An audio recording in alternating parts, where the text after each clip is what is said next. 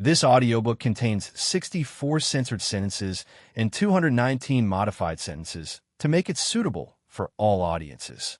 Visit our website to listen to the original version without censorship or modifications. Link in the channel bio. And I looked at it all. I responded. Eccles stared at me for a moment, her eyes closing as she began to quietly weep. Uncertain about the best way to console her, I relied on the familiar comfort I often offer my loved ones and pulled her into a hug. In the wake of the devastation, both Eccles and Leovan belonged to a race that had been entirely wiped out, leaving only a handful of survivors. Leovan, originally expected to possess ice and snow-related powers, experienced a peculiar but unique mutation during his childhood, granting him a different ability than his peers. Despite the tragedy, this unexpected turn of events ultimately worked out for him, even if it led to a touch of arrogance in his demeanor. A particular individual from her race was destined to join either the Eradicators or Wayboros. However, after this person engaged in a formal fight against Ive, nearly causing her demise, Centuredo, only 6 survivors from the once thriving race remained scattered across the vast expanse of the universe. Among them, Eccles and Leovan were notable members, while the remaining 4 had chosen to conceal themselves, attempting to elude any further harm. Eccles wasn't actively striving to revive her entire race, but a burning desire for revenge against Ive surpassed even her resentment towards Fumara, though both figures ignited equal disdain within her. After holding her in a comforting embrace for about a minute, I gently withdrew and gazed into her eyes. Confusion flickered in Eccles' expression as she met my gaze. There are many who seek Ive and Fumara's retribution, but I promise you the opportunity to confront Ive in the future. Moreover, if possible, I'd like to assist in the revival of your race, I declared with determination. However, her response left me perplexed, her face turning a shade of crimson much like Rhea's hair. Are you sure? Wouldn't it be a lot of work? She asked, her words accompanied by a noticeable stutter. It's fine. We'll bring them down, and am committed to helping you bring back your race, I reiterated, prompting her eventual agreement with a meek nod, her cheeks still tinted with a rosy hue. Drake's sudden remark caught me off guard, leaving me perplexed. It amazes me at times how stupid you can be, partner, he said, injecting confusion into the moment. Huh? I responded, my confusion evident in my words. Centuredo, why are you so angry? Did Vermara pester you all day to the point of annoyance? I inquired, but he chose not to respond, confirming my suspicion.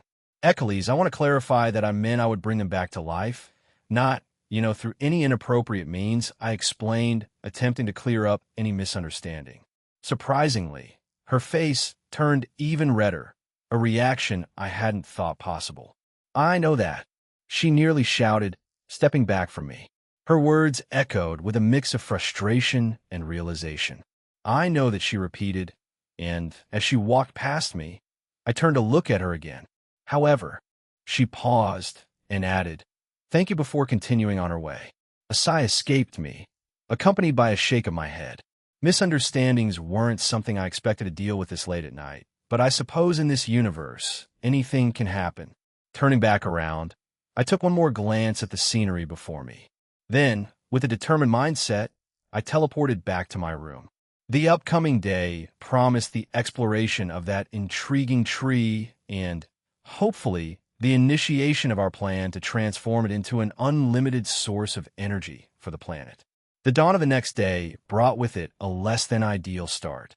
Why on earth do I have to go with this giant muscle-brained idiot? Leovan questioned, his gaze fixed incredulously on Sarorg. In response, Sarorg laughed heartily and declared, "Foo-ha-ha-ha, I like his spirit. Today, we'll embark on various missions. Leovan, get ready. We have 5 missions lined up for today." Perplexed by Sarorg's enthusiasm, Leovan turned to Keisha, seeking some clarity. What is this guy talking about? He inquired, but then, glancing at Keisha, added, well, it won't be all that bad. Keisha, however, looked at him with disappointment before revealing her ring, causing him to roll his eyes. Despite that, he took a step away from me, hinting that he might still be a bit wary after the events of the previous night's fight. Best of luck, I wished Sarorg, and he responded with an enthusiastic thumbs up before departing with Leovan. Turning to my team, now joined by Limber and Achilles, who cast occasional glances my way, I said, let's head to that tree. Astrid is on standby at the core room. Isn't she? Yes, Astrid is down there along with Latia and Kuntuar, Limber confirmed. We should make our way there soon. I've heard reports of certain monsters reappearing around the planet, and it seems they might be heading toward the tree as well. So it's drawing them in, huh? It's a good thing I extended my abilities just beyond this planet. So those monsters approaching are also under a protective shield. They'll make a few adjustments after our visit, I remarked, and with our course of action set, we finally made our way to the surface. Arriving there, we were met with a familiar scene, but this time, numerous green lines stretched toward the tree 10 in total. These, in all likelihood, represented the wells connected to it. Whatever Astrid, Latia, and Kuntuar had initiated down there, it was evident that our contribution was essential. Shouldn't we check on those wells first? Velgrind inquired, expressing a valid concern. It's all right. I had a discussion with Draig, Albion, and Apophis, and they're already heading to some of them. As for the remainder, Igris, Bellion, Baru, and a few other shadow soldiers will attend to them, I clarified for her. So, our focus is solely on the tree? Rose sought confirmation. That's the plan, I affirmed. Additionally, there was a particular approach I wished to experiment with concerning the tree. Azathoth seemed to understand this unspoken intention, opting to maintain silence on the matter for my benefit, an understanding for which I silently expressed gratitude. With a snap of my fingers, we swiftly found ourselves at the entrance of the tree, where a cacophony of noises from various animals greeted us. Reacting quickly, I expanded the perimeter of my infinity, creating a protective shield to ward off any imminent attacks. The sounds indicated the presence of agitated creatures surrounding us. The array of creatures was peculiar: a winged giant centipede, gorilla-like monsters with unsettling tails oozing a strange goo, wyvern-like beings adorned with bunny ears emitting eerie shrieks, and more. To describe them as strange would be an understatement. In response, I conjured a small red ball at the tip of my index finger, unleashing countless beams in various directions. The beams swiftly dispatched the creatures, providing us with a momentary reprieve. They're gone, but more may be on the way. Let's keep moving. There could be more within the tree. So, stay vigilant, I instructed the group as we entered the massive tree. Inside, a colossal spiral wooden staircase, adorned with green crystals, bathed the surroundings in an ethereal glow. Lavinia gestured toward the glowing center and queried, "Is that it?" "That's it. The monsters are drawn to it. If they hibernate in its proximity, their powers will steadily double each year until they reach their full potential before awakening. You'll be facing potential god-class creatures up there. Though it was recently repaired, its power now surpasses its previous state since Aaron handled the repairs," explained Azathoth, shedding light on the significance of the glowing center. "Let's not waste any time, then," I declared, setting the pace as I started running up the tree. Curiosity fueled my desire to explore and uncover any hidden aspects within the tree. Choosing a relatively brisk pace, the rest of the group managed to keep up, with Achilles and Limber facing some difficulties but still managing to progress along with the team. As we ascended, we encountered various creatures still on their own journeys, and some of them decided to launch attacks on us. Among them was a metallic dragon, its scales gleaming as it unleashed laser beams in the peculiar form of bananas. Responding swiftly, Suzaku conjured flames from her hands, intercepting and incinerating the banana-shaped lasers. She then crafted an arrow with her fingers, releasing it towards the dragon. The arrow pierced through the metallic creature, engulfing it in flames until it succumbed. However, our challenges didn't end there. Two more monsters emerged, resembling giant trees on all fours. emerging from the walls of the tree itself. These creatures began hurling giant razor-sharp leaves at us, and this time, it was Lavinia who took charge in countering the threat. Lavinia raised her arm, conjuring a frigid blizzard that filled the interior of the entire tree. The onslaught of projectile attacks slowed down in the icy winds. Shortly after, she pointed her finger at the incoming leaves, instantly freezing them in their tracks. The tree monsters found themselves impeded in movement as the relentless blizzard began to freeze them as well. The once chaotic situation now bore the mark of Lavinia's control, bringing a momentary respite to our perilous ascent. As we ascended the tree's stairs, scenes akin to the one we just left behind continued to unfold. Lemur, impressed by our abilities, couldn't help but express it. "You guys are amazing. It would take a few of us to completely neutralize them, you know?" she exclaimed with genuine admiration. Echelles, looking to improve, turned to Lavinia, acknowledging her superior control of ice-based abilities. "You have better control of your ice-based abilities than me, Lavinia. Do you mind teaching me?" he asked with genuine interest. "We're just used to it," I replied, understating our collective proficiency. Lavinia, ever willing to share her knowledge, chimed in, "I don't mind. Let's do that tonight when we have time." Considering our options, I turned to Danu, seeking her influence on the tree. "Danu, can you influence this tree in any way?" "Stopping some of those tree monsters would be great since they're annoying," I suggested. "I'll try," she replied, and with that, we continued our ascent, eager to see if Danu's divine touch could ease our journey. After a brief passage of time, we arrived at the center and the core. The surroundings were teeming with various creatures, all nestled in the midst of their hibernation. A palpable energy emanated from them, a gradual strengthening that underscored the validity of Azathoth's earlier words. It became evident that we were in the presence of something truly remarkable. Surveying the dormant creatures around us, Lavinia couldn't help but voice her uncertainty. She crouched beside a peculiar shark-like entity, prompting her to inquire, "There are so many of them. What should we do with them?"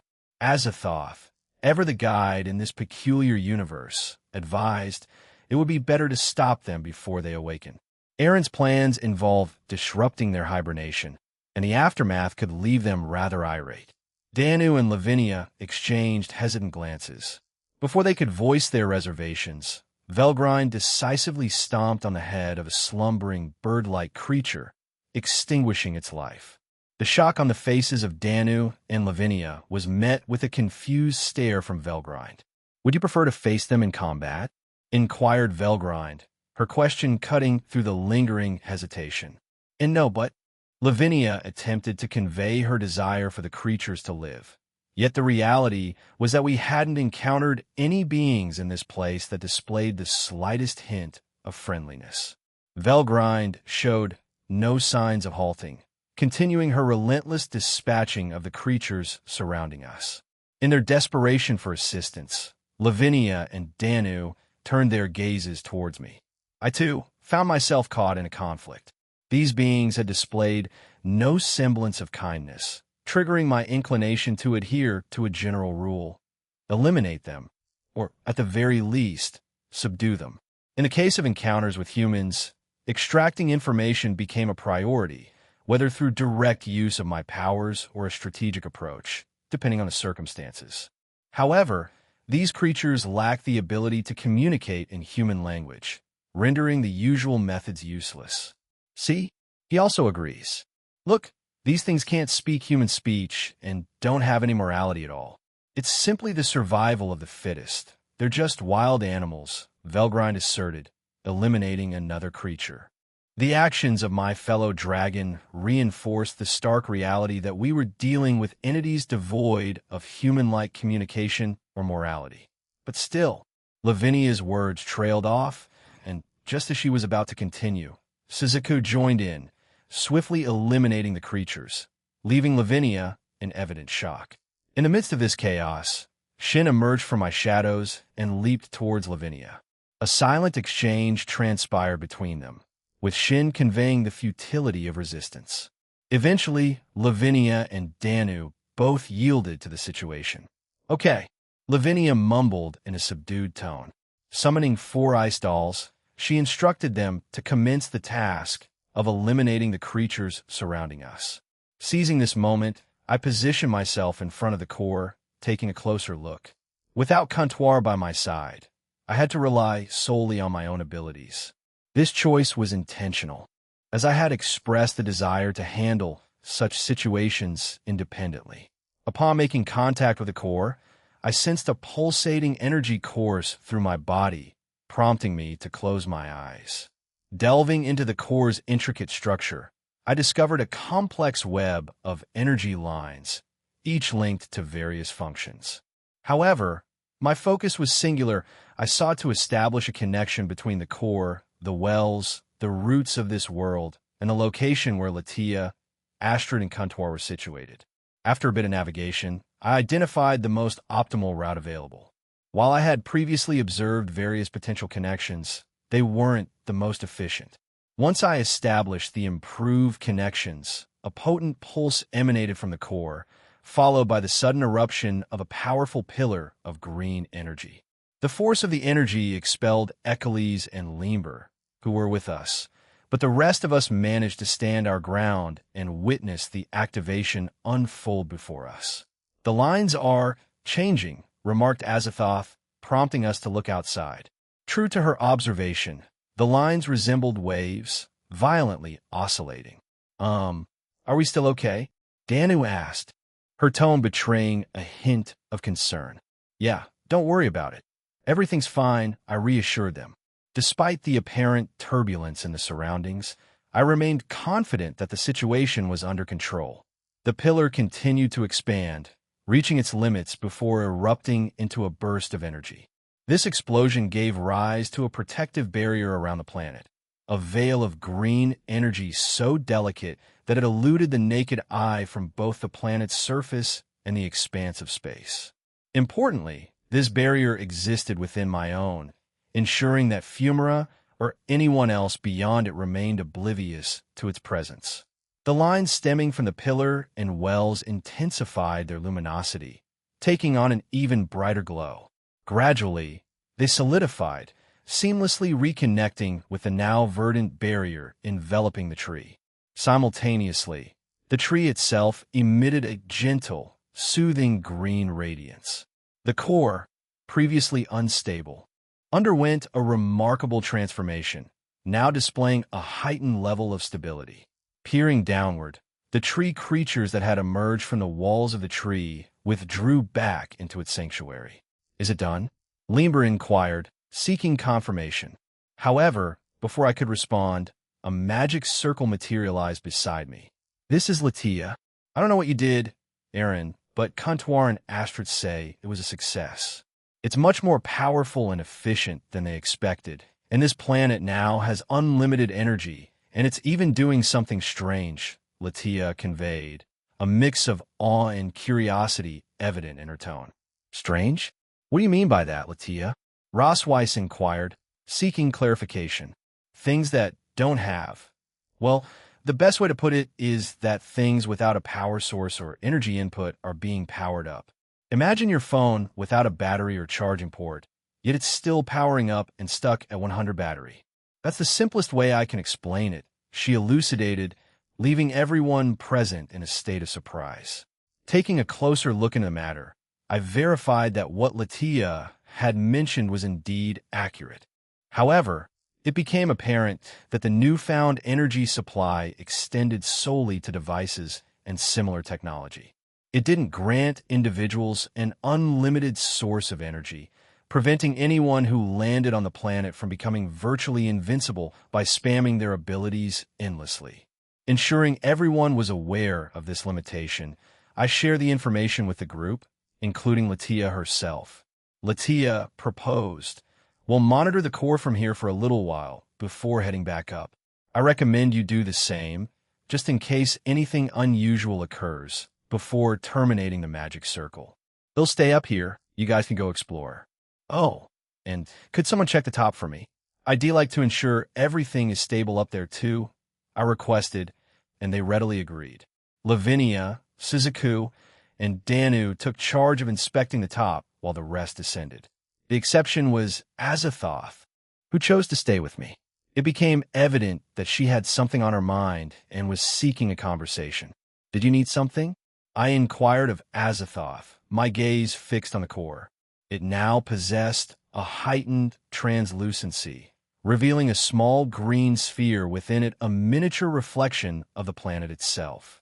Azathoth posed a question, her tone carrying a weight of concern.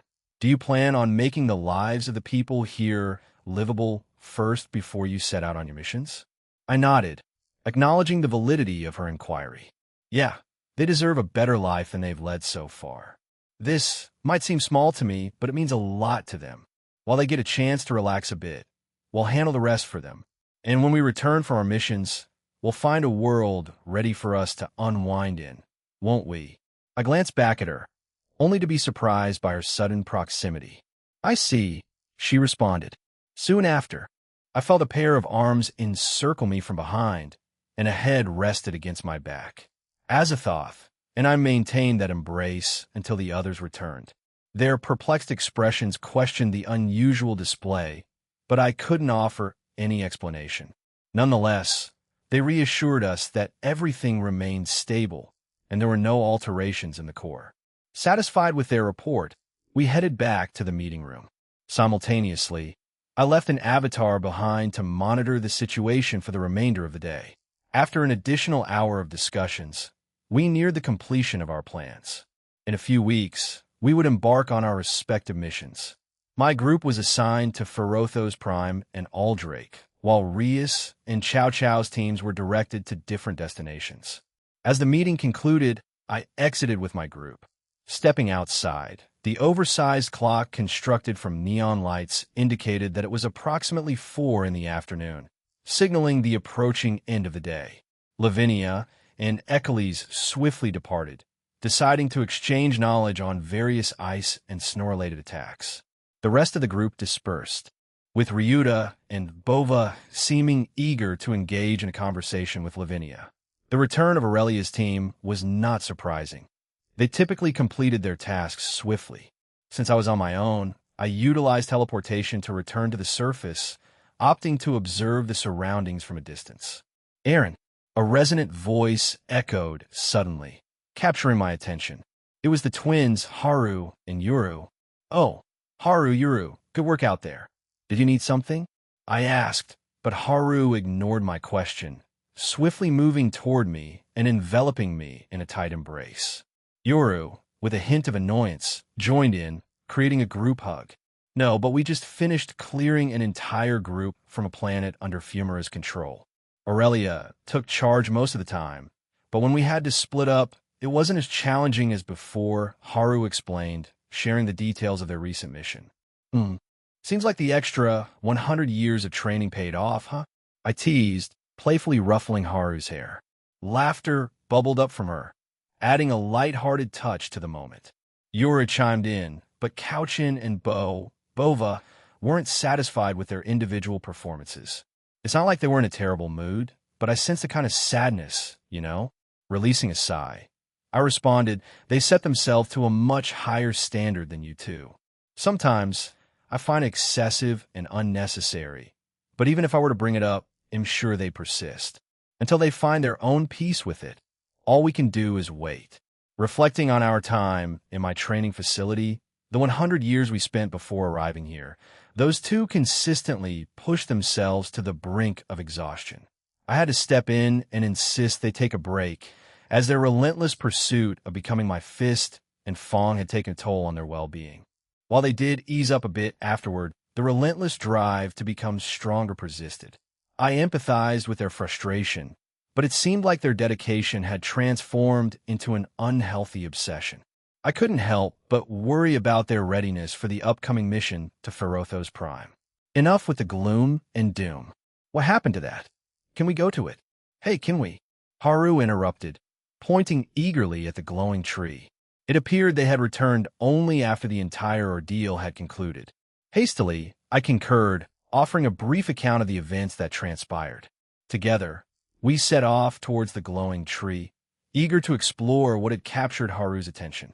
Several weeks had elapsed since our arrival on the Resistance's planet, marked by numerous changes that had unfolded.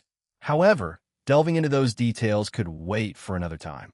Today marked the initiation of our first significant mission. My team was set to embark on a journey to Ferothos Prime, while Aldrake's team would head to Shadenvar Machinara, the location where Aldrake's sister was being held captive by the Umbra named Sagarif. "Don't hold me back, Lion King," Iliovan asserted in a tone of defiance. Do your best, Elio. We're heading to Ferothos Prime today, and we'll need all the help, replied Sarorg. Several teams, including Sarorg's, Dulio's, and mine, were slated to venture to Ferothos Prime. Meanwhile, Sona and a team from the Resistance would remain on the ship I had constructed. Their mission involved monitoring and thwarting any attempts to infiltrate the planet after we entered it. Amidst the final checkups, Aquino approached me, enveloping me in a warm embrace. "We'll be gone for a little while. I wish we could have spent more time with each other," she playfully complained. Returning the embrace, I ran my fingers through her hair. "We've had the last couple of weeks together, Aquino. A few days apart won't be too bad." "Probably," I reassured her. As the days drew nearer, a sense of melancholy settled over Aquino, Rias, and a few others at the prospect of being separated. The realization that their mission demanded it, that they would play a crucial role in confronting and subduing one of the Umbra, lingered in the air. Despite the bittersweet emotions, Centuredo, along with a few others, "We can't linger any longer," Rias stated with a touch of sternness. Reluctantly, Aquino complied and distanced herself from me. However, seizing the opportunity, Rias slyly moved in and gave me a quick peck. She winked mischievously and gracefully walked away. "Hey, that's just playing dirty," Aquino protested, catching up to Rias. "Fufu, you did that a lot to me, Aquino." "I just got a bit of payback," replied Rias, the two friends engaging in light-hearted banter as they walked away. Returning to my group, I sought out Valley and addressed him directly. "Valley, could you do me a favor and not go overboard? Your ship is getting transported to the planet in 3 days, and there's a chance for a test run. Azazel and the others are doing last-minute checkups to make sure everything's good before sending it over." I explained, wanting to make sure he understood the importance of a smooth process. Valley huffed, crossing his arms. What I got now is fine, but sure," he replied with a hint of nonchalance. "At least that annoying brat isn't on my team. I wonder how Saror Bale deals with him." "Saror deals with people like Iliovan. But, Valley, you'll have to work with him in the future. Can't keep avoiding him," I advised, emphasizing the need for cooperation.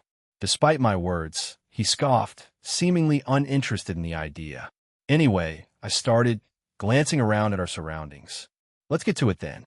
My finger pointed toward the spaceship we were about to board, and everyone started making their way toward it. Noticing a few of our teammates who would remain on the planet, I turned to them and remarked, "We're leaving this place to you guys in our absence. We should be back in a few days, depending on the time it takes us to get to the planet, but it shouldn't be too long." Ine, not too pleased about being left behind, expressed her discontent. "I'm definitely coming on the next one. You got that?" "Absolutely, you will.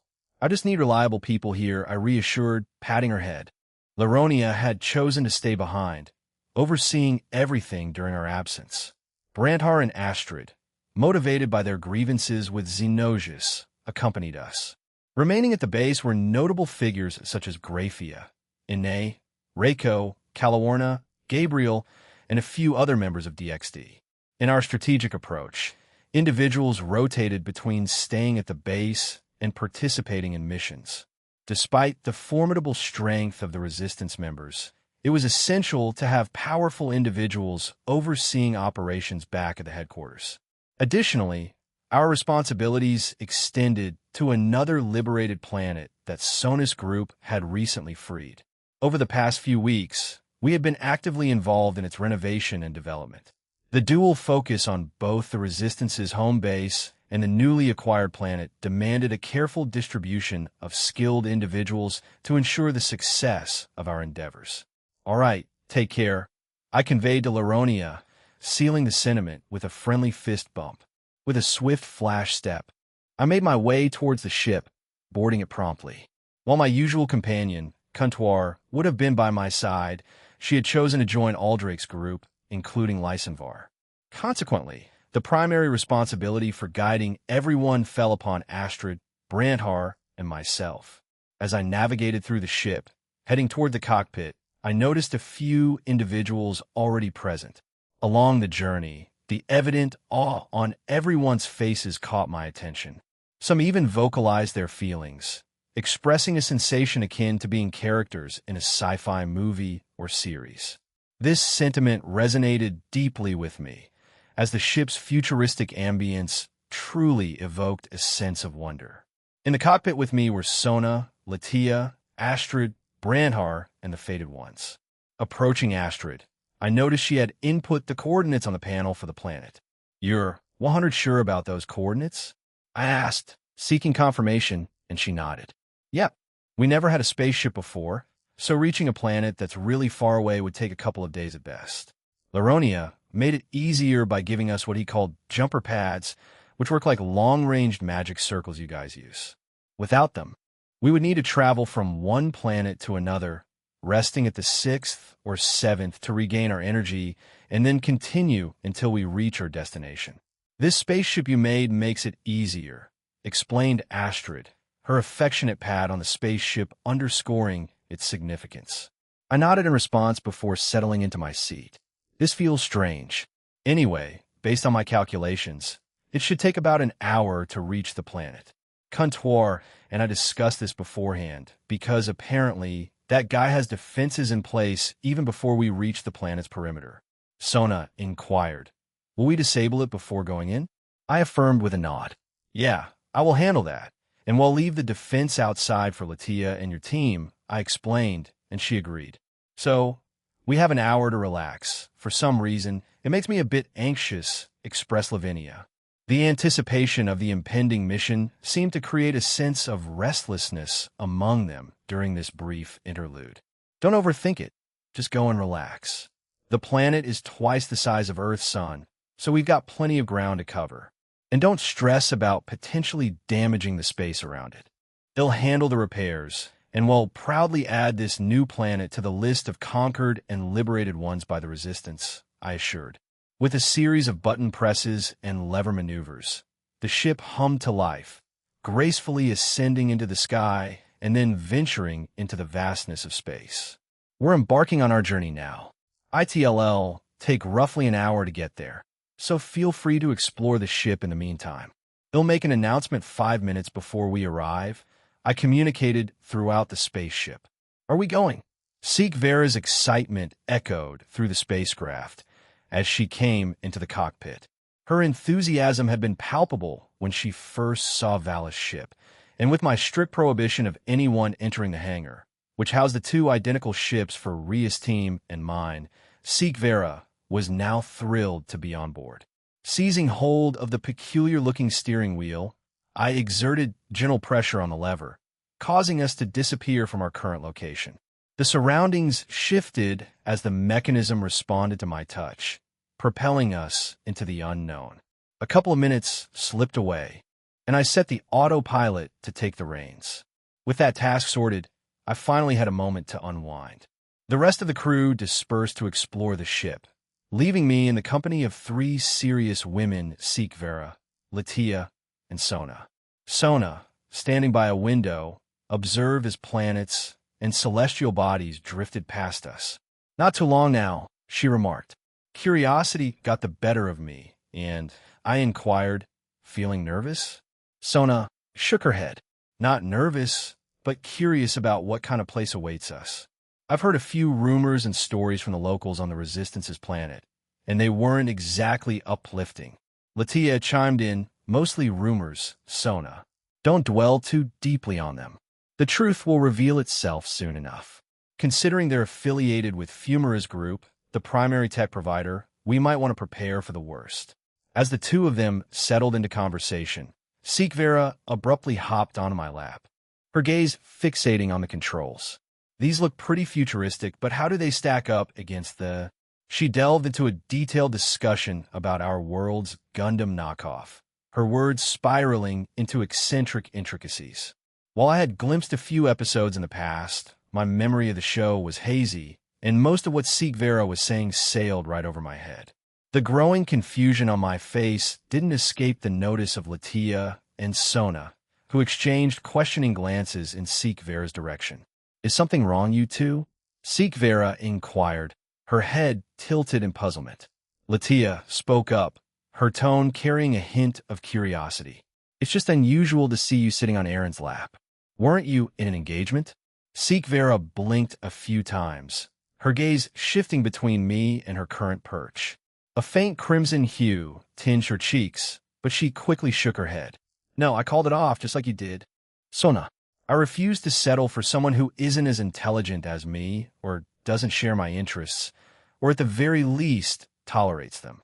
Plus, I couldn't stand that obnoxious jerk. I did meet him a few times, and he seemed like the typical noble. Did you tell him of your preferences beforehand?" Latia inquired. As they delved into a conversation about noble-related matters, my attention waned. Without realizing, I conjured an illusion to take my place and ventured off to explore the ship on my own. It might take them a few minutes to notice my absence, but that was all right. Strolling through the corridors, I eventually found myself in one of the ship's training rooms. The Vala team and others were engaged in various exercises. Although I only cast a brief glance inside, it appeared that Valley was involved in some activity with Jinbu and Calantha, likely training his wyverns alongside them. Entrusting them to their own devices, I strolled into one of the many cafeteria areas and discovered a multitude of individuals. In lieu of relying on fellow humans, I had created androids to take charge of our culinary needs. Graphia and the others wouldn't be joining us for the majority of our missions, just a handful in the future, so I took it upon myself to craft these artificial beings. The notion of having my avatars and clones incessantly cook for the entire crew did cross my mind. Yet, after contemplation, I opted for the androids instead. They not only assumed the responsibility of preparing our meals, but also shouldered the day-to-day cleaning duties aboard the ship. The interior of my vessel drew inspiration from the sci-fi shows I had immersed myself in during both my past and current lives.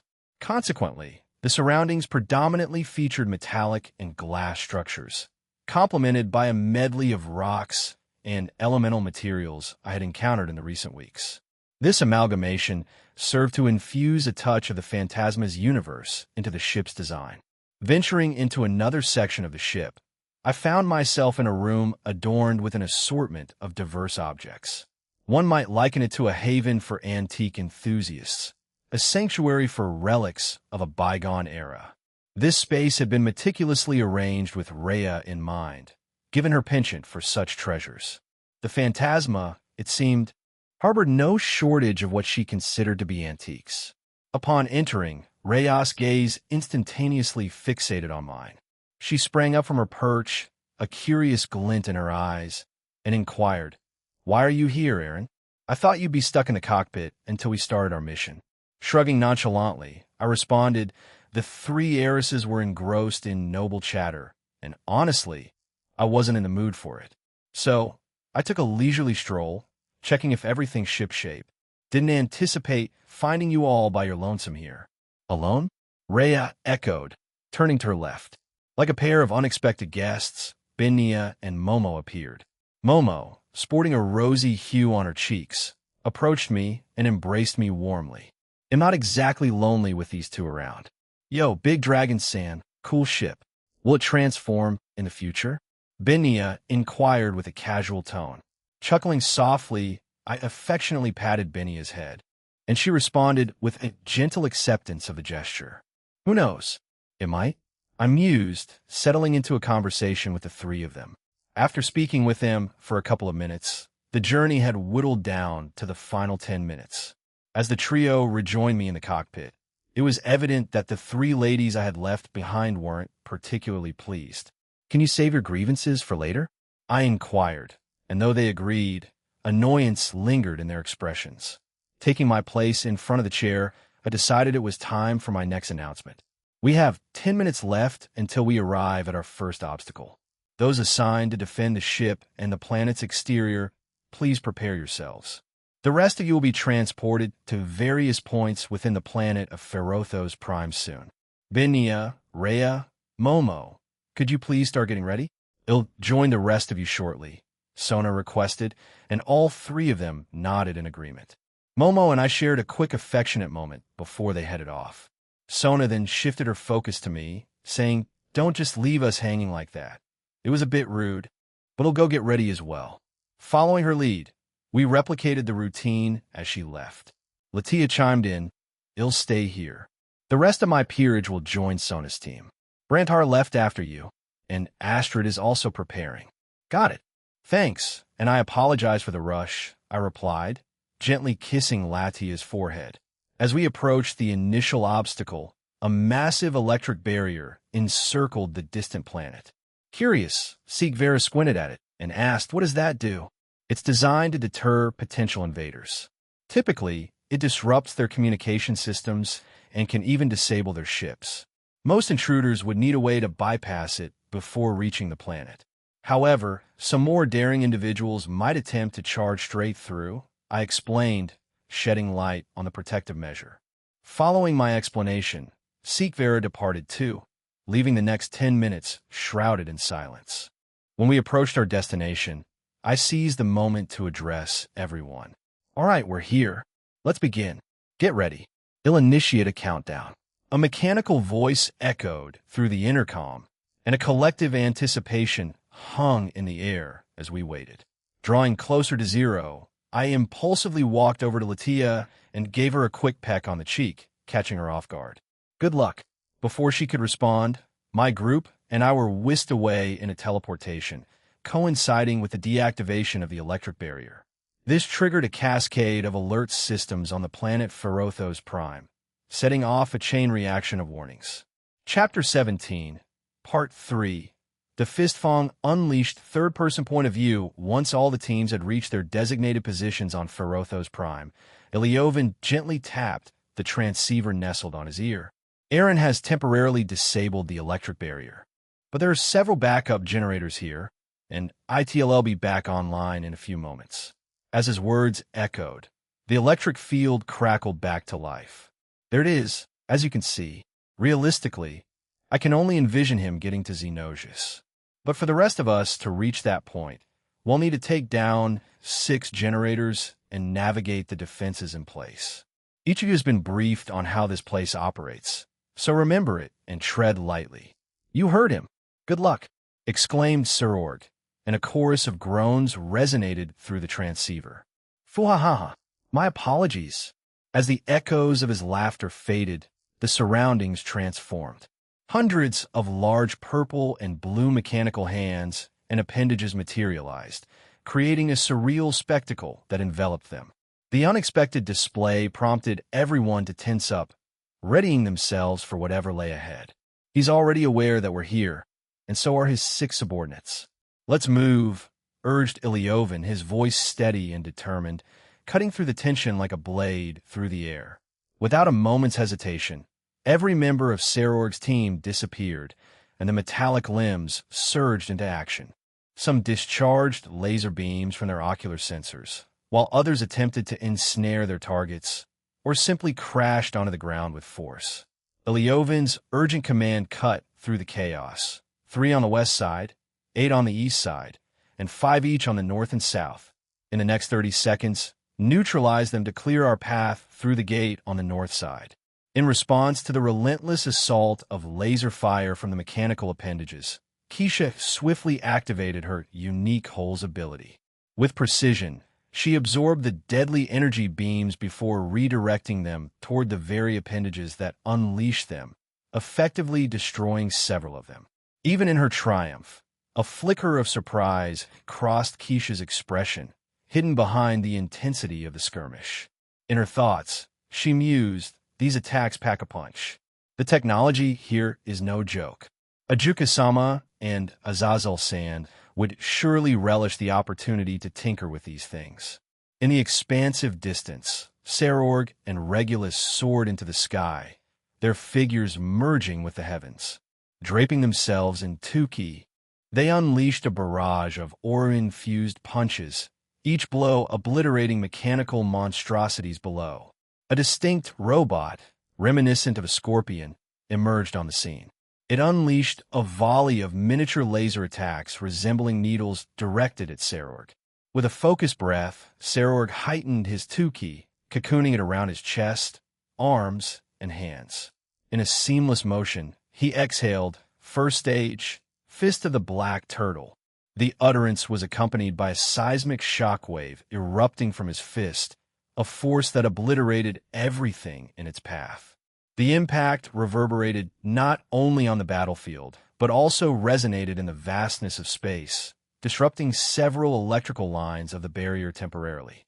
The aftermath of Sarorg's powerful strike left a trail of destruction, marking a momentary triumph against the relentless onslaught of the mechanical enemies. Regulus darted with lightning speed, swiftly destroying those who had managed to dodge his master's initial attack.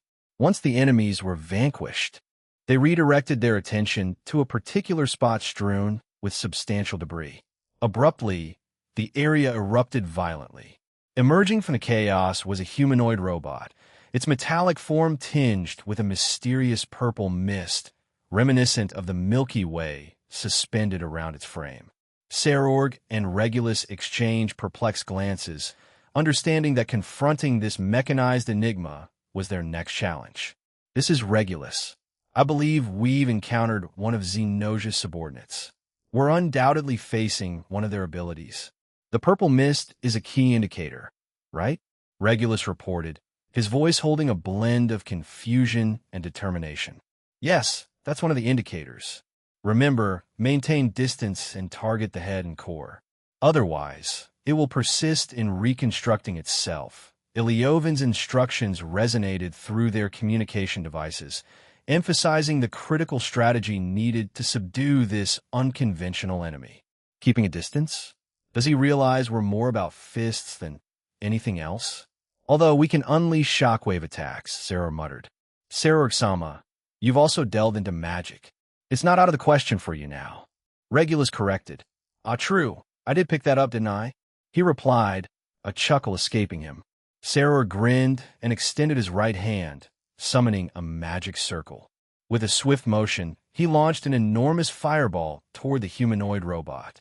The mist swiftly enveloped the robot, forming a makeshift shield in a desperate attempt at defense. However, the mist succumbed to the intense heat, and the robot found itself engulfed in flames. Sarorg, undeterred, continued his assault, launching additional fireballs until the robot lay defeated. With a satisfied expression, Sarorg closed his hand and remarked, that's enough. I don't need intricate spells, as long as my output packs a punch. During their recent visit to Aaron's training facility, Sarorg took the opportunity to inquire about learning magic. He approached various individuals seeking knowledge in this art. Eventually, he acquired a grasp of very basic magic. Surprisingly, it proved not too challenging, operating as an independent force that didn't rely on other forms of energy. This meant that devils like Sarorg, lacking demonic power, could still harness the magical abilities commonly used by humans.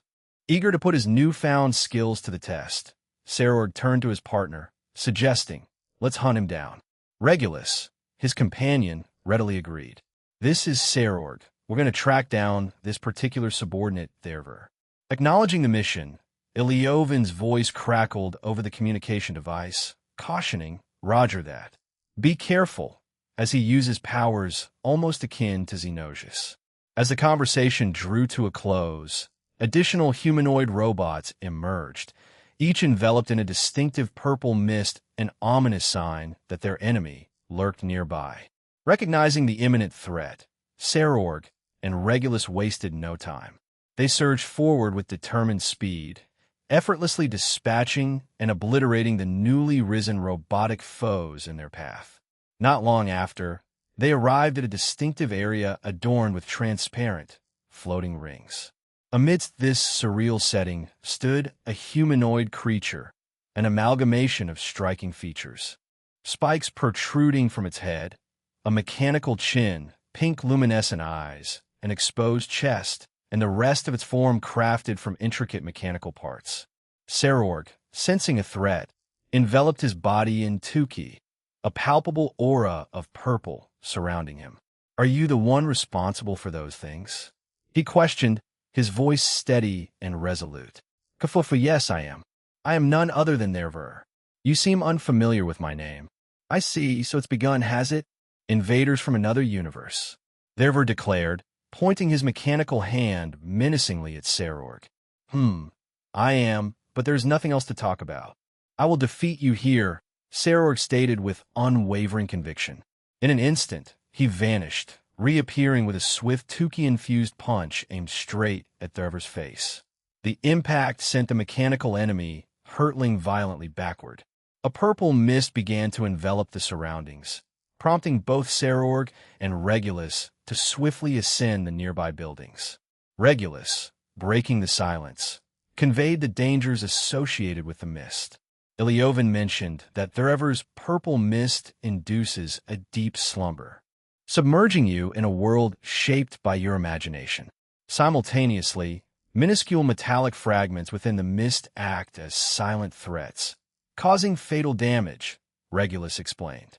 Sarorg, acknowledging the gravity of the situation, responded, "That's why we must maintain a safe distance. Though the risk persists if we stray too close as we may breath it in." His gaze met Regulus, and a thought crossed his mind. Let's try that tactic then. We've used it before the mission, and Iliovan suggested it might work, but he wasn't too sure. As you wish, exclaimed Regulus, transforming into a radiant gold light, and entered Sarorg. In tandem, Sarorg activated his balance breaker, enveloping his form in a dense yet nearly invisible shroud of 10k. Having finally propelled themselves away, they traced the path where Nerver had crashed. There, it discovered the mechanical man, holding a violin crafted from gears and bolts. The discordant melody he produced filled the air, a dissonant echo of mechanical disarray. Sensing the approaching figures above, he twisted his mouth into a grin. Oh, what might this be? Armor? It's certainly unique. I can feel the other one from earlier within it. Centuredo this time.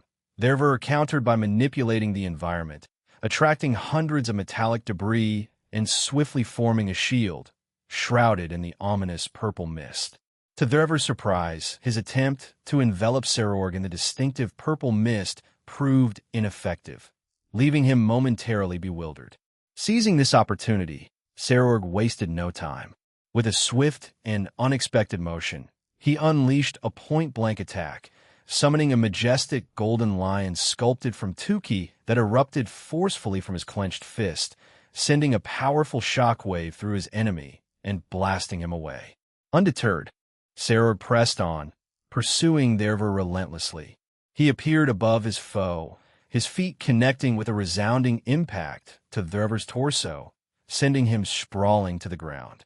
As Sarorg touched down, surveying the aftermath, he witnessed the devastating damage inflicted a massive wound left in Nerver's barato. However, the astonishment intensified as the torn metal and shattered bolts miraculously began to mend, the wounds closing in a rapid dance of reconstruction.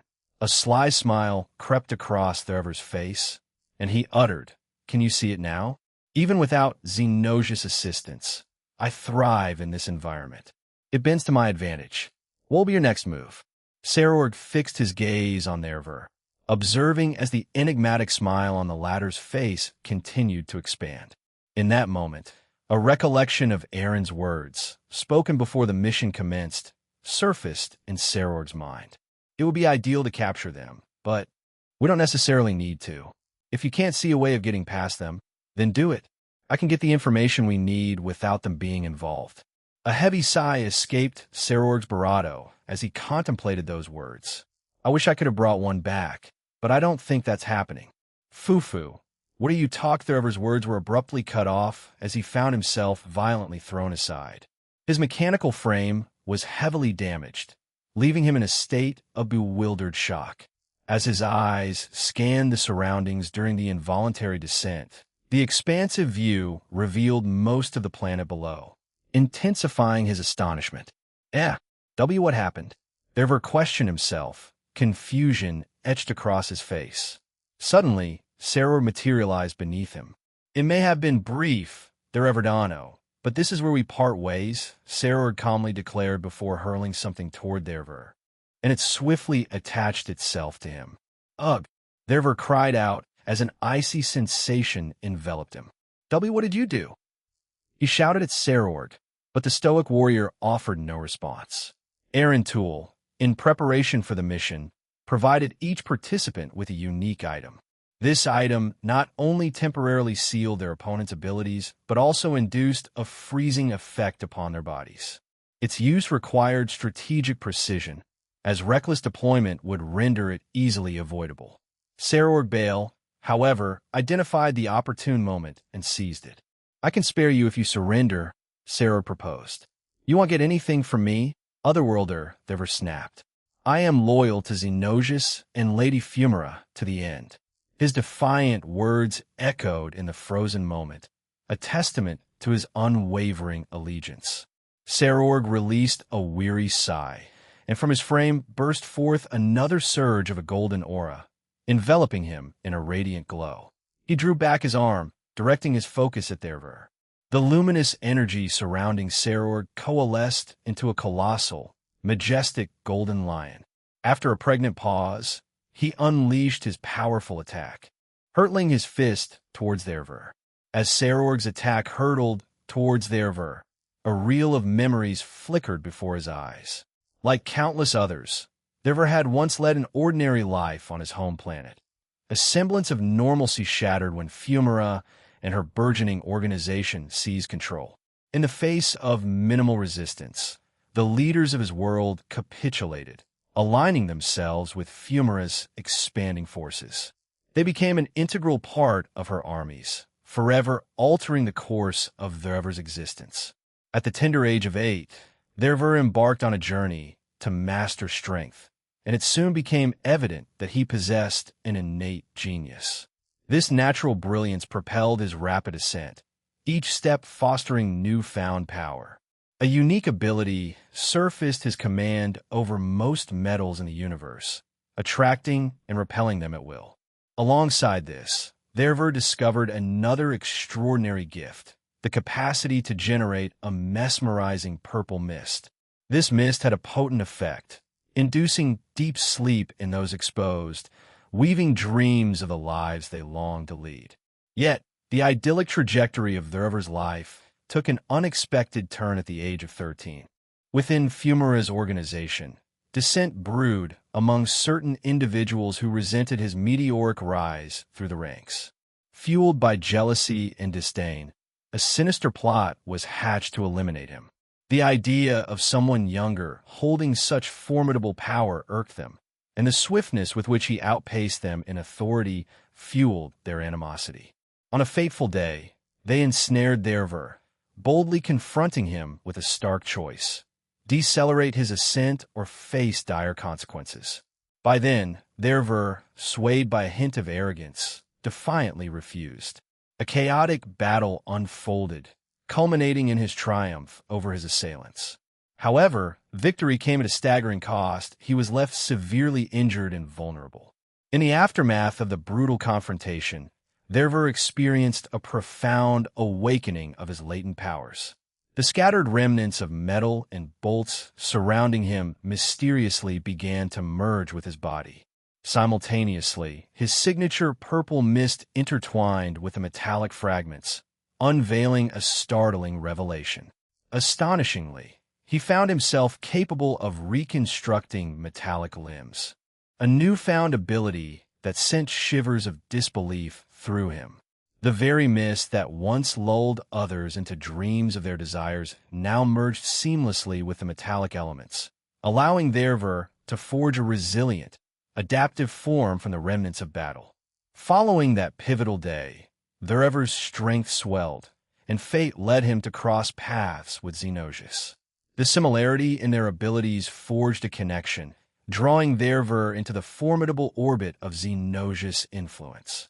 However, amid this alliance, a haunting realization emerged.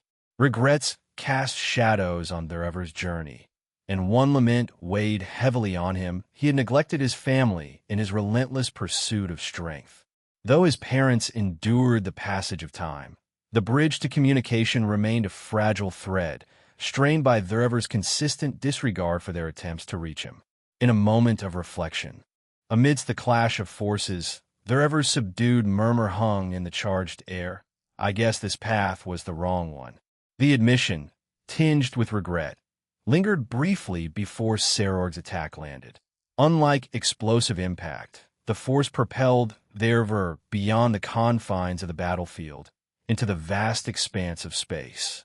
This trajectory meant a collision with the electric barrier encircling the planet. Hurtling through the crackling energy field, Threver faced an immediate, electrifying demise. The barrier, a creation of Xenosius, spared not even its subordinates, delivering a swift and fatal verdict to Threver. As Serorg touched down on the ground, Iliovin's voice resonated in his ears, cutting through the echoes of the battlefield. "Good work. One of the barriers leading to the tower, where Xenosius resides, has crumbled. Just 5 subordinates remain. If you're curious about the breach, Threver is directly linked to one of those generators. The others, however, are not. Your task is clear defeat that subordinate and destroy the generator." "I see. Our duty here is done. Let's join forces with the others," Regulus Serorg declared, his voice carrying a calm determination. "Yes, master," responded Regulus, his enthusiasm evident in the prompt and resolute reply. The duo, now aware of their next objective, moved in unison to assist their comrades in overcoming the remaining challenges. Amid the chaotic skirmishes unfolding across the planet, Lavinia, previously in the company of Aaron, took a decisive action. She wielded her power to shroud the entire expanse in a powerful blizzard and ice, a manifestation of her previous balance breaker, now seamlessly integrated into her regular abilities. This wintry onslaught bore a unique feature. It possessed the uncanny ability to discern friend from foe. Its icy embrace bestowed an advantage solely upon Lavinia's allies, leaving their enemies to contend with the biting cold. Across the planet, the mechanical appendages, once a frenzied dance of destruction, now succumbed to the encroaching frost. Their movements slowed, some grinding to a complete halt as the pervasive chill seized control. In the midst of this frigid tempest, Aaron addressed the group, his words slicing through the howling winds. "I'm forging ahead," so before he could conclude, a surprising declaration echoed through the frosty air. "I'm coming with you." It was Danu, determination gleaming in her eyes, catching everyone off guard. Aaron, momentarily taken aback, extended his hand towards Danu. Without hesitation, she leaped towards him, their hands meeting in a seamless connection. In an instant, the duo vanished, leaving behind a frozen battleground and the subdued mechanical foes. "What was that about?" Velgrind inquired, a furrow forming on her brow as she struggled to comprehend Danu's unexpected actions. "Danu likely has her reasons. Let's not delve too deeply into it. Our focus should be on eliminating the remaining barriers obstructing our path to Xenosius Tower," Suzaku responded, steering the conversation away from the enigma of Danu's motives. Velgrind, though still puzzled, offered a nonchalant shrug before turning her attention to dispatching more enemies surrounding them. "Wait, wouldn't Lavinia's snow and ice make this easier? Why not hunt down the rest?" she suggested, considering an alternative approach. "The others are closer, so we'll leave that task to them.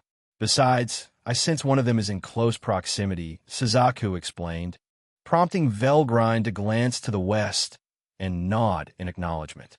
"That seems to be the case, and it looks like they're advancing toward us at quite a pace," Velgrind observed, her voice tinged with a note of urgency as the realization of the approaching threat settled in. Suddenly, a resounding crash echoed in their vicinity, drawing the attention of the Fated Ones and Aoife toward the disturbance. Emerging from the wreckage, a woman adorned in futuristic armor rose to her feet. The metallic ensemble gleamed in a brilliant blue hue, complementing the cascade of long, curly green hair that framed her face. A visor concealed her features, but as she lifted it, revealing striking green eyes and a slightly darker skin tone, her formidable presence became apparent. Reacting swiftly, Lavinia wasted no time. With a swift motion, she conjured a colossal icicle and hurled it towards the armored woman. However, in a seamless response, the woman reinstated her visor and unleashed a beam of intense, powerful energy. The two forces clashed, resulting in a spectacular explosion that sent shockwaves through the surroundings. Caught off guard, Lavinia observed the aftermath. Her curiosity piqued. In a quick attempt to gather information, she utilized her ring's appraisal to scrutinize the mysterious woman who had just emerged onto the scene. She's Luvarer, possessing the same raw power as combat-oriented god-class beings in our universe. Her ability? Launching lasers from every inch of her body, capable of disintegrating stars. Be cautious, and whatever you do, avoid getting hit, Lavinia cautioned.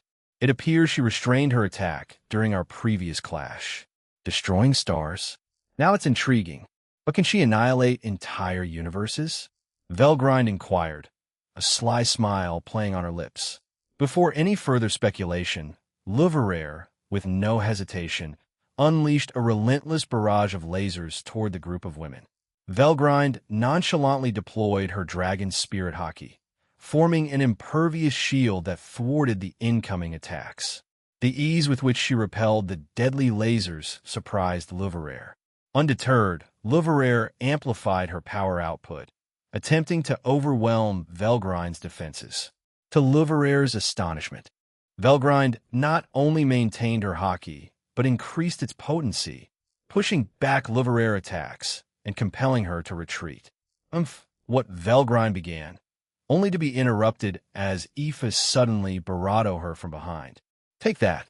That's the power of a true dragon being casual, Aoife exclaimed, sticking her tongue out in a playful taunt, further aggravating Luvarer. Laughter rippled through the group, each member sharing in the amusement prompted by Aoife's spirited antics. Even Velgrind, though visibly troubled, made no move to dislodge the exuberant Aoife. Let's not treat our meeting so casually, visitors from another world. You are the ones who ventured here with intentions to harm our planet. By the day's end, you'll face elimination, Luvarer declared with palpable animosity. You are the ones responsible for spreading misery throughout this universe. Your selfish attacks on worlds and universes in the multiverse have left chaos in your wake.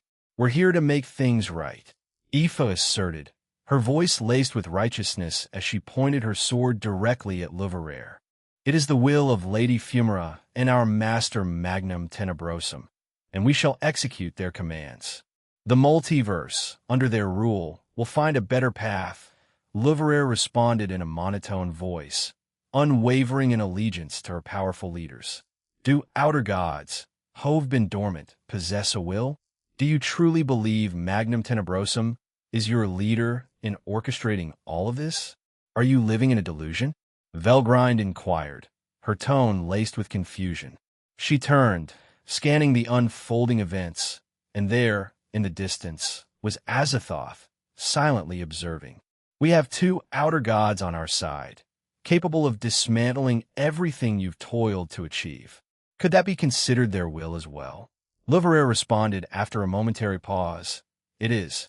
We are their pawns, destined to eliminate each other until they realize their dreams, our opinions hold no significance. The gravity of Luvarer's words hung in the air, prompting a sigh and a dismissive shake of the head from Velgrind.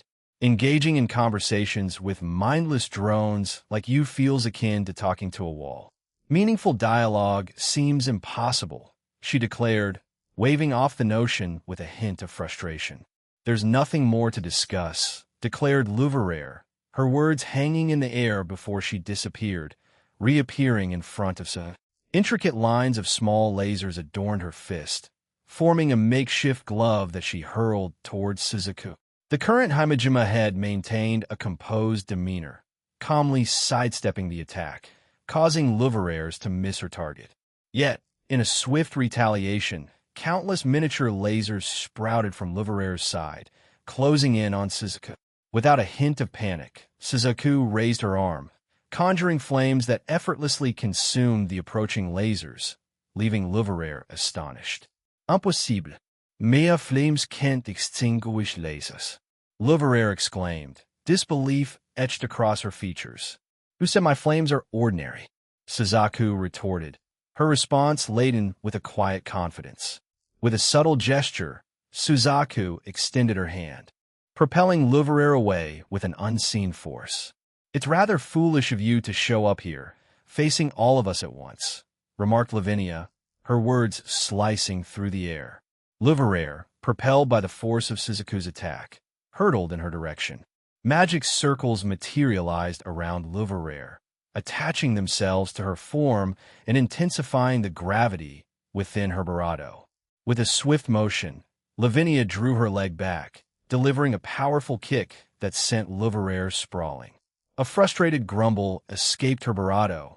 I should consider more appropriate footwear for such things. Observing the scene, Aoife couldn't help but inject a hint of humor into the tense atmosphere. Is this some kind of impromptu volleyball match? Louveraire, now at Aoife's side, received a sympathetic glance, though both knew that any words of solace would be futile. Without hesitation, Aoife cloaked herself in 10k, delivering a resounding kick to Louveraire's back, propelling her skyward. In the skies of Ferotho's prime, Rossweiss awaited, her wand poised for action. With a graceful wave, she conjured an array of magic circles, each one pulsating with magic.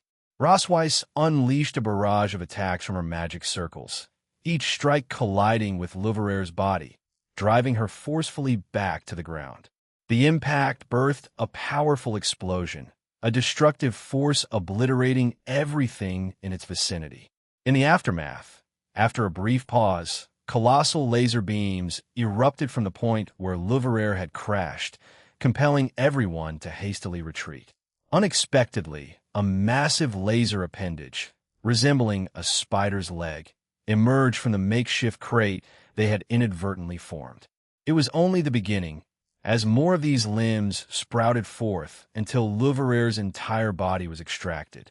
Lasers erupted from every part of her body, coalescing into 8 colossal spider-like laser legs, while others took the form of sinuous appendages, resembling tentacles. The remaining lasers shot out wildly in all directions, wreaking havoc on the surroundings, dismantling buildings and structures with relentless abandon. That looks like the arachnymph that Eren turned into one of his shadow soldiers, but now she's, firing lasers. That's weird, remarked Aoife.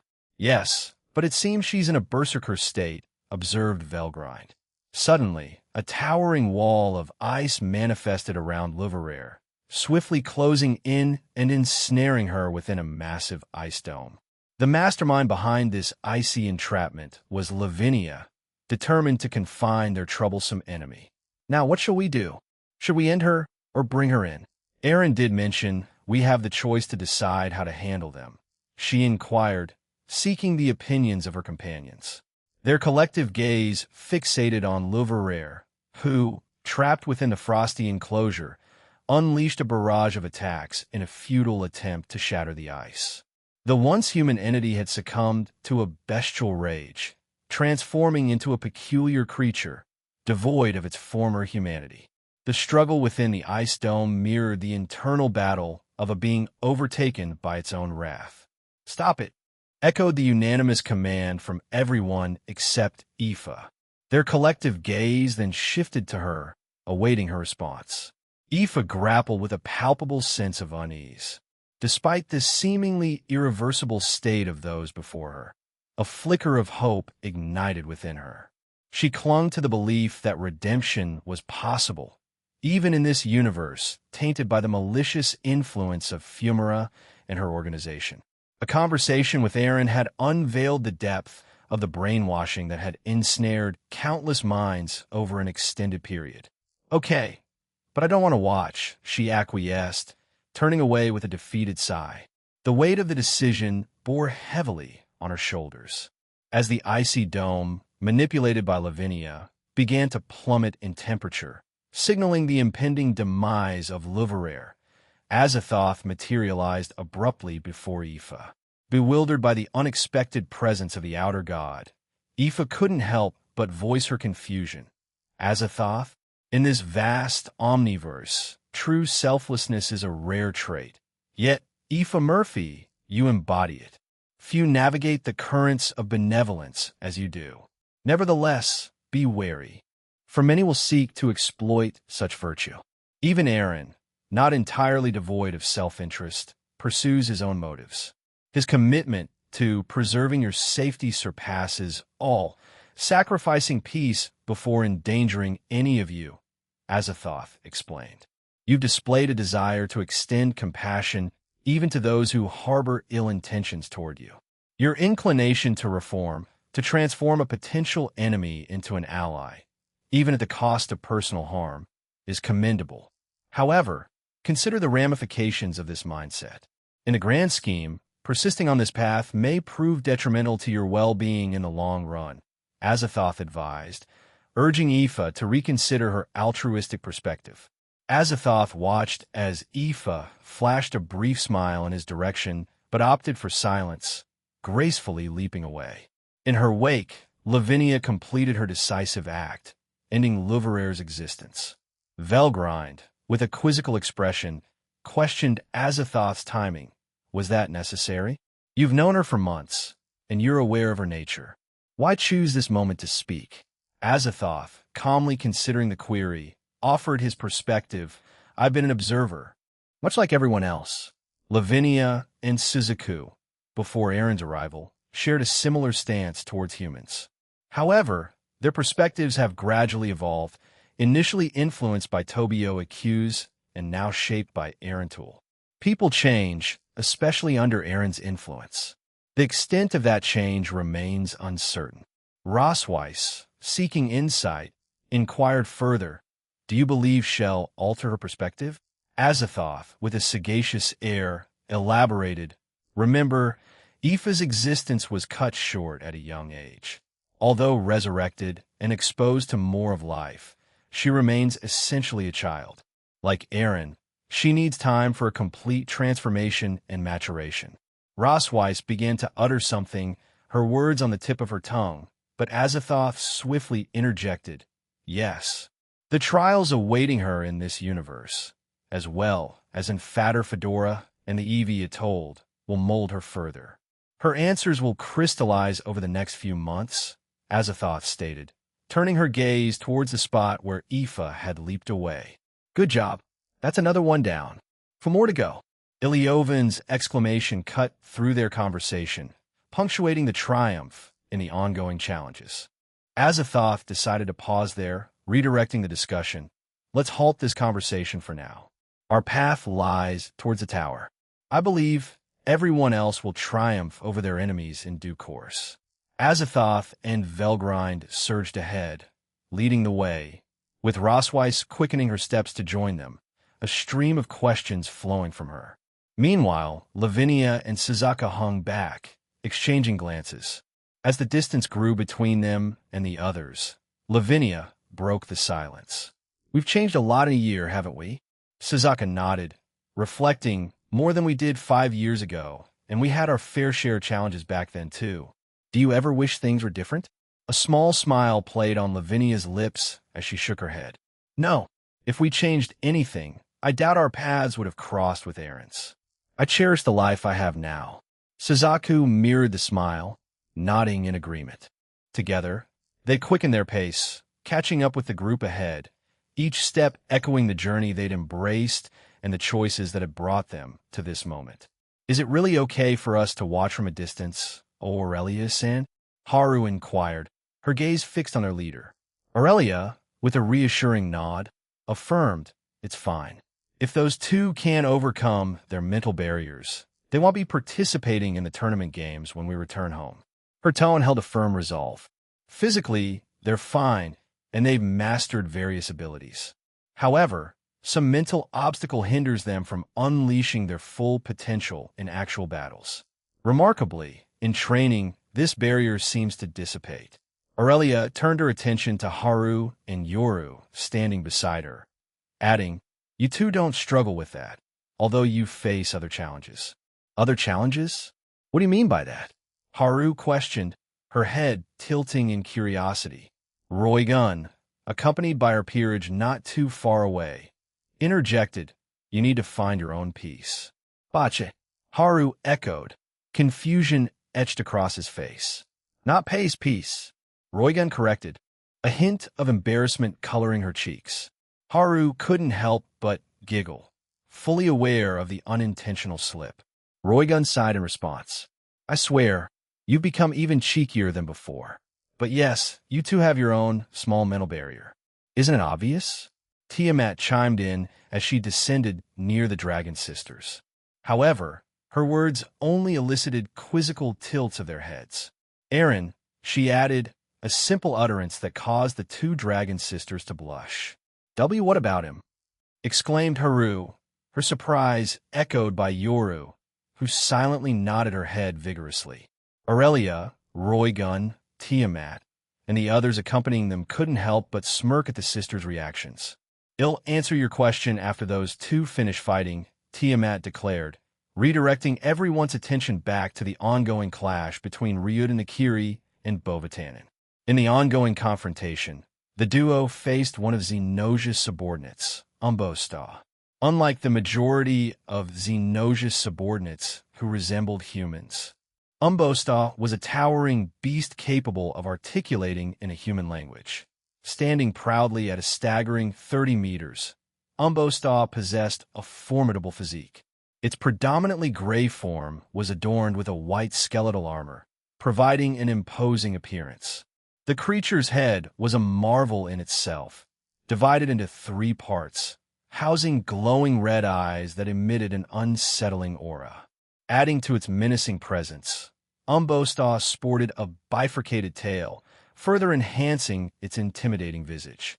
Without hesitation, Bova and Ryuta executed a swift maneuver, vanishing from sight only to reappear beneath Umbosta. Their fists collided with force against the colossal beast, yet the impact seemed futile. The creature remained impervious to their assault. In response to their relentless but ineffective attacks, Umbosta, with an air of superiority, uttered, "You persistently do this, yet I do not get damaged. Weaklings shouldn't challenge me." His proclamation resonated before he retaliated by slamming his formidable tail onto both Bova and Ryuta, sending them hurtling away from the confrontation. Despite being sent flying, neither of them bore any physical wounds. This skirmish had unfolded in such a manner for the past few minutes. "We're not making a dent in it, and we're stronger," Bova remarked to his comrade, grappling with the tactical puzzle they faced. Ryuta, his gaze fixed on the formidable beast, clenched his teeth in frustration. "I don't know. Aurelia-san mentioned it's a mental obstacle, but I can't wrap my head around it," he replied, the young man grappling with the enigma before them. In an attempt to break through the impasse, Ryuta had deployed every tactic in his arsenal. He even sought solace in a quiet moment shared with one of his fiancées, Malarka Vordenberg. Yet, she astutely perceived his motives and gently declined his advances. While the rejection didn't strain their relationship, it left Ryuta grappling with regret. Since that moment, he hadn't ceased apologizing to Malarka, a penance echoing the unintended consequences of his actions.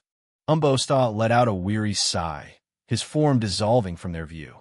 Suddenly, he reappeared right in front of them, making a grab for Ryuta and Bova. Reacting swiftly, both Ryuta and Bova leaped away just in time, narrowly escaping the bone-like fangs that sprouted from Umbosta's chest. The colossal monster then lightly tapped his foot on the ground, prompting enormous, razor-sharp bones to erupt from the earth, hurtling towards Bova and Ryuta. In response, Ryuta unleashed a barrage of 2k bullets, while Bova countered with a searing breath attack.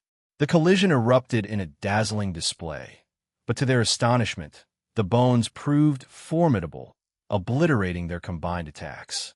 Forced to readjust midair to evade the onslaught, Ryuta and Bova landed on the ground only to find themselves ensnared by large, shadowy hands emerging from the darkness, seizing their ankles with an unexpected grip. "Enough of this," Ryuta exclaimed in frustration. With determination, he tapped into more power, triggering his transformation into his Dragon Man form. In a burst of energy, he annihilated the darkness that were gripping them. Simultaneously, Bova mirrored the action, enveloping himself in flames. The two of them faced Umbo-sta, their expressions steely and resolute. It seems you're finally taking me seriously. Come, fledglings, Umbo-sto taunted, gesturing dismissively. However, swift as a shadow, Ryuta closed the gap in an instant. His powerful punch sent Umbo-sta soaring into the sky, a shock etched across the creature's face. Unyielding, Ryuta pressed on. He reappeared above Umbo-sta, launching a relentless barrage of golden Tuki balls. Umbo-sta, caught off guard, made no attempt to defend himself, succumbing to the onslaught. Each strike from Ryuta was a testament to his intensified resolve. The creature, battered and defenseless, was blown away, crashing back to the ground under the relentless assault. On the ground below, Bova stood, flames gathering in his mouth, a fiery anticipation building. In one sweeping motion, he unleashed the inferno toward the fallen Umbo-sta. The flames devoured everything in their path, a scorching force that left nothing in their wake. Ryuta descended, both of them fixing their gaze on the point where Umbo-sta had crashed. To their astonishment, he rose, moving steadily towards them. However, this time, signs of the battle adorned him visible injuries that hinted at the intensity of their encounter. Despite the expected victory, a twinge of surprise colored Ryuta's expression. "Only a little scratch, huh?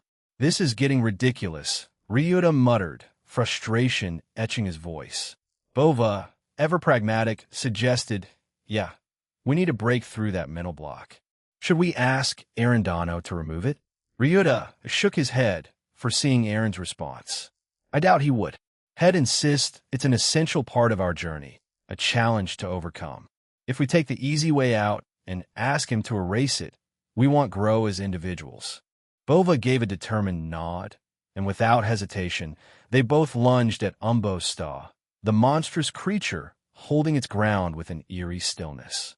When they closed in, a myriad of razor-sharp bones erupted from the ground, veiled in shadows and darkness. In a dance of agility, Bova and Ryuta skillfully evaded the onslaught, although not unscathed. Bova's scales felt the graze of some attacks, and a peculiar sensation lingered after contact, leaving him puzzled. Simultaneously, Ryuta's clothes bore the marks of the encounter, torn and tattered, but undeterred, they pressed on toward Umbo-sta. As they reared back their arms, readying themselves for another attack, an unexpected twist unfolded. Darkness engulfed their consciousness, and both Bova and Ryuta succumbed to an unexplained blackout. The battlefield, once filled with the intensity of their confrontation, fell into an ominous silence, yet their teammates didn't help. Umbo-sta let out a disdainful huff, disappointment etched on his face. "That was the extent of your powers? I anticipated a greater display, especially considering your recent surge in power. It seems my expectations were too optimistic," he remarked, his gaze fixed on Ryuta and Bova, engulfed by the encroaching shadows and darkness. Shouldn't we help them?" Haru's voice trembled with concern. The sight of Ryuta and Bova's apparent defeat had unsettled her, as she couldn't fathom why their leader, Aurelia, seemed unperturbed. "No, they will overcome this," declared Aurelia, her confidence resolute and unwavering. "And if they don't?" Yoris' inquiry hung in the air, a somber note in her tone. "They will. Trust in your teammates," replied Aurelia. Though Tiamat and Roygun outwardly mirrored her assurance, an undercurrent of unease lingered. The unknown enemies they faced planted seeds of doubt, and the duo recognized that overcoming mental hurdles required more than a single skirmish.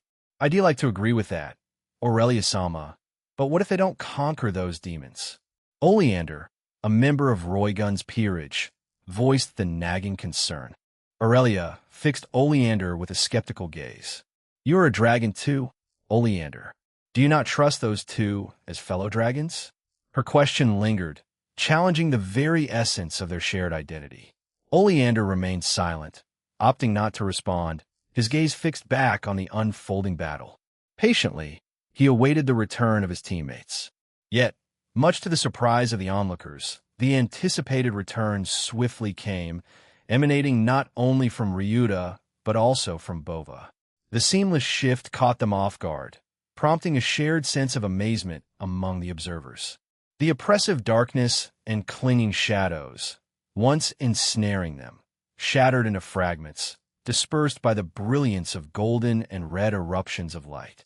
In the aftermath, Ryuta and Bova stood firm, their eyes ablaze with a fiery and resolute determination, radiating a profound sense of righteousness.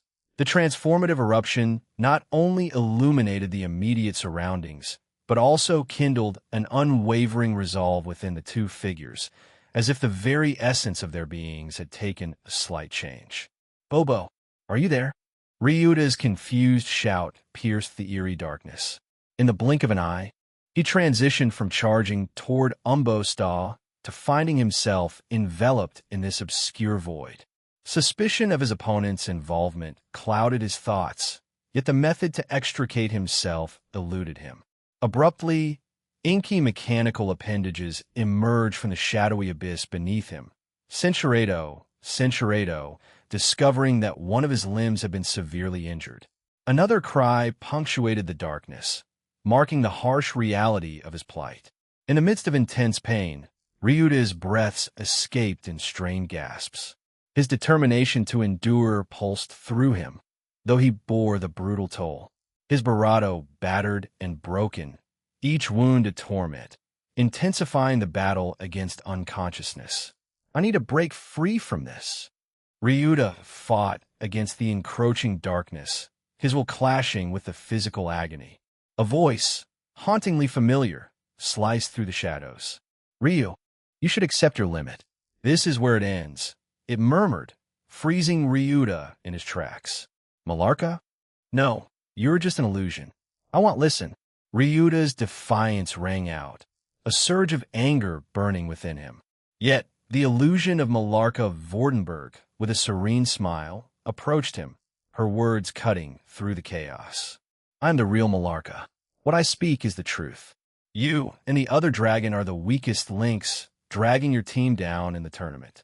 Her hand delicately traced Ryuta's face, reaching the void where his eye once resided.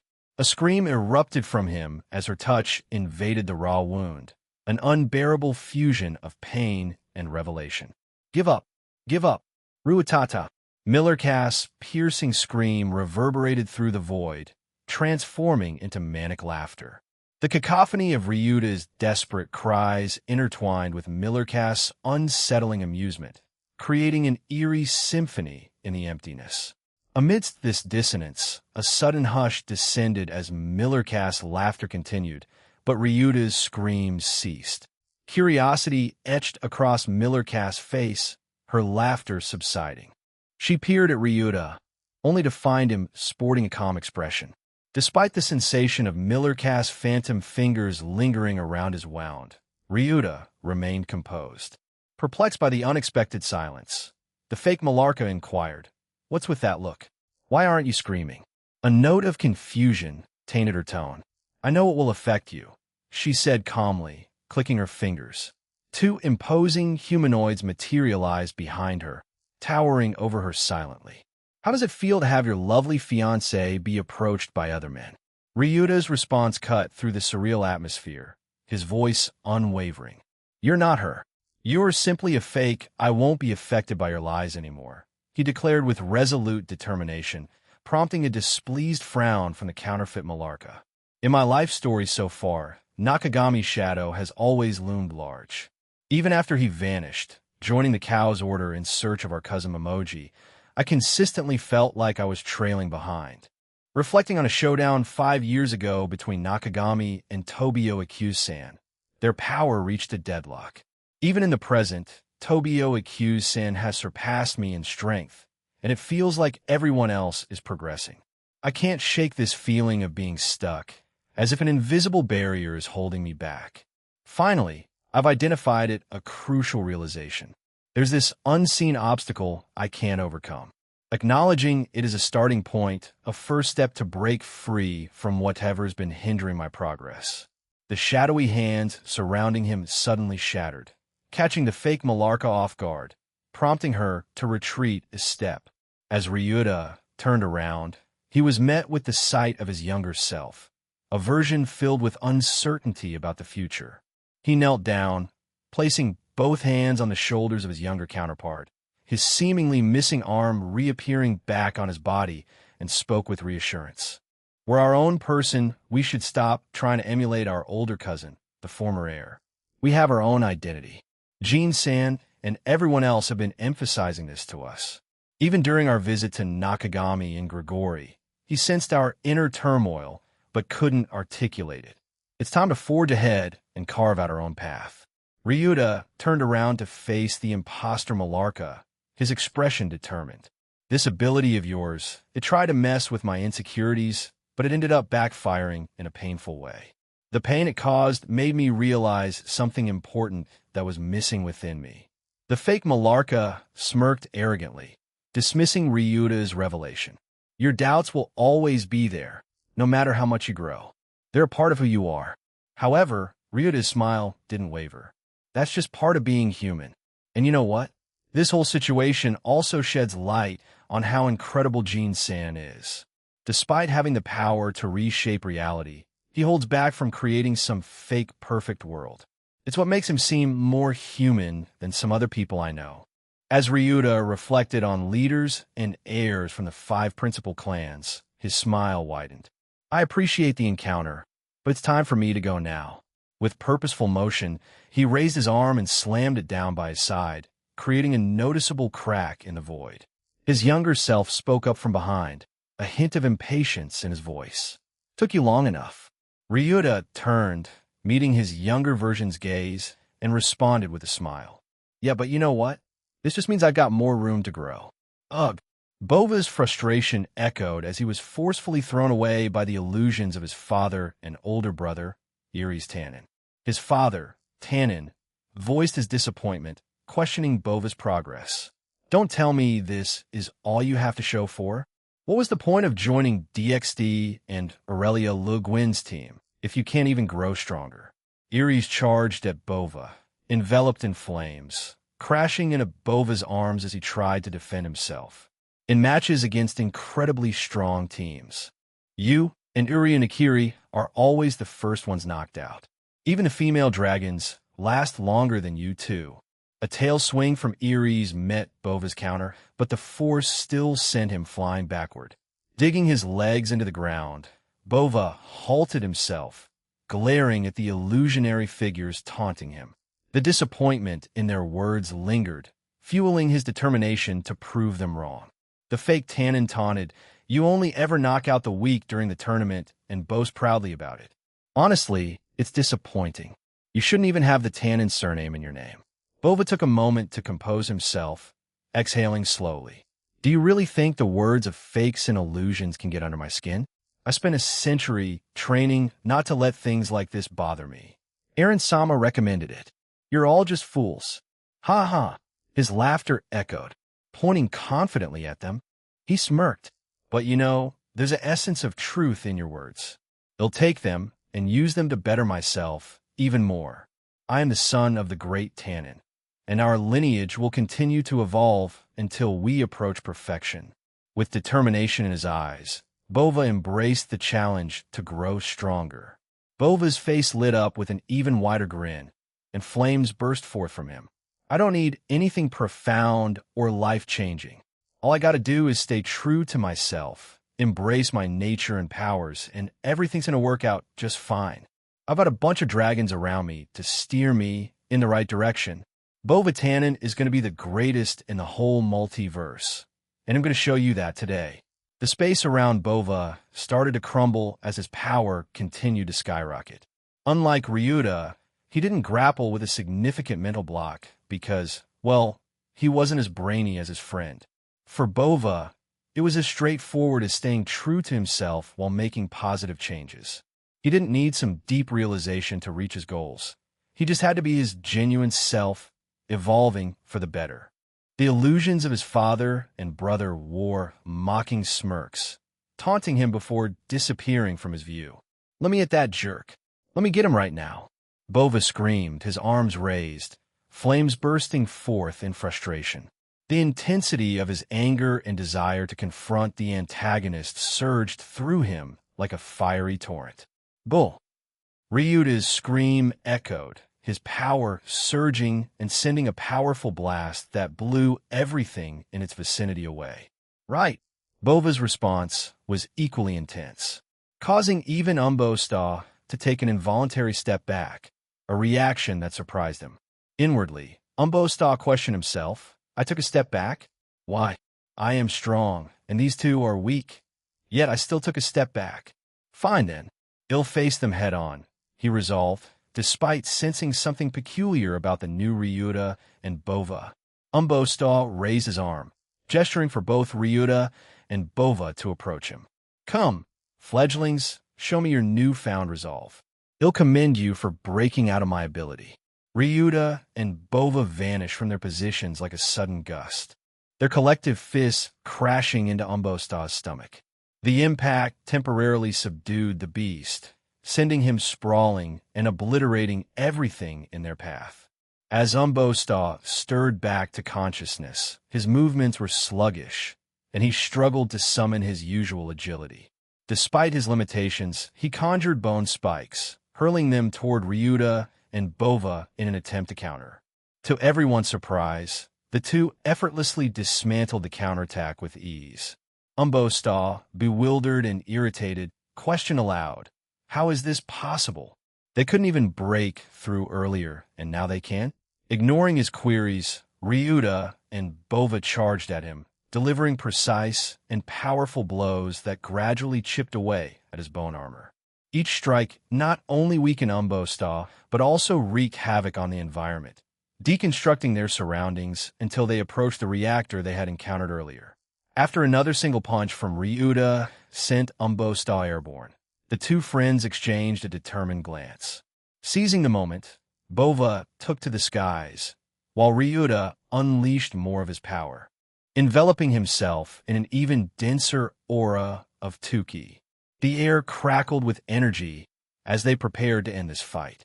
Ryuta and Bova's auras burst forth, giving rise to miniature pillars of energy that enveloped them. Umbosta observed, unable to suppress a grin in response to their powerful display. "The people in this universe have endured more than enough from your leaders. It's time for a change," Ryuta declared with conviction. Bova chimed in, "It's not every day you see a dragon aiming for peace, but if it's him, it'll stand by him across the entire multiverse to make it happen." As their auras intensified, taking the shape of dragon heads encircling their bodies, they surged forward, charging directly at Umbosta. The sky streaked with hues of red, and the ground shimmered with golden energy. Close to Umbosta, just inches away, the familiar words they always uttered resonated in the vicinity. "To become his fist," mumbled Ryuta. "To become his fang," declared Bova. Eventually, the attacks from both Ryuta and Bova converged, colliding with Umbosta's form. A cross, a vivid blend of crimson and gold, materialized in the expansive sky. "Don't get in our way," they shouted in perfect harmony, the force of their united attack causing a colossal explosion that echoed through the skies of Ferothos Prime, successfully taking out Umbosta. The immense power not only incapacitated the generators for the electric shield enveloping the planet, but also rendered defense against the incoming ships and armies more manageable for their allies. Simultaneously, the destruction of the generator maintaining the barrier for Xenosius eased the task for everyone else. The domino effect of their successful assault created a turning point in the battle for Ferothos Prime. Both Ryuta and Bova, breathing heavily, exchanged glances after successfully overcoming their enemy. Grins stretched across their faces, a shared acknowledgement of their triumph. "You look terrible, Bobo," Ryuta remarked with a teasing grin. Bova shot back with a playful retort. "Back at you, Ryuboi," and they sealed their camaraderie with a fist bump. Aurelia, alongside the rest of the group, landed beside the duo, offering her commendation. "Fufu, well done, you two. I knew you had it in you," she praised. Aurelia-san, Ryuta muttered appreciatively as Oleander handed them both slime pills. "Thank you. These will help with mental fatigue, too. You both went through some trials in that darkness," Aurelia explained, underlining the value of the pills. As the trio recovered, Ryuta's curiosity got the better of him. What kind of power did he have? Bones and darkness, right? Jean-san mentioned that most people in this universe have some form of darkness or shadow manipulation as a secondary ability. Whether they master it is anyone's guess, though, he inquired, seeking insights into the defeated foe's abilities. Aurelia stepped forward, breaking the surprising revelation to the group. "So, that creature and Yunuyo are connected in some odd way. If you want the full story, you'll have to ask Aaron about it," she explained, leaving everyone in astonishment. Bova, still processing the information, remarked, "That thing and Yunuyo are related? Now that's unexpected." He ended up on the ground after taking the slime pill. Aurelia nodded, confirming, "Yeah, that's why they both can manipulate bones and control shadows and darkness, as you witnessed. Anyway, with that clarified, let's go." Leovin's voice interrupted, filling the air with updates. "Another one down, and great job on disabling the generator for the electric shield. Sona and the others should find it easier to navigate in space when dealing with the reinforcements that have arrived." Roygun, seeking more information, inquired, "3 more to go then?" "It seems like it, but the other 3 are not in our vicinity. Still, we should dose them out since Xenosius appears capable of controlling the planet itself even without those generators," explained Aurelia while pointing at the mechanical appendages in the distance. The team swiftly departed from their current location to destroy them. "Wait, and Stella, hold on. Let's stick together and move as a unit," Dulio called out urgently to his new ally, but Instella continued eliminating enemies around them without a second thought. "He'll show up if we keep smashing these things. He cares too much about them. Also, be mindful of how you take them down," Instella advised, methodically destroying various buildings and lights in a specific manner to lure out one of Xenosia's subordinates. Brandhar, accompanying them, followed suit. "We got a score to settle with that jerk. I want a piece of him myself." Gabriel, now part of Dulio's team, offered assistance. "Need some help?" "Yeah, they're tricky to beat, even with Instella, Brandhar, and me teaming up," Astrid replied, acknowledging the challenge they faced. The air crackled with anticipation as they prepared to confront the enemy. "But are you sure they'll come here?" Rainier inquired, having joined them for the past few weeks. All 3 individuals nodded in affirmation, their anticipation evident. Suddenly, a loud sound reverberated from a specific direction, prompting them to turn and face the source. An unexpected explosion rocked the area, sending everyone sprawling. After regaining their composure, they fixed their gaze on the epicenter of the blast. There, amidst the aftermath, lay a figure, a person who, for better or worse, bore a striking resemblance to a humanoid dragon. This enigmatic being sported 2 horns of which were black and adorned with a white shell. A purple crystal adorned the center of his head, accentuating the distinctive features. Long, flowing white hair framed his face, and spiky shoulder guards added to his formidable appearance. A lengthy black tail trailed behind, and thick scales covered his legs. Adding to the surreal sight, 3 purple dragon heads snarled and hissed menacingly behind him, directed at Dulio's group. "Figured you'd show up, Nakakoneth," and Stella hissed, her words dripping with venom. Brandhar, with an eager grin, chimed in, "Hey, NOC, fancy a rematch?" Astrid, the stern one of the group, declared, "We're here to retrieve that document, Nakakoneth, assuming you haven't disposed of it yet." The humanoid dragon, Nakakoneth, chuckled at them, a mocking tone in his voice. "Yo, it's been a while. Still holding a grudge over my so-called betrayal? You guys should really move on. Dulio, puzzled, asked, betrayal? His gaze fixed on Nakakoneth, seeking an explanation. Nakakoneth, reveling in a moment, taunted, "You didn't spill the beans, Astrid. Pretty dumb of you. Unless, of course, you decided to keep it hush-hush, typical for you guys, even if you call yourselves the Resistance. Cuckoo." Astrid, unfazed, adjusted her shades coolly. Aaron knows everything, but we left it to him whether or not to spill the beans to his team. It seems like he chose not to. Enough talk, she continued, her tone growing stern. Hand over the documents, or your story ends here. No way. I still got them, sure, but Fumara and everyone else already have copies. So, it's kind of pointless now, Nakakoneth retorted. A smirk played on his lips as he continued, but you know what? I'm up for a challenge. Bring it on. His voice thundered before he expanded in size and disappeared. Watch out. Above, Branther's urgent shout echoed, and suddenly Nakakoneth reappeared above them. Without delay, he unleashed a massive, purple, flaming breath attack on Dulio's group.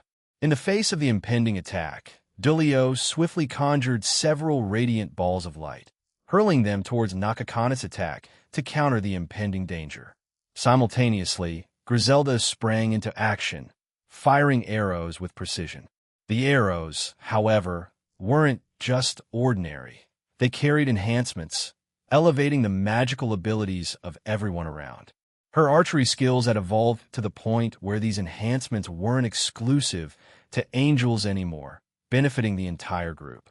The orbs of light collided with the oncoming breath attack, resulting in yet another explosive burst. This time, Marana Shadorova conjured massive spears of light and launched them toward Nakakoneth. The humanoid dragon, initially filled with glee, attempted to halt the attacks with his hands, only to find himself unexpectedly pushed backward. Wow, you guys are something else. To push me back like this is impressive. They'll give you credit, woman from another world. No one in the Resistance managed this before. Time to crank it up a notch. Let's go with 80 power, Nakakoneth declared, acknowledging the formidable resistance. Without warning, Nakakoneth materialized next to Brantar, who had anticipated the move. Brantar swung his sword, enveloped in his own flames, towards the dragon. Nakakoneth met the attack head-on, countering it with a powerful headbutt. The clash between them sent a powerful shockwave rippling through the air, and both combatants remained locked in their mid-air struggle, unwavering in their determination. The confrontation's intensity only grew, with sparks flying in every direction, creating a dazzling display around them. Despite the escalating turmoil, it became evident that Brantar was losing ground in the duel. In the end, he succumbed to the overwhelming raw power unleashed by Nakakoneth, and with a powerful gust, Brantar was blown away, defeated by the sheer might of his opponent. A flurry of yellow, energized arrows streamed towards Nakakoneth, their sheer number making it seem like a relentless swarm. He swatted at them, attempting to deflect the onslaught, but to his surprise, the first arrow pierced through his hand. Startled, he had to evade the succeeding arrows, his gaze fixing on Astrid, who stood as the archer behind this unexpected attack. "Cuckoo, looks like you got stronger too, blonde menace," Nakakoneth exclaimed with an odd sense of joy. Gabriel, feeling the need to clarify, huffed, "Hey, I'm blonde too." Without missing a beat, Nakakoneth responded in a deadpan tone, "You're a menace too." "They are happy." His eyes met Gabriel's with a cold, emotionless stare. "That's not nice." Gabriel protested, her dissatisfaction evident.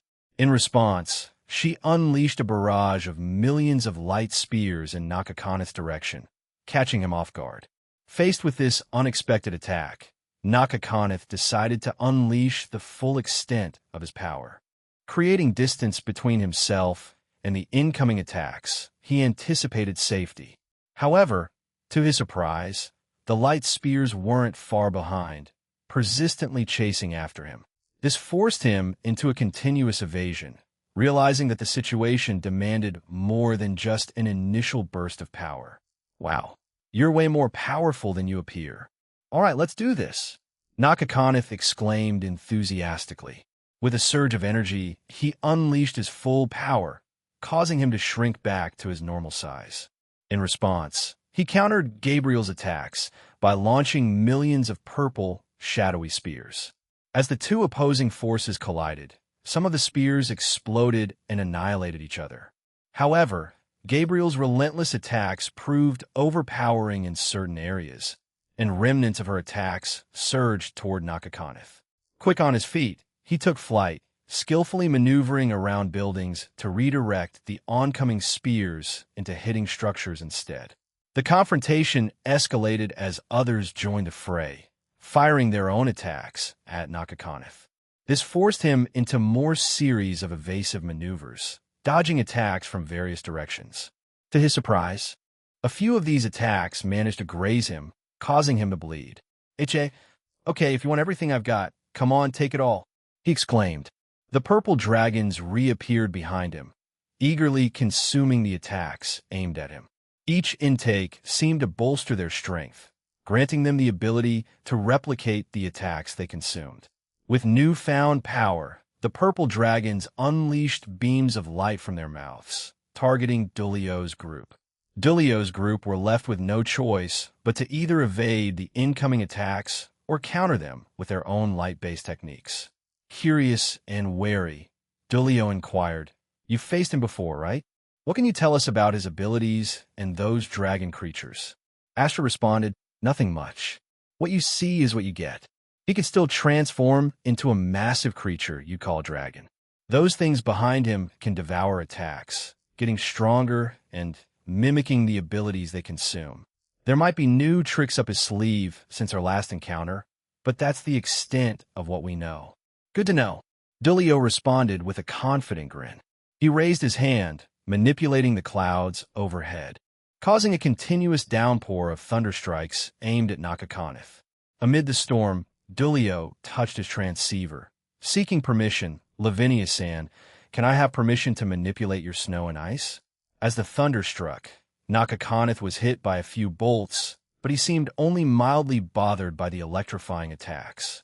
Observing the unfolding spectacle, the humanoid dragon pondered. He can control the clouds? Maybe the weather? A dark purple aura enveloped Nakakoneth's arm, and he unleashed an enormous purple lightning attack toward Dulio. Quick to react, Dulio evaded the impending strike, which landed on the ground, obliterating it and leaving behind a large pool of crackling lightning.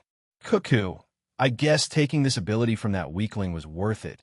Nakakoneth chuckled with a hint of satisfaction, his dark laughter echoing through the charged air.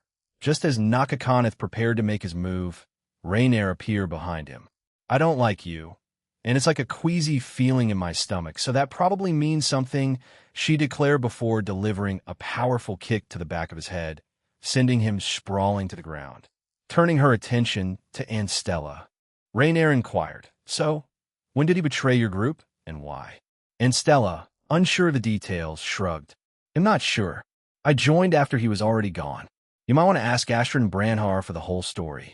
With a nonchalant gesture, she tossed her black suitcase toward the spot where Nakakoneth had crashed. Suddenly, breaking the tense atmosphere, Lavinia's voice crackled through their transceivers. "Dulio, I apologize for the delay in my reply, but feel free to do that." Anstella's briefcase erupted into a sudden explosion, unleashing a horde of tall, stick-like shadow creatures. These eerie entities sported human-like teeth that clattered menacingly, enveloping the surroundings in a strange and unsettling symphony of sound. Perplexed by the unfolding spectacle, Rainier questioned, "But you acted like you knew him?" "Yeah, I do.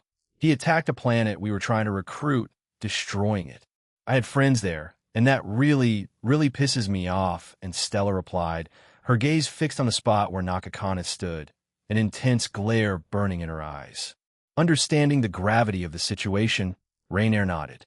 She conjured a small ball of light with her powers, molding it into a humanoid shape before instructing it to join Anstella's peculiar creations on the ground. Amidst the chaos, Nakakoneth, seemingly undeterred by the commotion, chimed in, "You guys are fun. Come on, let's keep going." Despite a noticeable deformation at the back of his head, he appeared unfazed. A sudden hush fell over Nakakoneth, and in a low whisper to himself, he touched his ear. Within moments, colossal mechanical hands materialized, surrounding them. Even with Lavinia's snow and ice attempting to slow down the giant hands, they shot towards everyone in Dulio's group. Little Piss Aunt called for help from Xenogeus, and Stella roared, her anger palpable. She pointed her finger at Nakakoneth, commanding, "Kill him." The shadowy creatures she conjured immediately charged at him. Nakakoneth, seemingly amused, danced around the attacking creatures. However, his amusement turned to surprise when the creatures suddenly shrieked, generating shadowy balls that launched toward him. Reynar's own creations joined the fray, lending a hand to Aunt Stella's creatures. They created ropes of light, attempting to ensnare Nakakoneth. Despite his awareness of Reynar's potential strength, he adjusted his powers to evade them. Some of the light ropes grazed him, causing him to feel a sharp pang of pain. Dulio, Griselda, and the rest of Team Trump Card of Heaven plunged into the chaos. With Lavinia's consent, Dulio harnessed control over the surrounding snow, directing a significant portion towards Nakakoneth. The unexpected onslaught slowed him down, catching him off guard. Beneath Nakakoneth, enormous ice spikes burst forth, ensnaring one of his legs and encasing it in a frosty grip. Frustrated, he attempted to melt the ice with his flames, but the frozen barrier resisted. Opting for brute bravado, he pounded the ice with his hands, yet proved equally resistant. "Ugh, can't shake this off, that jerk," he muttered, casting an accusatory glare at Dulio. Astrid, witnessing the effectiveness of Dulio's ice manipulation, exclaimed, "Your ice can do that? Tots Hendy." Dulio, however, responded with a hint of uncertainty. "Well, that's Lavinia Sand's ice doing the work, not mine. I just manipulated it to do that." Moments later, 3 of Lavinia's ice dolls materialized beside the creatures summoned by Stella and Raynair, all united in the effort to bring down Nakakoneth. Seizing the opportunity, Nero Raimondi, a rook from Dulio's team, charged at Nakakoneth with energy. "Ora, ora, ora, ora." Nero's battle cry echoed as he unleashed a rapid succession of holy fist strikes at Nakakoneth. The humanoid dragon skillfully deflected and dodged the majority of the attacks, but a few landed, inflicting searing pain across his body. Not alone in this assault, Ryu Heiken joined the fray, employing his Chinese martial arts and harnessing light powers. His relentless flurry of punches and kicks left Nakakoneth with no respite. Simultaneously, the creatures behind them coordinated their attacks, firing projectiles at Nakakoneth while skillfully avoiding both Ryu and Nero. This created a seamless, synchronized assault, combining both close combat and ranged attacks to overwhelm their powerful enemy. Nakakoneth couldn't help but laugh, thoroughly enjoying himself despite being overwhelmed even at full power in his current form. "You guys are incredible. I haven't had this much fun since facing that Ramlar guy. Too bad he's dead now." Nero, slightly irritated, interjected, "Do not laugh at a dead person. They're dead. They can't do anything about it." Nakakoneth retorted, his amusement undeterred. Finally deciding to fight back, he unleashed a lightning-quick jab at Nero. To his surprise, Nero didn't budge, taking the attack head-on. Nakakoneth's astonishment grew even more as his punch seemed to have no effect on the resilient Nero. "What the heck? How did you withstand that?" Nakakoneth questioned in disbelief. Nero offered no response, instead delivering a full bravado holy fist to Nakakoneth's face. The impact sent him flying, demolishing multiple buildings in his path and shaking the very foundation of the planet. As Nakakoneth rose, a trickle of blood coming from his injured nose, a storm of enormous light spears assailed him. Marana Shadorova unleashed this barrage, but it wasn't the sole threat. Above, an even larger light arrow soared toward him, crafted by Griselda. Perched atop the arrow, Kayatora Shinra brandished both his swords, their blades charged with holy energy. Efforts to evade were futile. Both of Nakakoneth's legs were ensnared in ice, and an intensified blizzard engulfed him. Simultaneously, small thunderbolts crackled from all directions, further impeding his movement. HAAA! Branther's battle cry reverberated as he swung his sword, releasing an enormous flaming purple slash. Following this fiery onslaught came arrows from Astrid, each adding to the formidable assault. This combined offensive reached its peak when Griselda's arrow found its mark, striking Nakakoneth in the torso. In swift succession, Kayatora's sword sliced through him. Leaping away, they left the path open for the residual force of their united attacks, culminating in a colossal explosion. The shock wave reverberated, shaking the very foundation of the planet again and obliterating more of their surroundings. "Think we got him?" Dulio inquired, a note of uncertainty in his voice. "I highly doubt it. Even if that's his 100 in that form, it's not his strongest. He's got this monstrous form, what you guys call a dragon form. It's the pinnacle, and no one has faced it and come out alive," Astrid responded, her tone filled with a matter-of-fact certainty. Curiosity flickered in Dulio's eyes. "Speaking of facing him, when did you guys tangle with him? And can you shed some light on why he turned traitor?" Astrid let out a sigh, her gaze momentarily distant. "Back on our previous planet, the one before the one we're on now, and the one your leader transformed for the better, Nakakoneth was part of our group. He was on the brink of becoming one of our leaders. However, we were oblivious to the fact that he was a double agent for Xenosius even before joining the Wayboros." She paused, the weight of the betrayal evident in her words. Astrid elucidated the situation, her voice carrying the weight of a complex tale. "He swiped a document from us, basically detailing a machine meant to transform our former planet into an endless source of energy. However, it was a prototype, and without further adjustments like the one we have now, it would likely have failed.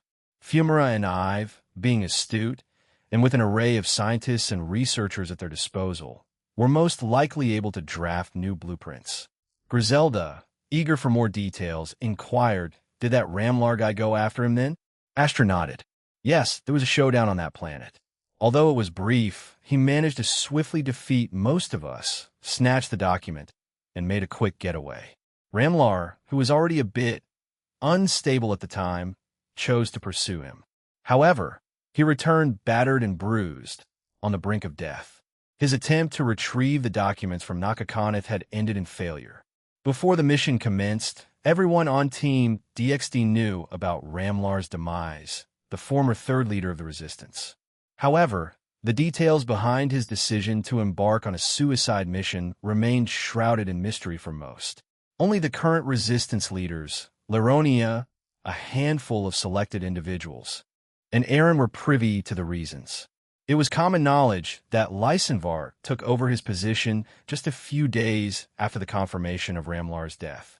As the dust settled after the explosion, the grotesque figure of Nakakoneth emerged. His body bore the scars of the devastating blast, missing an arm. Cinchuredo, those two idiots will be the sole survivors. They'll bring you all down with me, and this half of the planet too, he declared defiantly. The area around him erupted in an ominous, dark purple haze, intensifying the tension in the air. "He's transforming," Brandhar remarked with a tense undertone. "Then stop it," Rainier suggested, summoning an enormous light spear that she hurled at Nakakoneth. To her surprise, an immense dark purple dragon materialized, swallowing the light spear whole.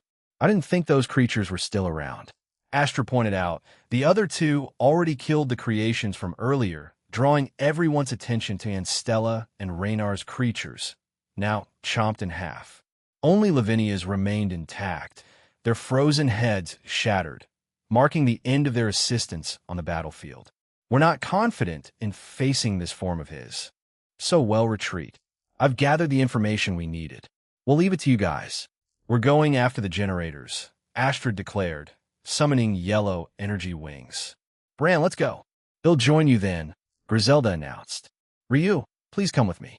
The rest can stay here," I have no problems with that, Griseldine, Dulio exclaimed, preparing himself as the few of them took to the skies and flew away. The remaining group prepared for the imminent confrontation with Nakakoneth in his transformed state. Dulio couldn't hide his surprise as he and the others witnessed the unexpected transformation of Nakakoneth. That doesn't look like a dragon at all, he exclaimed, his eyes widening at the sight. Before them loomed an immense serpent-like creature, its body adorned with spiky black armor, cracks pulsating with ominous purple flames. Beneath it, darkness and shadows cast an eerie atmosphere.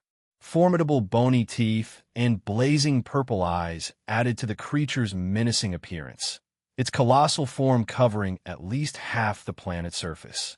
Without any forewarning, Nakakoneth unleashed a colossal breath attack toward Dulio's remaining group. However, in a decisive move, Jessica Lagerqvist positioned herself in front of them. With a commanding presence, she raised a powerful and expansive barrier of light, shielding them from the impending attack. The breath attack slammed in her barrier, but with ease, she blocked it. The onlookers stared in awe as the powerful blast annihilated at least half of the planet's structures. However, the relief was short-lived, as concern etched Diethelm Waldseemüller's face. He anxiously inquired, "Are the others okay? Some of them must have been caught in that devastating attack." Suddenly, Iliovin's urgent voice cut through. "What happened? Did Nakakoneth transform?" Rainier swiftly responded, "Yeah, he's taken the form of a giant snake dragon thing. How's everyone else holding up?" "We're fine." A sudden barrier shielded us all unexpectedly, catching us off guard. "But please, defeat him quickly. Otherwise, he'll wreak havoc on the remaining parts of the planet. There are crucial items we need to retrieve before the planet undergoes restoration by your leader," elucidated Iliovin, emphasizing the urgency of the situation. "Okay, let's," Dulio began, ready to issue orders, but Rainier raised her hand, drawing everyone's attention to her. "Do you think Arendt would consider turning that thing into one of his shadow soldiers?" Rainier asked, a question that puzzled everyone except Gabriel. "I think so. Aaron hasn't really explained why he chooses certain targets, but I believe that Nakakoneth's current form would get the green light," Gabriel exclaimed with certainty. Rainier nodded, her expression serious. "Kill it and spread the word. Aaron might use his powers to separate Nakakoneth from that form, and then transform it into a shadow soldier." "Oh, okay." Centuredo, they lifted their arms, conjuring a colossal sword of light that materialized above the planet. The sheer size and brilliance of the sword left everyone present in awe. In the midst of this heavenly spectacle, Iliovin's voice crackled through the transceivers, expressing utter disbelief. "WWW, what in the world is that? Is that one of us?" "It is, right?" he exclaimed, his shock reverberating through the communication channels. "Go!" Gabriel shouted with exhilaration, prompting the massive sword of light to descend towards the planet, its destination clear Nakakoneth. The colossal, snake-like monster, Nakakoneth, attempted to counter the impending attack, unleashing its own breath attack in defense. However, it proved to be a futile effort as the sword of light pierced through both Nakakoneth and the planet itself. The collision culminated in a spectacular explosion that engulfed the entire planetary expanse. From the vantage point of outer space, it appeared as if a potent, luminous pillar had consumed the planet, threatening its very existence. Yet, just as quickly as it appeared, the luminous pillar vanished after a few seconds, leaving behind nothing but an immense hole through the planet. Surprisingly, the damage began to repair itself. Dulio and his team stood there, their expressions marked by astonishment, processing the unexpected scene before them. Turning to Gabriel and Rainier, Dulio couldn't help but voice his curiosity. "If you could do that, why didn't you do it earlier?" Rainier tilted her head, responding with a nonchalant air. "They usually start talking when we engage them, play with their intentions a bit. It's what Aaron observed, and it's proven effective in extracting information. Haven't you noticed, even back in our universe, The villainous types, like them, have a weird habit for sharing their elaborate plans during these tense situations. Initially prepared to protest, Dulio hesitated, contemplating Raynar's observation. The more he pondered, even reflecting on events preceding the previous year, he realized a recurring pattern. The so-called evil individuals he had encountered tended to indulge in verbose monologues, eager to unveil their grand schemes to their enemies. "I guess you're on to something," Dulio admitted, nodding as if a revelation had dawned upon him. "Oh, the rest of the generators got wiped out with that attack.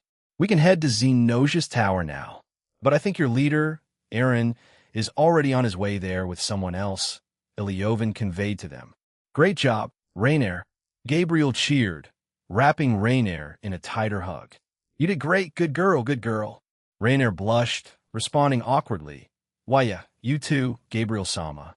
Curious about the fate of the other subordinates, Dulio inquired, "Iliovan, does that mean the others are taken care of, or are they still alive?" Iliovan clarified, "It seems like they managed to dodge the attack since it lingered in the air for a few seconds. So, we still need to deal with them. However, I'll leave that to the others. Please make your way to the tower. If you're part of the other team, go and search for the items we need. Expect more reinforcements, since this is their major weapon manufacturing hub." Fumara should have been notified, but she won't come herself due to prior commitments. Raynair inquired, "Is she working with her right hand to speed up the awakening of their outer god?" Iliovan agreed, explaining, "Yeah, that's correct. It holds more importance for her than this place, though opinions within her organization may vary.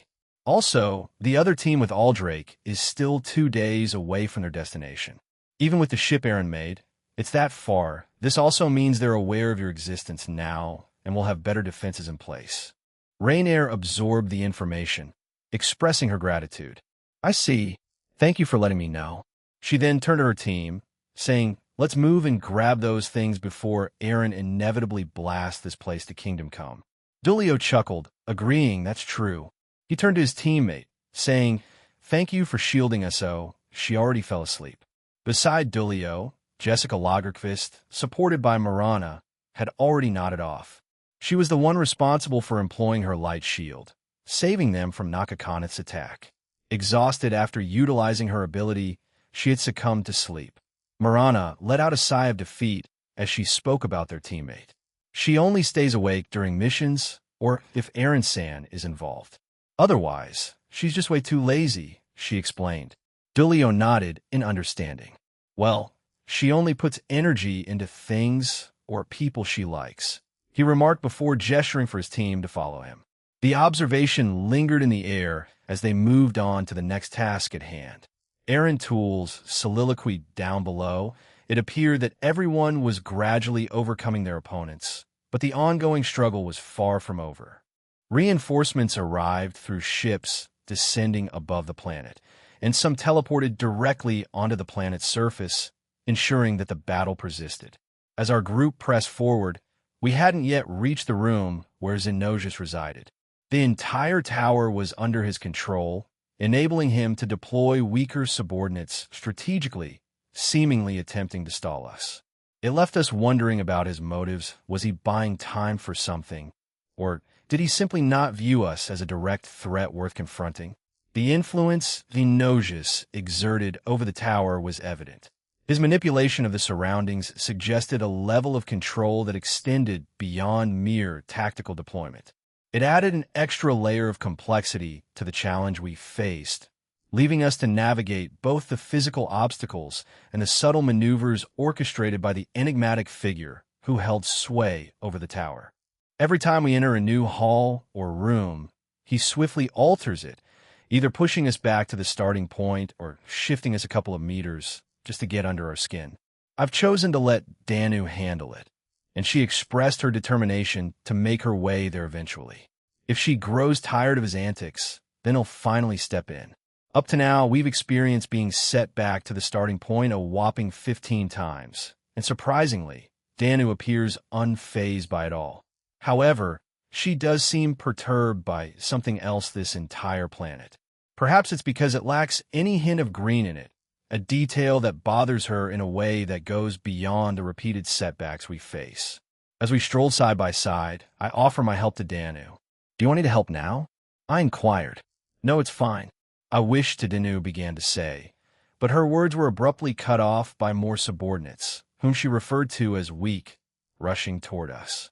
With a swift hand gesture, she summoned roots from the walls, capturing and subduing them until they passed out. Even in this situation, Danu remained steadfast in her refusal to personally end their lives, leaving that grim task to me. I had previously discussed the challenges she might encounter here, but she assured me of her capability to handle whatever came her way. Her decision, however, was more about proving a point to Xenosius, who was likely observing us. Danu aimed to show him that she could reach him without resorting to violence. It struck me as an unconventional approach, but I refrained from questioning her judgment and let her proceed. And so, another 30 minutes passed in this unusual sequence of careful decisions and deliberate actions. As the restarts ceased, we advanced through the floors, gradually overcoming the weaker subordinates he tossed our way. Though they ranged from high class to Satan class in power, I casually labeled them as weak. If anyone from our universe heard me categorize individuals within those power brackets as weak, they'd likely be utterly astounded. The interior of the building struck me as peculiar. It predominantly featured metallic blue hues, interspersed with black and purple. It lacked any distinctive character, giving off an impression of being designed solely for show, akin to mundane corporate offices from my previous life. "We made it," Danu suddenly exclaimed, pointing ahead of us.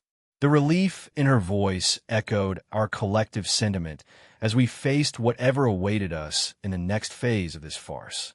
Before us stood an exceptionally unique door, and upon a closer look, the entire hallway we found ourselves in appeared significantly more extensive than the others. It gave off the vibe that some kind of spatial magic was at play, enlarging the space and making the door itself appear grander. As we approached, peculiar symbols adorned the door's surface. Danu tilted her head, clearly puzzled, and asked, "What does it mean?" "I can only understand some of it." Examining the symbols, I replied, "It translates to those who challenge the Mighty One will inevitably fall to the chaos of our one true God." I believe they're suggesting that anyone daring to challenge Fumara and her organization is destined to fail, especially with Magnum Tenebrosum backing them up, even if he's currently in a deep slumber. I rested a hand on her shoulder, posing a question. "Are you ready for this? And do you really want to face him alone initially?" Danu affirmed with a determined expression, nodding her head. "I am. I want to ask him a few things and hopefully get some answers." "All right, best of luck. But remember, if things get dicey, they'll step in. I don't trust anyone from Fumara's organization to fight fair when cornered," I cautioned her. She agreed, and with that understanding, I finally pushed the door kicked it open, sending it flying off its hinges. The individual named Xenosius appeared utterly stunned by my bold entrance, and so did Danu. "Hey there, my future wife's got some questions for you," I announced, saluting him cheekily with 2 fingers. The unexpected encounter hung in the air, poised for whatever revelations might come. Chapter 17, Part 4.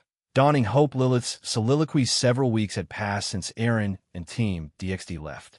In their absence, a smaller group, also calling themselves DXD, took up the mantle. Though their active members were fewer, they had already gained recognition. Daniel, one of Aaron's avatars, assumed the leadership role, with Tobio Accuse as the sub-leader. Even with the diminished numbers, EXE operated in the shadows, providing crucial support to DXD. Aaron's directive for EXE members to concentrate on bolstering the smaller DXD team ensured a solid backing. The supernatural realm took note of the shift, and some unruly groups emerged. However, a quick reminder put them in check. They couldn't act out of line, as the mentioned group was still around to thwart any misbehavior. The delicate balance of power remained intact in the world they operated in. Our household, in the immediate sense, had an air of both normalcy and peculiarity. Presently, I found myself in the dining room, with Rosette taking charge of dinner preparations. The culinary duo was assisted by Royce Toole and Vivi Boer Toole. In recent weeks, Vivi had taken on the Toole surname, a decision that seemed to bring both happiness and a tinge of sadness to her demeanor. Updates from Aaron and the other household members regularly lit up our group chat while they were away. It appeared they had been engrossed in numerous activities, and from what I gathered, Aaron had made substantial improvements to the planet that housed the resistance, an outcome that wasn't entirely unexpected. Vivi, just be careful, okay? We don't want you getting hurt, Royson advised as they worked on cooking together. Vivi, ever confident in her abilities, replied, I can heal it if I do get hurt, though. Royson, maintaining a watchful eye, responded, I know, but it's better not to hurt yourself, all right? I don't think Papa will be pleased if you end up with too many injuries. The familial concern echoed in her words, underlining the sense of care that permeated our peculiar yet harmonious household. Vivi expressed a hint of uncertainty, seeking reassurance. Okay, but Papa will be happy with my progress, right? Frida, alongside a few others gathered around the dining table, offered words of encouragement. Absolutely. You made a lot of progress, so be proud of it. Lately, Frida had been notably more upbeat, putting in diligent effort into her own training. It seems she, too, wanted to showcase her advancements to Aaron. In a way, they both resembled eager puppies, enthusiastic about proving their growth. Vivi giggled, responding, hee, I hope so. However, a shadow of concern crossed my face. Glancing to my other side, I noticed Aine, who had been returning home earlier each day. Despite living with us, she usually arrived near days and due to her commitments in her pantheon. Yet, something seemed amiss. She appeared less than well. Why couldn't I go? Aine mumbled, a hint of disheartenment in her voice. Kana, who had joined the conversation, responded, We've explained, Aine. Not every god from DXD can go, only a chosen few. If all of us left, who would manage the pantheons and factions? Even Azazel and Avetsa stayed behind for various projects here. Aine let out a sigh, her frustration apparent.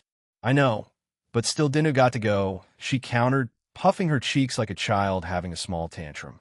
Kana offered an understanding explanation. Well, she's stronger and has more combat experience. She'd likely be more useful there. They didn't go for a holiday or vacation, you know?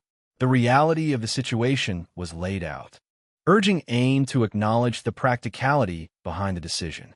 In moments when Aaron is absent, she becomes more candid about her feelings. She doesn't put on the typical tsundere act, as the Japanese would say. This change became noticeable a few days after their departure, catching many of us off guard. Some of the goddesses here, though, weren't entirely surprised. They agreed it was a natural shift. Well, a few more will join them soon, and count me in. They'll need an experienced blacksmith after all, Hephaestus exclaimed with evident excitement, her anticipation palpable. Aine, however, shot her a bitter glare. Hephaestus chuckled in response, unperturbed. Meanwhile, the atmosphere among the other goddesses in the house had taken on a somewhat somber note. The usual energy seemed to be missing. Artemis, for instance, spent most of her time in her new archery shop, and Kunu, Yasaka, and Sharon had become regular visitors, adding a touch of melancholy to the environment. Just as we were gearing up to continue our conversation, a knocking sound echoed through the doorway of the dining room. Our attention shifted as we turned to discover the source of the interruption. Knock, knock, you depressing-looking people, Azazel declared, leading a group consisting of Avetsa, Satinal, Michael, Altaria, Surzex, and Ajuka behind him. Sorry for the intrusion, Michael added, offering a friendly wave. Curious, I inquired, what brought all of you here?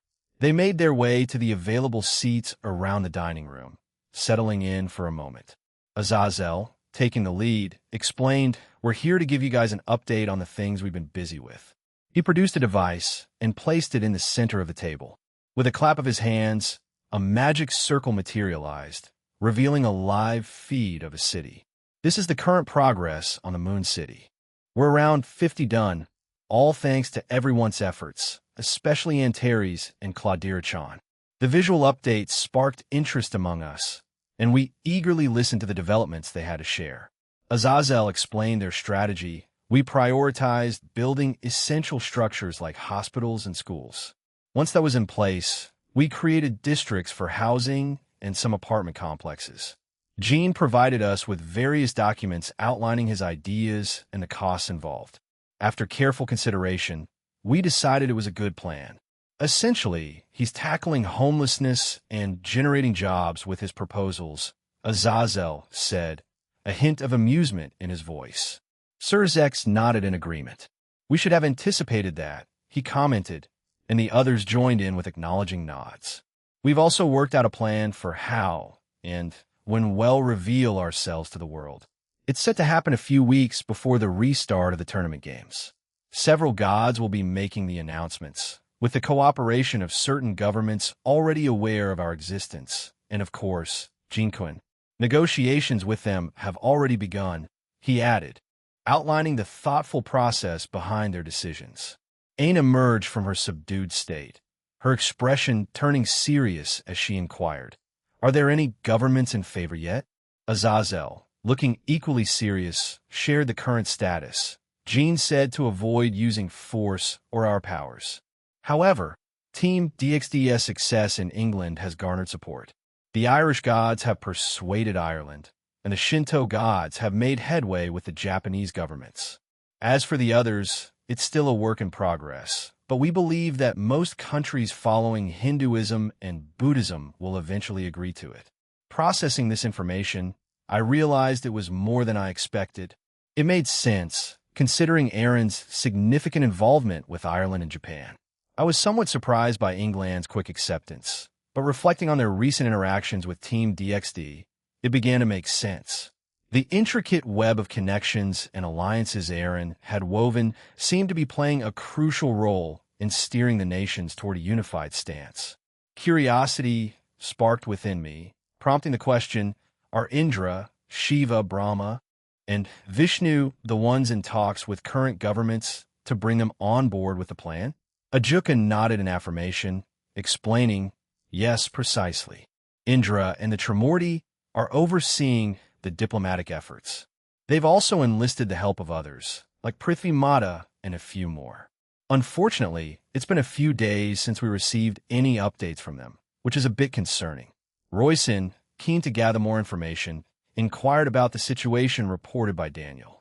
I heard there are unruly groups causing trouble in certain countries, she asked, receiving a nod of confirmation from Ajuka. He elaborated on the matter, saying, indeed, there are some unruly groups causing disturbances. While they may not be exceptionally powerful, the smaller DXD teams are currently on site, efficiently handling the situation. They've been gradually subduing these groups, and, as we speak, more and more prisoners are being apprehended. Their efficiency rivals that of the main team. Azazel's group opted to stay for dinner, and the evening unfolded with discussions centering around our ongoing projects. Among them was Valis' upcoming upgrade, a significant venture that Azazel labeled as his final enhancement.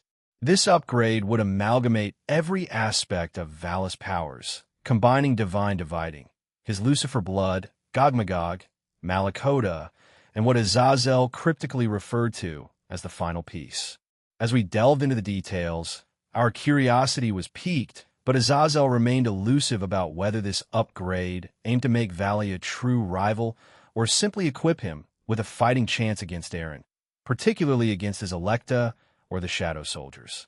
Unspoken understanding circulated among some of us, implying that the answer to that question might be more evident than Azazel let on.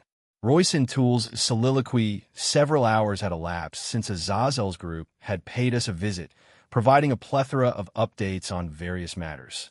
The clock was inching toward 11 at night as I made my way back to Aaron's room after a refreshing shower. Over time, Aaron's room had unintentionally become my primary sleeping space in their absence. The initial reason was different, but circumstances led me to find comfort in that room. Approaching the door, I gently pushed it open and discovered Vivi peacefully asleep on the bed. It brought back memories of a few days after they had left when I found her sleeping there alone. When I asked about it, she explained that being in that room helped her feel closer to her papa, and she wanted to stay there. It tugged at my heartstrings, and from that day onward, we decided to share that space for our sleep.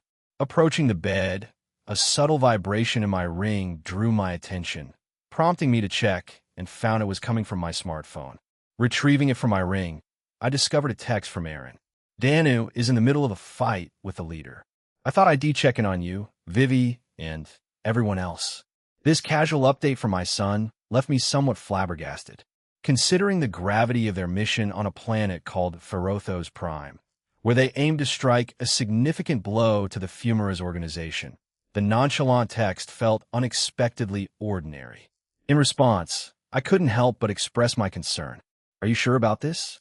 Shouldn't you be assisting Danu? I typed back, the uncertainty about his choices lingering in my mind. It's fine. They're talking and fighting, the typical thing, he messaged back. I pondered his words. Well, if it's coming from him, it should be okay, right? Despite this reassurance, a hint of unease lingered within me. Glancing back at Vivi, I noticed she had woken up. Mama? She queried, her eyes still heavy with sleep. Who are you talking to? I smiled, trying to reassure her. Oh, it's just your papa, sweetie. We'll be done soon. You should go back to sleep, I told her, and she agreed, wiping her eyes before drifting back into sleep. Continuing our conversation, I suddenly heard a loud explosion from his end, and he needed to end the call. A mixture of worry and calm settled within me. They'll be fine in the end, or at least that's what I like to believe. I swiftly joined Vivi on the bed, cuddling with her. Only 2 or 3 more months left, and then they'll be back. That's all we need to wait for. Third-person point of view on top of a spire. Daniel, one of Aaron Tool's avatars, surveyed a town embroiled in chaos.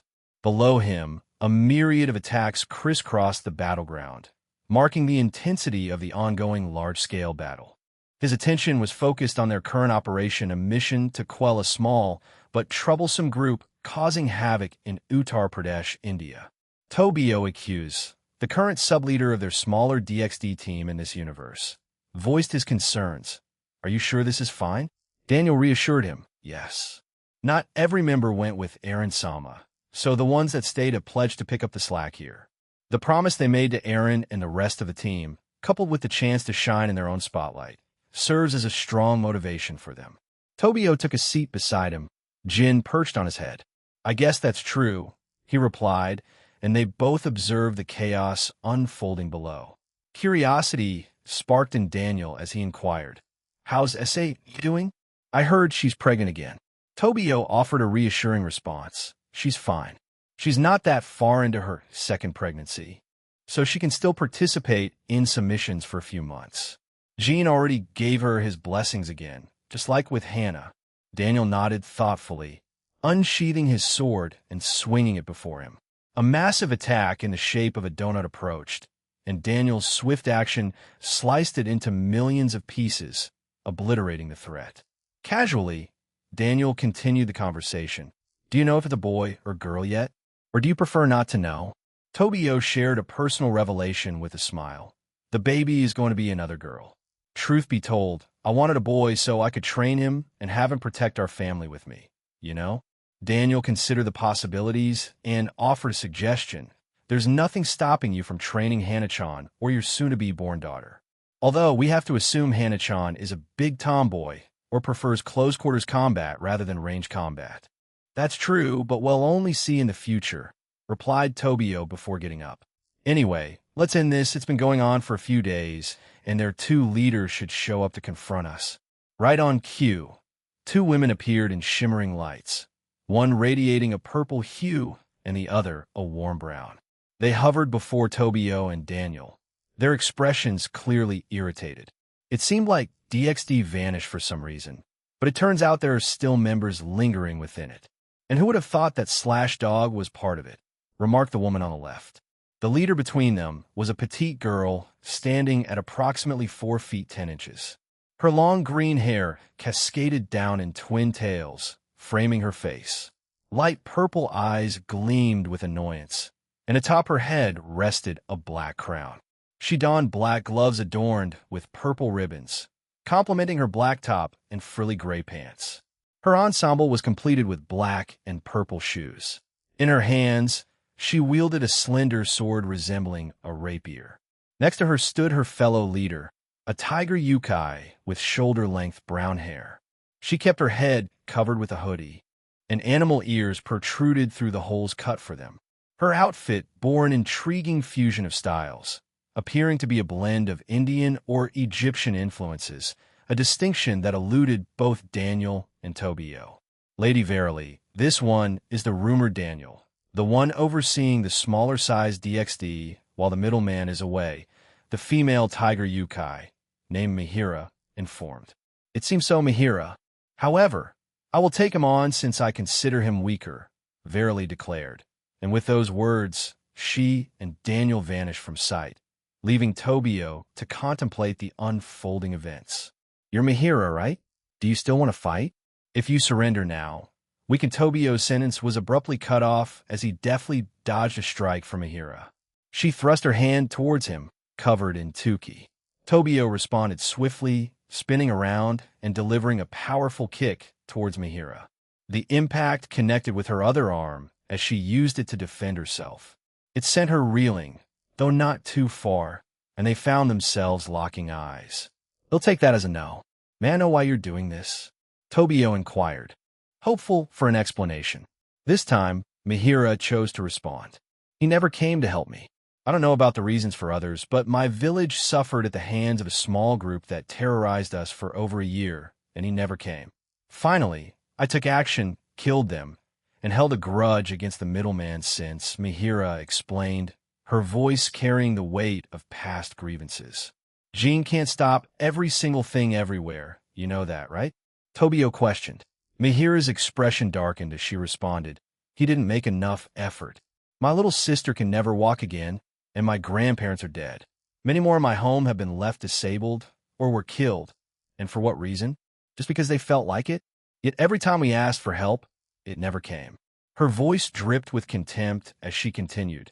That's why we'll do as much harm and damage to everyone else in retaliation for the suffering he caused by not coming to help us.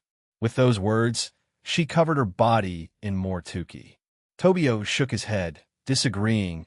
You're just being unreasonable. He summoned a scythe of darkness, and beside him, Jin transformed into his matured state, holding a crimson blade in his mouth.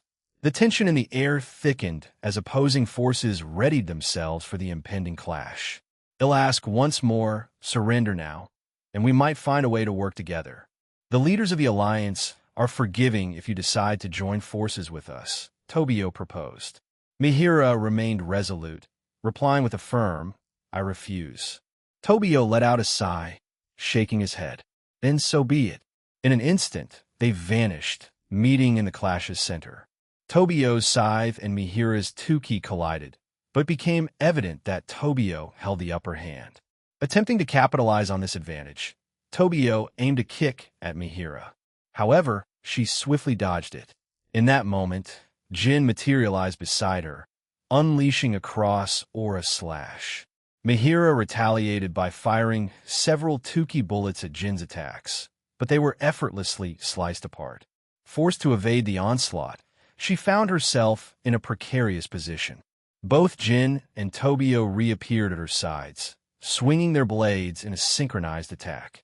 Mihira's body suddenly erupted in a spectacular display of brown and golden aura, creating a powerful gust that sent both Jin and Tobio flying.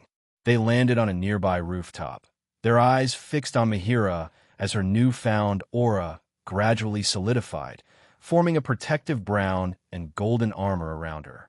With a sweeping motion, she extended her arm, summoning a bronze-tipped spear. In her other hand, a bronze shield materialized. However, the transformation didn't conclude there. Two additional arms, comprised of the same brown and gold aura, manifested on her sides, each wielding a talwar. A talwar is a curved-bladed longsword with a steel blade measuring approximately 16.5 inches by 1 inch in width. The blade is sharpened on the convex edge, or the outside, of the curve, and it typically weighs between 2 to 4 pounds. Mihira, fueled by rage, charged at Tobio and Jin without uttering another word. Her new weapon swung wildly, but Tobio and Jin, seasoned in combat, easily dodged and evaded her attacks. Despite her fervor, luck eluded Mihira in this skirmish. In response, Tobio and Jin, aware of their superior experience, retaliated cautiously. Tobio swung his scythe, aiming for her, but Mihira skillfully blocked it with her shield. Simultaneously, Jin thrust his blade towards her, yet she adeptly intercepted it using her talwar. Both Tobio and Jin exercised restraint, knowing that there was still a chance for Mihira to change her mind. What she needed, perhaps, was a formidable enemy to contend with. Mid-fight, Tobio, while dodging another attack, initiated a conversation. "Jean," he began, emphasizing his words over the clangor of their engagement. "He can heal your sister and probably bring back most of your village or home if you give him a chance." Tobio shouted, evading another attack and countering with a more forceful swing of his scythe.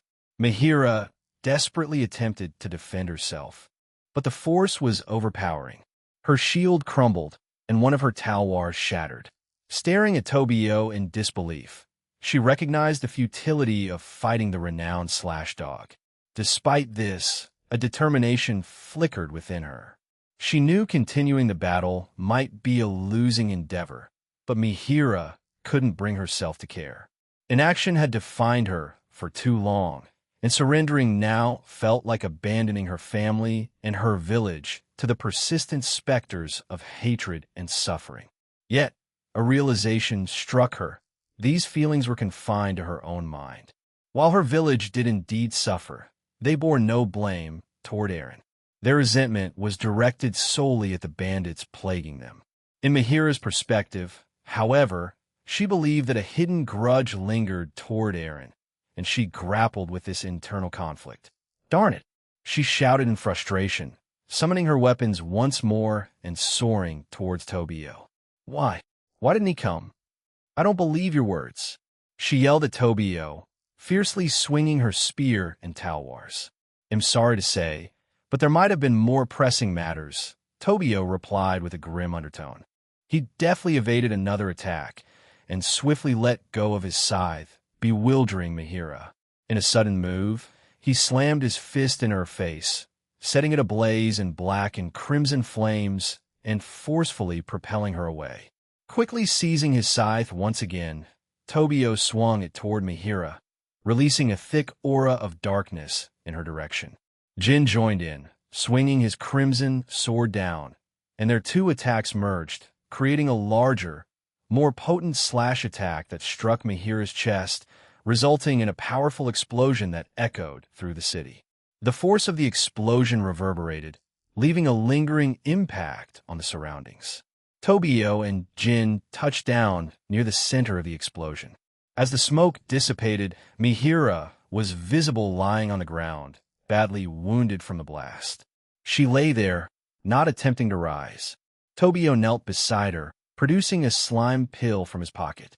"Take this and heal up, but I'll have to arrest you immediately afterward. I could try to make a case for you, but given all the chaos your group caused in the last few days, they may not be too lenient. However, who knows? Anything can happen," Tobio explained, his tone carrying a mix of assurance and caution. Mihira, looking up at him, asked hesitantly, "Will he really heal her?" "Definitely," Tobio affirmed. "You might be imprisoned for a while, but once I convey this to Jean, he'll undoubtedly help you. He's much more perceptive than he lets on. Daniel and I can make our way there too, as we have a method to heal people," he added, offering a glimmer of hope amidst the uncertainty. "Please," she begged, and Tobio nodded in understanding. With a solemn expression, he administered the slime pill to Mihira. Almost instantly, the injuries that had marred her body began to heal, and she rose to her feet. She extended her hands, waiting for Tobio to cuff her, and together they stood up before he led her away. As they walked, Tobio spoke, his voice carrying a hint of concern. "I don't know if Daniel can heal your sister's legs, but there's a possibility. You'll need to check with him." Curiosity flickered in Mihira's eyes, and she couldn't help but ask, "Who's Daniel, by the way?" "He just showed up one day." Tobio's response held a revelation that caught Mihira off guard. He's one of Jean's clones, even though they don't share the same appearance. Daniel is essentially the middleman. Even if the original body isn't here, he explained, leaving Mihira in stunned silence. "That's all I can reveal to you for now. Let's go," Tobio stated, prompting Mihira to nod in agreement. As they moved, she entered a thoughtful silence, contemplating the information he had shared. Daniel and Verily's swords clashed in the air, creating brilliant sparks of electricity with each collision. The sheer force of their battle began to take a toll on the surrounding buildings, causing them to crumble under the intense power. "Fufu, the middleman isn't here with DXD anymore. How will you repair all these damages?" Verily questioned, a smugness evident in her tone. Daniel, however, raised an eyebrow, an unspoken confidence in his demeanor. He gestured with his head, and in an unexpected turn of events, repaired all the damage they had just caused. Verily stood stunned, her earlier confidence fading. "You know," Daniel began, fixing his gaze on Verily, "I'm just a clone, avatar, of Gene Skyward, so I possess all his abilities. It's better to treat it like he's still in our world." Verily was left momentarily speechless by this revelation. Before she could react, Daniel swiftly moved, slamming his head into her face. The impact sent her hurtling away, crashing through several buildings. Out of nowhere, she returned, and Daniel skillfully evaded another thrust attack from her sword. A potent look of fury adorned Verily's face, but Daniel remained steadfast. She persistently attempted to stab him with her sword, unleashing a rapid succession of attacks, while also trying to overwhelm him with a continuous barrage of magical assaults. Yet, Daniel swiftly nullified each magical attack that came his way. Amid the exchange of blows, Daniel seized a moment to inquire, "Why?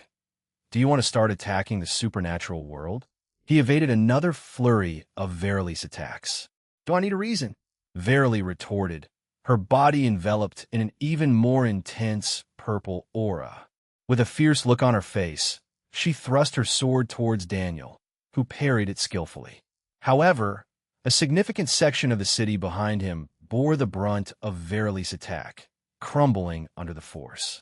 Verily, wearing a triumphant smirk, declared, "I'm simply walking the same path as the cow's order, however. I will surpass them and achieve what they failed to, world domination." Her words echoed in the aftermath of destruction, leaving an ominous weight in the air. "Is there really no reason behind your desire to rule the world?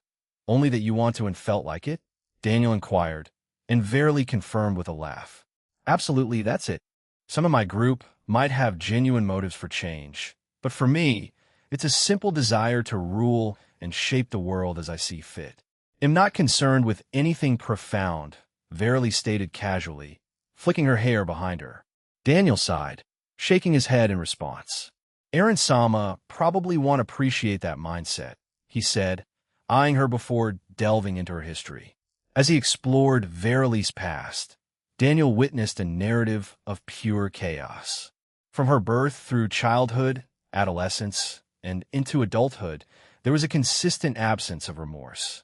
Verily pursued her goals ruthlessly, utilizing others for her own gain and putting them down whenever she pleased. Verily had originated from a seemingly ordinary supernatural household, treated well by her parents, and surrounded by childhood friends.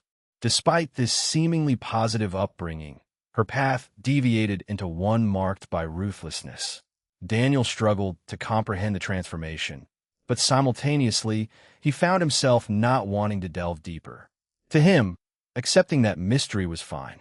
"All right, I see I understand now. If I take you out, the other leaders in the Alliance won't mind. And I can show them your history," Daniel declared, lifting his sword to the sky, unleashing a golden pillar of aura. Verily scoffed, her defiance evident. "Huh, do you seriously think I'll just stand here and let you hit me? You're stupider than I thought, clone of the middleman." She attempted to move away, but found herself caught off guard. Frustration crept into Verily's voice as she exclaimed, "What's happening? How did you stop me? Daniel, with a hint of amusement, responded, "You weren't paying attention." His next move gathering more power. Annoyed, Verily snapped, "I know that, you jerk. I want more details." "Nah," Daniel responded, swinging his sword down towards Verily. "See you around, Dark Lord." "That's not my name, you idiot." Verily shouted in protest before being engulfed by a powerful and expansive pillar of golden light, damaging a large portion of Uttar Pradesh. As the aftermath of his attack settled, Daniel surveyed the changed landscape. "Oops, I didn't think I used enough power to cause this much damage." Tobio suddenly appeared beside him with Mihira beside him and visibly shocked at the scene. "What in the world did you do?" "I used a bit too much power," Daniel admitted, gesturing towards the wiped-out Uttar Pradesh. Tobio, clearly incredulous, remarked, "I would like to think that as Jean's avatar, you could control your strength on the same level as him." "Well, she kind of annoyed me, so—" "My bad, I'll fix it," Daniel replied, putting his sword away and extending his hand. Instantaneously, the destroyed city of Uttar Pradesh was repaired. "And with that, we're done, I think. Are we forgetting something?" Daniel questioned, a hint of uncertainty in his voice. Tobio considered for a moment before clarifying, "We still need to round up the remaining forces, but the rest of the team should be handling that. If we pitch in, it might speed up the process." Right, that. "Let's do that then," replied Daniel, a readiness in his tone. Tobio couldn't help but express his amazement. "How in the world did you manage to fool the Cows Order as their leader with this attitude?" Daniel chuckled, offering a candid explanation. "A lot of luck, and, well, they kind of operated on their own. I just stayed in my room half the time, playing games, watching the tournament games, and occasionally talking to Aaron Sama.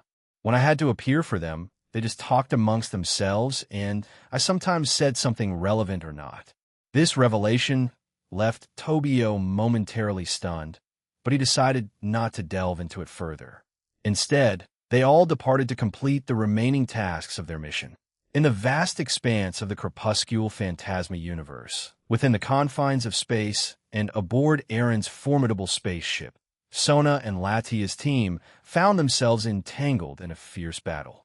Approximately 10 spaceships emerged near them, a clear indication that Xenosius had summoned reinforcements. Within one of these ships, Jinchuru appeared through teleportation, swiftly initiating a campaign of destruction from within. His presence heralded chaos as he systematically dismantled the vessel and ruthlessly eliminated those unfortunate enough to be on board. Accompanying him was Vritra, summoned into the spaceship to contribute to the onslaught, while Jinchuru himself activated his balance breaker. "Hurrah!" Jinchuru's battle cry echoed as he threw a powerful punch ahead, unleashing a torrent of ominous black, cursed flames that obliterated yet another section of ship. Simultaneously, at a distance within the same vessel, Vritra mirrored the destructive efforts. He unleashed breath attacks from his jaws, while additional lines emanating from his body nullified incoming attacks and siphoned the powers of their enemies. Jinchuru and Vritra finally entered a spacious room within the spaceship. "What is this, a hangar or something?" Jinchuru inquired, surveying the area. In the distance, smaller spaceships were scattered about, and a few figures lingered nearby. One individual, in particular, caught his attention: black and white hair, devoid of eyes, nose, or mouth, adorned with numerous wings on their back and sharp claws on their hands and feet. The enigmatic figure emitted strange noises from an unknown source, flapping its wings as it soared toward Jinchuru. Without hesitation, Jinchuru dashed towards this unusual adversary, recognizing the need to eliminate the spaceships to safeguard their own. "President, can I just wipe this place out in one move?" Jinchuru inquired urgently as he closed in on his foe. Sona's response crackled through the communication link. "Not yet. Please find that cube so we can collect it. It should be in the core of the ship. Aaron informed us beforehand. They use that cube as a powerful energy source on these ships." Jinchuru clicked his tongue in frustration and responded, "Roger." With swiftness, he reached his opponent and unleashed several lines toward it, successfully attaching them to the mysterious being.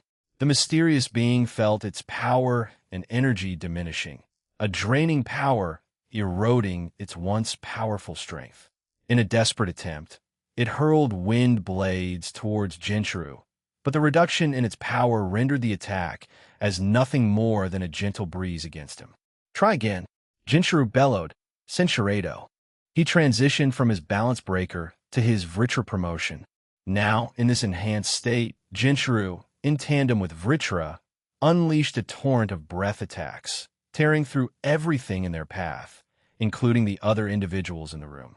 As the destruction unfolded, Jinchuru muttered, "They might be just engineers and not fighters." Vritra's stern voice echoed in his mind. "Do not falter, Jinchuru. Even if they are merely engineers, do you not feel their strength? They're at least ultimate class to Satan class. They could easily destroy large parts of our planet, if given the opportunity." "I know, but still," Jinchuru mumbled, his thoughts momentarily drifting. He internally shook his head, refocusing on the mission at hand. With determination, he unleashed more flames, turning the entire space into a chaotic display of black and purple destruction. Vritra's voice cut through the fiery chaos, urging Jinchuru, "Use your abilities to find the cube, Jinchuru. It's an item exuding a lot of energy. It shouldn't be hard to locate."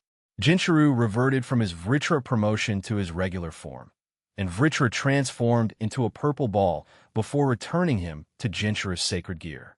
"Right," Jinchuru replied, ready to follow the guidance. Surveying his surroundings one last time, Jinchuru closed his eyes, attempting to sense the cube's presence. After a few seconds, realization struck him. "Yeah, you and President were right. These things are like giant spots of energy. I don't even know how to describe it, maybe like 10 nuclear bombs detonating at once? Or something close to Kaneko-chan's 32k output." Vritra responded, urging urgency. "Regardless, hurry so you can move on to another ship." Jinchuru nodded, acknowledging the urgency, and set forth to locate and secure the cube. After dashing for 3 minutes towards the cube's reported location, Jinchuru encountered numerous enemies along the way. Dispatching them effortlessly due to their inferior power, he swiftly moved through the lesser foes. However, upon reaching a room merely 2 doors away from the cube, he stumbled upon another peculiar figure. "Buoy, you can't pass from this area," the eccentric entity shouted. Its form was an odd amalgamation, resembling a mishmash of a dark bird with mechanical parts, though it seemed haphazardly assembled. "I don't have time for this," Jinchuru exclaimed, his impatience evident. Closing the gap between them, he wrapped several lines around his right arm, delivering a powerful punch that sent the creature screaming. The robotic bird creature was sent flying, crashing into the door situated in front of Jinchuru. However, he didn't halt his attack there. Following the trajectory of the creature, he ignited his entire body in flames, descending upon it with a fiery kick. The bird's skull crumpled under the impact, the force not only crushing it but also blowing the door away in the process. A startled cry pierced the air as a man shouted, "B-IR 4000. Jinchuru glanced up, spotting a peculiar figure in unusual attire, brandishing an object resembling a greatsword, though its authenticity remained uncertain. "How dare you?" the man bellowed, charging towards Jinchuru. "This place is full of weirdos," Jinchuru exclaimed, deftly evading a barrage of sword attacks. After sidestepping another strike, he delivered a swift headbutt to the man's face, momentarily stunning him. Capitalizing on the opening, Jinchuru covered his right hand with 2k before slamming it into the man's chest. Demonic flames erupted from his fist, engulfing the man's body and reducing him to ashes. With a forceful toss, Jinchuru discarded the remains and swiftly dashed towards the next door. "The cube is behind the next door, but I sense 2 more auras in there," Jinchuru announced. Vritra's voice cut in with a question. "Did you realize those 2 were at least near the peak of God class?" "Huh, they were God class. I didn't even notice." "Well, it doesn't matter. We have more pressing matters to attend to," Jinchuru responded, leaping into the air. With a powerful punch, he struck the giant metallic door, sending it flying off its hinges. Upon entering the room, Jinchuru found himself under the scrutiny of two individuals. Positioned before them was a colossal cube, a structure rivaling the torch of the Statue of Liberty, stretching approximately 29 feet in length. The powerful intruder, "Stop him, Zeal," commanded the woman, her authority cutting through the air. "Yes, Lady Lyanna," responded Zeal, a woman clad in complete black armor. Short pink hair peeked out from beneath her helmet, and her armor bore intricate details, featuring vines with thorns and tentacle-like protrusions on her back. In her hand, she wielded a sword adorned with rose flowers and thorns, an eerie weapon ready to attack Jinchuru. Lyanna, on the other hand, presented an enigmatic figure. Her head emitted a predominant, glowing white hue, adorned with white horns between which a small white ball floated mysteriously. Pale eyes gazed with an otherworldly intensity, and her attire consisted of a dress woven from darkness, casting an eerie ambience that unsettled even Jinchuru. Caught in the heat of battle, Jinchuru barely had time to think as Zeal approached, her sword swinging towards him, unleashing vines with thorns. Quick on his feet, Jinchuru countered with several demonic attacks, the clash of forces creating a chaotic dance of power. Unexpectedly, the vines entwined around Jinchuru's demonic attacks, absorbing them and transforming into red petals that scattered towards him. Reacting swiftly, Jinchuru summoned lines around him, siphoning the power from the petals, causing them to wither and fall. Undeterred, Zeal closed in, unleashing a flurry of sword strikes in a single swing. Jinchuru, with heightened perception, skillfully evaded the strikes. Leaping backward, he planted his foot on the ground, summoning lines beneath Zeal that snaked around her left leg. "Gotcha!" Jinchuru exclaimed triumphantly. However, before he could capitalize on the advantage, Zeal nonchalantly severed her own leg with her sword, only to regenerate a new one. Charging at Jinchuru once again, she left him bewildered. "What the?" he exclaimed, taken aback by Zeal's unexpected resilience and adaptability in the midst of combat. "She's not normal, Jinchuru. She seems even stronger than those two you killed earlier. She appears to be well-versed in combat, perhaps a veteran on the battlefield.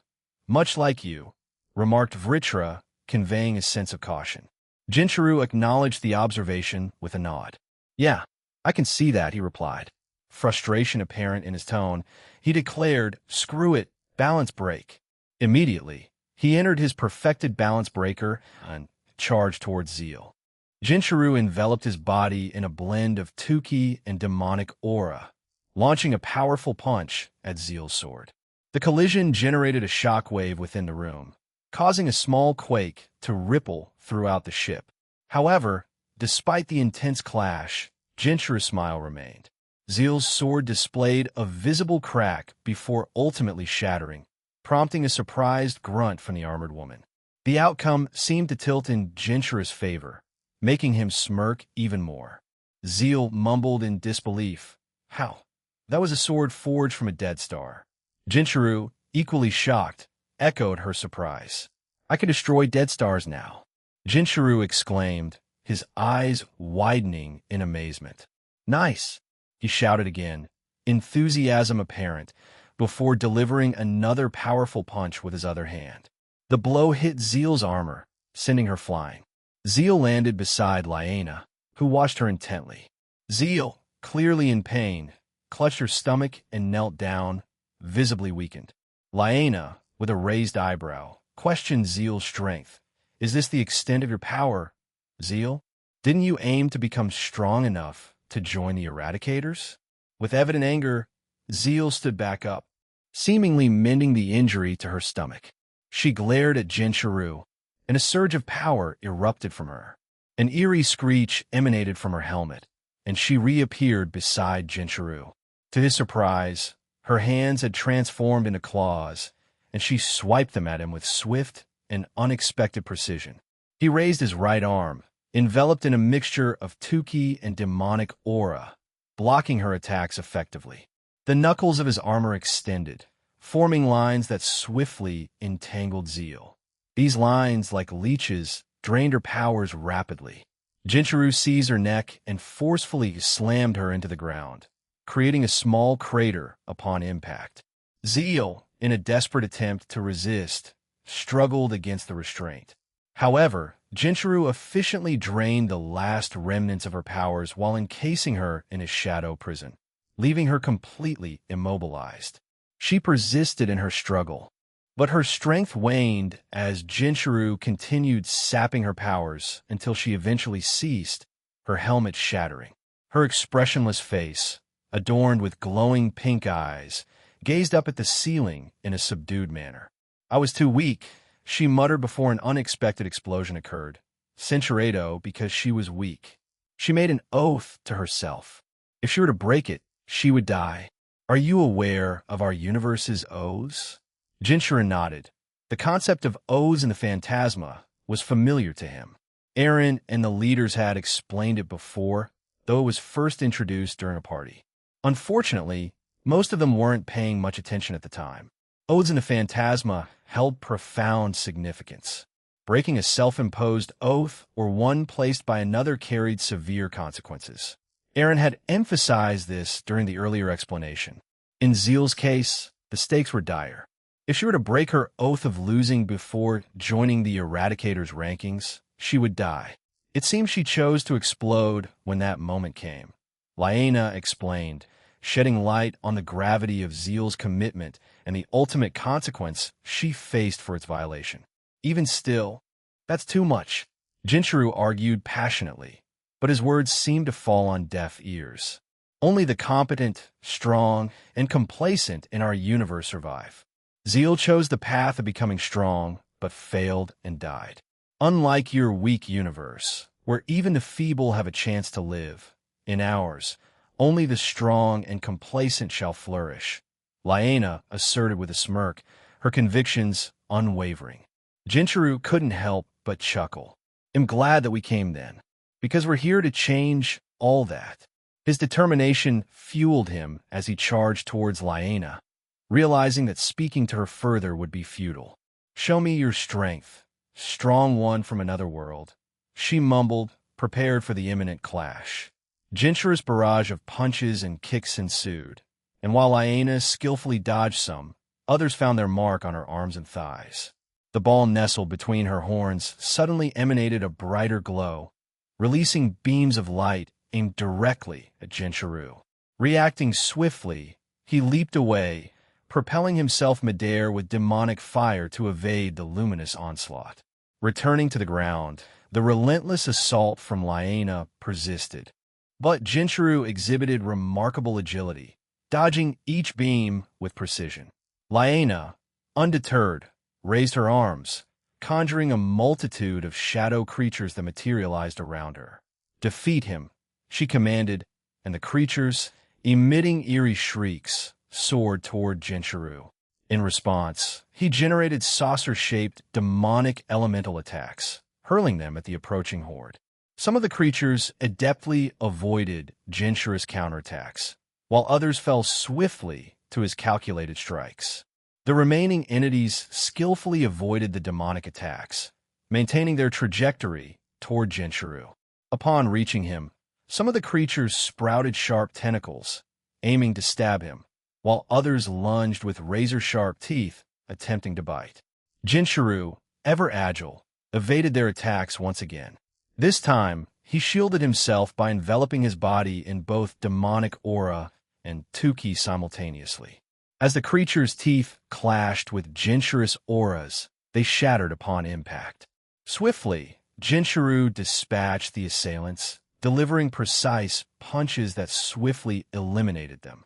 He swiftly seized the tentacles from the others, drawing them toward himself. Once cradled in his arms, he deftly blocked the luminous attacks directed at him by Laena. Those radiant attacks inadvertently struck her own summoned creatures, causing them to vanish instantly. Best to avoid those, he mused, recognizing the potency of Laena's attacks.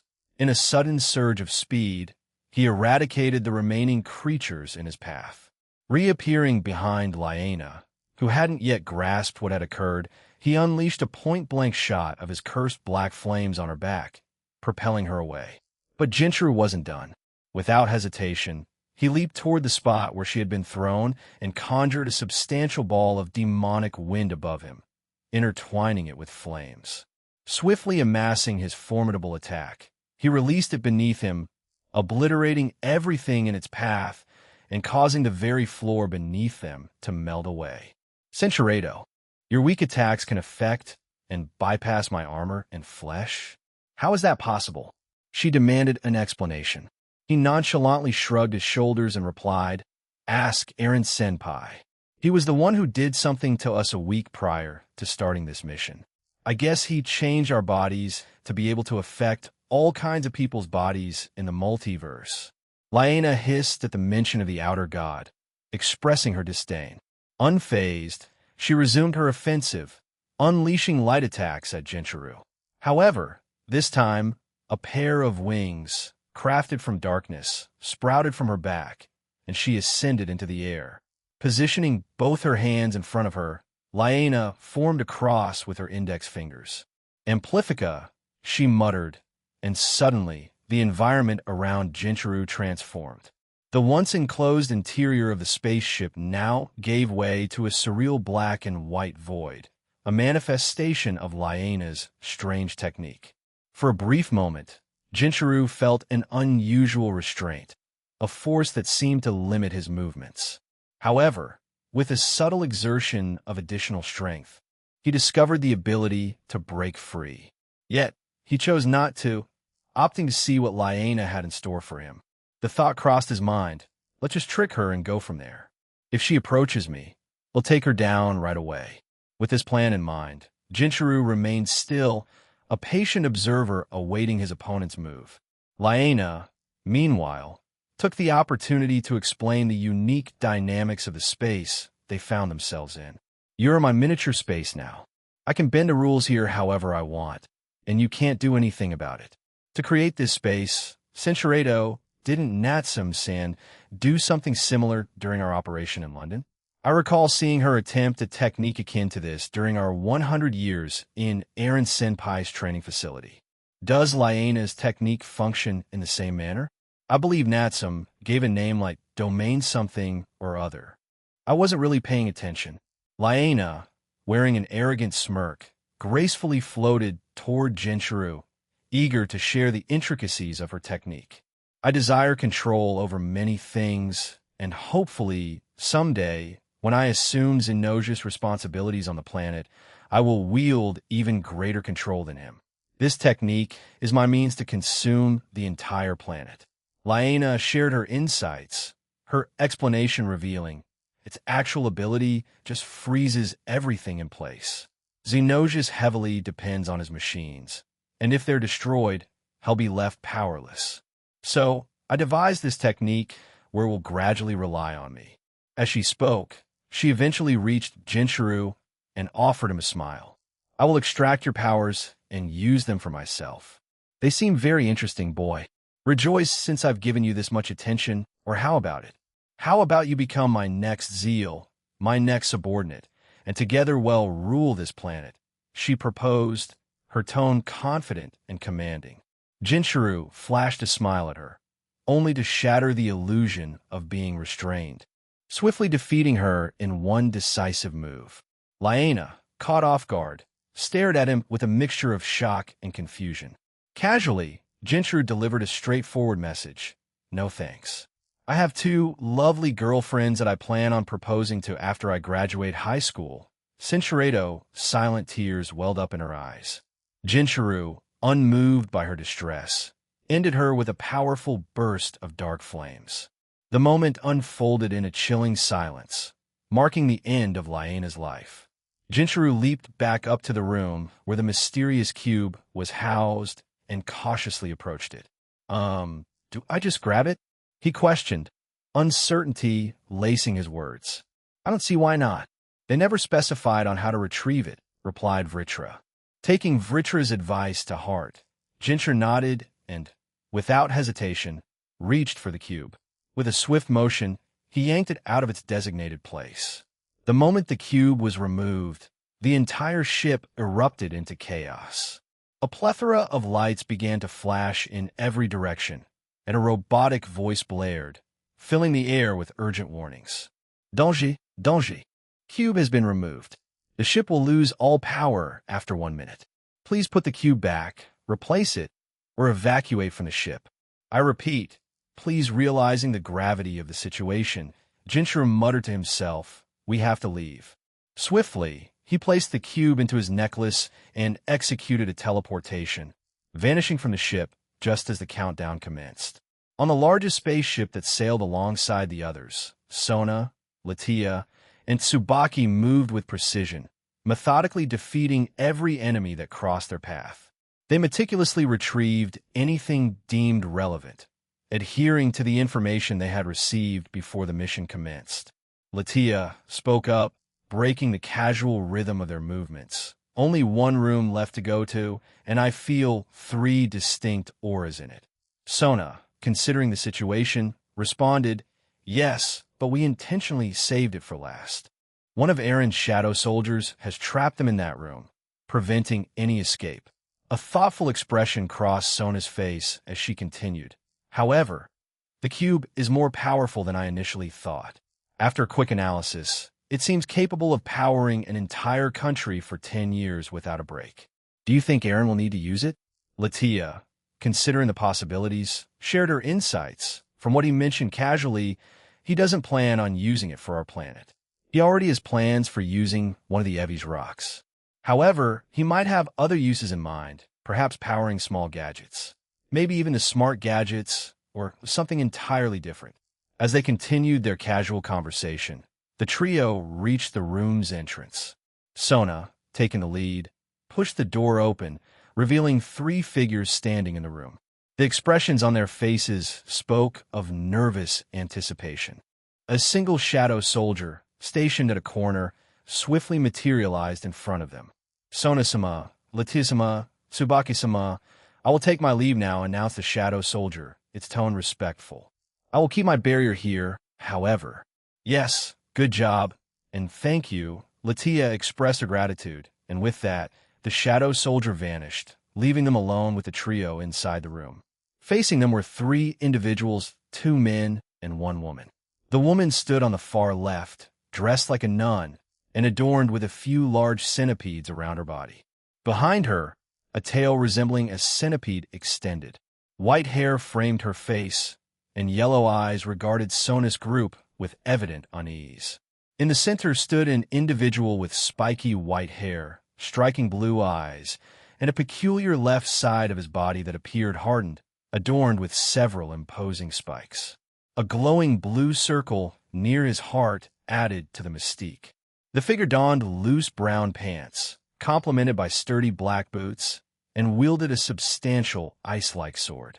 Accompanying them was a being reminiscent of a Tengu, yet with a distinctive and eerie twist. A skeletal head of a cow covered with vivid blue flames crowned the entity. Black feathered wings stretched behind them, and a bony skeletal frame, complete with an eye embedded in the center of their chest, added an otherworldly aura. Amidst this strange assembly, Tsubaki voiced a strategic decision. I don't think they're willing to negotiate, so ill-face the woman. Sona, in acknowledgement of the inherent danger, concurred, yes, we were informed that they rarely do that and will usually try to eliminate their enemies. I will face the man with the ice sword.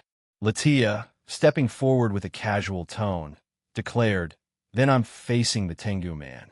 They think they can just casually declare that? And I thought I was arrogant, remarked the woman, her disbelief evident.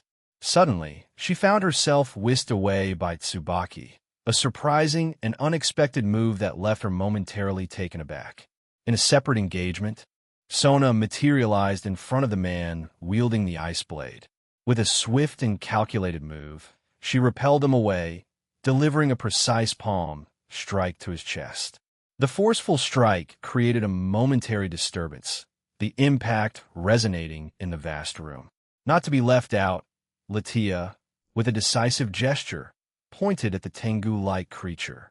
In an instant, both Latia and the creature vanished, reappearing in a different corner of the expansive space. It'll ask you once, surrender, and you might live. Refuse, and you'll lose your life, Tsubaki declared, her gaze unwavering as she confronted the woman before her. Ha ha ha. Do you think someone as great as Sayani will listen to a lowly creature like yourself?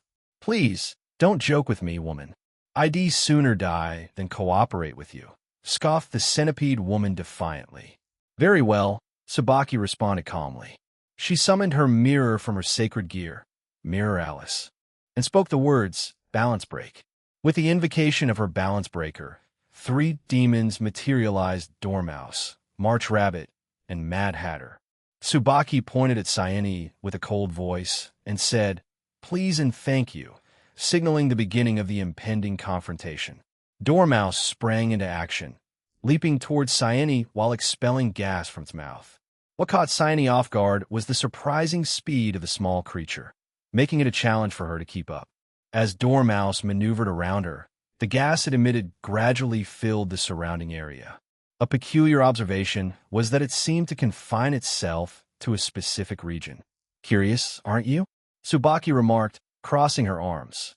A sly smile played on her lips as she clicked her fingers, revealing a previously unnoticed barrier around them.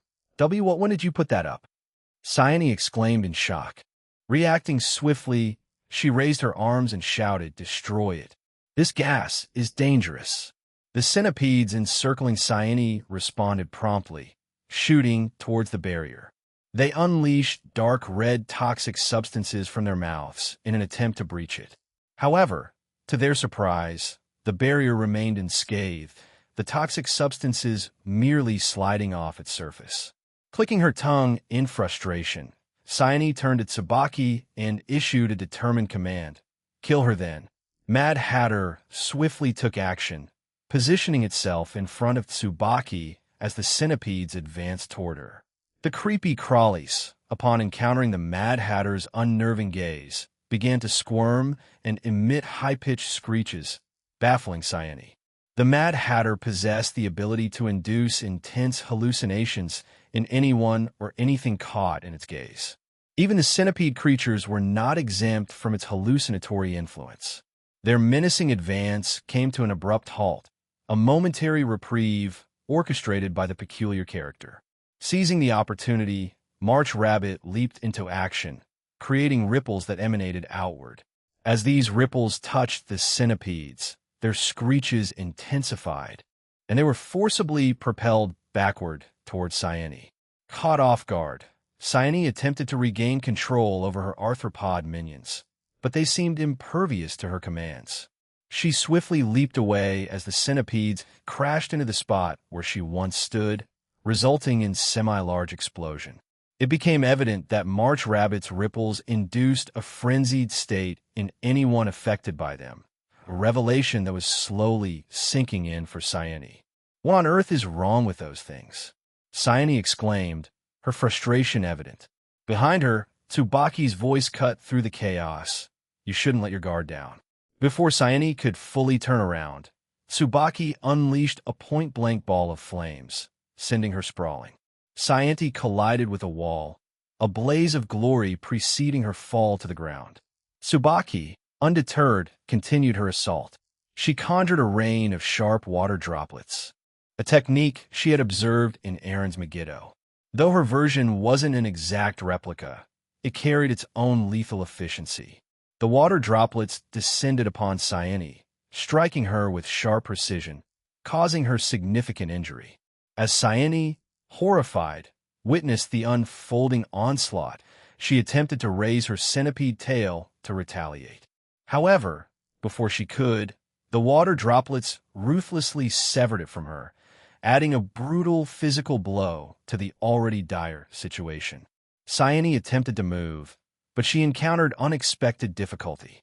This brutal defeat caught her off guard, as she hadn't anticipated such a powerful enemy to show up. She had presumed that the woman declaring the fight would be weak, given the usual fragility of most humans in this universe. Survival seemed reserved for those of different species, at least in her perception. However, as Tsubaki approached and loomed over her, a sense of fear gripped Sayane.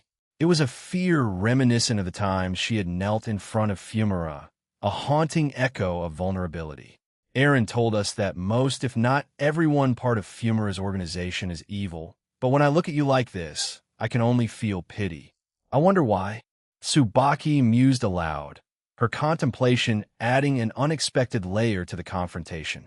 Sayane struggled to open her mouth, and when she finally succeeded, only the sound of her own breath emerged. Tension filled the air as the unsettling silence lingered. Tsubaki, thoughtful, spoke. There are many more things we don't know about your universe, so we'll take our time to understand them. I can assume you have your own species on another planet somewhere. I just hope they're easier to approach, but I have my doubts. I'm sorry we met like this. Perhaps in another life, we may have become comrades. Seeing this was the end, Tsubaki extended her open palm towards the fallen enemy. In a swift motion, she unleashed a demonic attack, obliterating her foe and bringing a decisive end to her life.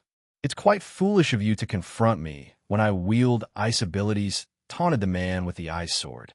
Undeterred, Sona unleashed a barrage of demonic water bullets towards her enemy. However, as her attacks neared a certain proximity, they swiftly froze mid-air and descended to the ground, frozen.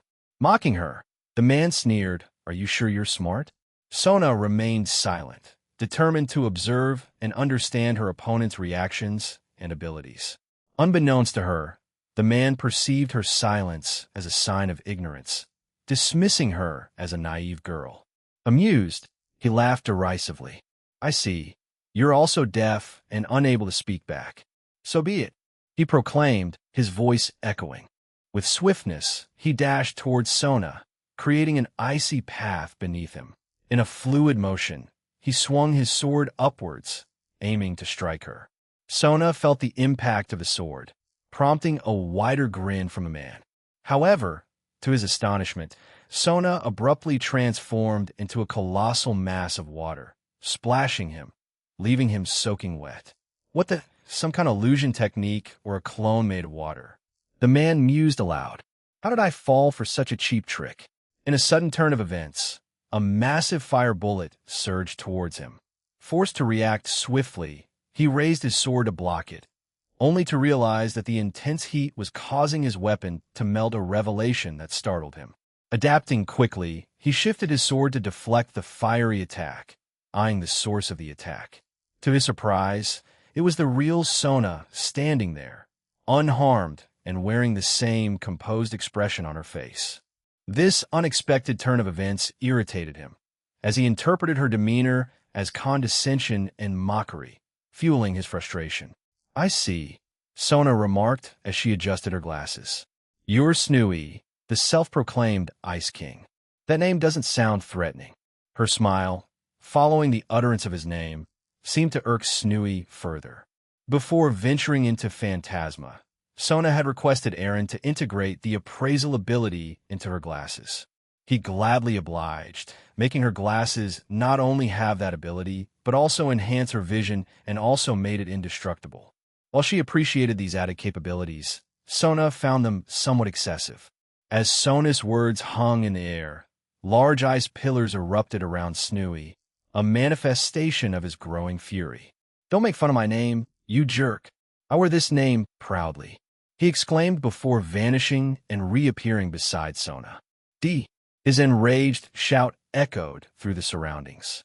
Sona effortlessly dodged Snooey's initial attack, her eyes emanating a silvery glow. In response, Snooey swiftly adjusted the trajectory of his sword, aiming it downward at Sona. Undeterred, Sona skillfully evaded once again and retaliated, aiming her palm at Snooey and unleashing an invisible force that sent him sprawling backward. Snooey, using his ice abilities, managed to halt his momentum. However, a disconcerting realization struck him as he observed a crack in his ice. Attempting to heal it, he found his ability non-responsive, leaving him perplexed. Glancing back at Sona, He concluded that she had somehow affected him. Frustration bubbled up within Snooey, and he vented it with a shout. "You're all so incredibly annoying. You barge into our universe and pull this nonsense? Get lost." With determination, he dashed back towards Sona. To gain an upper hand, Snooey conjured ice clones around him, each poised to attack Sona with different techniques. One clone swung a giant icy slash, while another unleashed a barrage of icicles.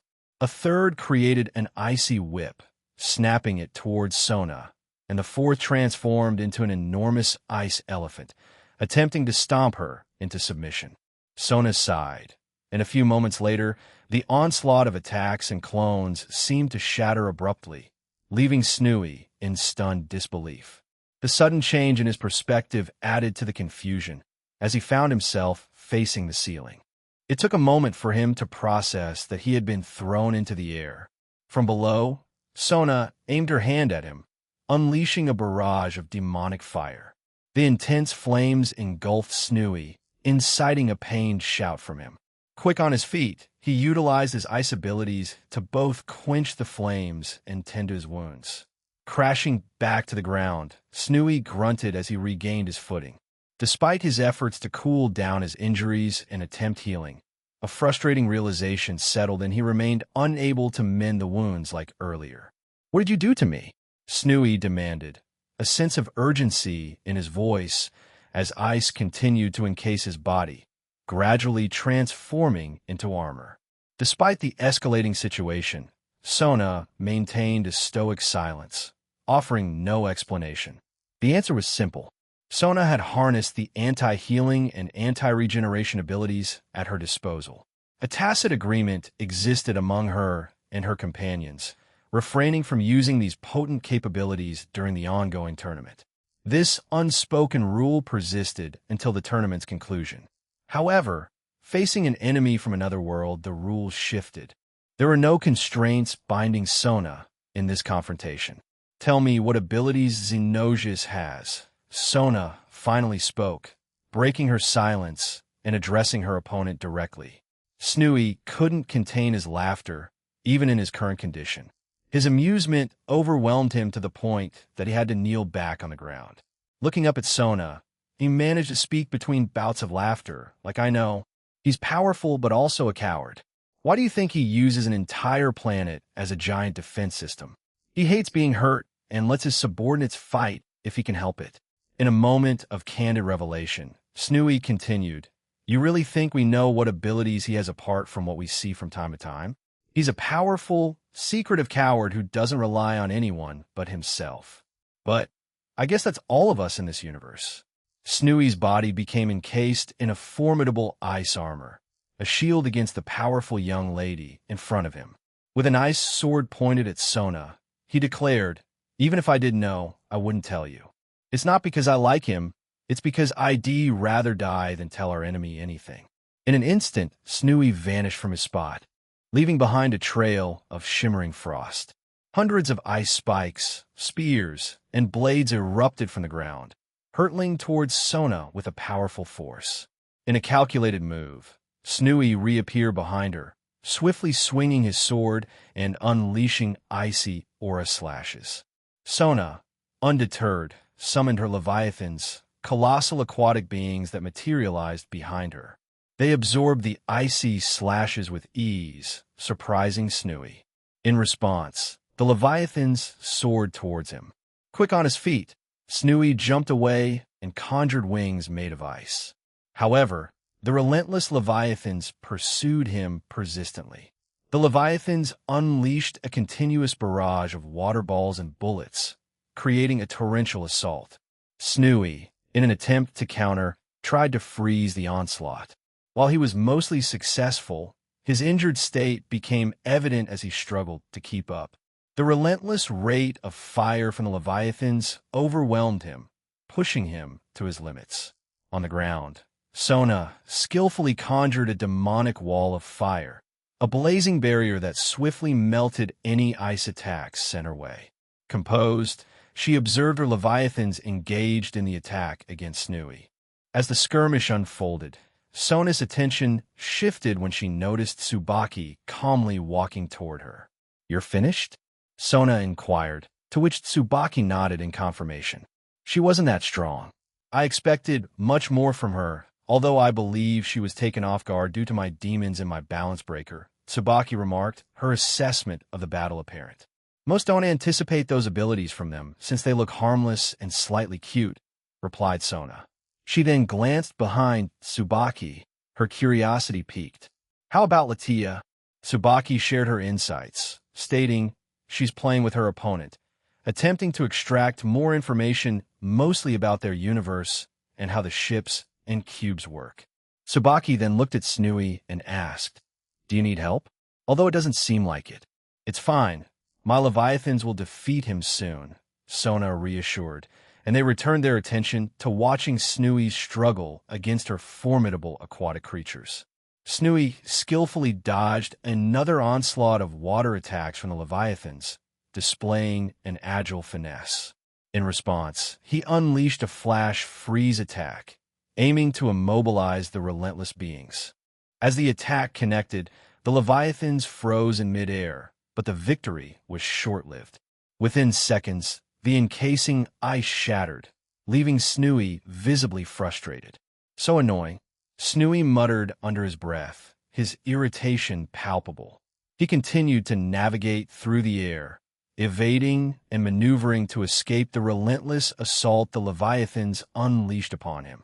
Despite his efforts, some of their attacks found their mark, highlighting the evident strength disparity between Snui and the formidable aquatic entities. The struggle in the aerial battlefield persisted, with Snui attempting to outmaneuver the overwhelming might of the Leviathans. Suddenly, a large translucent dome materialized, causing confusion to wash over him. In the blink of an eye, one of the Leviathans positioned in front of him seamlessly traded places with Latia, adding another layer of bewilderment to the unfolding scene. Latia wasted no time and lunged toward him, delivering a decisive strike that brought him down before he could react. Caught off guard, he barely had a moment to register the attack. Latia, however, swiftly switched places with Sona's Leviathan again, and in perfect synchronization, the two creatures unleashed a combined attack. The collision resulted in a spectacular explosion in the air, leaving chaos in its aftermath. "I didn't think Latia would suddenly do that," remarked Sona, her voice carrying a hint of surprise. Tsubaki, considering the unfolding events, responded, "Yes, although I think it may have been an impromptu move on her part." Snui crashed to the ground, yet contrary to expectations, he remained conscious and tenacious. Despite the injuries, he struggled to rise, revealing a resourcefulness that caught everyone off guard. Ice formed into a makeshift arm and leg, crafted through his manipulation of the freezing element, replacing the missing parts. Not done. Yet he snarled defiantly, fixing a fierce glare on Tsubaki and Sona. Tsubaki, maintaining a calm demeanor, spoke, "Surrendering would be the wise choice. You're severely injured, and if you surrender now, we can administer first aid. If you cooperate, we'll ensure you can live in relatively good conditions in our prisons." The promise hung in the air, but Tsubaki couldn't be certain of its realization, especially in the unfamiliar terrain of the Phantasma's universe.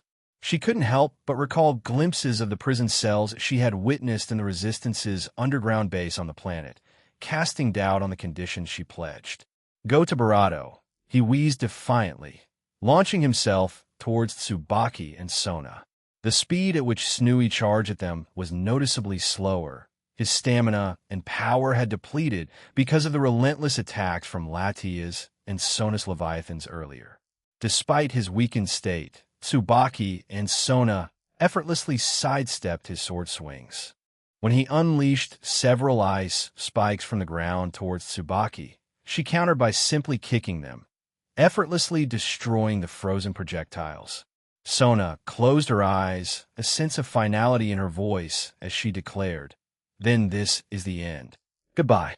Raising her hand, water shackles emerged from the ground, swiftly attaching themselves to Snui's ankles.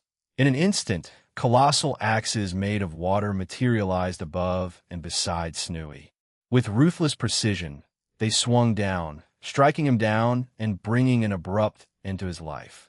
Tsubaki's gaze lingered on where Snooey had fallen, a contemplative expression on her face. I wonder what kind of story he had before he became like this, she mused aloud.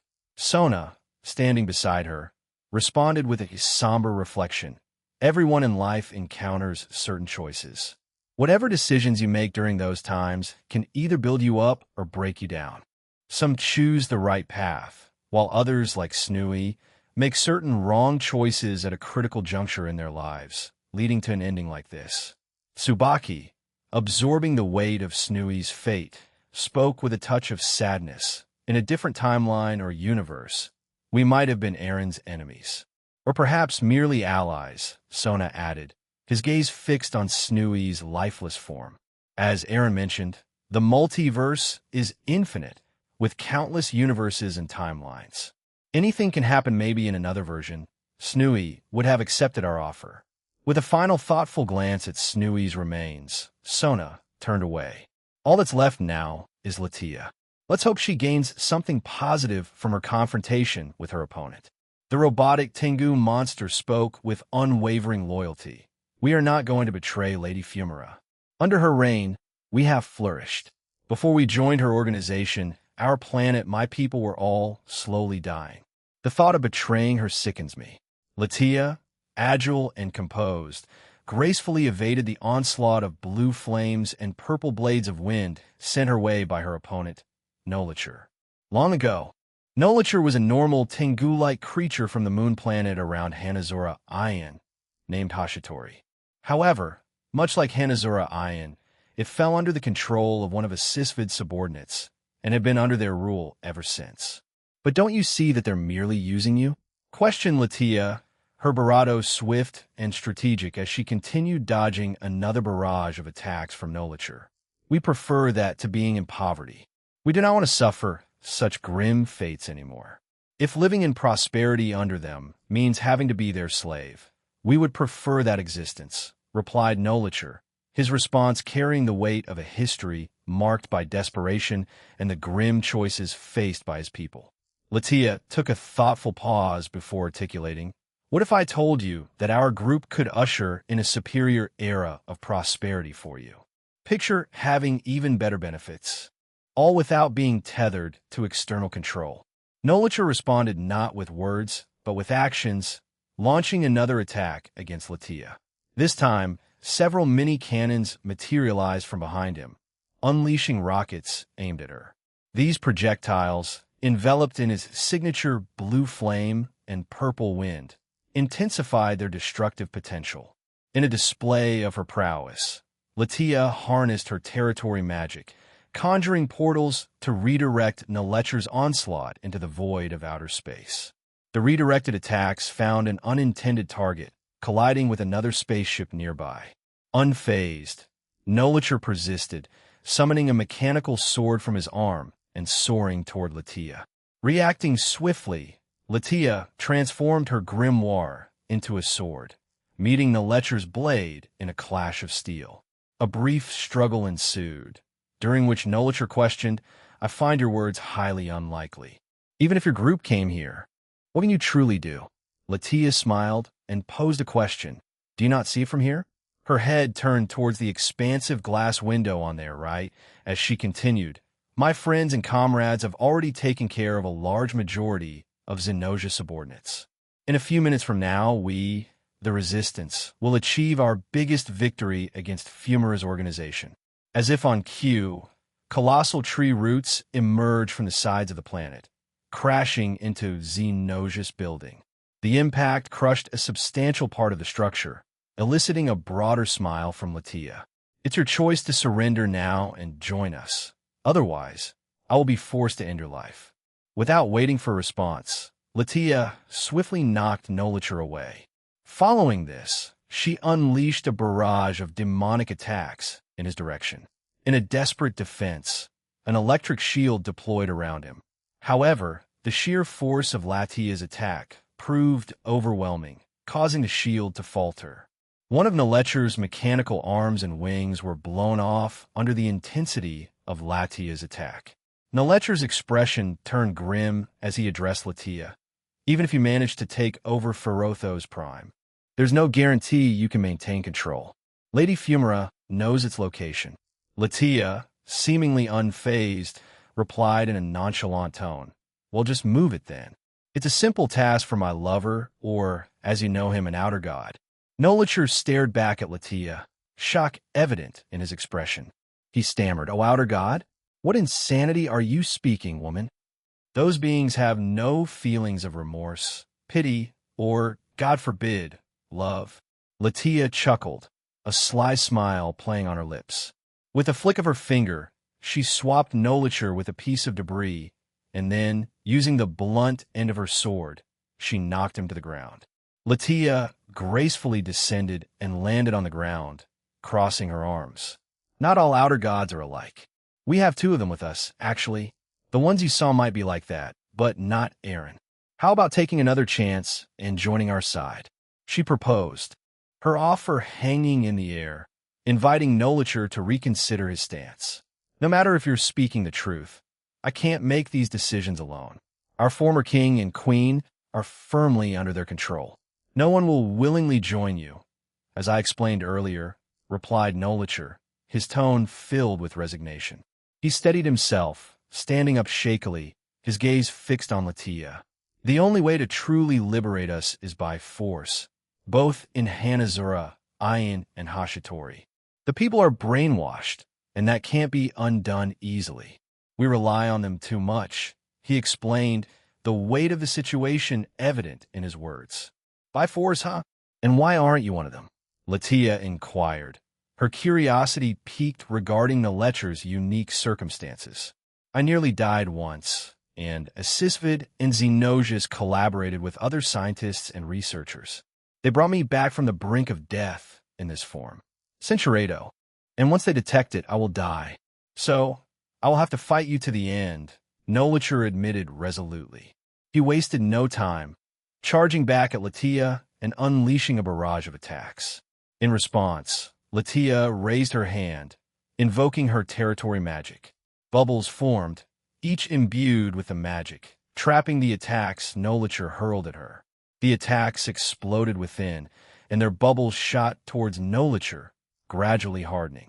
Nolicher, undeterred, attempted to counter them using his distinctive purple wind. He shaped it into an enormous hand, striving to block the oncoming attacks, but the hardened bubbles tore through the purple wind. Panicked, he shifted to his blue flames, seeking to incinerate the encroaching threat. However, his efforts proved futile as the hardened bubbles resisted the flames and continued their relentless advance. "Then, tell me more about this universe," Latia inquired, appearing in front of Nolicher after quickly swapping places with a piece of debris. "Ask any questions before I die," responded Nolicher, his voice carrying a weight of resignation. Despite the imminent threat, they continued their half-hearted duel, exchanging both blows and words. After a few minutes, Nolicher's robotic body lay lifeless on the ground. Latia had delivered the final blow, targeting his heart and ultimately ending his life. Latia, showing a sign of respect, bowed her head to the fallen enemy. "Thank you for sharing your knowledge with me. I'll make good use of it," she uttered with a sense of acknowledgement. Sona and Tsubaki approached, and Sona inquired, "You're finished? We still have 3 spaceships left, so let's make our way there." Latia nodded, signaling her readiness. With a casual flick of her hand, a cube materialized above her palm, and she securely grasped it. This cube, discovered earlier in the ship's core, was a crucial component. They had chosen not to take it immediately, assigning Latia the task of retrieving it when the opportune moment arrived. "Danger! Danger! Cube has been removed. The ship will lose all power after 1 minute. Please put the cube back, replace it, or evacuate from the ship. I repeat, please." The urgent warning filled the air, prompting all 3 of them to exchange glances and prepare to leave.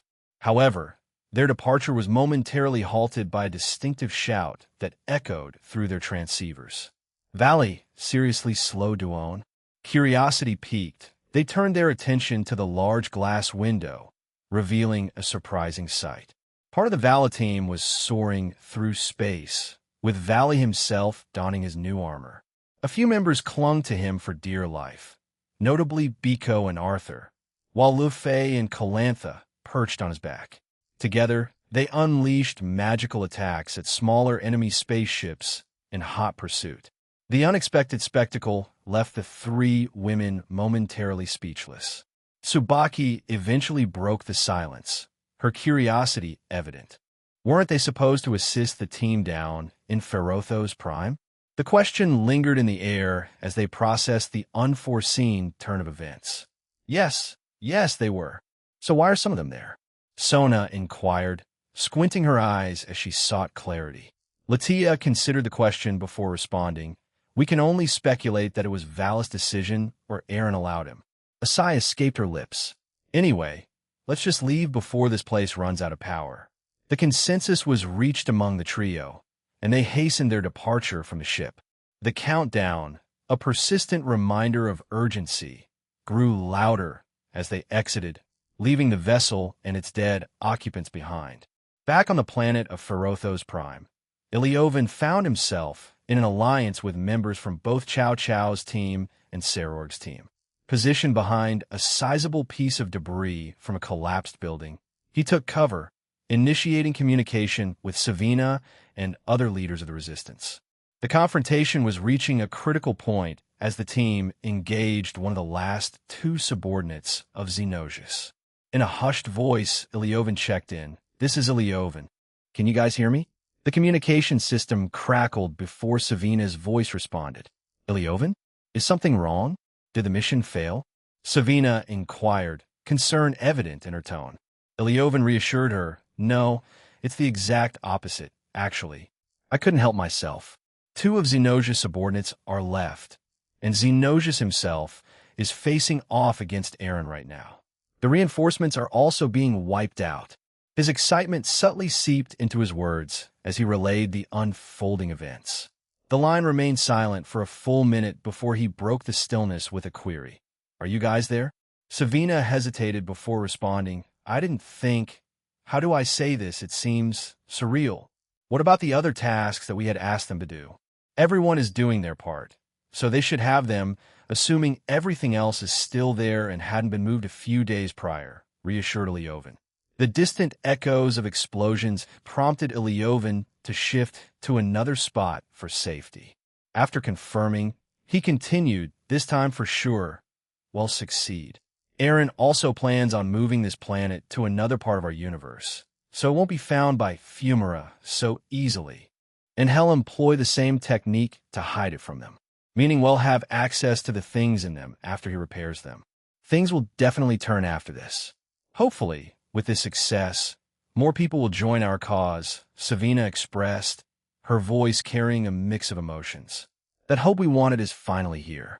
If only Ramlar were still alive to see this, she added, a wistful note in her tone. Iliovan, affected by the moment, felt tears welling up in his eyes. We just need to make sure we complete this before we celebrate. But I agree that hope is finally here. And I really hope we'll get more people to join us to take them down. He articulated, his words resonating with a determination to see their mission through to its completion. The promise of a brighter future hung in the air, mingling with the bittersweet acknowledgement of those who couldn't witness the pivotal moment. In my short update here, Savina, please inform the others. I'm going to join them. Iliovan communicated through their link. Yes, of course. Good luck and stay safe, Iliovan, replied Savina before ending the communication. Iliovan leaped out from his hiding spot, swiftly rejoining the rest of the group. In front of him stood a biter, one of the last two subordinates of Xenosius. How's it going so far? Iliovan inquired as he rejoined the ongoing battle. Keisha grimaced, not good. That thing is so annoying. It's using its comrades' corpses to fight us. It's really annoying to deal with. Iliovan nodded, a deep understanding in his eyes. Yeah, that's his ability. Those purple strings in its hands can take control of fallen enemies he faced and make them fight for him. He has around 15 of them, right? Only a few of them are used for offensive, though, he explained, sharing crucial insights about the difficult opponent they were facing. A biter, a massive creature, lacked the ability to communicate through human speech. However, Xenosius had successfully tamed it, turning the formidable being into one of his subordinates. This creature was a rarity in their universe, shrouded in secrecy with no designated planet to call its own, making it an elusive and sought-after entity. Its imposing figure was adorned with golden armor, and its skin took on a regal hue of purple. The creature possessed a unique ability emanating from its fingertips, the power to shoot out thousands of purple strings.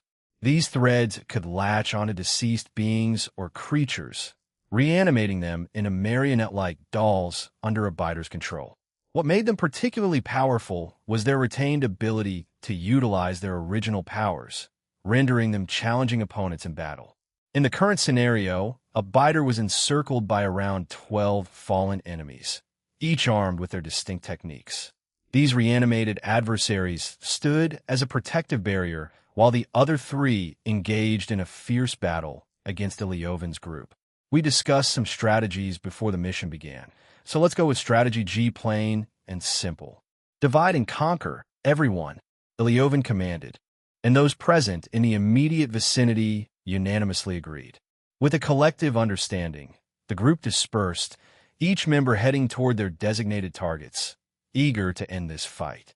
Chapter 17, Part 5, Thresholds of Radiant or Somber Tomorrow's third-person point of view. Kishidano. Those two by his right arm can absorb attacks and redirect them. The other can create barriers, absorb attacks too, but they can also convert that absorbed attack into something more powerful for itself or others. Please be careful, explained Zhuge Liang, one of Cao Cao's bishops, providing crucial information. She's right. With that said, Perseus, the one you're heading toward, can restrain its opponents with those 4 tentacles and drain their energy. Be careful not to get caught. Also, the Abiter can bring back the destroyed corpses twice, so you'll need to destroy them a total of 3 times, warned Iliovan, emphasizing the intricacies of the upcoming battle. Roger, responded Keisha and Perseus in unison. With a shared understanding, the duo swiftly dashed towards their designated targets, ready to engage in a short but intense battle. Keisha soared toward the designated targets, swiftly closing the distance before unleashing a barrage of demonic attacks. As Zhuge Liang had forewarned, the 2 lifeless entities absorbed her attacks. In response, one of them retaliated with an intensified energy sphere, while the other glowed, transferring the absorbed power to bolster the attack. Undeterred, Censurato, she released a multitude of the same attacks, redirecting the absorbed power back at the lifeless enemies. Through rigorous training, Keisha had managed to evolve her whole ability. Now, she could not only absorb attacks, but multiply or duplicate them by at least 20 times. This advancement allowed her to unleash a powerful counterattack on her opponents.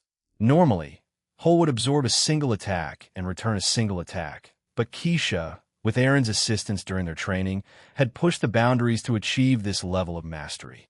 The lifeless bodies continued to absorb the onslaught of attacks, as if impervious to harm, retaliating with equal force against Keisha. It turned into a relentless exchange, a constant back and forth of destructive energy. Keisha, undeterred, utilized her whole ability, absorbing around 1,000 attacks simultaneously. She then multiplied the absorbed energy by 20, sending it back towards the corpses. However, this time, a deviation occurred. The corpses, attempting to absorb the intensified attack, faced an unexpected failure. Overloaded with the excessive energy they had absorbed, they met their demise in explosive bursts. Keisha, analyzing the outcome, mused, so that's the limit? Huh? It exceeded my expectations, but that's fine. I just need to repeat this process 2 more times. And her train of thought was abruptly interrupted by a sudden blue laser that shot past her, compelling her to shift her attention to the unknown assailant. As she turned her head, Keisha discovered another lifeless body, this one adorned with multiple arms tightly clutching guns. Suddenly it sprang to life, unleashing a barrage of blue lasers in her direction. Swiftly, she evaded the oncoming beams, taking to the air as a defensive measure. Determined, she flew towards the armed corpse. Responding in kind, Keisha launched elemental arrows at the reanimated foe. The corpse retaliated by firing its laser, creating a clash of destructive energy. The collision resulted in both attacks neutralizing each other in a spectacular explosion. Exploiting the moment, Keisha closed the distance, delivering a powerful kick to the head of the now vulnerable foe, destroying it. "This one is easier to deal with," she declared triumphantly.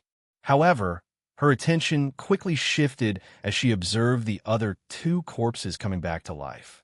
Without hesitation, she teleported back to their vicinity, unleashing a barrage of demonic attacks. This time, Keisha skillfully absorbed both the redirected attacks from the two corpses and the lasers fired at her by the other who also came back to life. This scenario was what she wanted, so she could confront them simultaneously. After reabsorbing their attacks multiple times, she harnessed their own energy and unleashed it back at them, utilizing her focused power. The retaliatory strikes hit their targets, causing the two corpses and the gun-wielding corpse to wither away. 3 down. Iliovin's triumphant shout echoed, signaling a small victory. 12 to go. On the opposite side of the battleground, Perseus soared toward his enemies, relying on his magical abilities. Facing him were bizarre creatures, each with distinct features. One creature resembled a giraffe walking on 2 hind legs, flinging spinning blue flaming turtle shells at Perseus. Another creature, even stranger, boasted 2 heads and 4 faces. It began launching words at Perseus, each uttered phrase transforming into a physical entity. To counter these peculiar attacks, Perseus employed his magic, weaving a defense against the attacks. "These things are really strange, man," he exclaimed, a mix of bewilderment and amusement coloring his voice. As he successfully thwarted the incoming attacks, Perseus accelerated, aiming to sever the neck of the giraffe-like creature. Much to his surprise, his blade failed to pierce it. "I didn't put enough power into it. This thing's neck is like hitting 100 Mount Everests at once," he exclaimed, his frustration evident. With a blink, he distanced himself from the creature. "What's a Mount Everest?" Iliovin's voice inquired through the transceiver, prompting a laugh from Perseus. "Don't worry about it, Chibi-kun," replied Perseus. Focusing his energy, he gathered 2ki into his sword, unleashing a series of 2ki aura slashes towards the giraffe monster, this time imbuing even more power into his strikes. However, the giraffe corpse, sensing the imminent threat, countered Perseus' attacks with its flaming turtle shells. To its surprise, Perseus' attacks cut through the shells and struck the creature down with a powerful blow. Yet in a matter of seconds, the creature reassembled itself, revived, and resumed its attack on Perseus. "Ain't that a bit unfair?" Perseus queried, a hint of skepticism in his tone. He then casually shrugged and turned to his side, swiftly swinging his sword down to cut through the incoming word dance aimed at him. Observing the peculiar 4-faced creature before him, he mused aloud. "I wonder what happens if those words hit me." Shrugging once more, Perseus drew upon his sacred gear, Aegis Mineralization, aiming it at the 2 petrified corpses. "Get him!" he exclaimed, and beams shot out from the shield, turning the corpses into stone. "This'll be easy," he declared before dashing towards the petrified bodies, striking them down one after another. Only one more time for Giraffe-kun, and 2 for Weird Face-kun. A laugh escaped Perseus as he marveled at his own ease in handling the situation. However, as the corpses revived and attacked once more, he adeptly avoided their strikes, petrifying them again with his shield and swiftly dispatching them. Once the giraffe monster met its permanent demise, an unexpected twist unfolded. The 4-faced monster began to cry, launching the words "sad" rapidly towards Perseus. Unfazed, he skillfully sliced the words apart. Yet, driven by curiosity, He allowed one of the words to make contact, and immediately an overwhelming wave of sorrow engulfed him, prompting uncontrollable sobs. Perseus couldn't believe the unfolding situation, and in the midst of his sobs, he exclaimed, "So this is what happens." His group collectively responded through their transceivers. "You're an idiot," a blend of scolding and humor that elicited a laugh and more tears from Perseus. Despite the emotional roller coaster, he managed to declare, "Well, at least now I know." Reinvigorated by this newfound understanding, Perseus continued his attacks, slicing through more words that surged toward him. Among them, there was one word he particularly didn't want to be hit by die. Swiftly, he petrified the creature associated with the threatening word and decisively ended its existence. With excitement in the air, Iliovan's voice echoed through the transceivers. "2 more down, 10 to go. Keep it up, guys." Encouragement filled the communication channel, spurring the group to persist in their efforts against the remaining enemies. Corianna Andrilphus and Jean joined forces, facing the animated corpse that belonged to the attacking team. The creature, a humanoid wolf, relentlessly hurled star-shaped attacks and blades of darkness their way. Jean, adeptly dodging an incoming attack, remarked, "This thing reminds me of Tobio Akuya-san, but well weaker." She paused, assessing the situation. Its only saving grace seems to be its annoying ability to bypass our attacks, unless...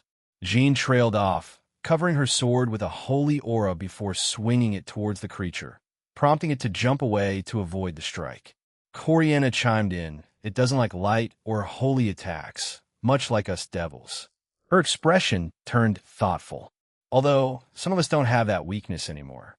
"Anyway, did you notice its darkness starts to waver when in close proximity to light or holy attacks?"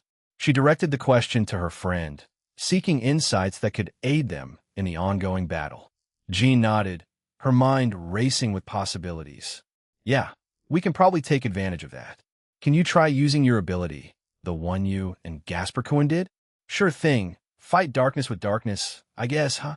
Corianna mused, embracing her newfound form that she and Gasper had crafted together. With a swift transformation, she activated her time-stopping ability, causing the creature to freeze in its tracks. Corianna then signaled to Jean, who saluted in acknowledgement. Gathering a surge of holy aura on her sword, Jean dashed toward their frozen adversary. With a forceful swing, her blade cut through the darkness shrouding the creature, revealing the body of an old man. However, like the other corpses, it swiftly revived, launching an immediate attack on Jean. Yet, before it could strike, Corianna intervened, halting the creature's movements with her time-stopping powers. After 2 more rounds of the intense battle, the group finally emerged victorious, and Corianna reverted to her normal form from her other, more powerful state. Taking a moment to catch her breath, she pulled out her phone and sent Gasper a text, including a selfie, a move that left Jean watching in disbelief. "Are you sure about doing that?" Jean questioned, still trying to make sense of Corianna's unexpected actions. "I'm going to be away from Gasper, the same with Tomo, so we do our best to keep up to date with him about anything," Corianna explained as she continued typing. Pausing for a moment, she looked up and asked, "Cinchuredo, how would I know?" "Ask Tomo-san, or someone who's in a relationship." Corianna regarded Jean with a perplexed expression and remarked, "I heard from Lavinia-san that most of the women who are interested in him spend a lot of time together with him. Didn't you barato him back in Kyoto? Why don't you just go for it and get it over with?" Jean, taken aback, stared at Corianna in shock. Her face flushed crimson as she stammered, "Why? I have my own plans. I don't want to rush it. Anyway, let's go help the rest, jeez."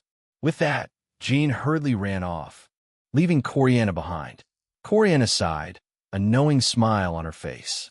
And that's the issue with new people. They really need to be more outgoing. Putting her phone away, she quickly followed after Jean. Corianna's head tilted slightly as she voiced her confusion. "Wait, weren't they supposed to be on Ria's ship? Why are they here, Jean? Wait, I have another question." In the heat of battle, Libin Crossel, Sarorg's knight, and Heracles, a rook from Chow Chow's team, joined forces against an attacker from a biter. The creature bore a striking resemblance to the titans of Greek mythology, harking back to the draconic dais. Their collaborative efforts seemed promising, yet in an unexpected turn, the creature met its demise with a single attack, obliterating the surrounding area and leaving everyone in awe. The ones who had crash-landed were none other than Chow Chow and Saror Bale. Concerned for the well-being of those nearby, Sarah called out, "Is everyone okay?" Chow Chow, who put a hand on his face, couldn't help but chide, "I told you we didn't need to do that," to which Saror responded with laughter. The unexpected heroes of the moment emerged, the kings and leaders of both teams. Heracles, in evident excitement, questioned the whereabouts of Saror Bale and Chow Chow.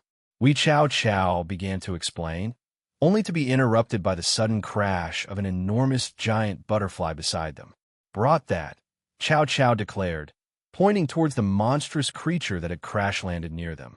Iliovan swiftly leaped over to them, a look of surprise on his face.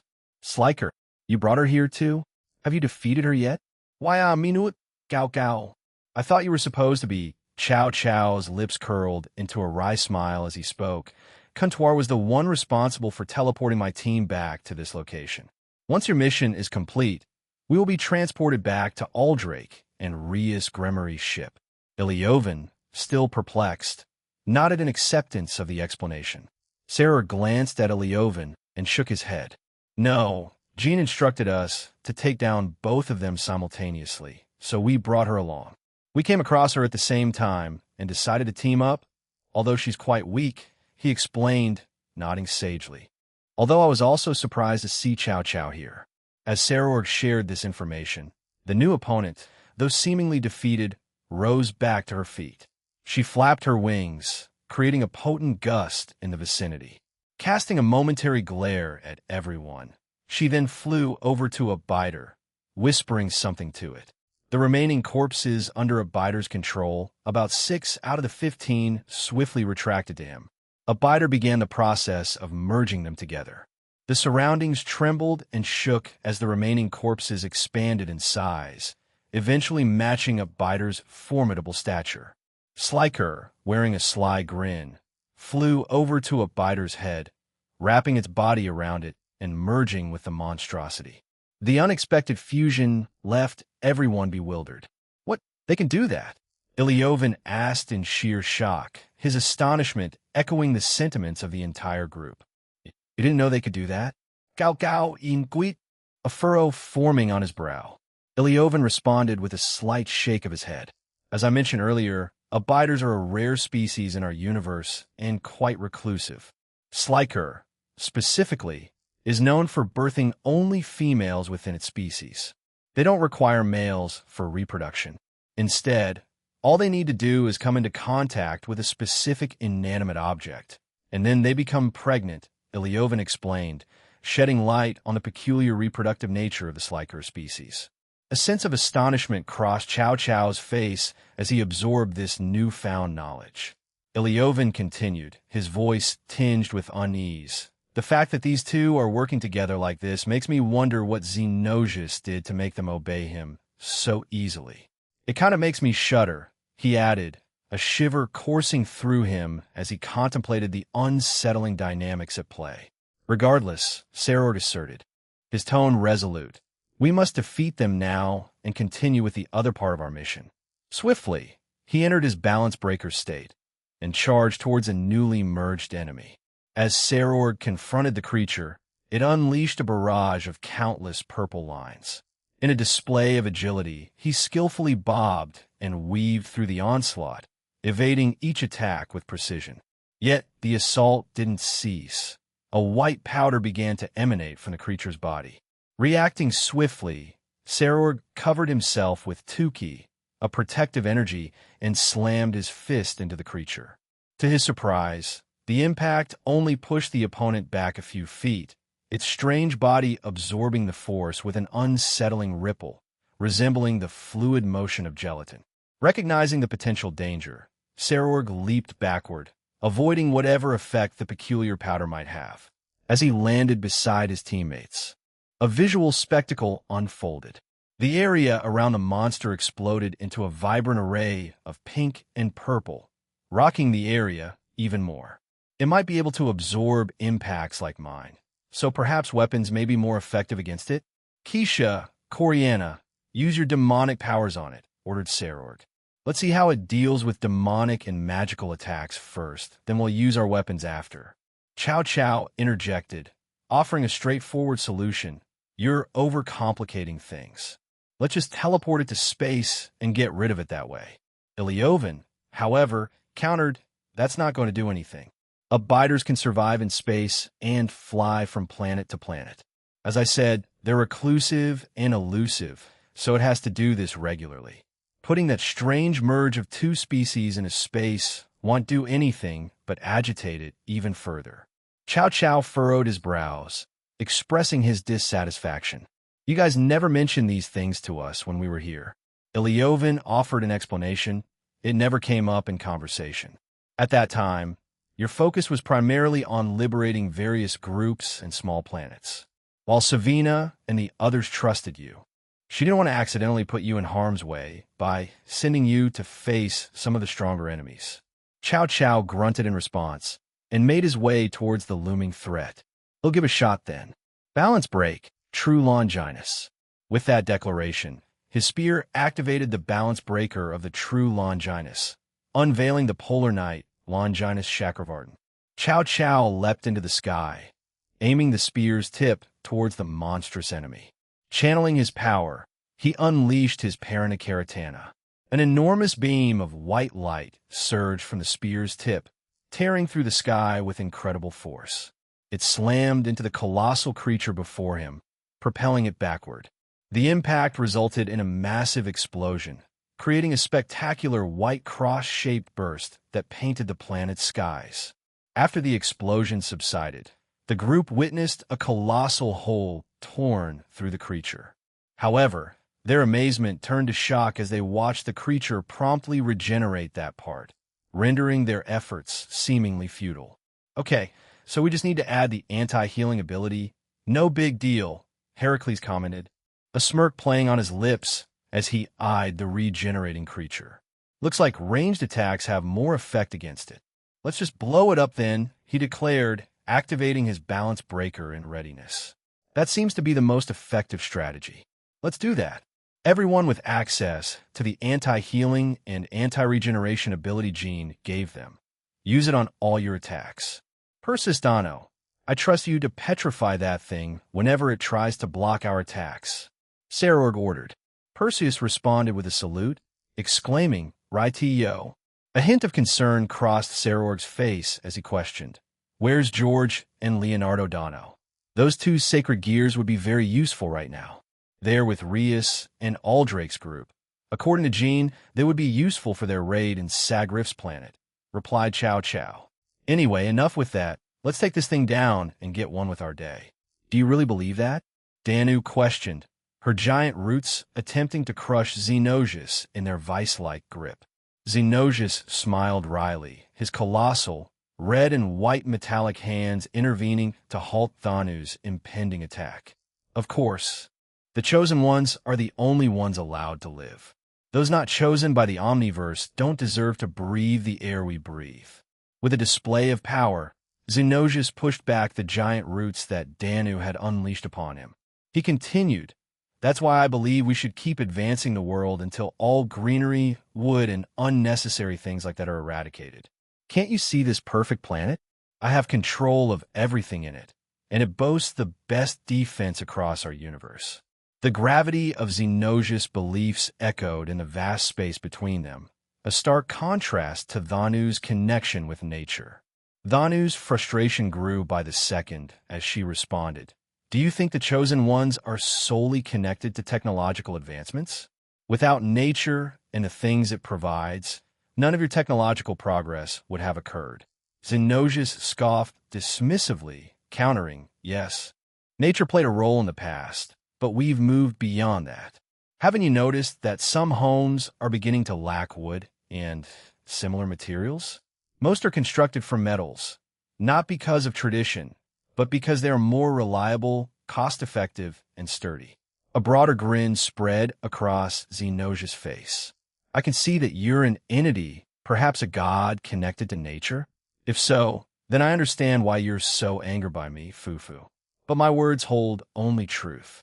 Eventually, even you will fade away, forgotten by your world's people. That's not happening, Aaron calmly asserted from behind Denu, his gaze fixed on Xenosius, who, in turn, took a step back, well aware of the underlying tension. The air hung heavy with the unspoken weight of the last sentence Xenosius had directed at Danu. Aaron, let me... Danu intervened, and with a swift motion, an invisible blade of wind shot towards Xenosius' arm, striking him with a decisive blow.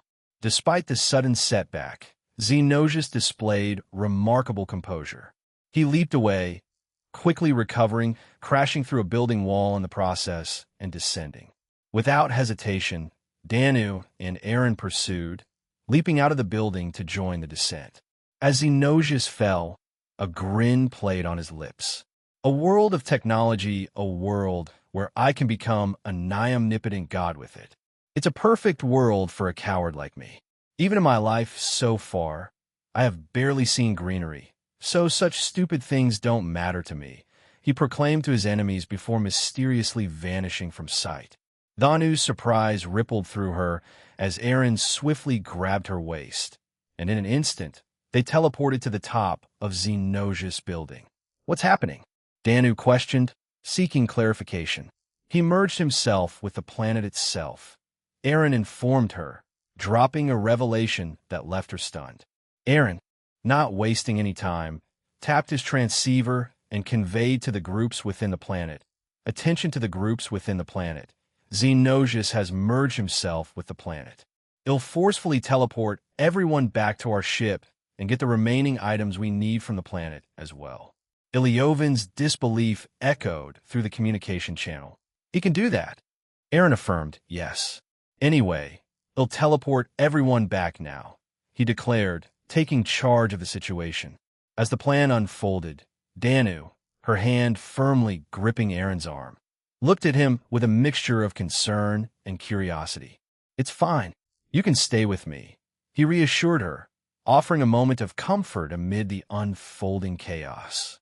Following the teleportation, a colossal upper half of a figure surfaced from the planet's debris, a creation forged from the shattered technology and random fragments. This imposing entity, known as Xenosius, grinned down at Aaron and Danu. Do you not see the brilliance that I am? No one can truly ever take this place from me or Lady Fumara, because I am the planet itself. This was once a small sun in this part of the galaxy, you know? I simply turned it into something useful, and in a twist of fate, it turned into my final trump card, Xenosius explained, his voice echoing through the remnants of the planet. Oh, you two are still alive. Xenosius expressed genuine surprise as a peculiar amalgamation of two creatures ascended from the ground, reaching eye level with him. A grin crept across his face as he pointed at Aaron and Danu. Take that man down for me, will you? The merged forms of a biter and sliker acknowledged the command and swiftly soared toward Aaron. Observing the approaching threat, Aaron turned to Danu, stating, "They'll leave him to you for a while. If I see you struggling, they'll step in. Oh, and here," with a gentle poke to Danu's forehead, he added, "This should let you summon the things you need without it being here. It's a bit vague, but you'll understand when you start using your powers." Focusing on Xenosius, Aaron issued a warning, "Don't underestimate my goddess, you brat. She's a lot more powerful than she lets on to be." He sealed his sentiment with a kiss on Danu's forehead. Before Danu could respond, Aaron vanished, leaving a sonic boom in his wake. A biter and sliker also disappeared, leaving Xenosius to confront the goddess alone. Who does he think he is to say that to me?" Xenosius began, but his words were abruptly cut off by an immense gust of wind slamming into him, forcefully knocking him backward. Following this, a substantial piece of earth emerged from the ground beneath him, striking his mechanical barato and disabling him. The attack continued as enormous roots shot out from behind Danu, taking on the form of hands that seized Xenosius and slammed him forcefully to the ground. Danu, hovering above, wore a satisfied smile as she declared, "Please take me seriously, Mr. Xenosius. I would like to prove that Mother Nature is still very much alive in your universe."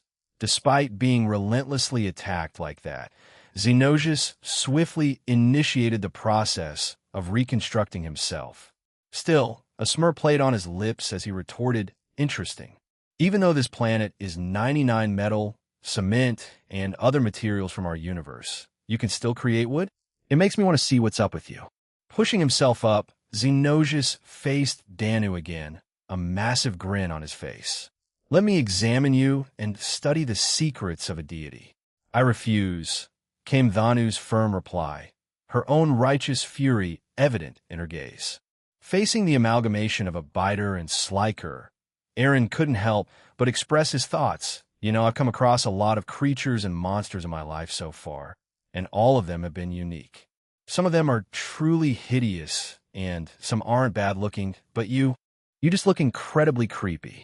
As he confronted the hybrid creature, Aaron's automatic defenses kicked in, swiftly dealing with the mechanical appendages attacking him from behind. Xenosius, orchestrating the sneaky attack, ensured it wouldn't be a fair encounter for Aaron. Glancing behind him, Aaron sighed. Returning his focus to the front, he noticed multiple purple lines being shot at him. You were supposed to be destroyed by both Sarorg and Chow Chow's team, but the future changed again, and this happened. "I swear everything's changing way too often now," he mumbled as the purple lines collided with his infinity. A venomous breath emanated from the creature's mouth, enveloping Aaron. Simultaneously, a swarm of flying worms, their teeth razor-sharp, collided with his infinity, relentlessly attempting to destroy it. An array of other abilities surged toward him, but none managed to breach his defenses. Observing the chaos around him, Aaron contemplated, "Let's see. There are a few subordinates with unique abilities akin to the corpses you have, but they're not that unique. I won't bother with them. I would also like to turn some of the fallen into shadow soldiers, but at the same time, it doesn't feel right. So, for now, they'll store them in my inventory," he mused aloud. In a decisive move, Aaron extended his right arm to the side and unleashed a large red ball. Within seconds, it appeared to vanish. Tilting his head, he muttered, "That should be fine. It won't reach them, but will wipe out this part of the planet, giving an advantage for Danu in the long run." Redirecting his attention to the monstrous entity before him, he pointed and declared, "They'll grant you 1 minute and the ability to have human speech. Talk to me." From Aaron's outstretched finger, a small white ball shot forth, embedding itself into the creature standing before him. Instantly, the once silent entity erupted into a cacophony of screams. "Kill! Kill! Kill! Kill! Kill! Eat! Eat! Eat! Eat! Flee! Flee! Flee! Flee!" The piercing roars reverberated, shaking the remaining structures in the vicinity. Aaron observed the creature's limited vocabulary and couldn't help but muse. Even with speech, that's all you're going to say, huh? I was honestly expecting more, but, well, you did just acquire this ability. Before he could proceed, a new voice interrupted the moment. "Even for a lower life form, you're quite arrogant," asserted a feminine voice, catching Aaron's attention. He rubbed his chin in contemplation and acknowledged, "You're Sliker, the entity attached to a biter's head. I'm glad you can speak coherently. Can you answer my questions?" Sliker responded with a scoff, dismissing the idea. "Why should I answer a lower life form's questions?" Despite her reluctance, butterfly wings emerged from behind a biter's head, swiftly vibrating. The wings emitted minuscule dust particles that rapidly approached Aaron. However, much like previous attacks, Cinturado, Sliker retorted, "TCH, that stupid barrier of yours is the only thing saving you from complete annihilation. Fight us like a man." Aaron's laughter echoed, and he replied, "I didn't think I'd hear that phrase in this universe, but I guess anything can happen anywhere, huh? Sure thing, lady, they'll fight you like a man." A smirk played on his bravado as he prepared for the impending confrontation. With 30 seconds left until the decisive moment, Aaron effortlessly destroyed the attacks headed his way with a mere flick of his head. He then disabled his infinity and soared towards the creature in front of him. However, Cinchuredo, yes, I'm aware of that, he replied with a nod, applying his anti-healing and anti-regeneration abilities to his strikes. The appendages of the creature were obliterated once again. This time, however, when the creature attempted to regenerate its limbs, the process failed. What is this? Why aren't we healing? She exclaimed, surprise evident in her voice. In response, Aaron swiftly teleported away, effortlessly destroying the mechanical appendages that lunged toward him with a mere flick of his arm. His gaze locked on the creature in front of him, and he explained, well, I can simply disable that ability of yours. It's unfair, isn't it? I can already feel your frustration from here. Infuriated, the monster, emitting a roar amalgamating the sounds of a biter and sliker, unleashed a torrent of balls of darkness, purple lines, and various other attacks in Aaron's direction. Well, that's enough fun for me, he declared, casually blowing air toward the incoming attacks, effortlessly obliterating them. With a nonchalant air, he raised his left arm skyward, forming a gesture with his middle and index fingers, while his other hand made the OK sign in front of him. From the tips of his left hand's fingers, a brilliant blue ball shot forth, soaring higher into the sky. The monstrous enemy gazed upward, its eyes widening in sheer horror at the impending spectacle. What is this? Sliker questioned, his disbelief evident. Aaron, with a tinge of weariness in his voice, closed his eyes and posed a rhetorical question. When you mix the colors of blue and red, what do you get? Ascending to the sky's apex, the once modest blue ball underwent a dramatic transformation, expanding to match half the size of the planet. In an unexpected turn, another ball, this time red, materialized beside it, colliding forcefully. The red ball, which had disappeared earlier, reappeared, initiating a collision that saw the two attacks intertwining and merging into a new entity, the fusion of blue and red. Aaron, having closed his eyes during the spectacle, reopened them, revealing a tired yet satisfied smile to a biter and sliker. However, what Sliker focused on was the piercing silver eyes staring into her soul. That's right, it's purple. A moment of suspense followed, and then an enormous explosion erupted. The color purple surged, consuming half of the planet in a mesmerizing display. In a glorious pillar of purple destruction, that part of the planet met its end, leaving a profound impact on the cosmic canvas. Within the confines of the spaceship that had transported the Resistance to this location, a stunned silence enveloped the witnesses. The members of the Resistance, their eyes wide, were left grappling with the spectacle that unfolded before them. What the? Is Aaron responsible for that? Ilyovin voiced a mixture of horror and awe, his gaze fixated on the unfolding cataclysm. Valley, seemingly nonchalant, responded with a smirk, just another Tuesday for Aniki, don't worry about it. Ilyovin and a few others turned their attention toward Valley, disbelief etched on their faces. Ilyovin couldn't help but voice his incredulity.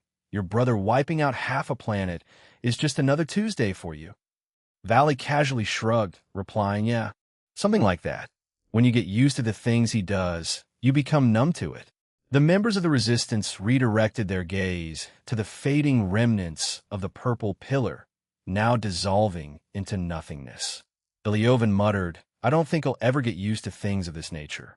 Ilyovin pivoted slowly to direct his gaze at Chow Chow. Curiosity etched across his features. His inquiry broke the hushed stillness that enveloped them. So, why did Kuntuar bring you guys here? Back on the planet's surface, Aaron sighed, surveying the aftermath of his actions. That should be fine, and this should weaken Xenosius by a bit. Hopefully, unless he can just before Aaron could complete his thought, various debris from the obliterated spaceships and rocks in space began to whirl past him. These remnants coalesced with the remaining half of the planet, taking on a peculiar form. The swirling elements shaped a lower half of a human body, while the rest of the planet materialized into an even larger upper half, complete with a head and arms. I just had to jinx it, didn't I? Aaron mumbled to himself, shaking his head, in mild frustration. Swiftly, he teleported Danu beside him, touching her and bestowing upon her the ability to survive in space. Aaron, what did you do? We were in the middle of a fight, and then half the planet blew up, and now the entire planet is transforming into a giant Xenosius. Danu questioned, her confusion evident. I went a bit overboard with beating that monster I brought away. Sorry, Aaron admitted, a tinge of remorse in his tone. Danu, with an adorable pout, softly smacked his head. There's a time and place for using your absurd powers, and while I agree that this was one of them, I believe you used too much of it. She chided. Aaron, not entirely remorseful, grinned at her. My apologies, God Queen Danu. How can I ever make it up to you? Take me seriously. She scolded, delivering another soft smack to his head. To have such a casual conversation when you're about to meet your end. Even I am quite taken aback by that, you know? Xenosius remarked, completing his transformation into a colossal entity that now loomed before them. His form, now at least 50 times larger than Earth, cast an imposing figure as he gazed down at Danu and Aaron, a wicked grin playing on his immense face. In the face of this overwhelming presence, Aaron maintained his calm demeanor and responded, well, just watching you transform in the quietness of space would be boring, so we made some small talk. Xenosius scoffed, his disdain evident, and promptly launched a kick towards Aaron and Danu. However, Aaron's infinity skill intercepted the attack, surprising Xenosius and leaving a flicker of shock on his face. Undeterred, Xenosius brought his leg down, crossing both hands together to strike, but once again, Aaron's invisible barrier thwarted the attempt. Not one to be easily discouraged, Xenosius made another effort. This time, enormous laser cannons emerged from his shoulders, and he directed them at Aaron and Danu. The lasers fired, but the outcome mirrored his previous attempts. His attacks couldn't breach the seemingly impenetrable barrier, leaving him visibly frustrated. An impenetrable invisible barrier. How vexing, Xenosius remarked, his tone carrying a mix of annoyance and curiosity. But that just means we're in a standstill, does it not? Can you even move from your spot? Most beings can't move or breathe in space, and you're not from our universe. I've heard reports that most, if not all the species in your universe can't even survive in space. He continued, probing the limits of Aaron's abilities. Why do you think that? I could simply do this, Aaron remarked as he lifted his right arm, directing his middle and index fingers at Xenosius, mimicking the shape of a gun. Boom, he said, and sudden burst of bright red light emanated from his fingertips, propelling Xenosius away from his original position. Without missing a beat, Aaron swiftly moved to Danu, taking hold of her waist. In an instant, they teleported to where Xenosius had been flung. As they arrived, Aaron touched his transceivers, Centuredo. Xenosius found himself taken aback by their unexpected arrival. What is that VX-871 Triobon? We haven't even bothered changing that planet yet, he muttered to himself, his surprise evident. Aaron, accompanied by Danu, greeted Xenosius with a casual yo, sorry for the wait. They appeared in front of Xenosius, who couldn't hide his newfound nervousness. Why are you nervous? Aaron questioned, genuine curiosity in his voice. Nervously, Xenosius responded, there were rumors and suggestions that you were an outer god. I'm starting to believe that. He floated backward, his caution palpable. Aaron tilted his head, a chuckle escaping him. There's no need to be nervous, he reassured, closing his eyes. The atmosphere underwent a rapid transformation, making Xenosius shiver. When Aaron reopened his eyes, their sharpness bore into Xenosius. I am one. Does that frighten you? He asked, his words carrying an otherworldly weight. I didn't want to believe such outlandish rumors, but I guess I should have, he admitted, a sense of regret coloring his words. He instinctively tried to flee, only to discover that he couldn't move beyond a certain point. It wasn't an invisible barrier that impeded his progress. Instead, he felt as if an unseen force physically held him within the confines of their current location. It resembled the way vengeful spirits are confined to specific spots after death, or, in certain video games, how certain areas would teleport characters back, preventing them from straying off the designated path. Answer me this. Where are the rest of the Eradicators, Wayboros, or Umbra? Aaron demanded, his inquiry laced with a certain intensity. Though he already knew the answer, Cinchureto none of the separated parts reattached, leaving him confused and even more horrified. Aaron, undeterred, pressed on with his questioning. Do you know any specific powers they have? Their personalities? How about habits? Surely you've met some of them before. You should have some idea about them, right? I don't know. Zenosia's response was cut short again as he was struck and knocked down this time. The terror on his face intensified, and panic started to take hold. Desperate to escape, he tried to move, but his injuries made it difficult. I don't know. I really don't know. I'm a coward. I don't bother talking to them unless they talk to me first, or if Lady Fumara orders me to. I just sit there quietly and listen. Zenosius confessed, his fear evident in his voice. Then what do you know? Aaron inquired, poking Dhanu's side to direct her attention toward the planet. With a subtle gesture of his lips, he indicated the view before them, an entire planet adorned with lush greenery, a stark contrast to the desolate Ferothos Prime. Zenosius, desperate to provide valuable information, stammered, I know that Sagrif, one of the Umbra, plans on marrying some slave he captured soon. I got this information from a reliable source. Seriously, believe me. Aaron scrutinized him, and just as Zenosius prepared to elaborate, the remainder of his body became entangled in expansive vines and tree roots. Cinchureto, fixing his gaze on the planet in close proximity. Regret tainted his words. Darn it, I knew we should have started the process of changing this planet. Danu, with her divine abilities, harnessed the natural resources of the planet to ensnare Zenosius. Fueled by the amplified strength granted by Aaron and her status as a goddess, she exerted control over vines and roots that extended from the planet all the way into space.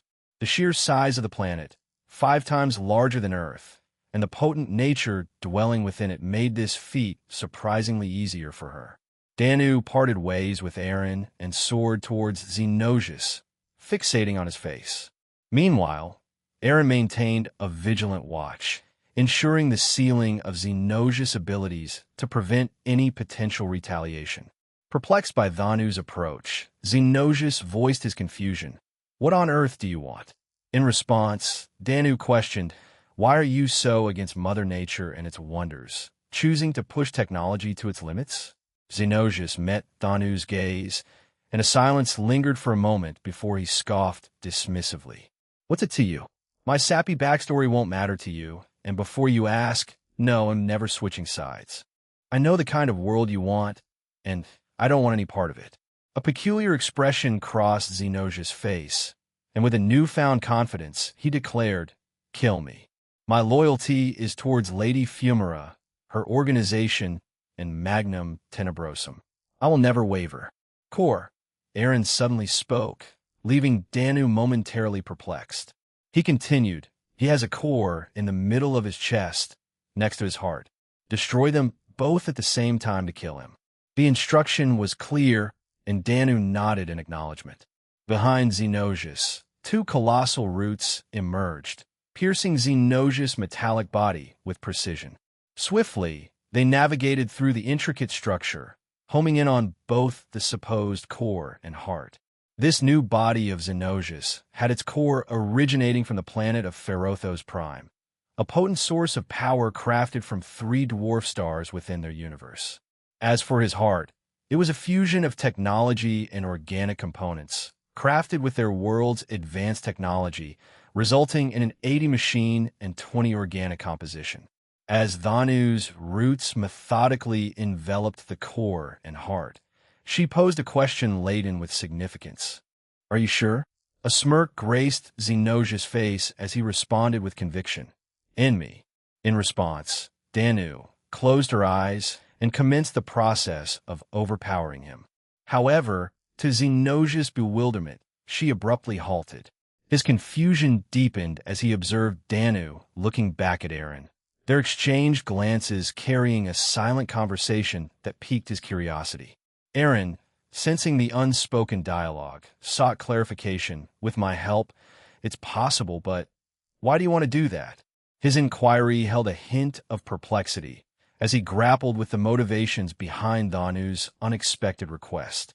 Perhaps we can merge them to create something new, Danu suggested, her eyes briefly meeting Xenosius, to prove to him that we can live in harmony. Eren, feeling the weight of the decision, sighed and joined Danu. Standing beside her, he gently placed a hand on her head. All right, go ahead. It'll help you. And since the other planet is already here, ITLL make it easier. We may as well move it back with us once we're done, he said, a sense of resolve in his voice. Danu smiled back at him, reassured by his support. Instead of opting for destruction, Danu's roots delicately pierced the core in Xenosius' heart. They began the process of draining the energy from them, transferring the essence into the planet VX-871 Triobon. This unconventional act unfolded before Xenosius' eyes, leaving him in a state of horrified shock. Stop! What are you doing? He demanded, his voice filled with a mix of fear and anger. Danu's words lingered in the air. You will forever be part of this planet. You will become one of the reasons it evolves. Please be proud of this, Xenosius. As her words settled, Xenosius' face lost color, his features reflecting the weight of the revelation. In the wake of Danu's statement, Xenosius found himself inundated with a torrent of memories from his childhood, each recollection adding depth to the new reality taking shape around him. In the early days of Xenosius' childhood, life on his planet mirrored that of any ordinary world, a delicate balance between nature and advancing technology. It was a harmonious blend until a schism emerged. On one side stood Xenosius' people, embracing progress and technological growth. On the other side resided creatures resembling plant-like monsters and animal hybrids, steadfast in their desire to preserve the equilibrium between technology and wildlife. A critical juncture arrived when Xenosius' people proposed a plan that would tip the balance in their favor, an 80:20 split in favor of technological advancements. The inhabitants, resembling plant-like monsters and animal hybrids, rebelled against this proposition, sparking a small-scale civil war that unfolded on their planet. In the days of Xenosius' youth, fate unfolded in an unexpected manner as he inadvertently became entangled in the throes of war. As a mere child, he found himself swept into the conflict that raged around him. His parents, preoccupied with commitments that kept them from the direct involvement in the Civil War, entrusted him with a mundane task to fetch groceries for the family. On that fateful day, however, Xenosius crossed paths with one of the colossal, planet-like monsters. Driven by rage, Cinchuredo, it took a harrowing week for his parents and the community to locate and rescue him. But by then, Xenosius had undergone a profound transformation. Instead of succumbing to the haunting trauma in the expected way, he emerged with a resolute determination. Rather than dwelling on the past, Xenosius redirected his energy toward advocating for technological advancement, a path that set him on a unique journey, fueled by a desire to shape the future. Following the harrowing events of his traumatic experience and subsequent rescue, his inherent talent and remarkable intellect blossomed. He stood among the select few who led their species to victory in the Civil War. In the aftermath, his planet underwent a transformative period, rapidly advancing and amassing significant wealth in their universe. It was during this prosperous era that Fumara took notice and extended an invitation. Under the influence of Xenosius, he successfully persuaded his planet to willingly join Fumara's dominion, assuring them of continued prosperity under her control. The agreement endured through the years, shaping the present. However, his pivotal role in these events marked him as a potential member for Fumara's future eradicators or Weiboro's positions. In due course, he assumed one of these roles, setting the stage for the current circumstances. The trials of his past and the consequences of his encounters with nature and its associated forces molded him into the person he is today. A man diametrically opposed to Mother Nature, harboring a profound aversion to flowers, grass, and wildlife. His singular focus lies in the relentless pursuit of technological advancement and growth. Xenosius found himself engulfed in a torrent of past traumas, a haunting deluge that overwhelmed him. Despite his desperate screams and wild struggles, the constraints binding him and Aaron's suppression of his powers rendered his efforts futile. It was a stark realization that his attempts were in vain, offering no reprieve from his current predicament. "Let me out! Let me out! Don't touch me! No! No!" Xenosius bellowed, his cries echoing through the space. Uncontrollable sobs racked his form as he grappled with the demons of his past. Danu, observing this visceral reaction, felt a mix of confusion and concern. Desiring understanding, she attempted to communicate with Xenosius, yet her words fell upon deaf ears. Seeking clarification, she turned to Aaron for insight. It's just his childhood trauma rearing its ugly head something to do with him hating Mother Nature. It's a deep-seated thing. You can't dispel it in a few words, Danu, Aaron explained, his tone tinged with a hint of solemnity. It's better to hurry up this process than let him suffer if you don't want to see him like this, Aaron explained, his words carrying a weight of concern. Danu, in acknowledgement, nodded with a subtle hint of sadness etched on her face. Without hesitation, Danu hastened the process, drawing the energy from Xenosius' core and the life force from his heart toward the planet. As she channeled these combined energies, the very planet in front of them quivered. The planet VX871, Triobon, responded in a cascade of effects. Trees sprouted and grew at an accelerated pace, and various transformations unfolded across the surface. Sensing Xenosius nearing the end, Aaron added his own power and energy to the mix. The shimmering spectacle intensified, reaching a brightness that could be mistaken for a star's final moments. Swiftly, Aaron enveloped Danu within his infinity, shielding them from the overwhelming energy and heat emitted by the planet's metamorphosis. Simultaneously, Aaron initiated the intricate process of merging Xenosius, who had previously been amalgamated with Ferothos Prime and VX871 Triobon. A transformative dance unfolded, culminating in the birth of a new, amalgamated planet. At last, another explosion erupted, and Xenosius' form was forcibly drawn away from their presence, consumed by the surging energy of the emerging planet.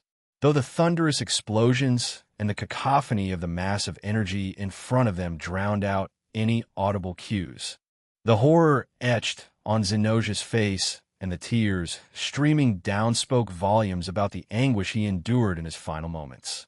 As he vanished into the swirling mass of energy, another explosion echoed through that section of the galaxy, the reverberations carrying the weight of a significant cosmic event. The birth of the new planet, marked by destructive forces and the sacrifice of Xenosius, left an indelible impact on the cosmic canvas, forever altering the celestial landscape. Aaron Toole's soliloquy upon the completion of the new planet's birth, I encased it in a shimmering barrier, prompting a quizzical expression from Danu. "Aaron, why did you do that?" she inquired, her confusion evident in her gaze fixed upon me. I offered an explanation. The construction is still ongoing, but it's quickly finishing up. Let's head back to the ship. They'll teleport the planet near the Resistance's planet, so we can have it in close proximity. Alternatively, we can teleport it to another section, still near enough for us to use a teleportation pad to reach it. We're going to have a lot of tasks in the coming weeks and months. Managing the 3 planets we need to take care of. Danu fixed her gaze on me for a brief moment before a nod signaled her understanding. Her attention shifted back to the newly formed planet, and with a solemn gesture, she clasped her hands together in a manner reminiscent of prayer. When she turned her gaze back to me, she enveloped me in a comforting embrace and uttered, "Let's go back." Yeah, I concurred, my determination firm. with a subtle act of concealing the planet from the prying eyes of others, especially Fumara and the rest. I ensured it remained undetected. In an instant, I triggered my teleportation ability, whisking both of us back to the sanctuary of our spaceship. The mission had taken its own toll, and the respite within the familiar confines of the spacecraft promised a much-needed period of rest and recovery. "And that's that, huh?" Astrid mused, her voice carrying a hint of reflection as we gathered around a round table in the meeting room of the spaceship. The journey homeward had commenced, and the ambience was one of relaxation during the 1-hour transit. Elioven, delving into strategic considerations, proposed, "Yes. And what do you think of changing the plans of keeping the new Ferothos Prime near our planet? It would be easier to go to it, regardless of our mode of transportation." The meeting room, equipped for such discussions, acted as a hub for leaders. Via magic circles created by me, the other leaders were virtually present, contributing to the conversation. Over the past few minutes, we had engaged in deliberations, exploring ideas to implement on the newly acquired Ferothos Prime. The topics spanned from plans for the planet to our recent victory over Xenosius and the dismantling of the main weapons and armor manufacturer affiliated with Fumara's organization. The atmosphere in the meeting room was one of collective contemplation, strategizing for the future as the spaceship smoothly navigated through the cosmic expanse on our way home. "Right now," stated Lysenvar, "you should take the 1-hour trip to relax. Once back on the planet, you guys can continue this conversation. There's no rush, and also, Chow Chow and his team have returned to us too. But we're still a few days away from our own destination. Lady Kuntor will inform you if we need help." It turned out that Chow Chow and his team had been teleported to Ferothos Prime to assist with an unforeseen matter. I'd been preoccupied with my own concerns and hadn't noticed their arrival. After using my powers to investigate why they had come there, I learned that Kuntor had directed them to retrieve an item from the depths of Ferothos Prime for their upcoming mission. It came to light that Xenosius harbored a certain level of disdain toward Sagarif, leading him to devise a scheme involving the implementation of a subtle bug on Sagarif's planet. The objective was clear: a gradual takeover under the radar. Similar to Ferothos Prime, Sagarif's planet boasted an impressive array of embedded technology, rendering it remarkably advanced. Kuntor, recognizing that our team was engrossed in a mission of our own, made the strategic decision to dispatch a significant portion of the team to assist us temporarily. Their support aimed to expedite our mission before they were efficiently teleported back to their own ship, allowing us to proceed with our objectives.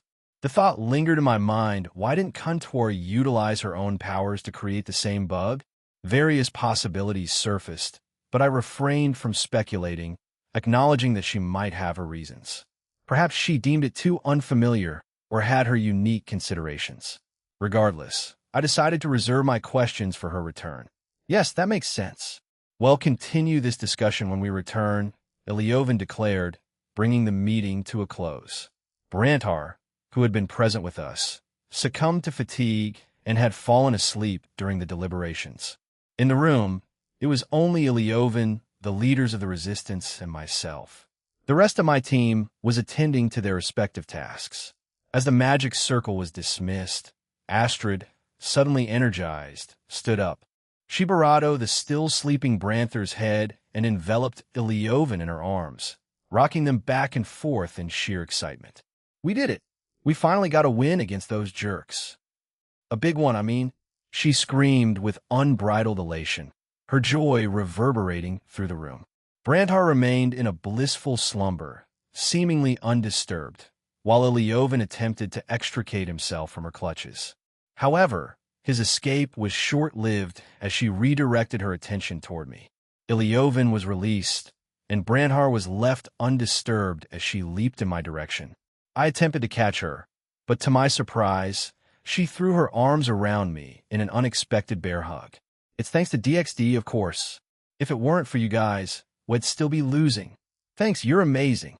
I'm so grateful," she exclaimed, all while nearly squeezing the life out of me in her enthusiastic embrace. "Do you want some affection?" I couldn't help but wonder who taught her that peculiar phrase. Was it Shizuna, who had accompanied us along with a few members of the Chinese pantheon. The phrase felt oddly familiar, with only a handful of people coming to mind who would use such expressions. Cinchureto Astrid couldn't resist a playful shout. "Oh, okay, I'll ask your group instead." I chuckled at her remark as I left the room, half-heartedly waving to them. I pondered the meaning behind Astrid's words.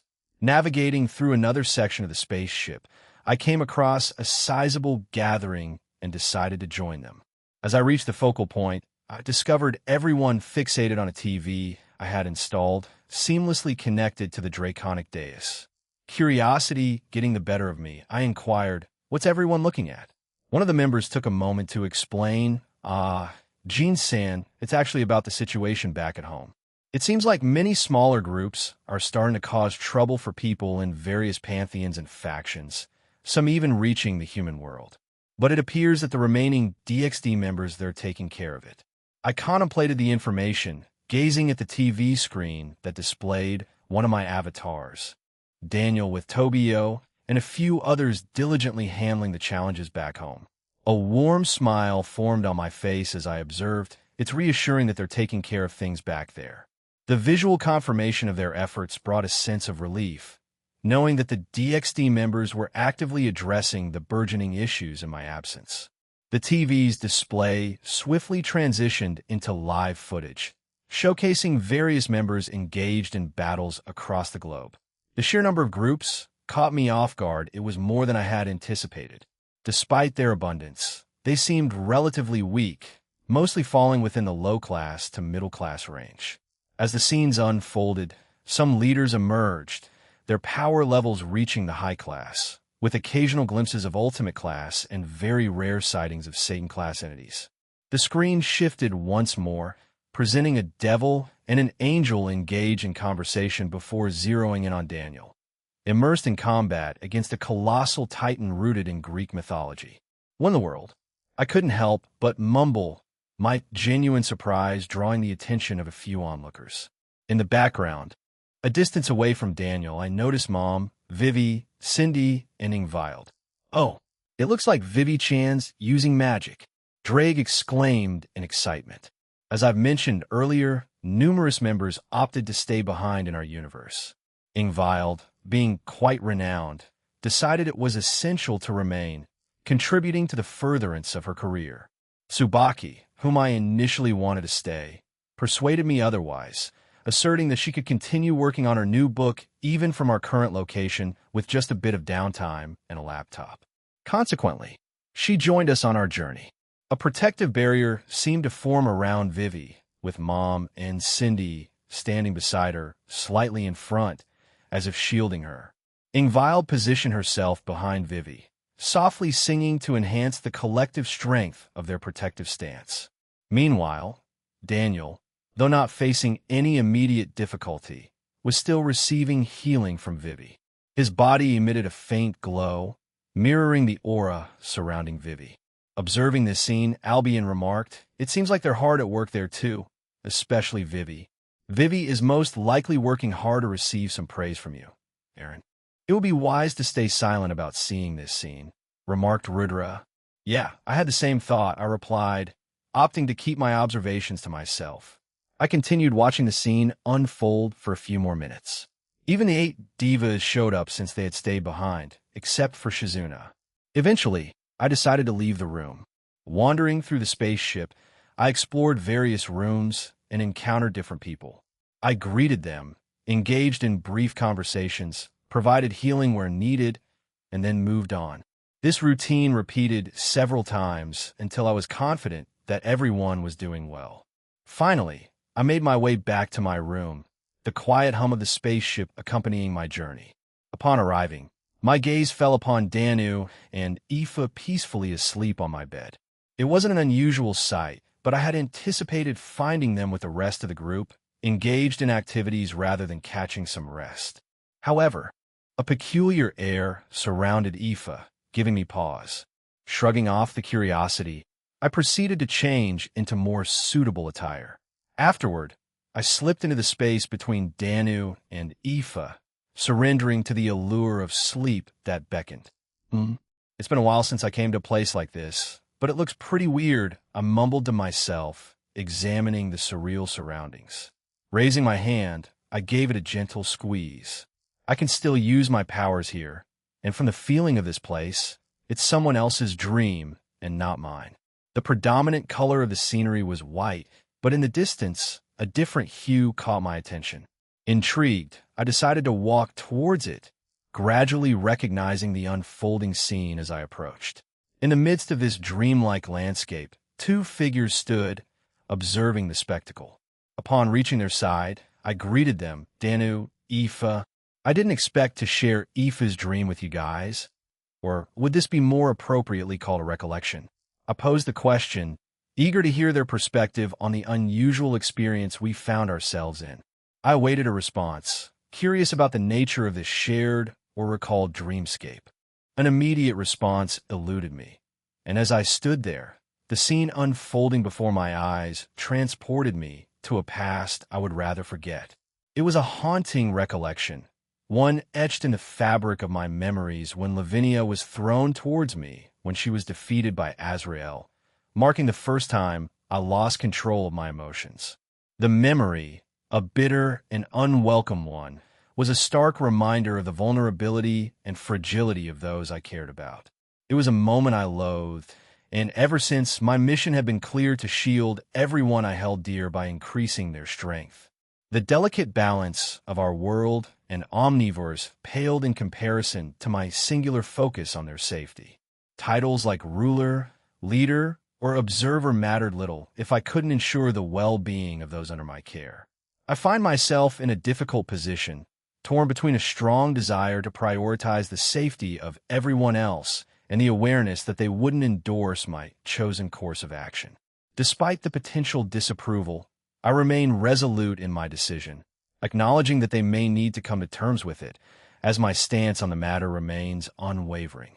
The scene shifted, transitioning from the harrowing confrontation with Kokabeel and Azrael to the moment I first encountered Nyarlathotep.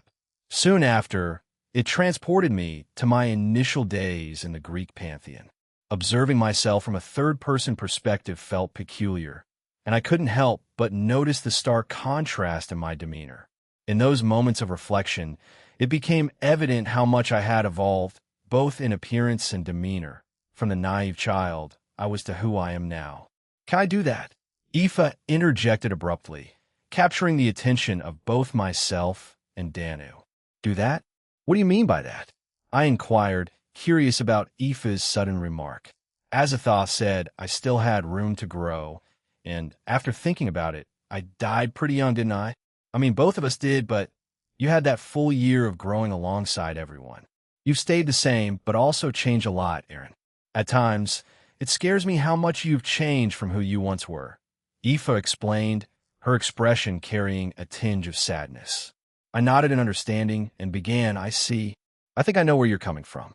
But, Aoife, you must remember, it wasn't just a year for me. I spent several more within my pocket dimension with everyone, providing me with years and years to reflect on numerous aspects of my existence. Also, leaning over to her, I placed my hand on her head, gently stroking it. You can't force change or your own growth. It has to happen naturally. There were multiple times I attempted to do so during my time in the pocket dimension, especially before my fight with Sarorg. However, I gradually came to accept certain things over time, forgave myself, and moved on. Sarorg became the final catalyst, but it was everyone else who played crucial roles along the way. The reassurance in my words sought to convey the significance of time and personal evolution in the journey towards self-acceptance and growth. Danu placed a comforting hand on Aoife's head, echoing Aaron's sentiments. Aaron's right. I've been alive for a long time, and before my own isolation, I saw my people, gods included, try to force their own change, and it usually didn't end well. Just let it happen naturally, Aoife. As scenes from my journey unfolded before us, I found a moment to pause and pose a question. I know you were brought back by Azathoth at some point. So did you watch everything unfold? Aoife nodded in response. But before she could articulate her thoughts, I injected a playful remark, including the embarrassing parts.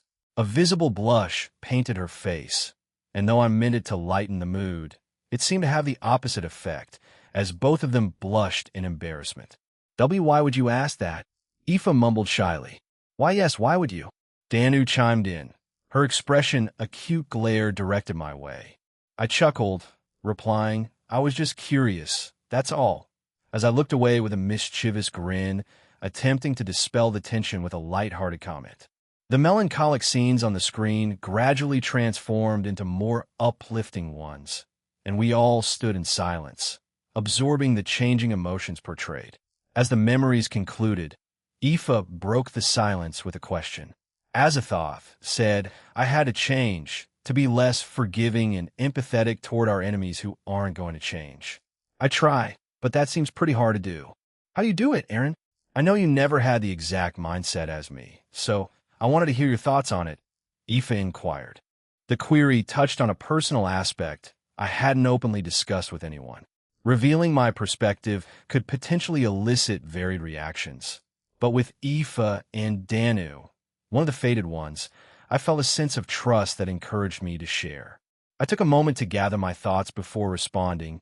It's a delicate balance, Aoife, understanding the complexities of our enemies, recognizing when change is possible and when it's not, requires a discerning perspective. For me, it's not about being less forgiving, but about understanding when forgiveness can lead to growth and when it's an exercise in futility. It's about embracing the wisdom to discern the right path in each situation. I offered this insight, hoping that it would provide Aoife with a perspective to contemplate. The weight of such discussions lingered in the air, creating an atmosphere of introspection and mutual understanding. After sharing my initial thoughts, their expectant gazes lingered, waiting for my additional response. In the realm of her dreams, where we found ourselves, eavesdropping was a rarity, limited to a select few exceptions like Irene, Ophis, Kuntuar, Velgrind, and Azathoth. A handful more possessed the potential, but I doubted they would attempt to pry into our conversation at this moment. Taking a moment to gather my thoughts, I began to express my perspective on such matters. I delve into the hypothetical scenario where, if faced with a choice between them and sacrificing everyone else, I would choose to sacrifice the rest in order to save or protect them. Although the likelihood of such a situation arising had diminished, I believe it was essential for them to be aware of my sentiments from this point onward. As I finished, their pensive expressions revealed that my words had prompted contemplation. The atmosphere hung with a weighty silence, and I decided to settle on a mostly white ground, patiently awaiting their response. 2 minutes ticked by in quiet reflection, during which I occupied myself by twiddling my thumbs. Eventually, Danu broke the silence, settling down beside me, her hand finding mine, and she snuggled in. I don't care, she declared, leaving me momentarily confused. Even after being away for many years and only returning last year, discovering many changes, the world, or should I say the multiverse, has mostly descended into chaos. I believe that what you're doing, even if it involves sacrificing a lot of people, would ultimately benefit everyone. Nothing ventured, nothing gained, right? That's a famous proverb used by humans. I think it aligns with your opinion, she explained, intertwining her perspective with a touch of human wisdom. Gratitude washed over me as Danu accepted my stance. I hugged her tighter as we sat together, finding solace in her understanding. However, Aoife, taking another minute, wrestled with her own thoughts before arriving at her conclusion. She turned her gaze towards us, contemplating for a few seconds before finally voicing her perspective. I don't know if I could sacrifice everyone else to protect the loved ones around me. I want to find a middle ground where I can save them all, and we can all live happily ever after, she expressed, a tinge of emotional distress evident in her words. It was a hypothetical, Aoife. I also want to do that, and it's very much possible for me now, but before I evolved, I probably didn't need to think of things like that. And that's the conclusion I came to. I reassured her, acknowledging the complexity of her emotions and the nuances in the choices we faced. Danu and I rose from our positions and approached her. You'll just need to go through with your own journey then. We still have most of the phantasma to liberate and then the Evie, it told. Perhaps you'll find her answers there. Censurato, her words following, they'll leave first. I want to speak to Azathoth and cook with her too. Ah, and leave it to us, since we still have time before we arrive back on the Resistance's planet. With those words, Danu disappeared from the place. As I prepared to follow suit, Aoife seized my arm, drawing my attention back to her. Please be by my side when those changes happen, she murmured softly, the vulnerability in her words echoing in the quiet space. Moved by her plea, I reached out, gently taking hold of her arm, and drew her into a comforting embrace. Of course, just like how everyone else was there for me, they'll be there for you, and so will I. Don't worry about it, Aoife. Thank you, she whispered in response. We lingered in that embrace, a moment of shared solace, until both of us gradually faded away from her dream world.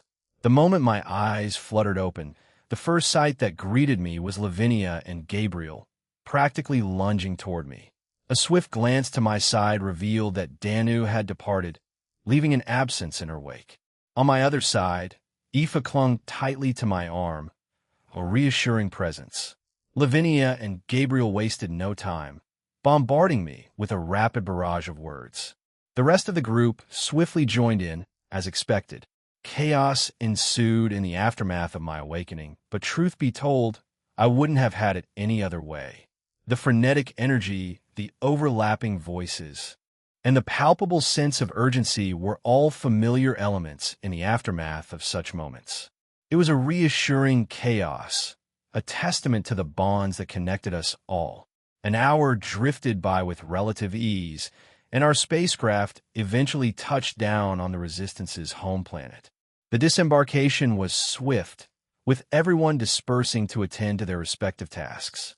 Latia and Astrid remained at my side, accompanying me to the meeting room where discussions awaited.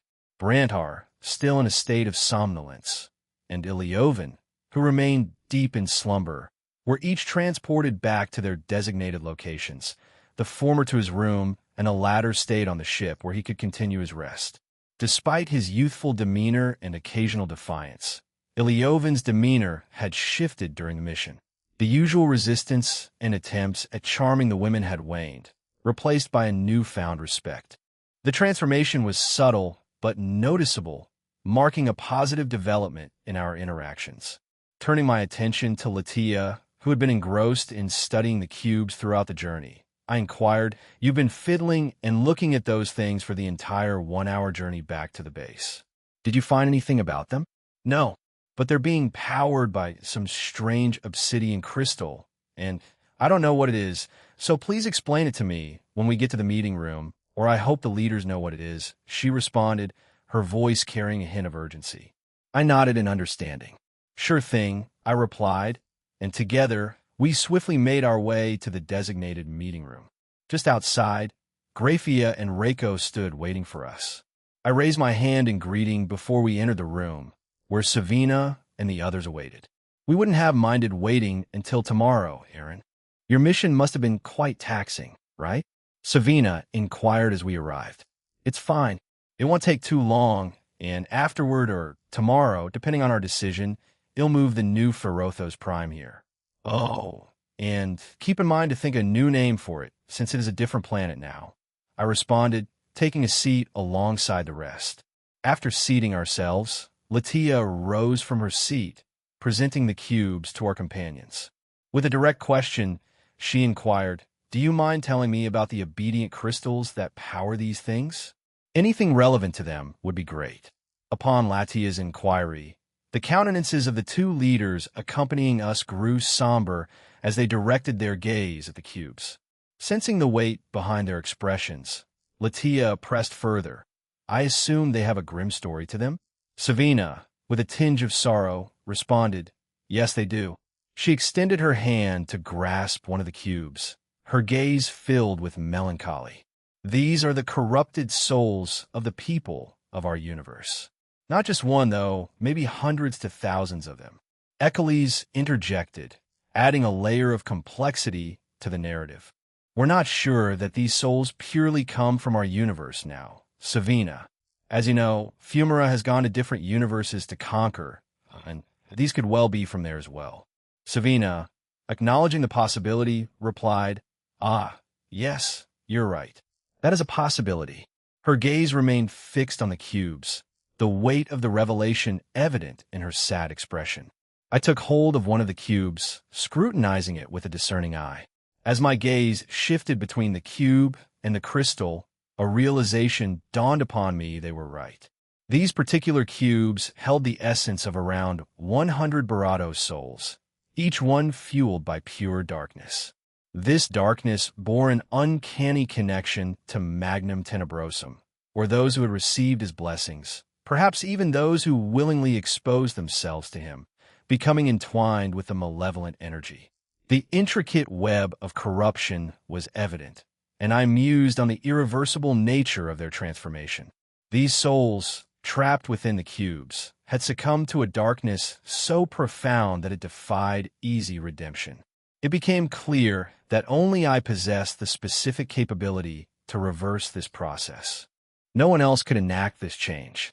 The potential exception lay with beings of incomprehensible power, like Azathoth and the other outer gods. Yet for now, the responsibility to undo these dark bonds rested solely on our shoulders.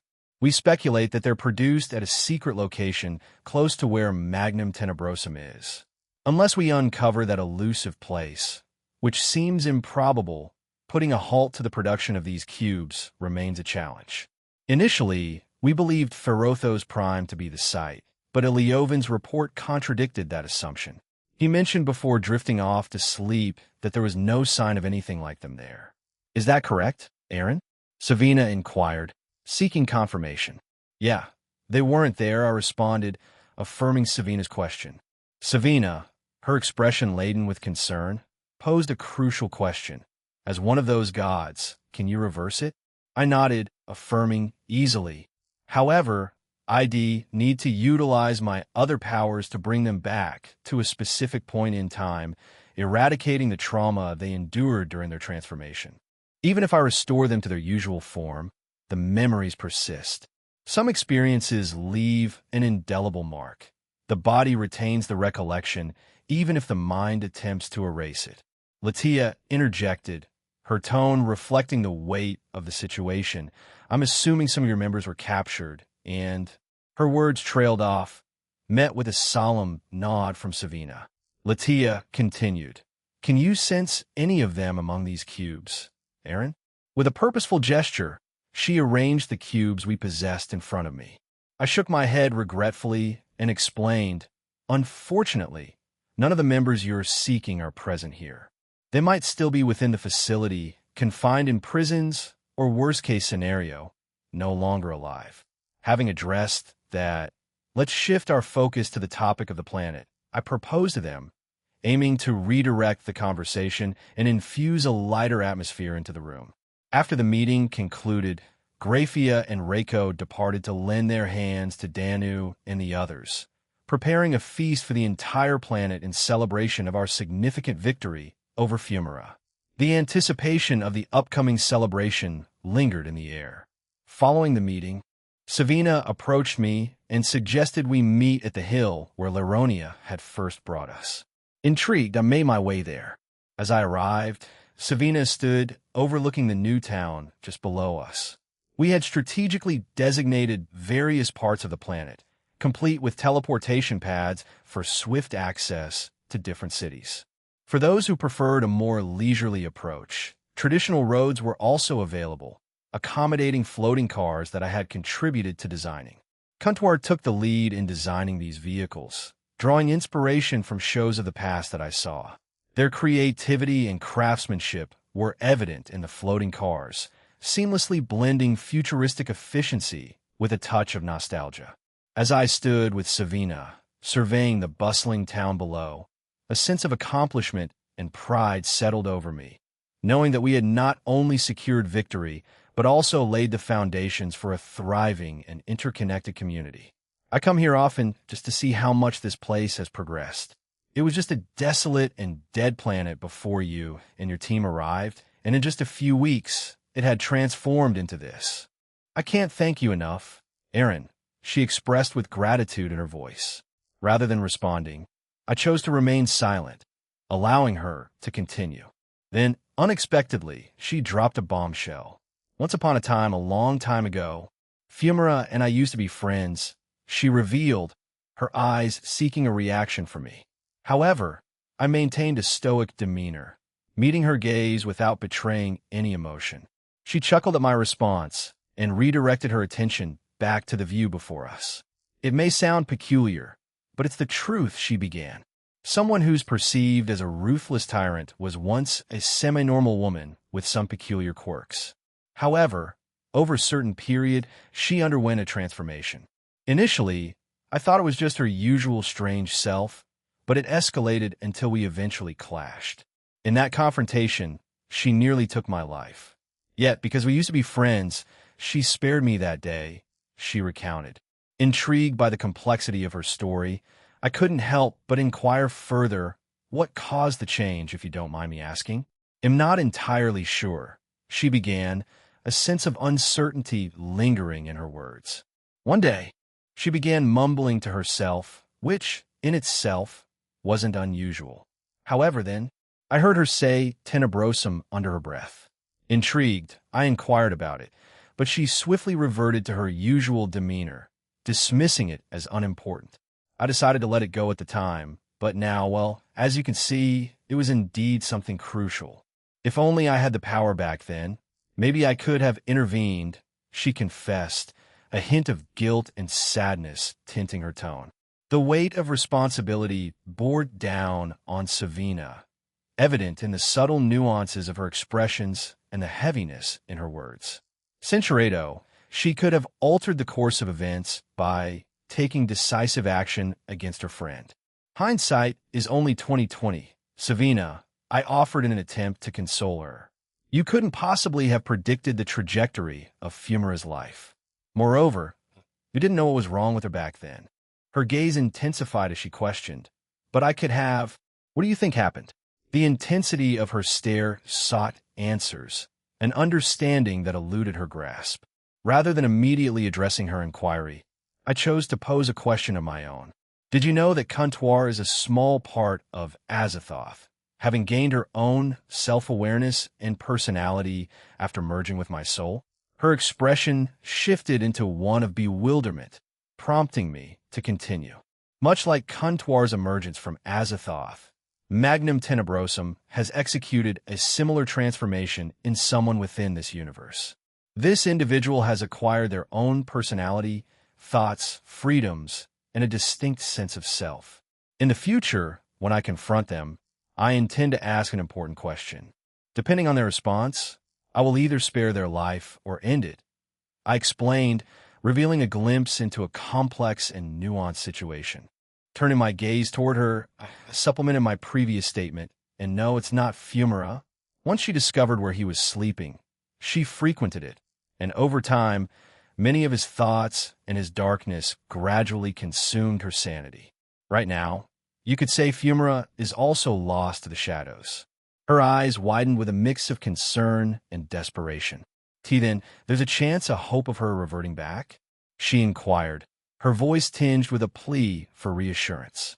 I nodded, acknowledging the possibility. There is, but the real question is, will this universe and the multitude of worlds and other universes she invaded forgive her? I posed the question, leaving Savina enveloped in stunned silence. With everything she has done, I doubt it, Savina responded thoughtfully. But Graphia and Reiku have told me about what you did with Avetsa and Sadnal, and would that be possible for her? Yes, it's possible, but that doesn't change anything about the others they've affected. With those two, they're researchers and are rarely seen in public by others, and even then, the public doesn't even know their name or how they look like, so I got away with it. Even then, I still question myself if it was the right call doing that, I explained to her. A conflict brewed within me, part of me acknowledged the positive outcomes and the potential rectification of the wrongs through their contributions, but doubts lingered. The truth remained that the impact of their actions wasn't entirely erased. Those two, Avetsa and Sadnal, operated in the shadows, rarely visible to the public eye. The general populace only knew them as faceless scientists and researchers affiliated with the Cow's Order, all of whom were believed to be either imprisoned or eliminated. The ethical nuances of my decisions weighed heavily, a reminder that even actions with seemingly positive outcomes could leave lingering questions and moral quandaries. "Can't you make them all forget?" Savina inquired, her tone laced with guilt and her expression mirroring the sentiment. I considered her request before responding. I could. Then, fixing my gaze on her, I continued, "But think about those who will remember, especially us in DXD and the Resistance. Some may find it in their hearts to forgive and forget, but what about those who can't? Would you compel them to forgive her? How do you think they'll feel seeing the new Fumara acting like nothing is wrong? Will that sit right with them?" "Savina," I continued, my tone earnest, "don't get me wrong. I'm all for people making amends, seeking retribution and such, but I draw the line at those I believe can never right their wrongs. At some point, Fumara lost that chance. Even if I alter things for her, those who remember may never forgive her." As I shared this perspective, Savina's gaze fell to the ground, absorbing the weight of the reality I presented. Turning away, I began to walk, each step a deliberate move away from the conversation at hand. But then I paused, my words hanging in the air. "I can see that you still care for her, even after all that she did. But at some point, you'll need to face some realities." Another pause, and my gaze shifted to the sky, the fading light casting a somber hue. "But ultimately, when we finally face off with her, it'll bring you along and ill-advise everyone that you can choose how it ends. But keep in mind, you'll have to face those consequences for the decision you'll make that day for the rest of your life." With those parting words, I continued to walk, leaving Savina to contemplate the weight of the decision looming between her and Fumara. The future hung in the balance, and for now, she had to grapple with the choices ahead. As for me, there was a party to prepare for, and tomorrow marked the beginning of integrating the new Ferothos Prime into this planet and its connected counterpart. Chapter 18, Part 1, Orbits of Hope. The new planet's third-person point of view in a concealed location, beyond the boundaries of the Phantasma universe. Fumara, Ive, and a multitude of researchers and scientists toiled relentlessly at a specific site. Their mission, to awaken the true master, the outer god, known as Magnum Tenebrosum, or simply darkness itself. Amidst the focused activity, a scientist nervously approached Fumara with a report. "Lady Fumara, we just received an alarming report," he stammered, catching her attention. Fumara, her gaze fixed on the enormous shadowy figure of the outer god, signaled for the scientist to continue. With trepidation, he relayed the unsettling news: Ferothos Prime has been destroyed by the Resistance. Anything resembling the planet has vanished, along with Xenosius, his subordinates, the ships, and reinforcements that were sent over there. The weight of this revelation hung in the air, and Ive, who had been engrossed in her work nearby, halted her tasks. She swiftly moved toward the scientist, taking the holographic clipboard from him and scrutinizing its contents. "Why weren't we notified of this sooner?" Eve's voice resonated through the room, laced with frustration as she directed her anger at the scientist. "I don't know, there were some interferences, apparently. Each and every time they tried to contact us, something went wrong or something got in the way," stammered the scientist, attempting to provide an explanation amidst the tense atmosphere. Ive, visibly irritated, was on the verge of another outburst, but Fumara intervened, lifting her hand to signal restraint. "Those interferences may have come from the outer god. They have come to our universe. So our own war has started," Fumara declared, her gaze shifting to Ive. A hush fell over the room as various individuals ceased their work, turning their attention to Fumara, anticipating her next words. "It's no wonder why something fell off for me. It matters not. As long as we wake up our master, we will win in the end. Alert the remaining Eradicators, Wayburrows, Umbra, and other significant groups. Have them prepare for anything that the Resistance may do and target some of these planets for me," Fumara commanded, pointing at Eve's clipboard. New information promptly began to appear, detailing the strategic steps to be taken in response to the unfolding events. At once, I responded with a bright smile and briskly darted away to attend to the assigned tasks. Her enthusiasm carried a palpable sense of dedication. Let us resume our own work, and let the rest be delayed until we reawaken our master, Fumara directed, a commanding presence guiding her words. The workers surrounding her rekindled their activities, each movement a synchronized effort toward a shared goal. As they resumed their tasks, a serene smile graced Fumara's face as she gazed back at the imposing form of Magnum Tenebrosum. Soon, we'll be reunited soon, she murmured, the anticipation for the impending reunion reflecting in the gleam of her eyes. Haru's soliloquy several hours had drifted by since the operation, and as dinner time approached, I found myself tasked with rallying a few groups to head to the expansive dining area. It was more than a mere hall. Aaron had fashioned it as a large outdoor space reserved for special occasions. Entering a particular room, I encountered some of Aaron's women, and I waddled over to them. "Hey, everyone, dinner's about to start, so we should make our way to that area soon," I informed them. Lavinia then glanced at me before gracefully rising and enveloping me in an embrace. With ease, she lifted me up and carried me over to her chair. It was a familiar routine, and I didn't mind. As she settled back in her seat, I noticed Shin accompanying her. True to habit, once she sat down, Shin leaped on her lap, completing the cozy scene.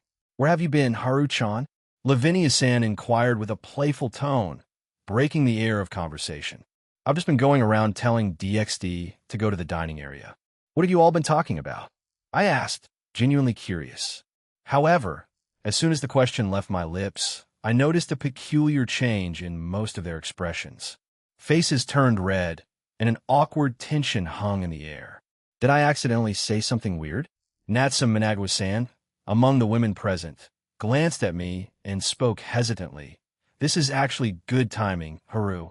Since you're like a different party, would like your opinion? Or is it an opinion? Well, whatever, just answer this honestly, okay?" Perplexed but willing to participate, I nodded in agreement.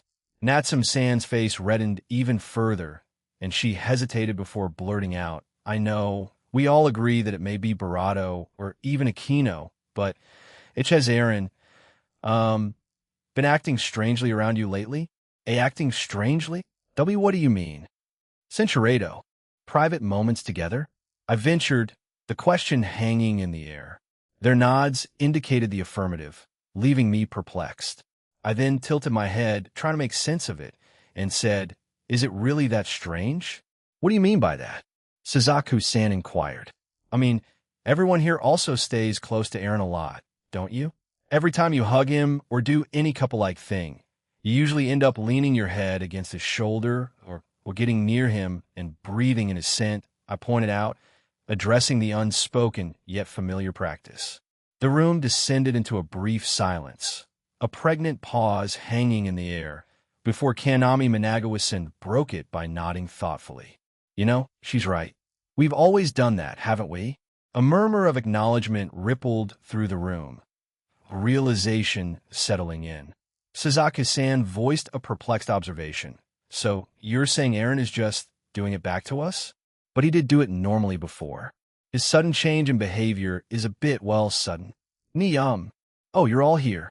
Barato. San strolled into the room, her feline grace evident in each step. "Grafie is said to come to the dining area already. She sent Haru to do it." "Nia. Is something wrong, everyone?" Natsum, wearing a serious expression, directed her inquiry toward Barato. "Barato, answer me honestly. Did you or Aquino encourage Aaron to act so strangely around us?" Barato. San paused, her gaze shifting between us before she burst into laughter. Laughter echoed through the room, a playful and carefree sound that filled the air. After a few moments, the laughter subsided, and Kuroki-san composed herself enough to explain, "I came across Aaron when he was walking around, making sure everyone was okay. Spontaneously, I asked him to play rock, paper, scissors, and he agreed. We also made a bet that the loser would do whatever the winner wanted. A mischievous grin adorned her face as she exclaimed, "I won, Naya."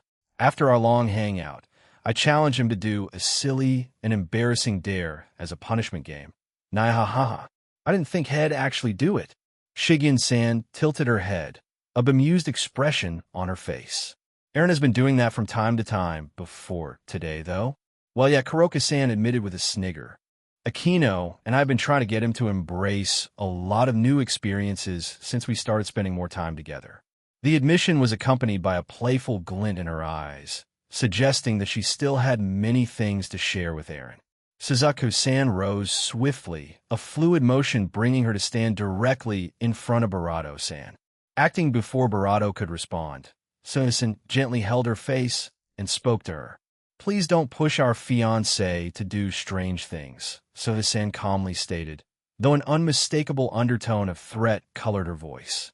Caught off guard, Kuroka-san began to sweat, nodding rapidly in agreement. "I promise won't, Nia. But you have to convince Akino not to do that since she was the one who suggested it," she explained, desperation lacing her words. A peculiar and ominous glint flickered in Suzuka-san's eyes before she vanished in a flash of flames, leaving the rest of us in the room to process the unexpected encounter. After a moment of tense silence, Kuroka sighed, her voice softening. "I'm sorry, Akino. Rest in peace, Naya," she murmured, folding her hands into a prayer. "Please don't kill Akino off before anything happens," Lavinia said, her words tinged with humor as she giggled. A collective curiosity prompted all of us to turn our attention toward her. "I don't mind," she added casually, eliciting a puzzled reaction from Natsum-san. "What do you mean you don't mind?" Natsum-san inquired, clearly taken aback by Lavinia's nonchalant statement. With a gleeful expression, Lavinia clarified, "I don't mind what preferences Aaron picks up from interacting with all of us. As long as it's nothing too strange, then he'll accept it and indulge him." Her happiness radiated as she playfully engaged with Shin's paws, seeking a canine companion in her whimsy. Shin responded with a happy bark, further fueling Lavinia's amusement.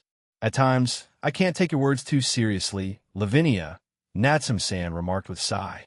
Lavinia-san turned her gaze toward Natsum-san, tilting her head inquisitively.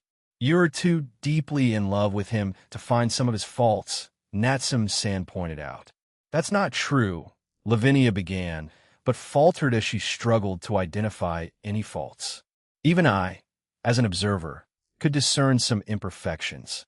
Lavinia's hesitation hinted at a complex interplay between love and perception, leaving the air tinged with unspoken sentiments. "See? Sheesh, I love him too, but I wouldn't say it's as deep as yours," Natsum-san chimed in, nodding thoughtfully. Her remark, however, earned a snort from Kanami-san. "Do you have anything to say, sis?" Natsum-san questioned, glaring at Kanami-san. "That's a lie. While it's not at the level of Lavinia, you're pretty up there." "I am too. Anyway, I saw it once," Kanami-san remarked with a smirk, a mischievous glint in her eyes that made Natsum-san visibly nervous. "Oh, Cinchuredo, stop. Stop.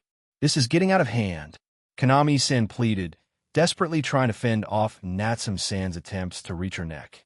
The playful banter escalated into a comical struggle, filled with laughter and a hint of embarrassment, creating a lively scene within the group. The atmosphere in the room grew increasingly vulgar by the minute, prompting me to slowly make my exit. Surprisingly, Shigin-san seemed entirely unfazed, a demeanor I hadn't expected. I had anticipated her to be more shy, or perhaps even a bit embarrassed, given the nature of the conversation, but she appeared perfectly comfortable. Amidst the banter, I noticed that Shigin-san referred to Aaron as dear more frequently than the others, a touch of endearment that didn't go unnoticed. Fuzi-san was present as well, though she seemed preoccupied with a book, Liaden-chan peacefully slumbering on her lap. Despite her apparent focus on her reading, it became evident that Fuzi-san was not immune to the conversation around her, occasional glints in her eyes and intermittent blushes betraying her awareness. Stepping outside, I found myself in the vicinity of Team DXDS quarters. As I looked up at the futuristic ceiling of the underground base, a sigh escaped me. "Where the heck are you, Yuru?" I muttered under my breath, closing my eyes. Instinctively, I reached out to sense my sister's aura and was surprised to find it emanating from a different building. What caught me off guard was the presence of Erin's aura alongside hers. Intrigued and puzzled, I set off in the direction of their combined energies, curious to uncover the reason for their shared location. Upon reaching the designated location, I couldn't help but notice that the building was exclusively dedicated to Erin. It seemed like the ideal place for him to conduct his affairs during our downtime in the Phantasma's universe. In stark contrast to the surrounding structures, this building stood out as more reserved and utilitarian, reflecting Erin's pragmatic approach. It lacked the flamboyance of the other structures, but struck a balance that somehow made it distinctive in its simplicity. Shadow soldiers, Erin's loyal guards, stood vigilant at the entrance. As I approached, they acknowledged my presence with a nod and granted me access. The absence of a receptionist didn't hinder me. Utilizing my powers, I selected the appropriate floor in the elevator and ascended swiftly, arriving at the pinnacle in no time. The unembellished exterior belied the purposeful efficiency within, a testament to Erin's preference for functionality over extravagance. Standing before what I presumed to be his office door, I pushed it open, and my jaw practically hit the floor at the sight that unfolded before me. The room sprawled out, relatively large, almost a mirror image of Erin's office back in our universe. Yet a subtle difference caught my eye: a coffee table surrounded by two couches. There, seated on one of them, was Erin, and sitting beside him was my sister. Her demeanor was a peculiar blend of playfulness and warmth. Centuredo, Erin's attention shifted toward me, and he greeted me with a warm smile, lifting his free hand in acknowledgement. "Oh, hey, Haru. I'm assuming dinner is ready.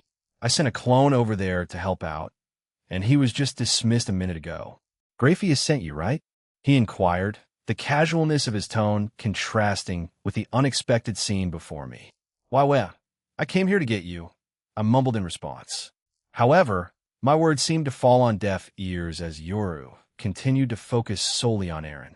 Another peck to his cheek followed, and finally, her attention briefly shifted back to me, her cheeks now tinged with a rosy shade of embarrassment. "Hadu, I'll join you now," she softly uttered before gracefully rising from the couch. My confusion lingered, heightened when I noticed her gathering her belongings from the end of the couch they had shared.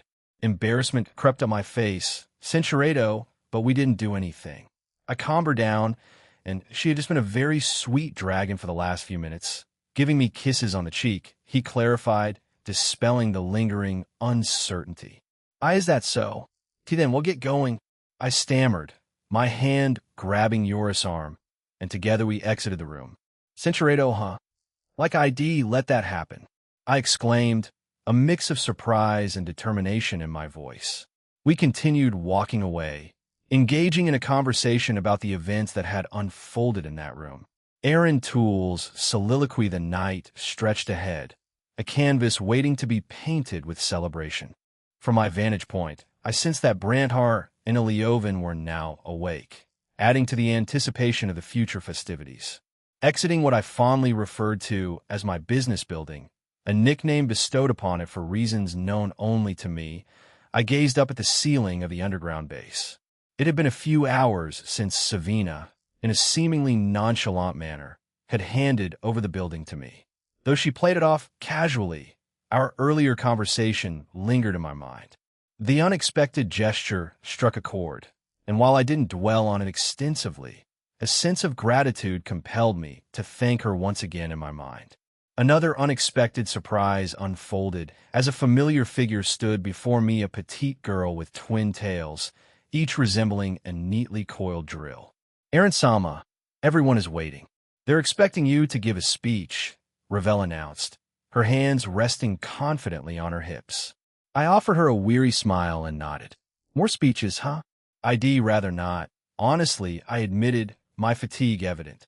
Nevertheless, I joined her, and as a gesture of unity, Ravel took my hand. Our fingers intertwined, and I continued, so I'm guessing it's about the recent victory and some of our future goals? Maybe we'll talk about the new planet too?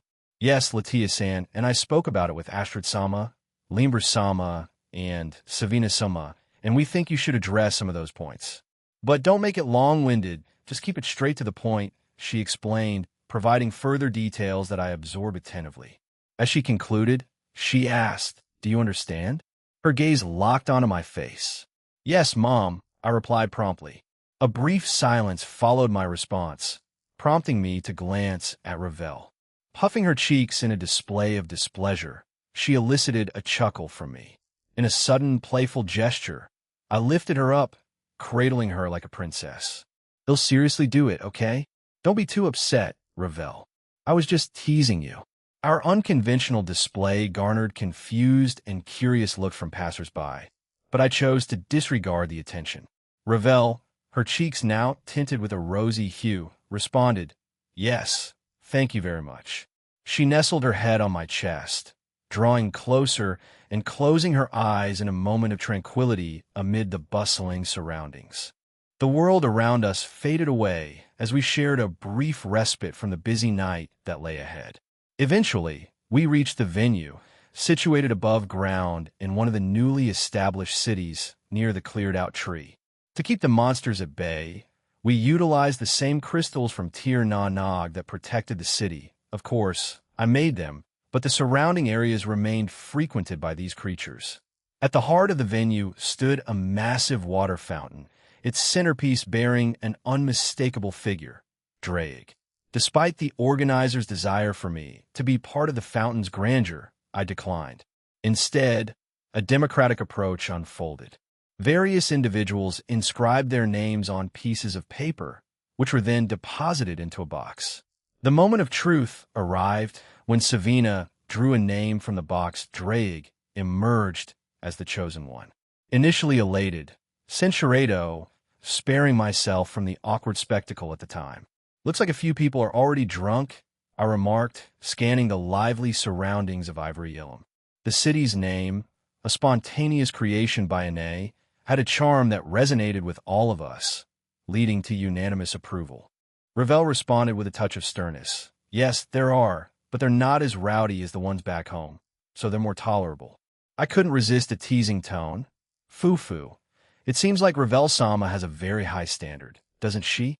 Her unamused stare only fueled the playful banter. However, a subtle shift occurred in her demeanor as she gazed back at me, her cheeks tinted with a blush. Before I go, may I request something?" she inquired, as she slightly squirmed in my arms. "Go ahead," I encouraged, and she leaned in, whispering her request into my ear. A chuckle escaped me as I responded, "That's quite a request, Ravel, but I don't mind. I already did that with Rias before we got together." She attempted to form a response, but before she could utter a word, I leaned down, closing the distance between us, and pressed my lips to hers. A surge of warmth enveloped us as her eyes immediately shut, overwhelmed by a blend of embarrassment and shared closeness. She responded warmly, though a little unsure at first, in an endearing way that brought a smile to my face. Pulling back, I asked, "Is that okay?" She nodded happily and gave an enthusiastic reply, nodding her head vigorously in approval. "I can work hard with this," she exclaimed before I gently set her down. "He'll go join Savina-sama then," she shouted, summoning her fiery wings and gracefully ascending into the skies. "Looks like you guys did it." Radalia's voice reached me as I began to walk away. Glancing back at her, she joined my side. "I didn't think it would only take you guys a couple of hours of fighting to take control of Ferothos Prime and defeat Xenosius and everyone else there. Just another Friday for us. Nothing too hard," I responded casually, meeting her gaze with ease. "But I do plan on bringing the new Ferothos Prime into view for everyone starting tomorrow. Would you like to join us? Although it's going to be a lot of work, since we need to focus on this planet, the one Sonus group liberated, and now Ferothos Prime." Radalia took a moment before responding. "I will once I get back. We received a notice for all Eradicators, Wayboros, Umbra, and other groups to go to the main planet to discuss your arrival and our own plans. So they've already sent out the alert, huh? I guess my delays on having that information reach Fumara worked. Foo-foo. I mused, a sly smile playing on my lips as we arrived at a particular building where everyone else awaited us. You did something? Radelia inquired, curiosity etching her features. Yeah, I just delayed the transmission of what was happening to them, and then created certain blockades that would slow it down even more. So after we left and arrived here, they probably finally got it. I explained, a hint of amusement coloring my tone, punctuated by a light laugh. Radelia regarded me with a thoughtful expression and asked, "Do you perhaps like messing with your enemies?"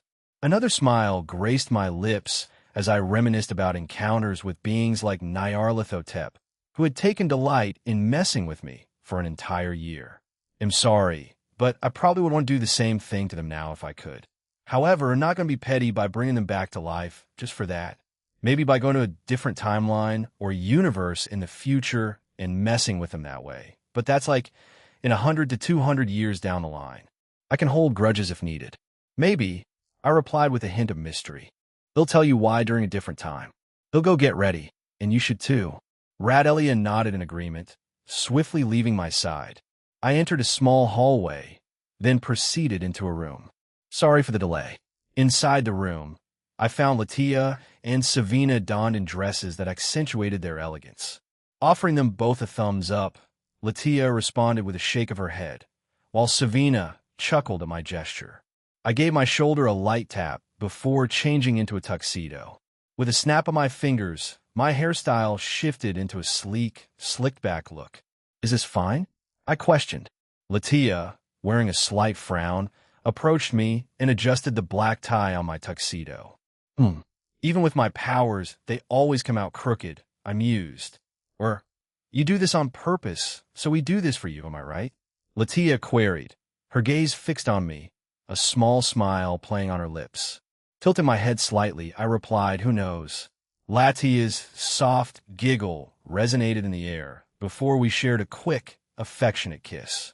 As we lingered in that moment, Savina observed us, her curiosity evident. You really care for them, don't you? She inquired, her gaze focused on our connection. I resisted the urge to deliver a slightly unhinged response, opting for a more composed nod. Of course, why wouldn't I? Anyway, we should get going. Don't want to keep the drunkards waiting. Both ladies concurred with my sentiment, and we began our journey back to the stage. Along the way, we encountered Brantar, who looked remarkably out of place in a suit, and Iliovan, who stuck to his usual attire. He justified his choice by stating it wasn't worth changing in his stuffy clothes for just a few minutes of speech. In the back of my mind, I silently agreed with Iliovan. Formal attire could indeed feel excessive on certain occasions. However, I couldn't afford to project an image of laziness, as it might affect how some people perceived me. A delicate balance had to be maintained to appease both my laid-back sensibilities and the expectations of those who cared about appearances. Censuredo. Savina initiated the address, flanked by the present leaders, including Iliovan. Initially, the crowd exhibited their rowdiness, but Iliovan's unexpected change in mannerisms shifted the atmosphere. His presence prompted a noticeable change, quelling the initial dissent within the first 30 seconds of his speech. I, however, took the stage last.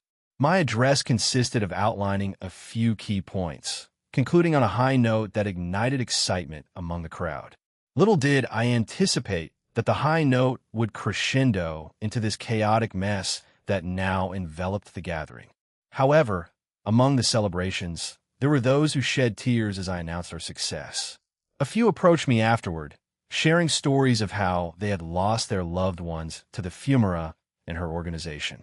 This single, yet significant, victory provided a semblance of closure for some of them.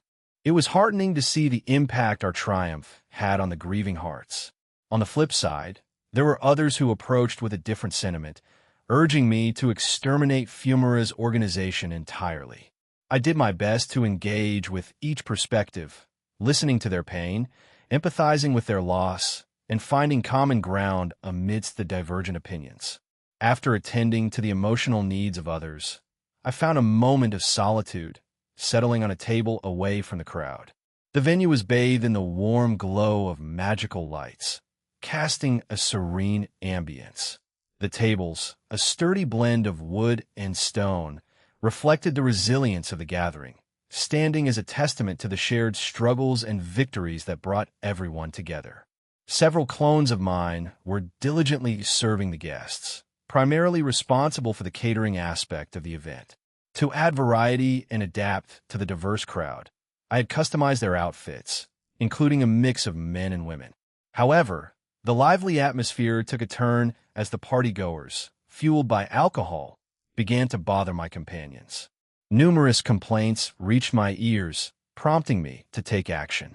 I forcefully sobered up the unruly individuals and issued a stern warning.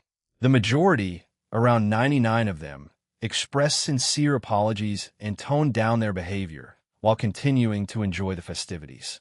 As for the remaining one, I opted for a simpler solution and peacefully put them to sleep. I had no desire to deal with unnecessary disruptions.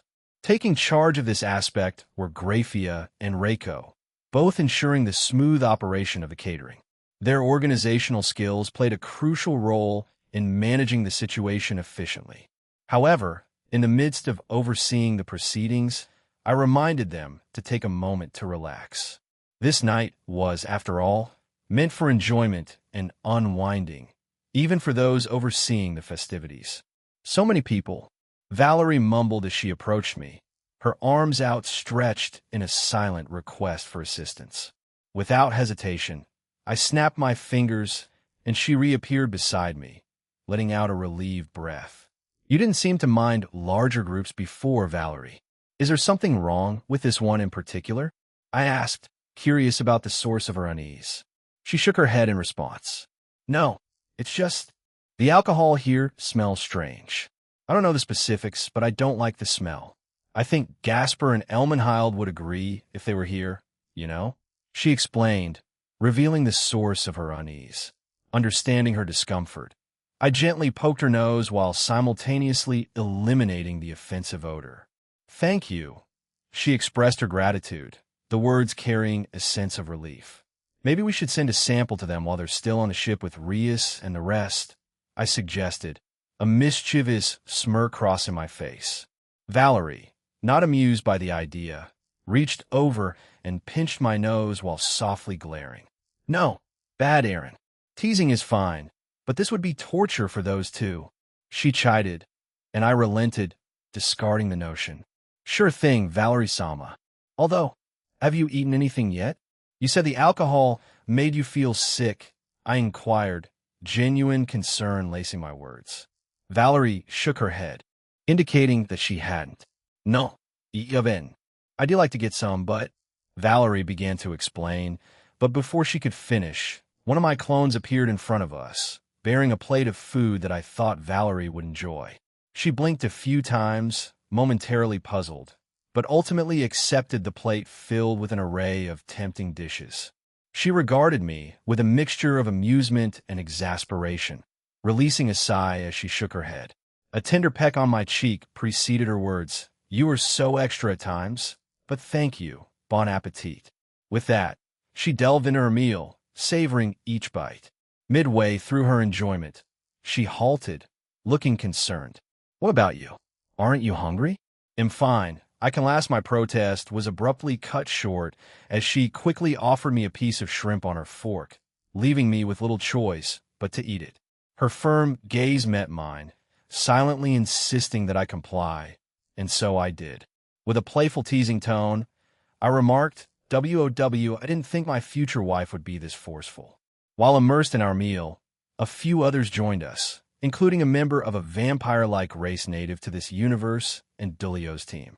I greeted them with a raised hand as they approached, creating an atmosphere of tranquility. Griselda swiftly claimed a spot by my free side, seamlessly integrating into our gathering. The food's great, Jean-Coin, Dulio exclaimed between bites, his barato full as he enjoyed the meal. The way they looked seemed a bit strange at first, but after thinking it over, a lot of the dishes I've tried around our universe from different countries were like this too, so I just ate them. Well, I'm glad you're enjoying it, I replied with a smile. I glanced around, observing the consensus of enjoyment among the assembled group. Dulio's team, each engrossed in their chosen dishes, added a diverse mix of flavors to our collective dining experience. One of them, with a dish that had a strikingly unusual presentation, brought a quirky yet amusing element to the eclectic feast.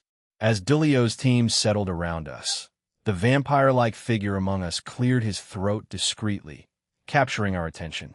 Turning toward him, he took the initiative to introduce himself. "Pardon my intrusion. I'm Esselin," he said, Centurato. She seamlessly took my hand, showed me the ring, and continued eating, a gesture that spoke volumes without the need for words. Curiosity surged within me. I had encountered numerous vampires in my life, so far, each possessing a distinct personality and demeanor, with only a handful maintaining an air of superiority. The prospect of encountering vampires in this particular universe intrigued me, and I couldn't help but wonder how they differed from those I had encountered before. Lost in my musings, I observed the vampire-like creature fixating its gaze on Valerie and me. Unexpectedly, he burst into tears, his hands covering his face, and hastily fled the scene, exclaiming, "I'm sorry. It was a misunderstanding." A ripple of curiosity swept through the onlookers, prompting them to divert their attention towards us and then to Esselin. However, their expressions shifted to bemusement, accompanied by smiles and gentle shakes of their heads as they returned to their own conversations. It became apparent that this bizarre display was a common occurrence with a peculiar vampire-like creature, leaving an amusing impression on those familiar with his antics. "What was that about?" Nero inquired between bites of his meal. "Misunderstanding?" Griselda reiterated, her gaze shifting toward Valerie.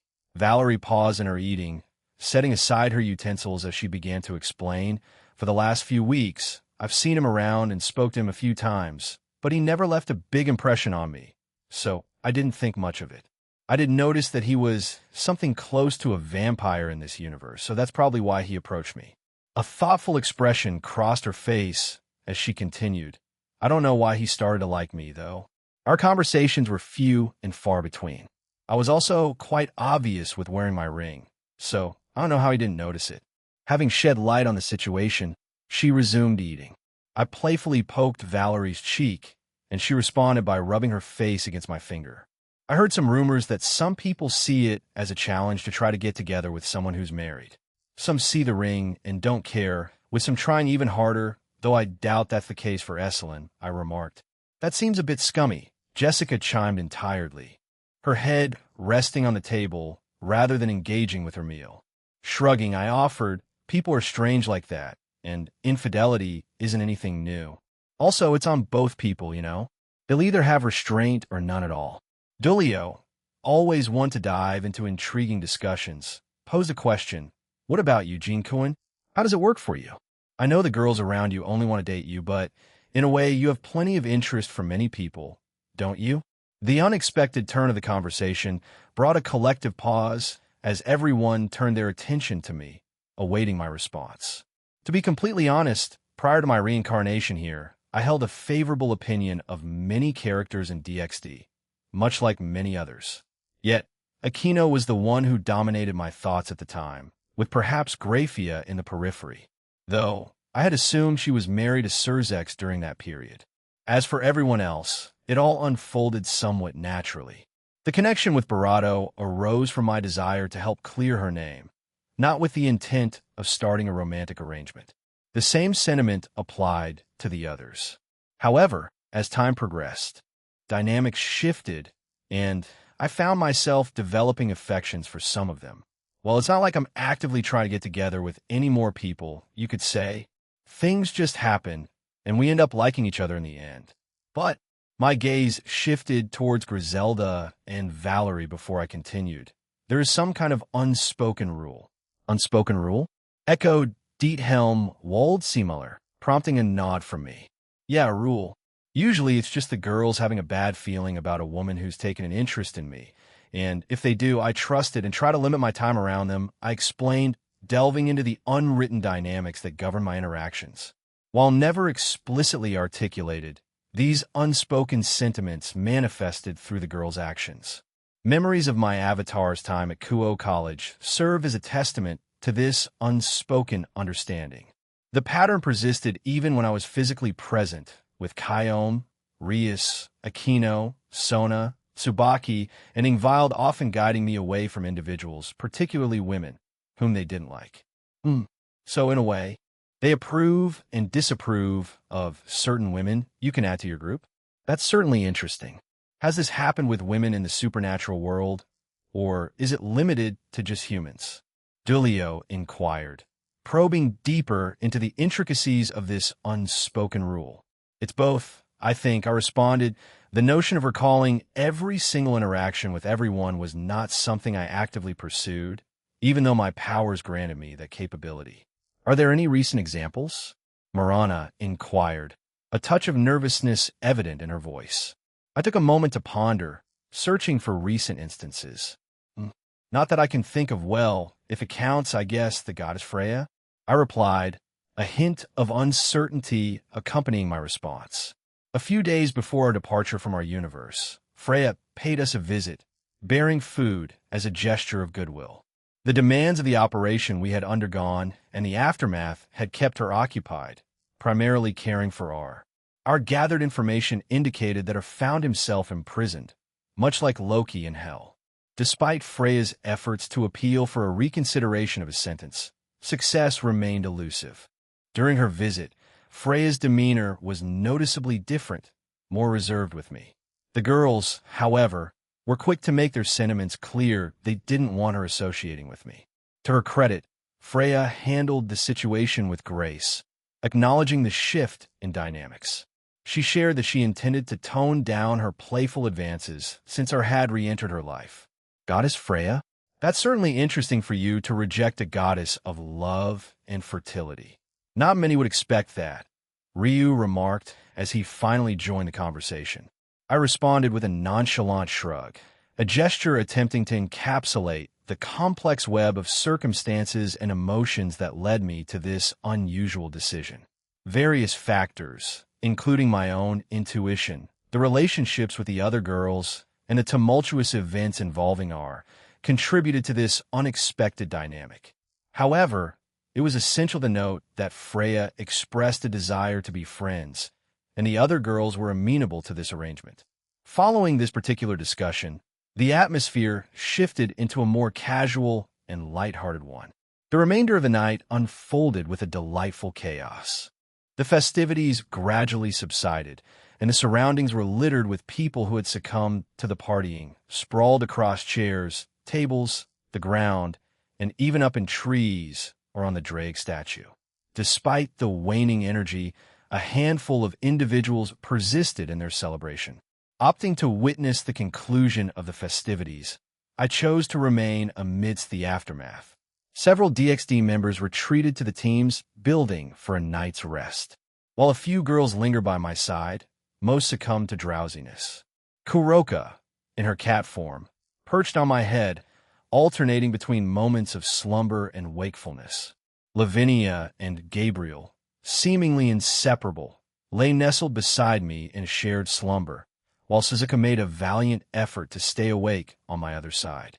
Velgrind and Azathoth departed earlier, seemingly losing interest in the festivities. Meanwhile, Danu, Grafia, and Reiko retraced their steps to tidy up, and I dispatched several clones to assist them, easing their workload. Ine, unfortunately, succumbed to fatigue earlier. The poor girl fought to stay awake but succumbed to the relentless drowsiness.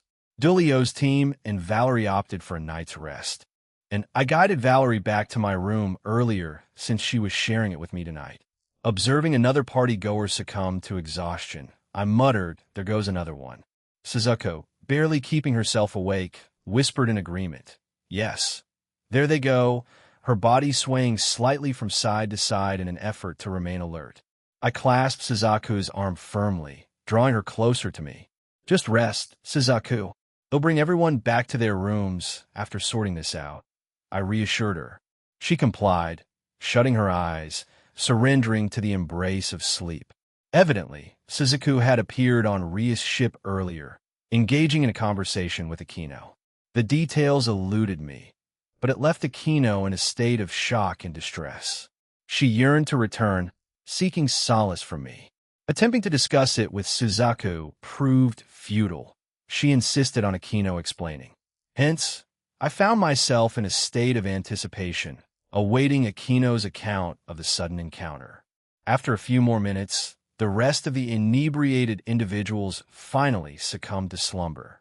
Taking charge, I gently tapped each person around me, instantly teleporting them to their respective rooms or mine. Rising from my seat, I replicated the process for everyone else in the vicinity.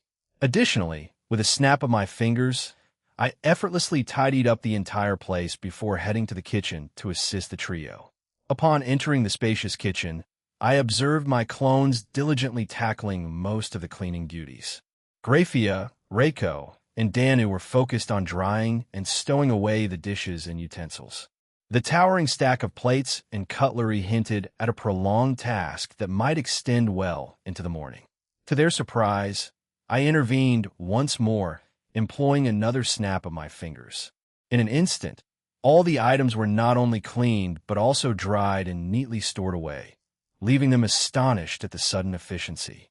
My clones gave a respectful salute before vanishing, leaving me in the company of 3 women who seemed rather indifferent to their task.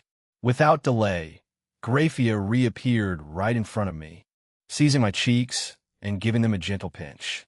Aaron, I'd rather we do things conventionally than resort to magic. It fosters good habits and prevents you from relying on magic constantly. Yes, ma'am, I responded dutifully. She let go of my cheeks, heaving a sigh of exasperation. We should call it a night.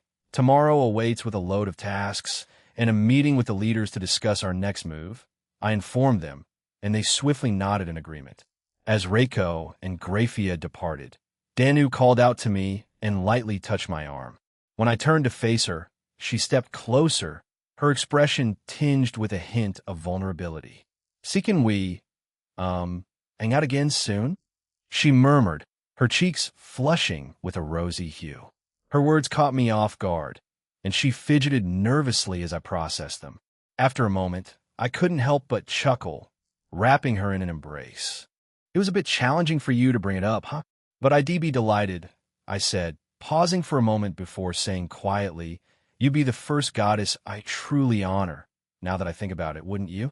As I stepped back, Danu's expression showed she was pleasantly surprised, leaving her momentarily without words. Another round of laughter escaped me as I lifted her in a bridal embrace, joining the others, who seemed bewildered by my unexpected actions. The following morning dawned upon us, and the entire team was diligently engaged in their respective tasks. While various teams had already embarked on their assigned missions, I found myself confined to yet another meeting room.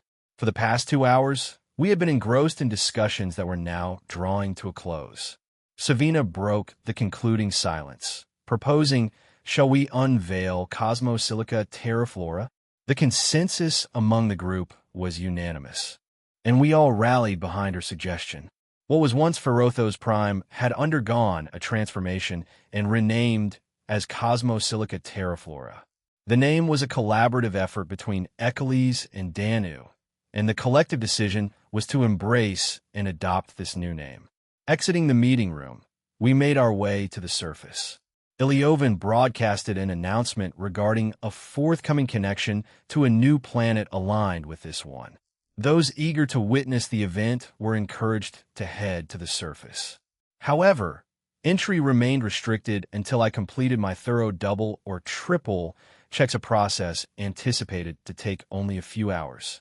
Upon breaching the surface, an increasing number of onlookers gathered, eager to catch a glimpse of the newfound planet. With a simple gesture, my hand raised, fingers clicking, a colossal portal materialized, unveiling a new planet. Its predominant hues were purple, white, and blue, mirroring the colors of its flora and wildlife. The crowd erupted in cheers at the awe-inspiring sight. Notably, I had concealed this planet to evade detection by Fumara or anyone else. Satisfied with my covert actions, Ilyovan proclaimed that access would be granted in a few hours. I, however, still had to conduct some meticulous final checks to ensure its safety and suitability for habitation. After completing the task, Ilyovan joined our group, accompanied by a few others. I then used my teleportation ability to transport all of us to the designated planet. Gabriel's excitement bubbled forth as she exclaimed, "This feels like a scene straight out of a movie." Her eyes darted in every direction, and in her enthusiasm, her wings unfolded, unintentionally flapping with a rhythmic beat. The rest of the group mirrored her surprise at the unconventional design I had chosen. Massive metallic structures formed large circles that loomed above the expansive bridge we stood on, emitting a mysterious glow.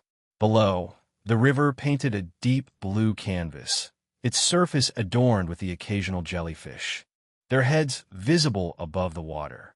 On the horizon, towering office-like buildings dominated the landscape, while smaller shops added a quaint charm to our surroundings. The flora around us presented a burst of colors: purple, white, pink, and green flowers, bushes, and various plants, creating a vibrant tapestry. Android jellyfish gracefully floated in the air, their movements resembling that of lamps illuminating the spaces they traversed. Though conventional lights also dotted our surroundings, ensuring we didn't solely rely on these artificial creatures for illumination. With a pointed finger, I directed their attention, explaining the sizable building over there serves as our planetary headquarters. To its left, the slightly smaller structure houses the leader. On the right, you'll find DXDS building. As for the smallest one in the front, it's a spacious apartment complex available for anyone seeking accommodation. Although I initially referred to it as the smallest, the structure was surprisingly substantial, measuring only half the height of the tallest one. It had the potential to accommodate approximately 2,000 families, if my estimate was correct. I got a couple of spots. I want to verify this tour is brief, so stick close and avoid straying too far. I've set up boards with maps and marked locations all over the planet. If you find yourself lost, just follow them, I explained, leading the way northward toward a specific destination. As we strolled, everyone took in their surroundings, some offering comments on what they observed. "Hey, what's that?" Gabriel exclaimed, gripping my arm and pointing towards a sizable circular structure that bore a resemblance to a basketball. It's an indoor basketball facility, equipped with 15 courts, 5 on the ground level, 5 on an elevated floor, and another 5 underground. The complex also features additional amenities such as canteens, showers, an entertainment area, and rooms available for short-term or extended stays, I explained. Considering the uncertainty about whether the Phantasma universe embraces this sport, I took the initiative to install a television within the facility. It broadcasts instructions and rules for playing basketball. While I may eventually hire someone to ensure everyone is informed, that sums up the setup, I continued. Gabriel expressed interest, prompting me to suggest, if any of you are interested, we can visit later. "Basketball seems intriguing," Branhar exclaimed, giving me an affirming pat on the back. "Count me in." "Sure thing. But let's first head to our initial destination," I proposed, and we increased our pace accordingly.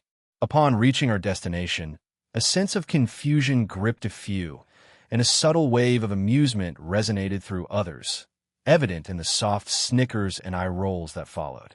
Savina, her brow furrowed in puzzlement, voiced her inquiry. "What is this? A restaurant?" I clarified, "Exactly. The Ryakaroriak restaurant, my personal venture in our universe. Given its proximity to the planet's core, I decided to extend my culinary haven here as well. By the way, Ryakaroriak translates to Dragonheart Legacy, if you were curious." My explanation piqued their interest. "Come in. We'll only be here for a few minutes," I urged, leading them into the establishment. The interior mirrored the exterior, and as I checked a few details, Lavinia's voice resonated from the stage, captivating everyone's attention. Seated on chairs nearby, they absorbed the melodic performance, while I, maintaining a distance, continued my observational sweep of the surroundings. The harmonious ambience of Lavinia's singing provided a backdrop to my thorough examination of the establishment. As I neared the completion of my inspection, I couldn't help but notice that Lavinia's song, carefully chosen, coincided with the end of my task.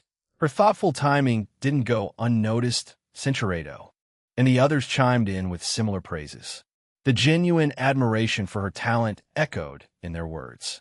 As we prepared to exit the venue, I signaled the completion of the inspection.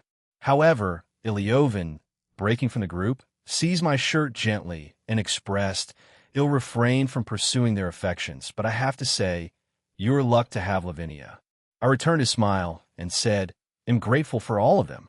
Don't worry, Ilyovin, you'll find someone one day. Take your time. You're still young." "Thanks," he muttered, his cheeks turning pink as he hurried away. Lavinia peeked out from the entrance, beaming at me before joining my side.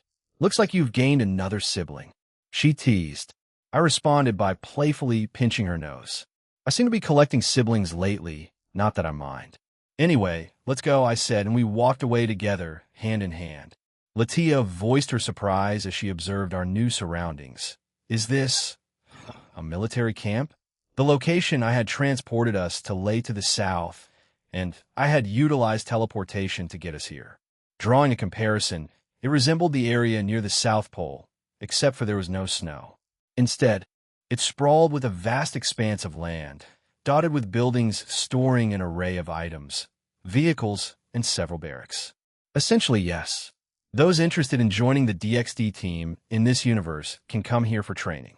Although, down the line, I envision establishing schools that not only hone their skills but also educate. A blend, perhaps, or could it be considered a military school? I clarified, offering insights into the purpose of this unique training ground. Suzaku inquired, "What's the reason behind that decision, Aaron?"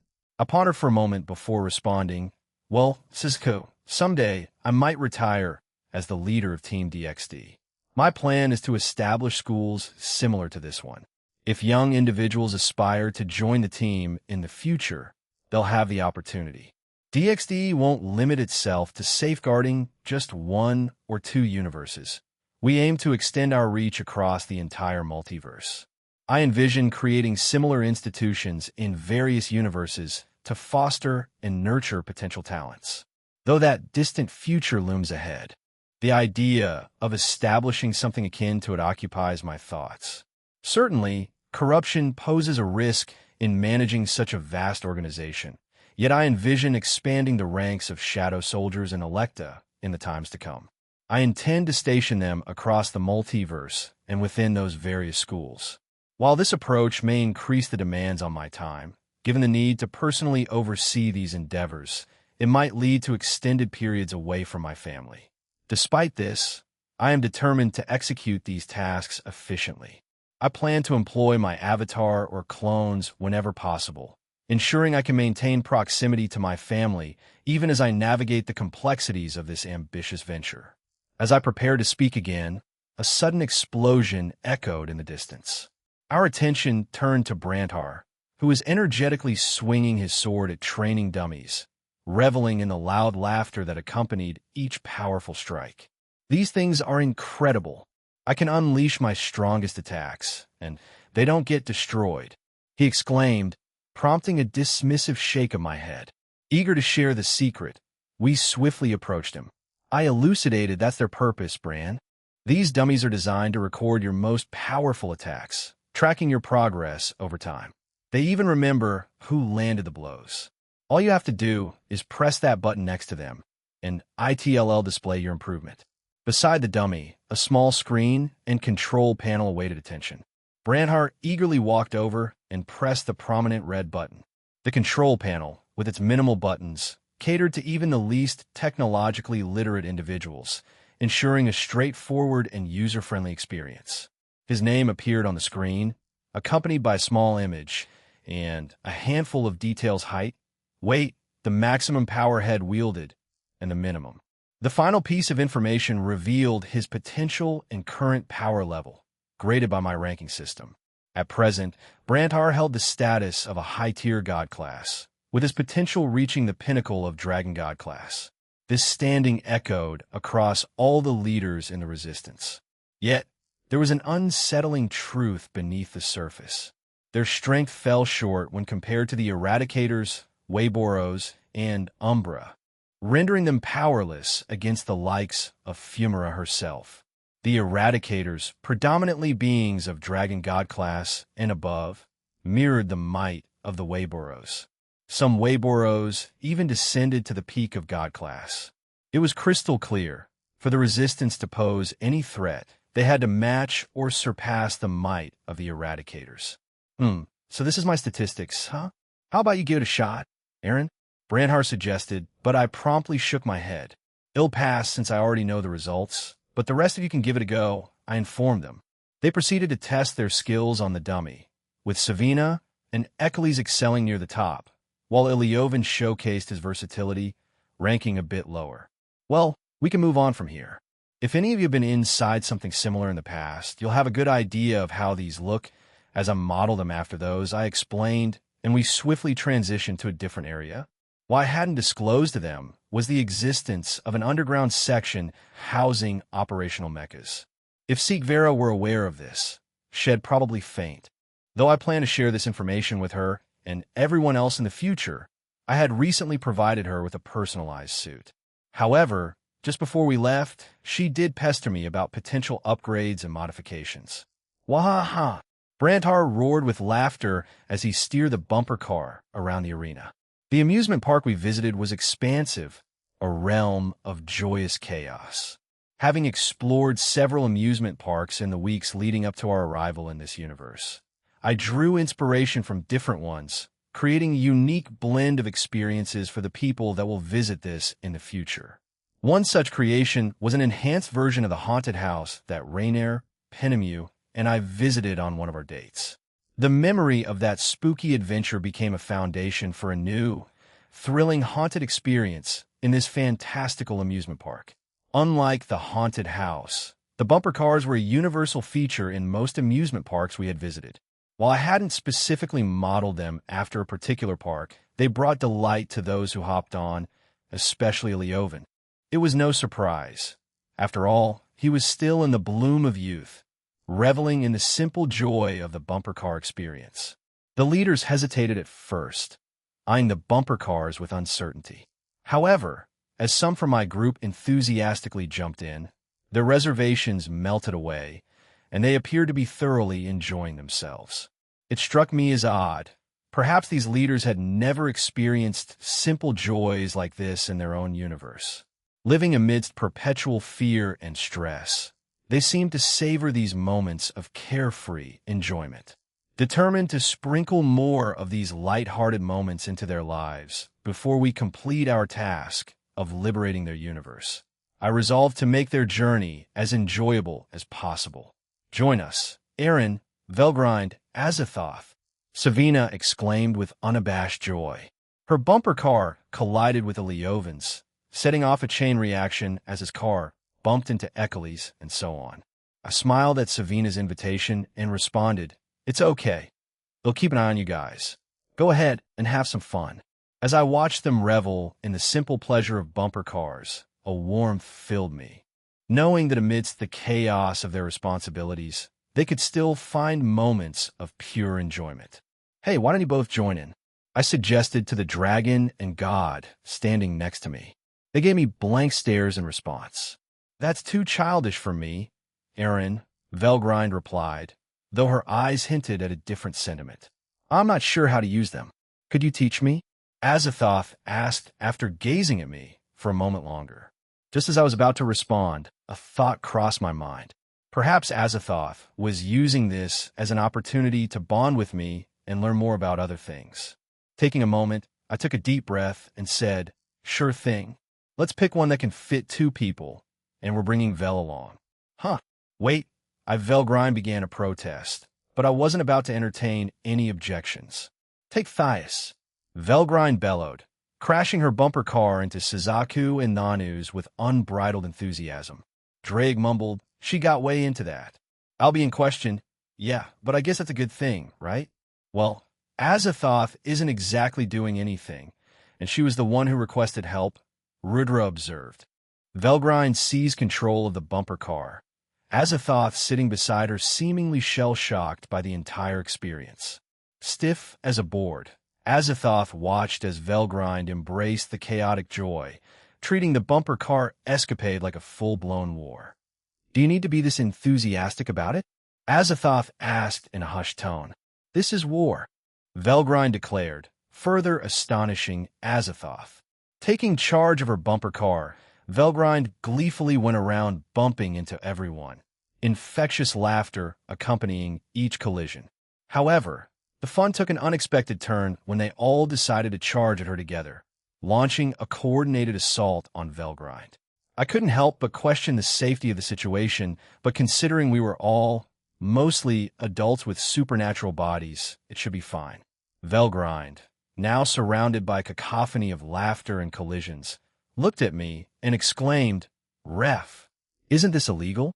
Tilting my head, I responded, "Ref, I'm just here to watch over you guys, and it's not a competition, Vel." Velgrind didn't seem thrilled by my response, but she continued maneuvering her bumper car. It became evident that everyone had made it their mission to target her. Eventually, Azathoth teleported away from the chaos, looking a bit worse for wear after enduring relentless bumps. She reappeared next to me, reaching out to grab my arm for support. I turned to her, concern furrowing my brow. "Are you okay?" "I just need some rest." "It'll be fine," she replied, closing her eyes in an attempt to recover. We lingered in the amusement park for approximately 20 more minutes, allowing the other leaders to enjoy a few additional rides. Afterward, we made our way to a different location. "I've never seen these kinds of fish before, Aaron. How did you manage to get them?" Natsum asked in awe. The next destination wasn't too far from the amusement park. It was an aquarium. The aquatic life in the Phantasma inspired the diverse array of fish here, creatures unfamiliar to both Natsum and me. Yet, with Kuntuar's assistance, we successfully brought them into this captivating underwater world. Kuntuar and I had a unique synergy, even across distances. After defeating Xenosius, I embarked on constructing these places, seeking Kuntuar's help to locate various animals.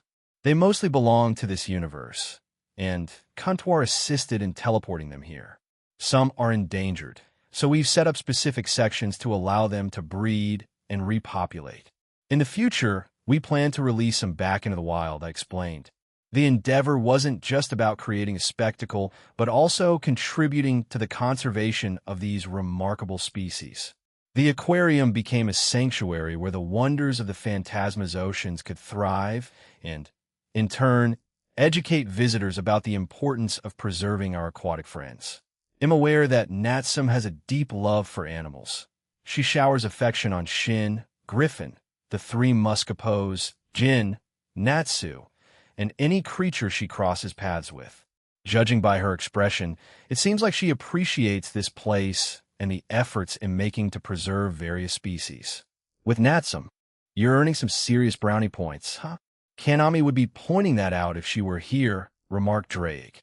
That wasn't my intention, but I suppose you're right, I replied, glancing over to see Natsum looking at me for a moment before shyly turning away, a faint blush coloring her cheeks. Serpentral, Lumigegel, Nibimmer, Stegel, Vorlafin, Quawisk, and many more. It's astonishing how you've managed to gather such diverse groups, Aaron, Iliovan exclaimed, mirroring Natsum's sense of wonder. It's a win-win situation for everyone. We secure this location, providing a haven for endangered species to thrive. It'll ensure there are guards stationed at their original habitats after we release them to safeguard against threats, be it for natural wildlife or poachers, I detailed. As our group delved into exploring the surroundings, I found myself lingering behind the others. Perhaps it was turning into a habit, observing their reactions. This newfound tendency might be attributed to my current role as the ruler, overseeing everyone's activities.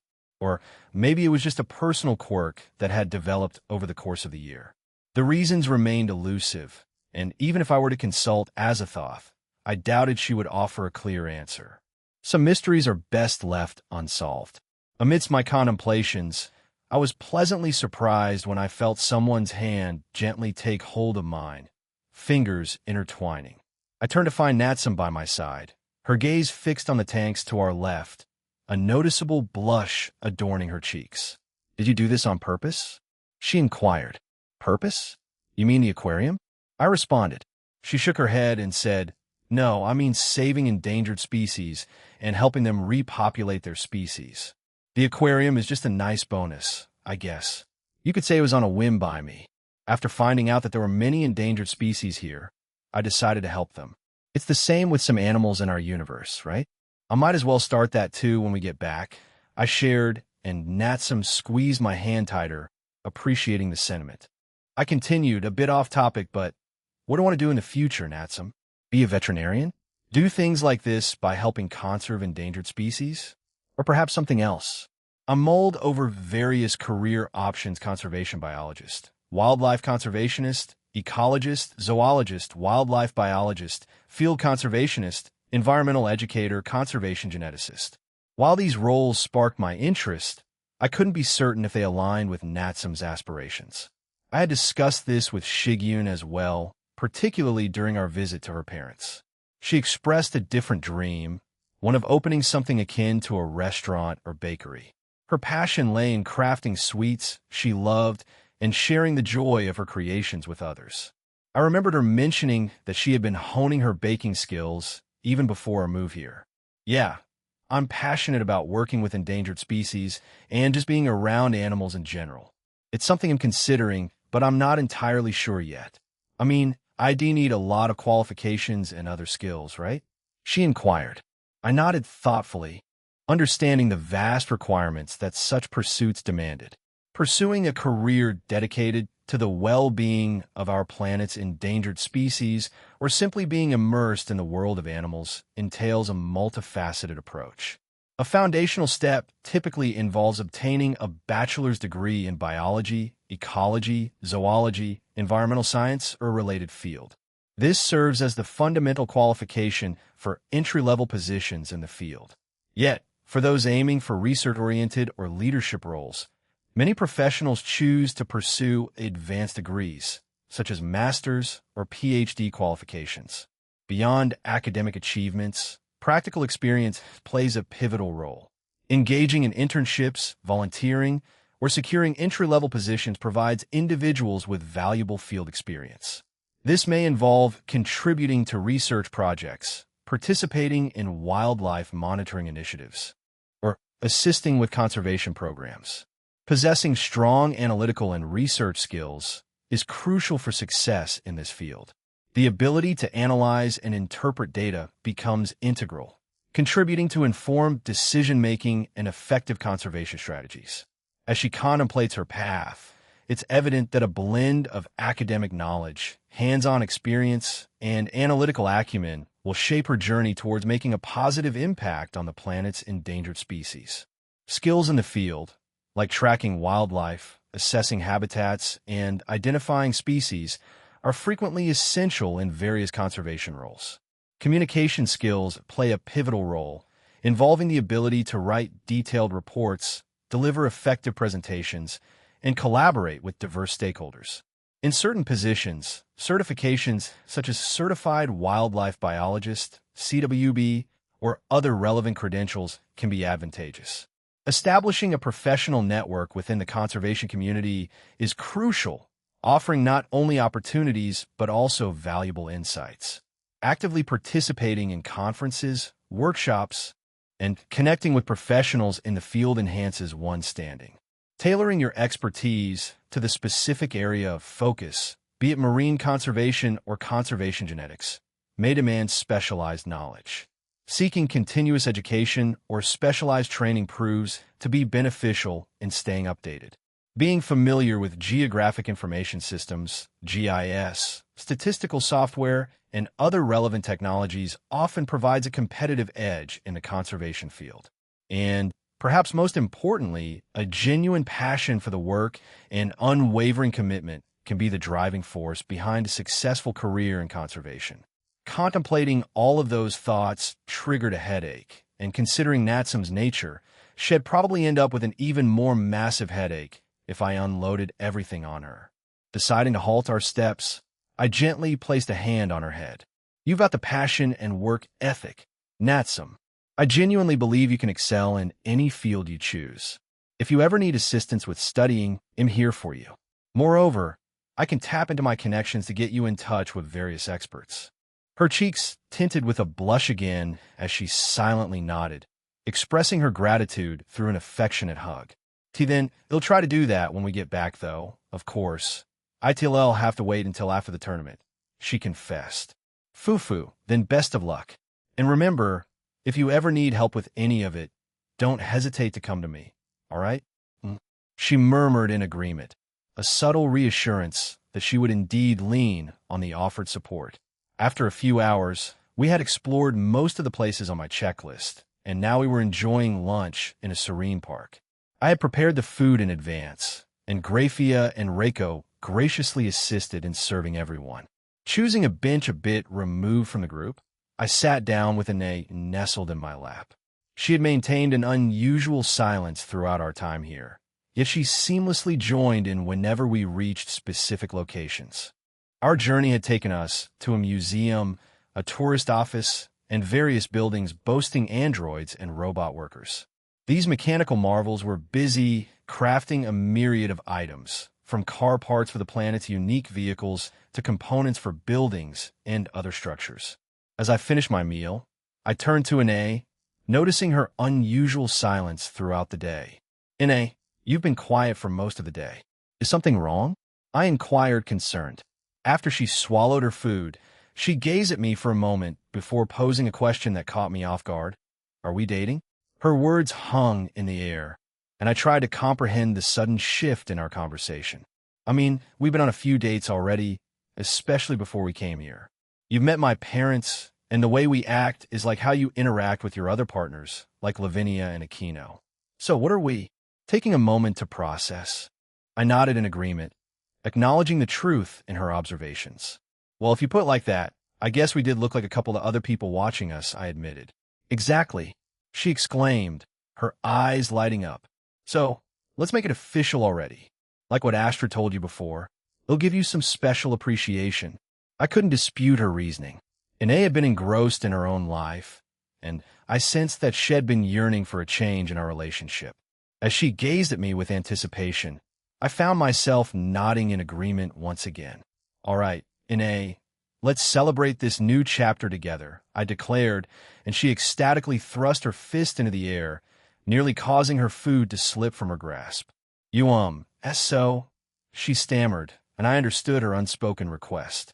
Leaning in, I closed the distance between us and gently shared a sweet barato with her. While it wasn't our very first romantic moment together, we had shared close personal moments during our dates for her. This marked the first official barato as a declared couple. The sweet, shared moment lingered, solidifying the beginning of a new chapter in our relationship. Sensing a few people approaching us, I gently stepped back. However, Ine, ever the playful spirit, teasingly poked my cheek and winked at me, adding a mischievous flair to the moment. I would advise you not to pester him so openly. Grafia's voice came from behind Ine, causing the poor girl to freeze in embarrassment. After a few seconds of silent deliberation, Ine turned around, her face breaking into a mischievous grin as she flashed a peace sign at Grafia. Since all three of us are kind of like maids, we can all team up and help Aaron out together. Those words didn't seem to have the desired effect, as Grafia looked both embarrassed and horrified by Ine's bold comment. Meanwhile, Reiko, standing nearby, seemed equally at a loss for words, her face turning crimson with embarrassment as she stared at Ine. Grafia swiftly seized Ine's head, applying pressure that prompted pained shouts from the latter. Did I not teach you about proper manners and maid etiquette? Grafia questioned, her tone icy cold. Ine's cries filled the air. I'm sorry. I was just excited. I'm sorry, Grafia-sama. Grafia eventually released her grip and sighed. I stepped in, advocating for leniency, cut her some slack as she said, she was just excited. Grafia shook her head, dismissing the idea. If I did, Ine would slack off more than she already does. However, I will commend her on improving a lot in just a year's time, Grafia acknowledged. despite the reprimand. There was a subtle hint of pride in Greyfire's admission of Anae's progress, a testament to the growth observed over the past year. I agree with Aaron. Greyfire, even if it's just for today, Reiko said, placing a reassuring hand on Greyfire's shoulder. Greyfire sighed, giving in. Very well, just for today. With Greyfire's reluctant permission, Anae expressed her joy by kissing me once again. Following our brief but lively lunch, we opened up the planet to the rest of the resistance. Excitement filled the air as members eagerly explored the newfound world, embracing the sense of adventure that awaited them. The shared enthusiasm created a lively atmosphere, marking the day as a memorable one for the resistance. Rias Gremory's soliloquy 8-day had elapsed since our journey commenced towards Shadenvar, Machinara. Aaron's spaceship, a revelation in itself, had surprised us all. It had been off-limits to everyone but Aaron and Kuntuar. Kuntuar, the de facto leader of our mission, possessed the knowledge to operate the peculiar vehicle. Earlier, she had dispatched Chow Chow's team to assist Aaron's group and retrieve a crucial item. They had since returned, providing us with a summary of the events that transpired. At the moment, I found myself in one of the libraries that Aaron had installed in the spaceship. Engrossed in a fantasy light novel from another world, I couldn't help but feel a strange sense of familiarity. The narrative of the novel mirrored our own experiences, but this time it unfolded from the perspective of someone named Issei Haidu. He was the protagonist of that world, a tad childish yet utterly endearing. He reminded me a lot of Aaron, though their differences were just as prominent. I found myself engrossed in the third volume of the series when, out of nowhere, a holographic screen materialized before me. Accompanying the screen was a message that read, "The new planet, Cosmosilica Terraflora, formerly known as Ferothos Prime, has been open to everyone else in the Alliance." Here is some aerial footage we received from Aaron. So this is it. Incredible. I can't wait to go there. It seems like it was heavily inspired by a lot of the sci-fi shows humans made. Knowing Aaron, he probably incorporated elements from our world as well. Is that a giant basketball and a shoe? I mused to myself. With a quick clap of my hands, I employed magic to teleport the book back to its designated spot on the shelf. Observing the recorded footage, a multitude of buildings, structures, and even a military area were already present. It raised the question, was Aaron preparing the resistance for an impending war?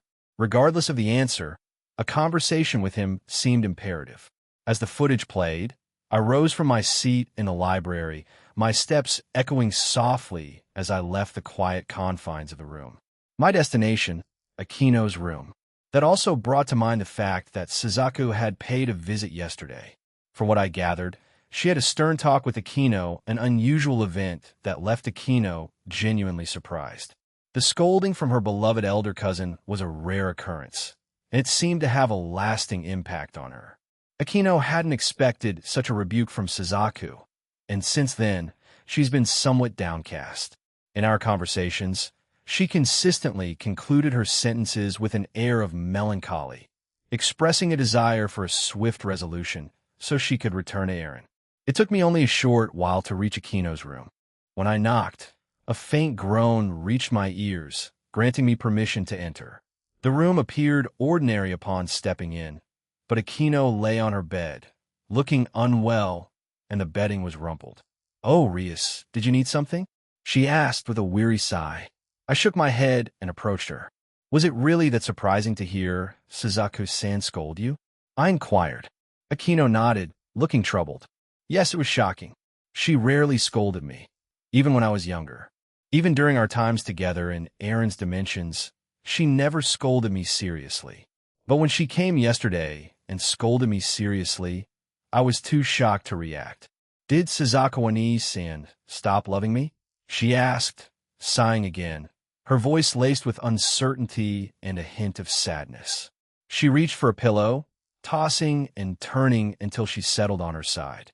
"I want Aaron to spoil me when we return. He'll also apologize for whatever I did." I wasn't really listening because of the shock, she explained, exhaling with sigh. "You know, she might get even angrier if you didn't listen to her scolding."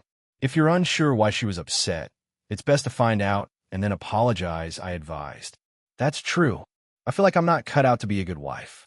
Will Aaron even consider making me one of his wives if he finds out why Sazakawa ni-san scolded me? She questioned, a hint of sadness evident in her voice as she pondered her worthiness in a moment of introspection. Anyway, have you seen this? I inquired, presenting the hologram and the footage Aaron had shared with us. Akino shifted her attention, gazing at the hologram. Yet, a deeper sadness etched across her face, leaving me puzzled. What's wrong now? Akino pointed at the footage, freezing it at a specific moment. It revealed him with Lavinia and a few others, casually exploring the surroundings. The scene depicted them surrounded by various members of the resistance, relishing in the moment. What? I echoed, still trying to grasp the situation. TT, that should be me with them. She mumbled, her words carrying a tinge of hurt, resembling a child expressing longing, causing a subtle twitch in my lips. With a sigh escaping my lips, I placed a comforting hand on my head. Akino, I share your sentiment. I much prefer being back in our universe, enjoying our time, and participating in the tournament. But we're here, and there's a mission we need to accomplish. Gently, I pulled her up, ensuring she met my gaze. Let's navigate through this challenge first, and afterward we can return, taking a few days or even weeks to relax until the next significant mission comes our way. Pull yourself together, Himejima. You are recognized as the priestess of thunder and light, for crying out loud. People view you as one of the closest individuals to Aaron. What impression would they have if they saw you in this state? Akino gazed back at me, uncertainty flickering in her eyes, yet there was a hint of contemplation in her expression. Honestly, witnessing her in this state felt both unusual and reassuring. Ever since I first encountered Akino, she harbored a deep-seated mistrust of men. It took the efforts of my brother, father, and various others to earn her trust, and even then, she maintained a facade of tolerance around them. Throughout our school days, she projected the Wani-sama persona to everyone. However, observing her now was genuinely relieving. Meeting Aaron, falling in love, allowed her to shed the constraints, and she could finally reveal her true self, even if occasionally it seemed a bit overwhelming. Okay, but I still want to go back as soon as we can. I'm taking down everything in my way after we get there, she declared, swiftly changing from her pajamas and dashing out of the room, passionately proclaiming her intent to defeat her foes with her signature holy lightning and thunder. I shook my head, trailing after her, only to discover she had vanished in the blink of an eye. Her ability to move swiftly when she's determined is quite impressive. It dawned on me that I might as well take a moment to check on everyone else, ensuring they're doing well and catching up with the happenings around us. As I entered one of the training rooms, I immediately noticed the dynamic training session between Yumi and Jean. Instead of engaging in sparring, they were in the midst of exchanging valuable tips and strategies, taking advantage of Yumi's access to Blade Blacksmith's abilities within her Blade Birth Sacred Gear. Captivated by their collaborative efforts, they spotted me and warmly waved me over. Eager to join the interaction, I approached, expressing, "I'm sorry for interrupting your training session. Good work, by the way." Yumi quickly dismissed my concerns, saying, "It's fine, Ryusune-san. We were about to take a break since it's nearing lunchtime," with a nod of agreement from Jean.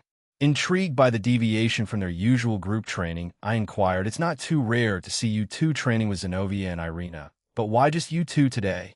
In the upcoming mission, we plan on teaming up for it. Zenobia-san, Irina-san, and Asia-chan plan on working as a group during it.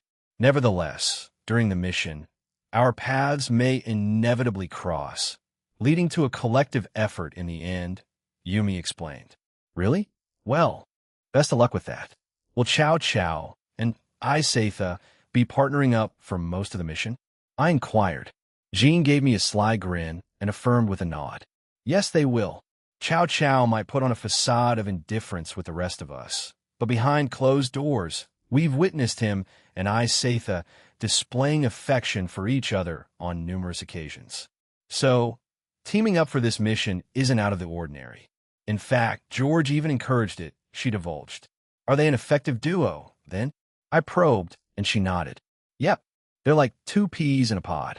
Chow Chow excels in close combat, especially with his new spear that grants access to all the sacred gears currently in the Heaven system. However, he tends to lean more towards close quarters combat, even with that. That's where Isatha comes in handy, being a proficient range support and fighter, Jean elaborated. In the present, he continues to rely solely on his spear for close quarters combat, doesn't he? His approach seems unchanged, even though he possesses the potential to unleash a multitude of combinations with his spear. I ponder over the reason behind this. Could it be a lingering influence from his time wielding the true Longinus before parting with it? Indeed, old habits persist, proving that change comes slowly. Well, maybe he's become more adaptable with a fresh perspective on life, I shared with them. Jean nodded in agreement. That's true. He's been incorporating more different combos lately with his spear, but his fondness for close quarters combat remains. I suppose he won't undergo significant change unless unforeseen events alter his course, she added, accompanied by a casual shrug. We engaged in a casual conversation that extended for a while. As minutes passed, Jean and Yumi shared insights gained from their experiences, demonstrating techniques learned from one another. They even experimented with techniques witnessed from fellow individuals, showcasing a level of proficiency that caught me off guard. It became apparent that they had received guidance not only from his eminent strata, but also from Tobio Ikuse-san, contributing to the unexpected depth of their newfound skills. After wrapping up my conversation with those two, I headed towards the spaceship's cockpit. Along the way, I passed by a room where Zenobia, Asia, and Irina were engaged in a conversation spoken in hushed tones. As I walked by, Zenobia uttered something that elicited a blush from Irina. In response, Irina clutched her shoulders and began shaking her rather vigorously. Intrigued by the unusual scene, I decided to step into the room. It turned out to be an ordinary space, adorned with bookshelves, chairs, tables, couches, and even a vending machine. Ah, Ryusune-sama, how can we help you? Asia inquired upon noticing my presence. Oh, former Prez, how can we be of service? Zenobia chimed in, while Irina continued to nod rapidly in my direction, still evidently embarrassed by something. Oh, it's nothing. I was just curious about Irina being embarrassed. And thank you again for joining us. I express my gratitude. It's no problem, Ryus-san. I wanted to help rescue Aldrake-san's sister. So here I am, Irina replied, her cheeks still tinted with a blush. Sincerado, I hadn't anticipated them planning such personal details as a group, but I suppose it wasn't that unusual, considering Aquino would occasionally invite me to spend time with Aaron too. Is that so? Well, good luck, I stammered, taking a step back. Irina swiftly caught hold of my arms, preventing my escape. Ryus-san, you spend time with Aaron on a regular basis, right? Please share the details. Asia has already shared hers, and I need to know what's going on before we dive into this. Irina exclaimed, her curiosity palpable. I attempted to respond, but Irina interrupted me once more. Asia has already messaged Aaron about it too, so spill the beans, please and thank you, Irina added, leaving me further bewildered. With some reluctance, I acquiesced and started sharing some of the more private moments Aaron and I shared during our free time. Expressing those details verbally was awkward, but I didn't want to escalate Irina's anxiety. Zenobia seemed to be diligently jotting down notes, adding an extra layer of awkwardness for me in the situation. Was this truly the right course of action? The doubt lingered in my mind. Chapter 18, Part 2. The Crucible of Love, third-person point of view, Xenosius kicked the bucket. I already told Lady Fumara and Ive that he couldn't cut it in our rankings. I suppose biting the dust to some weakling from another world just confirms it, remarked one of the Eradicators. Even if you put it that way, he went up against DXDS leader and one of his close allies. It was a 2-against-1 situation, countered Kita. Presently, the Eradicators, Wayboros, Umbra, and various other factions convened for a meeting. The atmosphere remained under control, with rank 1 Ekthrois of the Eradicators. rank 1 Hladrifa of the Wayboros, and in Fursos, the strongest of the Umbra, maintaining a semblance of order. Oh, by the way, you were there before officially joining them. How strong is he?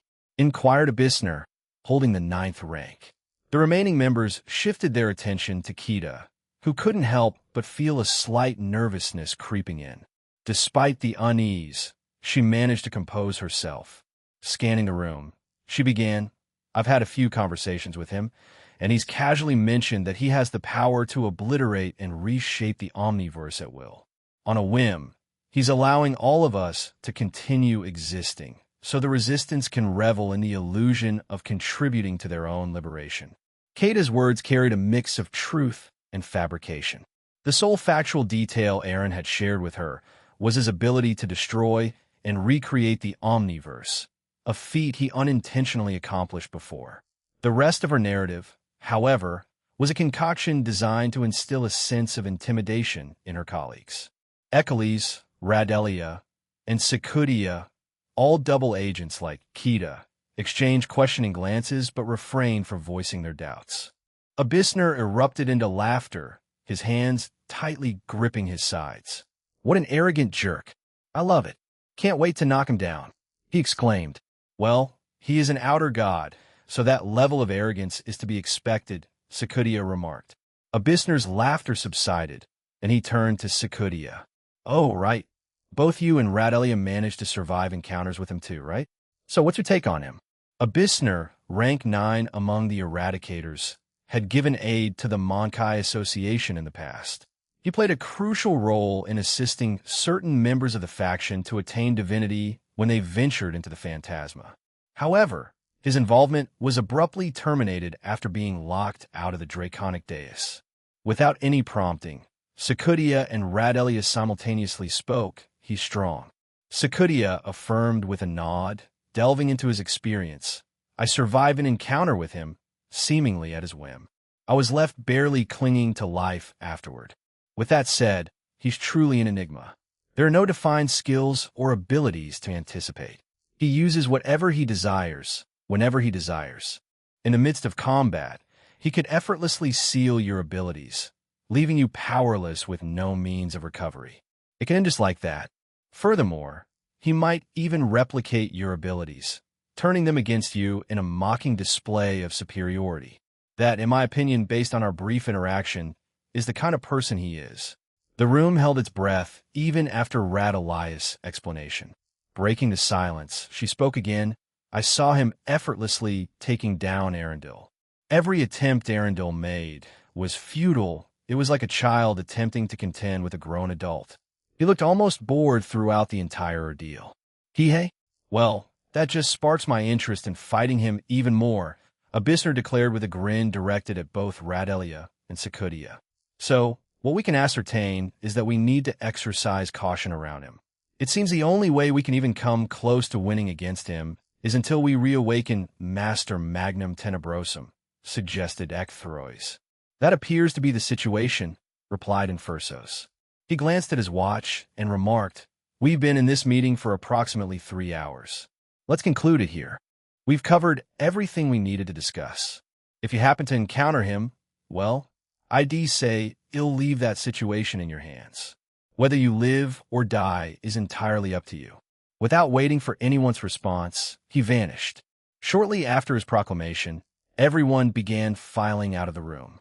Abyssner, brimming with enthusiasm, sprang to his feet and declared, "I hope he visits my planets, so we can beat the heck out of each other. I've been wanting one for a long time now." With that, he teleported out of the room. The Eradicators ranks 1 to 3 remained seated, shrouded in silence for a few minutes. Radelia, Kita, Sekudia, and Echeles also lingered, intending to have a conversation among themselves. I encountered some members of the Cow's Order from the Draconic Dais before he sealed off our means of traveling beyond our universe. They both feared and revered him, revealed rank 3 Autimer, a man who holds love for everyone. "Isn't that right?" inquired Ecthrois, and Autimer nodded in agreement. "He judges everyone at first sight, determining whether they can be given a second chance at life. He's willing to offer everyone a second chance at life. However, should you squander that chance, he will kill them, right? Inquired Raria, holding the second rank. Autumn nodded affirmatively. The trio focused their attention on the individuals who had encountered Aaron, and Autumn posed a question. Is this accurate? Especially you, Kita, considering you were essentially a double agent for us. Though that arrangement ceased when they entered this universe, as you can no longer locate the Resistance's planet. Kita acknowledged with a nod and explained, I exploited his emotions to win him over. When he's offering you a second chance, you better take it and make good use of it. I'm certain he'll exact severe consequences if you betray that trust. Consequences? Inquired Raria. Kita nonchalantly shrugged. I'm not privy to all the details, but he did mention one thing, though I can't vouch for its certainty. She paused for a moment before adding, he'll seemingly make it nearly impossible for you to reincarnate and might eliminate various versions of you across different timelines and alternate universes. He's quite petty then. I expected more from him, remarked Ekthroys as he exited the room. Autumn rose from his seat, expressing, love that emotion in this universe is essentially dead. But a man of his caliber enforcing such a thing, a subtle smile played on his lips. I want to meet and talk to him. His cryptic and perplexing words left the others bewildered as Autumn, too, departed from the room. Eventually, Raria remained, her expression soured with a frown as she stood up. With a single word, she vocalized her sentiments before leaving. Stupid. In Raria's eyes, the word encapsulated only grief, heartbreak, and broken promises. She had no desire to be entangled in it. While she yearned for change, she doubted it could be achieved through such a simplistic and foolish approach. Radelia turned towards Kita, her expression one of curiosity and concern. What on earth was that about? She inquired, seeking clarification. In response, Echelise discreetly touched her ring, invoking a small barrier that enveloped the room, ensuring their conversation remained private. It was a shared ability among Radelia and the other female leaders of the Resistance, mirrored by the males who received functionally equivalent necklaces from Aaron. Kita, looking puzzled at Radelia's question, asked what was what. Dumpidum. I mean what you said earlier. Radelia exclaimed, her frustration evident. Kita nonchalantly waved her hand, dismissively. Oh, that. I just made it up to spook them. We're well aware of the capabilities of outer gods. Basically, they can do anything. So, planting those thoughts in their minds would serve us in the long run, right? It keeps them on their toes, making them more cautious, allowing us greater flexibility in our movements. Sakudia disapproved with a shake of his head, and Echelise, feeling a pang of shame, quietly covered her face with her hand. Radelia, though slightly irritated, chose not to escalate the situation. After confessing her commitment to Aaron, he offered some advice, saying, before you act in the future, take a step back and consider your words and actions. I prefer my subordinates to be level-headed. Taking this counsel to heart, Radelia applied it in the current scenario. She nonchalantly remarked, fine, but why do we all stay here? That's the only question I had for her. Before we head back, I have a suggestion, Sakudia interjected, capturing the attention of everyone present. An expectant silence followed as they waited for him to elaborate. Let's target rank 9 next. I've already informed Savina, and she's on board. With Ferothos Prime out of the picture, we have the flexibility to move in any direction we choose. Why that guy? Radelia inquired, her skepticism evident. She wasn't one to warm up to many individuals, and Abyssner happened to be one of those she held no fondness for. Sakudia offered an explanation. Well, he was the most outspoken during our 3-hour meeting, and much like Scariosa, Eradicator, rank 11, he shares Vala Lucifer's battle fervor. Moreover, he exhibits considerable potential and has room for growth, making him an ideal candidate for termination. Sakudia, Ardvoria Deferild, is quite a distance from our base. It would take at least a week of travel, unless Aaron decides to teleport the team directly there, added Echelise, introducing a practical consideration to the plan. Radelia chimed in with a disdainful tone. and that place is as barbaric as its leader. Ardvoria Deferilds, Abysner's home planet and the primary location where he oversees 15 other planets. Centuredo, their daily existence centered around a single goal, getting stronger to endure yet another day. For many, this harsh reality isn't a burden, it's an opportunity. They aspire to catch the attention of Fumara and her organization, yearning for the chance to join one of their groups. Amidst this striving mass, there are those motivated by simpler ambitions, just wanting to live or shield their loved ones and kin. It's a delicate equilibrium that Abysner recognizes but chooses not to interfere with. He allows them the autonomy to navigate their lives, with one unspoken rule: no rebellion. As long as they don't pose a threat to his rule, Abysner watches from the shadows, indifferent. Is everyone on board with this plan? He'll make sure to loop in Aaron once we're back, Sakudia inquired. There was unanimous consent in the room, and he took it as a sign of agreement. All right then, let's head back individually. We'll be the last one out. Sakudia stood up, coinciding with Echelles lifting the barrier, granting him the freedom to exit.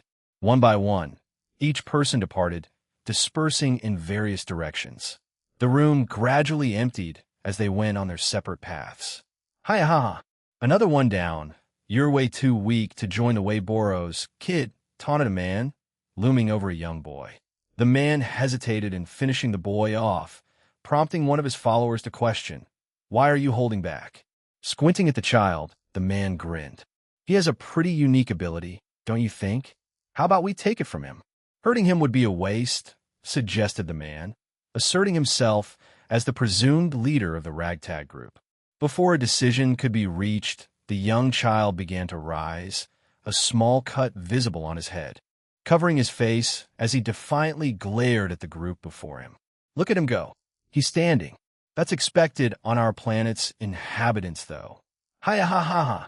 exclaimed the leader in joy.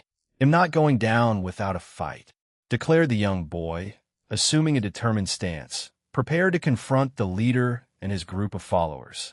The man's arms underwent a strange transformation, hardening into sharp shapes poised for attack. Just as he lunged towards the boy, he vanished, reappearing with a powerful punch. His fist struck the leader's barato, piercing through the heart and snuffing out his life in an instant. The leader's followers, taken aback by this unexpected twist, hastily fortified themselves with their unique powers. Undeterred, the boy swiftly dealt with them. Pivoting with purpose, he charged at the nearest enemy, unleashing a stream of glowing green liquid. The substance splashed over the man, causing him to cry out in pain as he stumbled to the ground. Unrelenting, the boy pressed on, leaping towards the fallen man. With a firm stomp, he pinned him down. Coupled with the lethal potency of the green liquid, the man's life met a swift and gruesome end. A sinister and knowing grin played on the boy's face. "Don't be fooled by such lousy acting. Did you genuinely believe I was a helpless little boy?" The boy taunted the bewildered followers who remained. "Centuredo weaklings.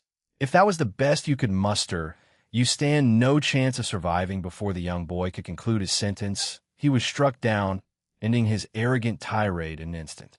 The abrupt termination of his gloating echoed through the ominous silence that settled over the scene. Behind the young boy stood a tall woman, reaching an impressive height of about 6 feet. Her lengthy hair cascaded in gray waves, framing golden eyes that held an otherworldly glint. Atop her head, golden horns added to her mysterious allure, and she sported an ornate outfit. 4 bat-like wings, adorned with shades of green and gold, unfurled behind her, creating an ethereal display. Beside her, a peculiar object hovered, adding to the enigma that surrounded her. "My oh my, you died quite effortlessly, even with your impressive display of powers. I had anticipated a bit more resilience from you." Well, I suppose true talent is hard to come by," she remarked, a sardonic grin playing on her lips. "Now, Varantha, let's not tease the departed. It's not polite. Instead, do this," chimed in another woman, her demeanor seemingly cheerful as she struck down the remaining foes underfoot, her smile widening with each step. I eliminate my enemies and leave them be, Baxikara. You're just ruthless, retorted the woman known as Varantha. Baxikara, adorned with a witch-like hat in deep black, embellished with gray leaves, glowing green eyes, and a barato resembling a pumpkin, along with luminous green earphones, fixed her gaze on Varantha. She chuckled, amused by the dark scene around her as she twirled through the grim aftermath. He's got a point, you know. Survival of the fittest. And we happen to be the strongest, declared Baxikara. Those weaklings don't deserve the right to live. Her laughter echoed, resonating with a chilling tone. Both of you come back now. Lord Abyssner has just returned. A voice resonated in their ears. Fufufu. Looks like Daddy Abyssner is back. Time to go back. Chuckled Baxikara, disappearing in a vibrant green flash. Curiosity flickered in Varantha's eyes. I wonder what he learned in that meeting, she pondered aloud.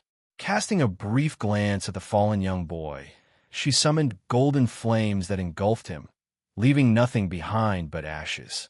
With a swift teleportation, she vanished from the scene, leaving only the echoes of her actions behind.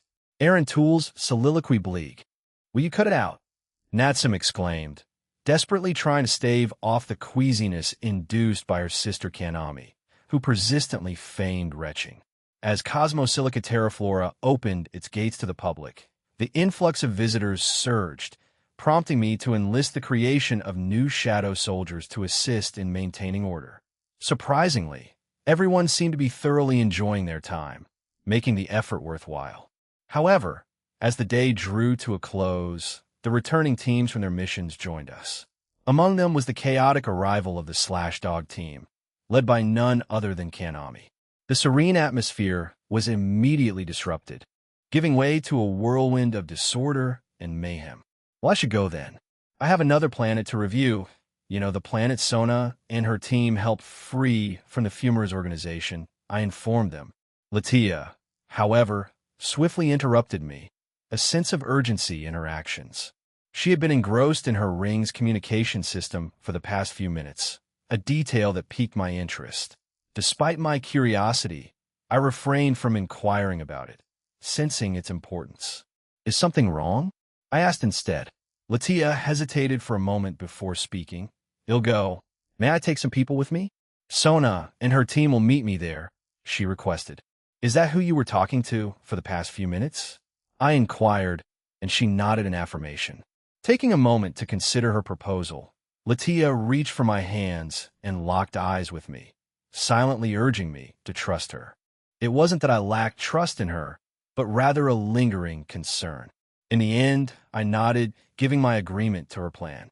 All right, Latia, go ahead, but I'm sending Igris with you guys, I informed her, prompting a smile from her and a sigh. We spent an extra 100 years in your dimension before coming here. A little trust would be in order, Aaron, she said, releasing my hands.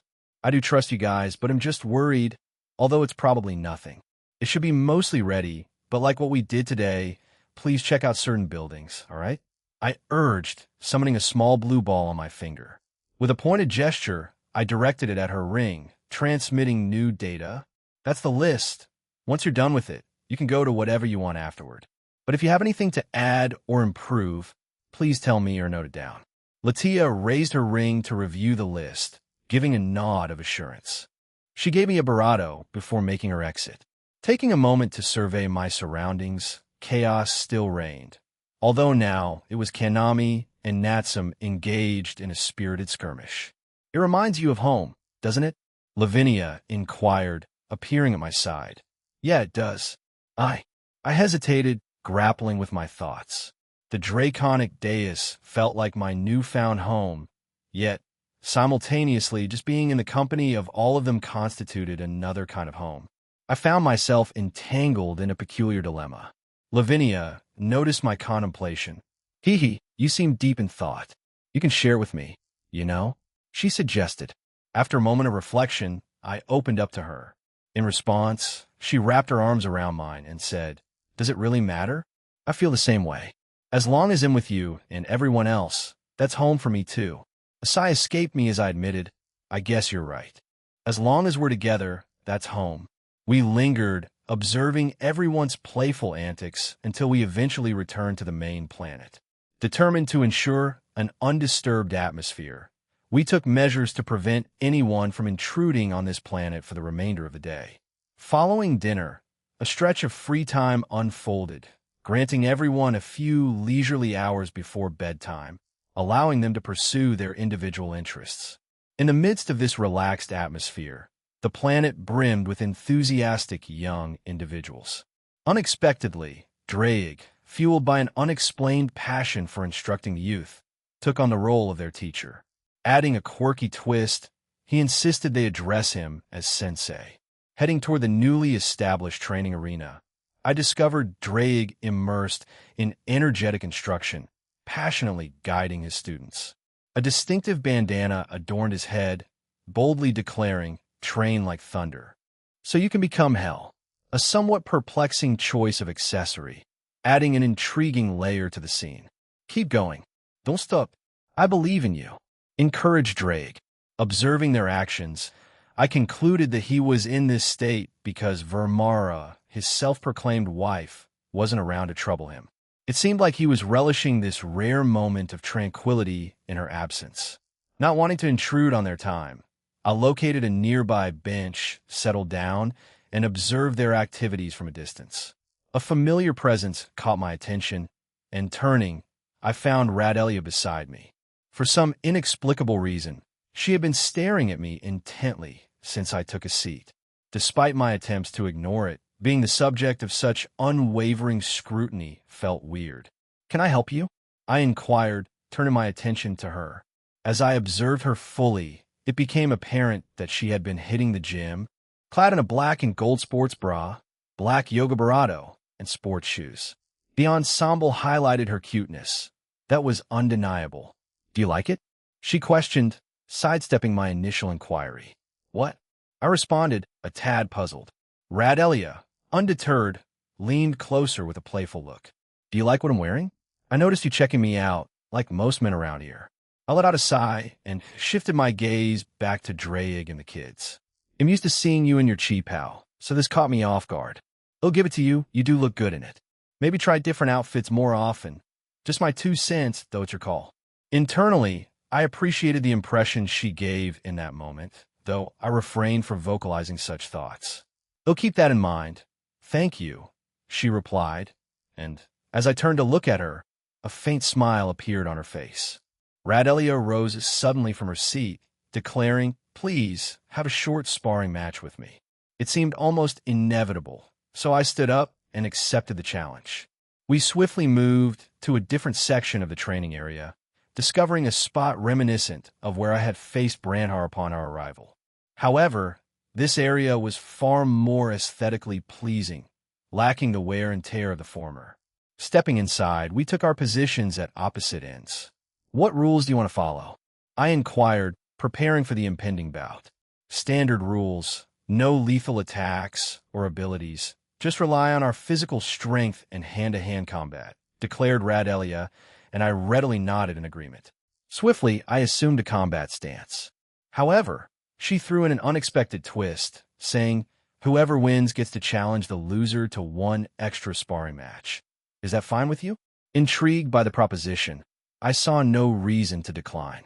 If victorious, I would press on and finish our skirmish quickly, as I was eager to wrap things up and rendezvous with Danu, looking forward to seeing her again. I snapped my fingers, initiating a brief countdown that dwindled from 5 to 1, reaching 0 just as Radelia vanished into thin air. In an instant, she reappeared, aiming a swift kick at my head. Swiftly responding, I intercepted her kick with my arm and countered by pushing her away. Despite a momentary stumble, she quickly regained her footing. Her gaze lingered on me for a moment before she surged forward once more. Similar to before, she unleashed another kick, but this time her velocity had significantly increased. In a blur, she vanished and reappeared all around me, launching a flurry of kicks in my direction. Oddly, she stuck to kicks and hadn't thrown a punch, adding a layer of confusion to the unfolding encounter. However, I brushed off the peculiarity, focusing on my current sparring match. As our sparring session continued, Radelia remained dedicated to honing her kick techniques against me. A considerable crowd had gathered, watching our exchange unfold. Meanwhile, Draig, for reasons known only to him, was engaging in a bit of betting, perhaps hoping to make some extra coin. I shot him an incredulous look, but he responded with a thumbs up, silently urging me to emerge victorious. This guy is truly something else, I mused, sidestepping another one of Radelia's attacks. However, this time, I noticed a punch coming my way. Radelia's smile persisted as she unleashed a flurry of kicks and punches. I skillfully evaded and deflected her strikes, but what struck me was her unwavering determination. Despite me evading all her attacks, she pressed on with her relentless pursuit, showing no signs of wavering or irritation. "Aaron, are you coming?" Dhanu's voice suddenly broke through my thoughts. "He'll be there soon. I got caught up in something," I responded. "He'll meet you shortly." "Okay, he'll be waiting," she replied, concluding our mental conversation. A surge of excitement washed over me, and I cast a smile in Radelia's direction. The atmosphere around me shifted. Without uttering a single word, I effortlessly vanished and reappeared beside her. Radelia, reacting swiftly, aimed a punch at me, but I vanished once again, countering with a punch of my own. She tried to anticipate my move, throwing a punch in response, but I eluded her, leaving only an afterimage. As their fists collided, the afterimage dissipated, leaving her visibly surprised. Seizing the moment, I followed up by slamming my foot on her back, sending her flying. Closely pursuing her, I executed a lightning-fast jab to her chin, momentarily stunning her. Then, in quick succession, I delivered an elbow to her stomach and a kick to her face, causing her to crumple to the ground, unconscious.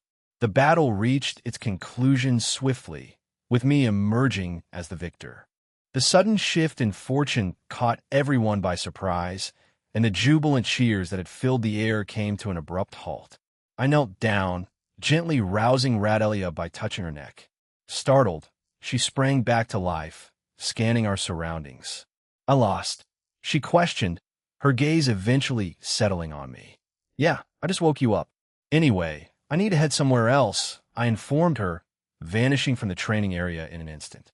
However, to my surprise, Radelia quickly followed me. "Wait," she called out, prompting me to turn back. "You know, the loser has to do whatever the winner wants."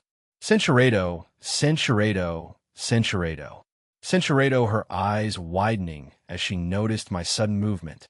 However, any semblance of sanity had deserted me, and I impulsively leaped toward Danu, catching her off guard, and she looked at me with wide-eyed surprise.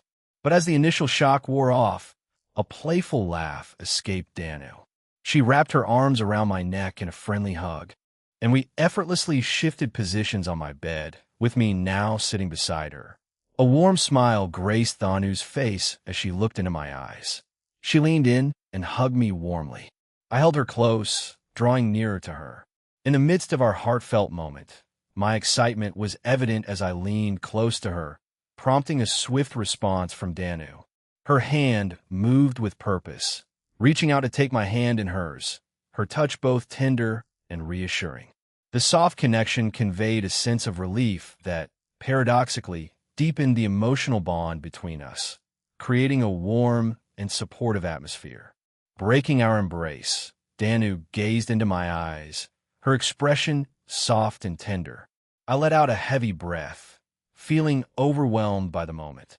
Sensing the intensity, I gently pulled back, leaving her puzzled. Was everything okay?" she inquired, a hint of disappointment in her voice.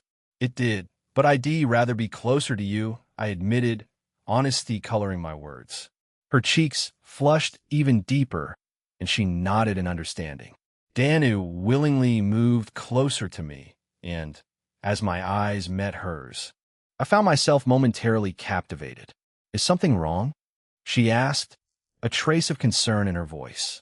I hesitated for a moment before speaking, genuinely surprised and impressed. "You really have a striking green color, huh? Like Rias had crimson ones." After that remark, Danu's cheeks flamed with embarrassment. You don't say that. It's already embarrassing doing this. Also, don't think of other women when it's my turn, she mumbled with a touch of sadness. Feeling a pang of guilt, I leaned in and gave her a gentle barato on the cheek. Sorry about that. They'll only have you in mind for as long as we're together. Cinchuredo, Danu spoke in a slight panic. It broke when I first went with you to your pocket dimension. Seeing the panic on her face, I couldn't help but feel a pang of regret for my initial reaction. Quickly, I reassured her, oh, I had a hunch, Danu. I wasn't thinking anything bad. I was just curious. You're not the first person this has happened to, and, well, leaning back in, I planted a gentle kiss on her forehead, whispering, don't forget about Yasaka, Danu. I don't care about that kind of thing. Your past is your past. Don't let it define you or hold you back. Just move on with your life. My words seemed to have the desired effect as Danu visibly relaxed, and her tense posture eased. She reached for my face, pulling me into a warm barato. For the next few moments, we held each other close, with Danu showcasing a bit of clumsiness, a departure from our usual, more tender barato. Finally, she released my face, her words hanging in the air, I'm okay now. Please hold me close. It seemed like every part of her being agreed, a gentle response evident as I held her. Drawing Danu close, I held her warmly in my arms. Cinchuredo. I strengthened our connection by embracing her warmly, sharing a heartfelt moment together. Danu welcomed the gesture, reciprocating with a newfound openness and warmth in her embrace. It was a satisfying sight, witnessing her break free from her usual reserved demeanor in this tender moment. She let out a soft, emotional sigh, clearly moved by the experience. Cinchuredo, with those words hanging in the air, I leaned back down and barato her once again. The moment was tender and sincere, a heartfelt exchange between us. Yet, despite the intensity, Danu's shyness lingered, adding a layer of complexity to our connection. We drew each other in even closer, a sensation as if Danu and I were gradually merging into a single entity. As I pulled back slightly from our embrace, I noticed tears streaming down Danu's face. I couldn't help but voice my concern. Why are you crying, Danu? She shook her head, a radiant smile breaking through her tears. It's not what you think. I'm just really happy. There's something I want to share with you after this. Will you please listen? Without hesitation, I agreed, my curiosity piqued. Of course, Danu. I'll listen to anything you want to share, I assured her. This time, she gently brought me back down, looking into my eyes with deep affection, a quiet moment that spoke volumes without the need for words. Make these memories last forever, again and again. Danu whispered softly, her arms wrapping around me with heartfelt warmth. She smiled warmly, her expression tender and full of meaning, breaking into a giggle. I don't think I'd be the same person today if I hadn't met you last year. I'm so happy right now, she confessed, tears streaming down her face. I think the people in your life would share the same sentiment. As we continued spending time together, I found myself compelled to momentarily pause and gaze at her. A profound warmth emanated from within, and it resonated with the feelings she invoked. Reflecting on Azathoth's gift of opportunity, I couldn't help but wonder about the alternate paths my life might have taken in a different world or universe. Would I still recognize myself? Or would I be an entirely different person? A smile blossomed on my face, and I found myself in agreement with Danu's sentiments. Yeah, I feel the same way, Danu. Without this chance, I can't fathom the person I would be today. With those words, I leaned back in. Cinchuredo, my heart feels so full. I'm completely overwhelmed, she whispered softly into my ear. Thank you, Aaron. I responded, curious. Thank you for caring about me. A smile played across my face as I replied, I should say the same to you. We shared another warm barato, our connection still unbroken. A few minutes elapsed, and we found ourselves sitting comfortably on the couch, engaging in some casual conversation. Danu leaned against my shoulder, and my arm rested around her in a warm embrace. Our conversation had revolved around the ordinary, trivial details of life for a while. Eventually, I felt the need to broach a more serious topic. Danu, what did you mean by what you said earlier? I inquired, breaking the surface of our light-hearted discussion. Danu's body tensed, but she snuggled deeper into my side, burying her face into my neck. In response, I planted a gentle kiss on the crown of her head, silently encouraging her to share. She began to unfold a poignant narrative. Many years ago, I took care of human children, a boy and a girl. As a goddess, a primordial being, I understood that I couldn't keep them with me, given my vastly extended lifespan. Despite my efforts to find them suitable homes, it proved to be an impossible task. In the end, they stayed with me. I hadn't expected this. I knew that Danu took care of other gods and helped them grow as people, but I never expected her to be an adoptive mother to human children. I didn't say anything and kept quiet, letting her continue. They lived with me, and our days were filled with joy. However, some gods started suggesting that finding a husband or a man might make things easier for me. Initially, I dismissed their advice, firmly asserting that I had no difficulties in caring for my children or them, yet the idea lingered in my thoughts. As years passed, the children gradually grew older, and I decided it was time to share the truth with them. Surprisingly, they were incredibly understanding, and their affection for me remained unwavering. They, too, interacted with more gods and goddesses from our pantheon, and like the others, they expressed the same sentiment and desire for me to find companionship. Still, I brushed aside their suggestions. All of this was disclosed to them when they were merely 9 years old. By the time they turned 12, I encountered an intriguing human. It's important to note that all these events unfolded before my mysterious disappearance.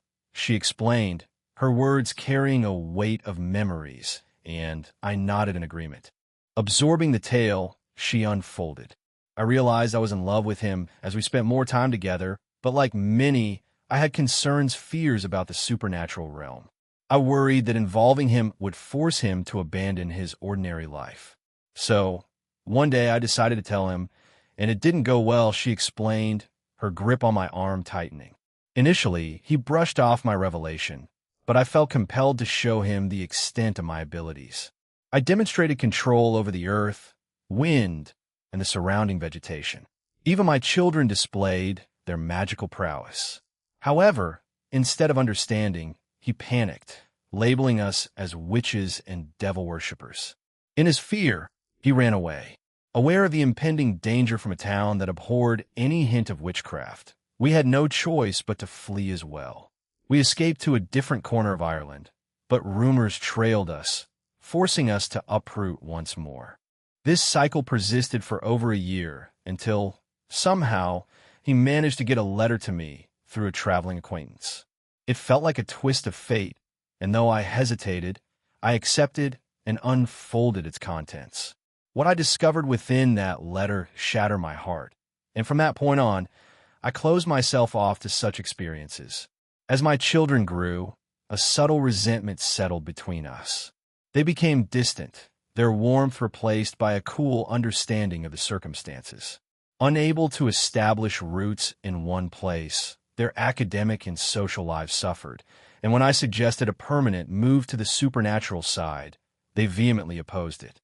By the time they reached 15 or 16, they had entered an age where society deemed them adults. It was a time when legally they could strike out on their own. Realizing this, they chose to leave, and at that juncture, they cut off all contact with me. The ties that bound us unraveled, and I found myself alone, grappling with the consequences of choices made. I anticipated tears from Danu, but when I glanced at her, I saw not sadness, but a defeated expression, hollow eyes that bore a look of acceptance. It seemed she had embraced the outcome and moved forward in her life. I returned to the Pantheon and attempted to maintain a semblance of normalcy, but they sensed something was amiss. Eventually, I had to confess, and, well, they suggested tracking them down.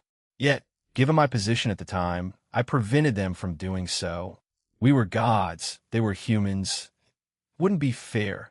That was my reasoning, she explained, letting out a sigh. After that, I chose isolation. The dreams started haunting me, visions of an ideal life with a man and a family. It was tormenting to wake up to emptiness. I realized these dreams emerged because the number of happy families around me was growing. Observing their joyous lives, I couldn't help but compare, and the contrast pained me deeply. I broke in her words, asking, "Ain mentioned something about you waiting for someone in isolation. Does that mean?" She gave a solemn nod and admitted, partially. I fed her that lie to keep her from following me. I was simply drowning in my own misery, holding on to the hope that these dreams of mine would one day become reality. I disappeared, though I did emerge to support Ain during her first marriage, but you're probably aware of how that turned out. I harbored such rage towards that man that I found myself considering actions I wouldn't normally entertain. Yet, I managed to rein in my emotions and let things be, and I regretted it. Witnessing the people I care about suffer due to the harshness of the world stirred a mix of sadness and anger within me. Each time I tried to aid Ain, she'd just vanish, leaving behind a trail of destruction. But also, when I think about Ain's situation, echoes of my own tragedy resound in my mind. It forces me to reflect, pondering how easily I could have ended up like Ain if fate had taken a different turn, or if I hadn't been cautious enough, she expressed, her words lingering in the air before she fell into a thoughtful silence. What happened to those 2 children you cared for? Did they try to reconnect with you as the years passed, or did they sever ties completely? I inquired, wanting to delve into the intricacies of her past. She took a moment before responding. No, they didn't, but I kept a watchful eye on them. They managed to lead seemingly ordinary lives, though every now and then they would use their magic to ease their way through challenges. Eventually, they passed away. My son met an untimely end due to an accident when he was 52, while my daughter lived until she was 67 before departing. I know the place where they rest, and even after emerging from my isolation, I still visit their final resting place occasionally, she shared, her voice carrying a mix of nostalgia and solemnity. I found myself at a loss for words as Danu shared her story. It seemed her life had once been on a promising path with someone, but he had rejected the idea of her being a goddess. The repercussions of this rejection echoed not only through her life, but also affected her children, who, in turn, harbored resentment toward her. Despite the hardships, Danu held no grudges against them. She, in fact, kept a watchful eye on them from a distance throughout their lives. The intricacies of her past were complex, leaving me momentarily speechless. Before I could articulate a response, Danu gently cupped my cheek, her touch a mix of comfort and reassurance. All of that is in the past, and forgiveness has found its place in my heart, she said, her eyes reflecting a profound sense of contentment. I find happiness in my present, especially with you, Aaron, she continued, her voice carrying a blend of certainty and vulnerability. Perhaps it's just a coincidence, but being one of your fated ones, it makes me ponder otherwise. There's not much I can say, Danu, but if you'd like, I can attempt to create an opportunity for you and your children to have another conversation. I offered. Thank you. He'll consider it. But for now, can you just hold me? She requested, and I complied. We remained in that embrace for several more hours until everyone else joined us in my room, following the dispelling of the barrier I had erected. The following day dawned, and Danu exuded a vibrant energy that didn't go unnoticed by the others. The girls surrounding me offered their congratulations, causing Danu to blush and all of us to share a good-natured laugh. Despite the light-hearted atmosphere, I had important tasks lined up for the day, starting with a revisit to the planet Latia and Sona's team had overseen the previous day. However, before delving into that, there was a scheduled meeting with Radelia for a necessary punishment, and I had a unique idea in mind. Positioned in the hallways of the DXD building, just beyond the cafeteria, I took a moment to observe my surroundings. In addition to the expansive dining area in Ivory Ilum and the array of restaurants, diners, towns, and cities scattered across the planet, DXD boasted its own quaint cafeteria within this building.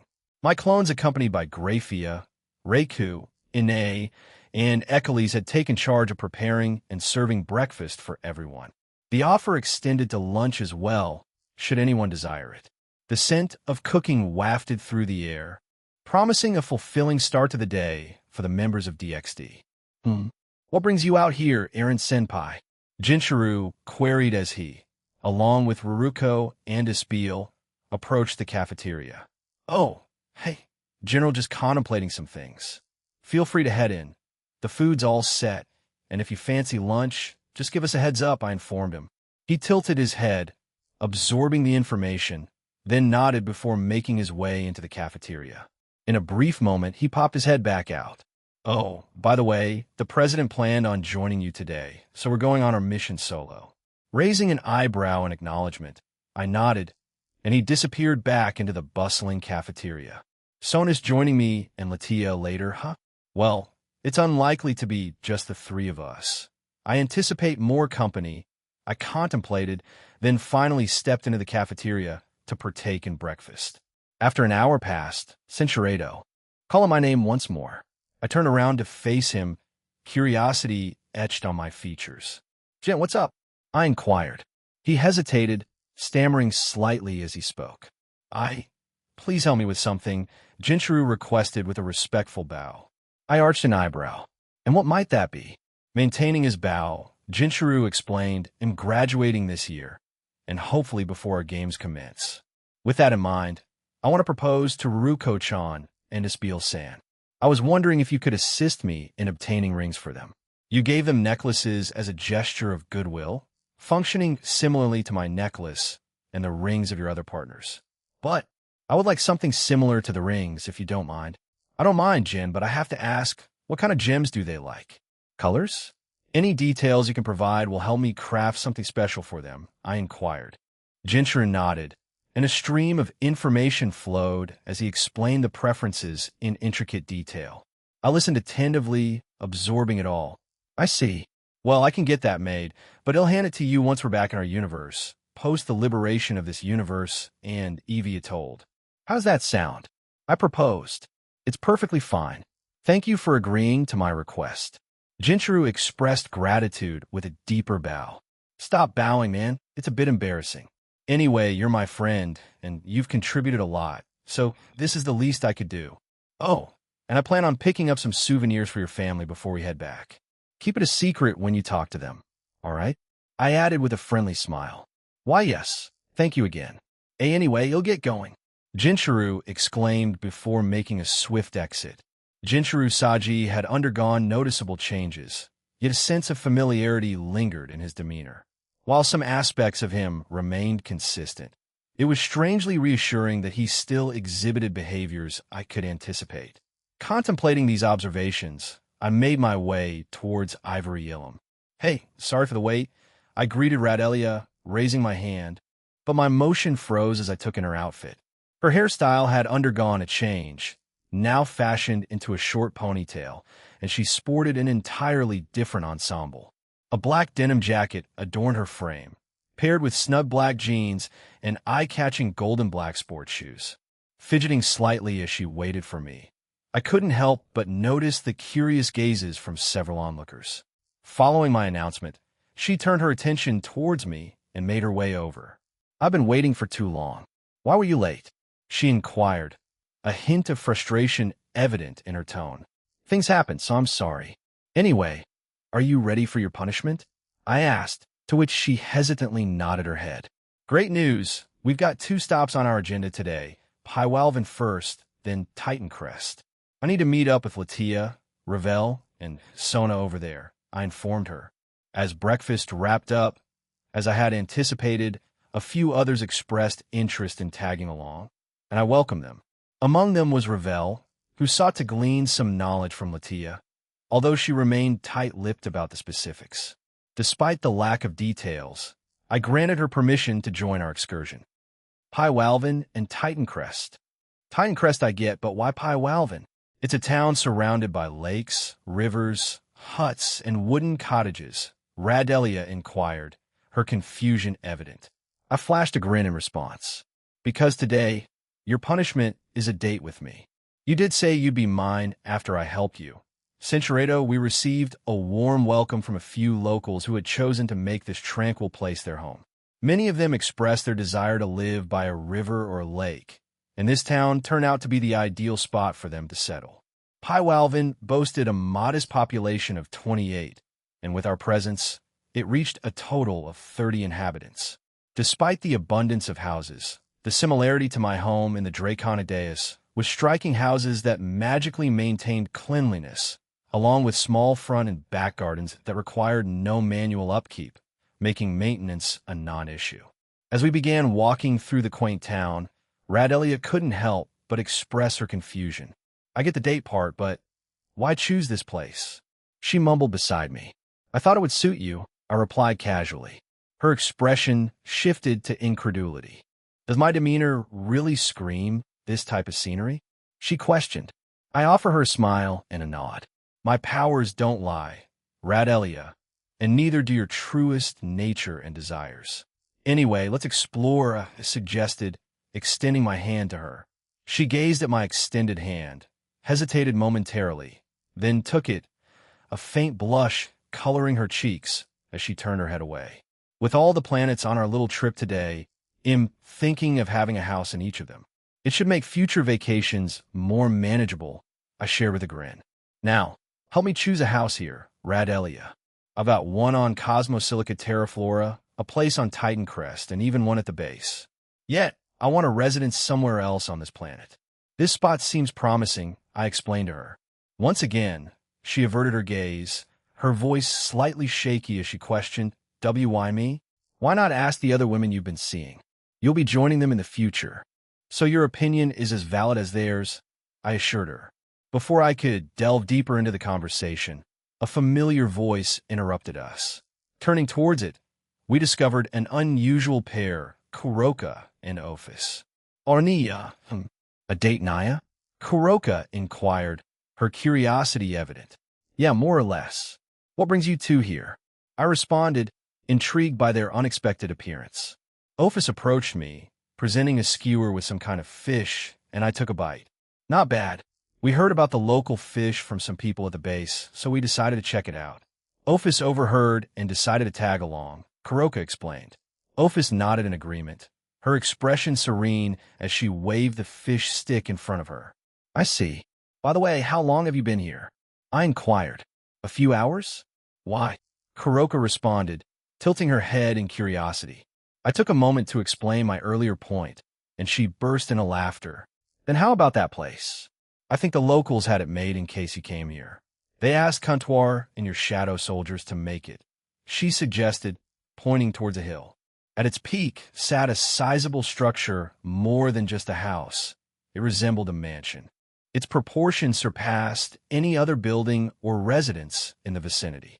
Perched on the hill, it offered a commanding view of the entire small town, presenting itself as a fitting abode for the hypothetical mayor of this community.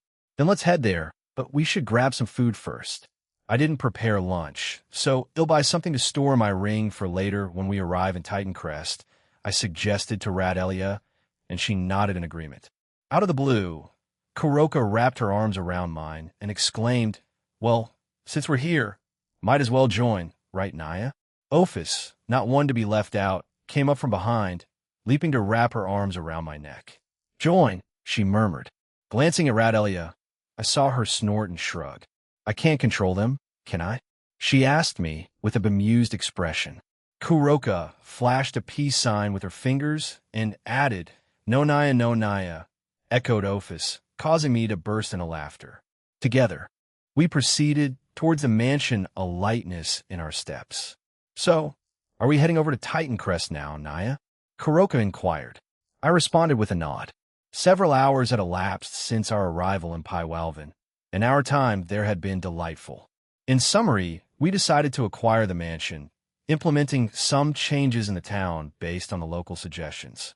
Our aim was to enhance its efficiency for the existing population and any future inhabitants. I'm curious about what you did with it. As far as I recall, it was mostly barren, housing a few things but nothing too essential, remarked Radelia beside me. The thing is, I transformed it entirely. It's less like a planet now and more of, I guess, a giant structure. You'll understand when you see it, I explained, leaving them intrigued and slightly perplexed. Anyway, let's go. With those words, we departed from the town and the planet, setting our course for Titan Crest. What the heck is this, Naya? Barado exclaimed the moment we arrived at Titan Crest. I was expecting something intimidating and gloomy because of the name. This is exactly the opposite. Think of a different name. Darn it, Naya. Ophis, standing in front of me, gestured ahead and said, Beach, river, lake. A lot of water. This feels more like a resort than anything. Aaron, commented Radelia. Her eyes widened as she asked, Is that what you were aiming for? Yeah, more or less. If you look behind it, you'll see more levels below. It's like an enormous space station floating in space, but a holiday or tropical resort where you can buy homes and stuff. I guess it's like Hawaii in space. I replied, a chuckle escaping me as I explained the concept. The vastness of Titan Crest unfolded, revealing layers below, creating an image of a celestial haven rather than the foreboding atmosphere one might associate with its name. I levitated all of us, guiding our movement over the edge. From this vantage point, more of Titan Crest unfolded before us, stretching out at the same level as Earth but 3 times grander. What struck us most was its vertical expanse, dominating the landscape. Waterfalls cascaded from all sides of Titan Crest, their streams disappearing into the vastness of space. Returning to the platform, a breathtaking scene awaited us. 2 extensive bridges stretched out before us, suspended over a colossal pool of water. Below the bridges lay pristine, white sandy beaches adorned with swaying coconut trees. In the distance, the central structure of this place stood tall, a collection of circular, white buildings with expansive windows. Surrounding them, an array of coconut trees added a touch of natural elegance to the architectural marvel. What else is around besides shops and houses? You mentioned it's like a resort, right, Naya? Kuroka inquired. Imagine the vacation spots in our world, picture all those popular places and blend them into this space. The Resistance should be celebrated as heroes, and I want this location and any neighboring planets to be linked to that reputation. Accessibility is key. I want everyone to be able to live in this place, irrespective of their income or overall wealth, I elaborated. Oh, so there's tasty food here. Nia. Kuroka's excitement bubbled in her question. Well, in the future, yes, but not at the moment, I informed her, and her enthusiasm instantly deflated. Just as we were about to resume our discussion, a magic circle materialized beside us, signaling the arrival of another group. Unsurprisingly, they mirrored Kuroka's disappointed reaction. Now, accompanied by this new group, we reached a consensus to head inside Titan Crest and join the others. Akino Himajima's soliloquy, it looks like we're getting to the planet a few hours ahead of schedule.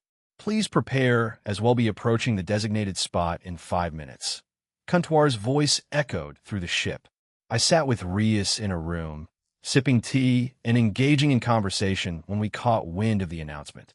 Swiftly, Rias conjured a magic circle, notifying everyone to assemble in the ship's cockpit. Judging by the hurried footsteps, it seemed Chow Chow had received the same message, with Leonardo Cohen rushing past our room. Without hesitation, we joined the others in making our way to the cockpit. Upon reaching the cockpit, we encircled the captain's seat. In front of us, Kuntuar displayed a live feed, presumably of the approaching planet. Is that Shadenvire, Makinara? Yumi queried, her expression revealing astonishment. Yes, Kuntuar confirmed. A planet blending technology with the embrace of nature, where futuristic cities sprouted like mushrooms, towering over twice the height of our most colossal skyscrapers on Earth. Some of these city structures even defied gravity, seemingly suspended by an almost invisible force. The structures below adhered to a more conventional design, yet their abundance formed a bustling mosaic of urban life. Amidst the cityscape, towering trees stood tall, weaving a natural scenery. Intersecting walkways crisscrossed the landscape, while both terrestrial and airborne vehicles navigated the intricate network. Leonardo Cohen, intrigued, pointed skyward and queried, "What's that above them?" His finger aimed at a colossal rock looming over the planet. "That's their moon." Well, it used to be several moons, but they merged them into one and embedded an artificial core, giving it that almost black-red hue. It serves dual purposes, powering the planet and acting as a protective shield against various space elements, Kuntuar explained, unveiling the amazing engineering that shaped their world. "Down there, there's so many people. What should we do with them?" Asia inquired anxiously. Kuntuar turned around, delivering a straightforward response. "You will stop them. After rescuing Aldrake's sister, you will put an end to their operation. See that mushroom-like structure with multiple floors, seemingly reaching their moon?" She pointed out, and we all nodded in acknowledgement. That's where the marriage ceremony is taking place, at the highest peak. However, instead of the typical ceremony, she's being coerced into taking an oath. "You're all familiar with how those work, right?" Kuntuar sought confirmation, and we responded with synchronized nods. In a nutshell, if you break the oath, you face death whether you impose it upon yourself or if another does. Violating the agreed-upon oath means that you will die. Breaking oaths isn't an easy thing to do. Only the powerful, armed with the knowledge of how to dismantle these binding promises, can do so. The outliers in this equation are likely the outer gods, such as Azathoth and Aaron. So our priority is preventing that from occurring, right? Geok sought clarification. "Yes," confirmed Kuntuar. "Based on what I've gathered, our early arrival is fortunate." Sagrif, one of the Umbra, is growing increasingly impatient and desires to wed Aldrake's sister soon. Once we make our presence known, he might expedite the process and then vanish. It's important to note that everyone in Fumara's organization is alerted that DXD is here, and we've aligned ourselves with the resistance. So they're all expecting us at some point. Asia raised her hand once again, voicing her concern. "Do we have to resort to taking them out? Can't we attempt to save or spare some of them? Perhaps even consider capturing some as prisoners?" Irina chimed in. "Aaron didn't give us specific instructions on that, did he?" Avoiding a direct response to their inquiry, Kuntuar redirected the conversation, posing her own question. "Did he provide any information about the Umbra?" Aaron didn't disclose details directly, but I've heard some rumors. Chow Chow contributed, joining our discussion. Isatha, standing beside him, added, "The Umbra handles the unsavory tasks for Fumara and the other factions. Simply put, they're more reprehensible than the Eradicators or Wayboros. While those groups are obligated to spare some individuals during the conquest of a planet, the Umbra operates without such constraints. There don't seem to be any rules for them, to be honest." Kuntuar nodded in agreement. "Exactly. They're deplorable individuals, focusing solely on acquiring whatever item, spell, or knowledge they desire from a planet or species, only to wreak havoc and destruction upon the world. At times, they go so far as enslaving the inhabitants for their amusement or exploiting them for free labor." She gestured towards a screen once again. "Those individuals you see were once slaves, or currently are. The brainwashing they've undergone is so severe that they've started to emulate the very people the Umbra desire, becoming just as despicable. Though there are only 4 of them, their actions are reprehensible. Can't the brainwashing be undone?" Asia asked with a sense of desperation. "No," Kuntuir replied solemnly. "It's deeply ingrained into their souls. Even if we were to kill and revive them, the scars of their past experiences would persist, leading to violent outbursts. The only viable solution is to eliminate them and bring them back before the conquest of their planets or before they reach a point of irreversible breaking," she explained. "So, essentially, we're wiping away everything they know." "It does seem a bit inhumane," remarked Heracles, his brow furrowing as he observed the troubling scenes on the screen. Kuntuar shifted her gaze to Asia and Irina, a solemn expression on her face. "I understand your desire to rescue as many people as possible, but sometimes the greater mercy is to end the suffering of those enslaved and grant them the peace and freedom they deserve. Moreover, the slaves constitute only 5 of the population. The majority are individuals much like the Umbra. So, taking decisive action against them should not weigh heavily on your conscience.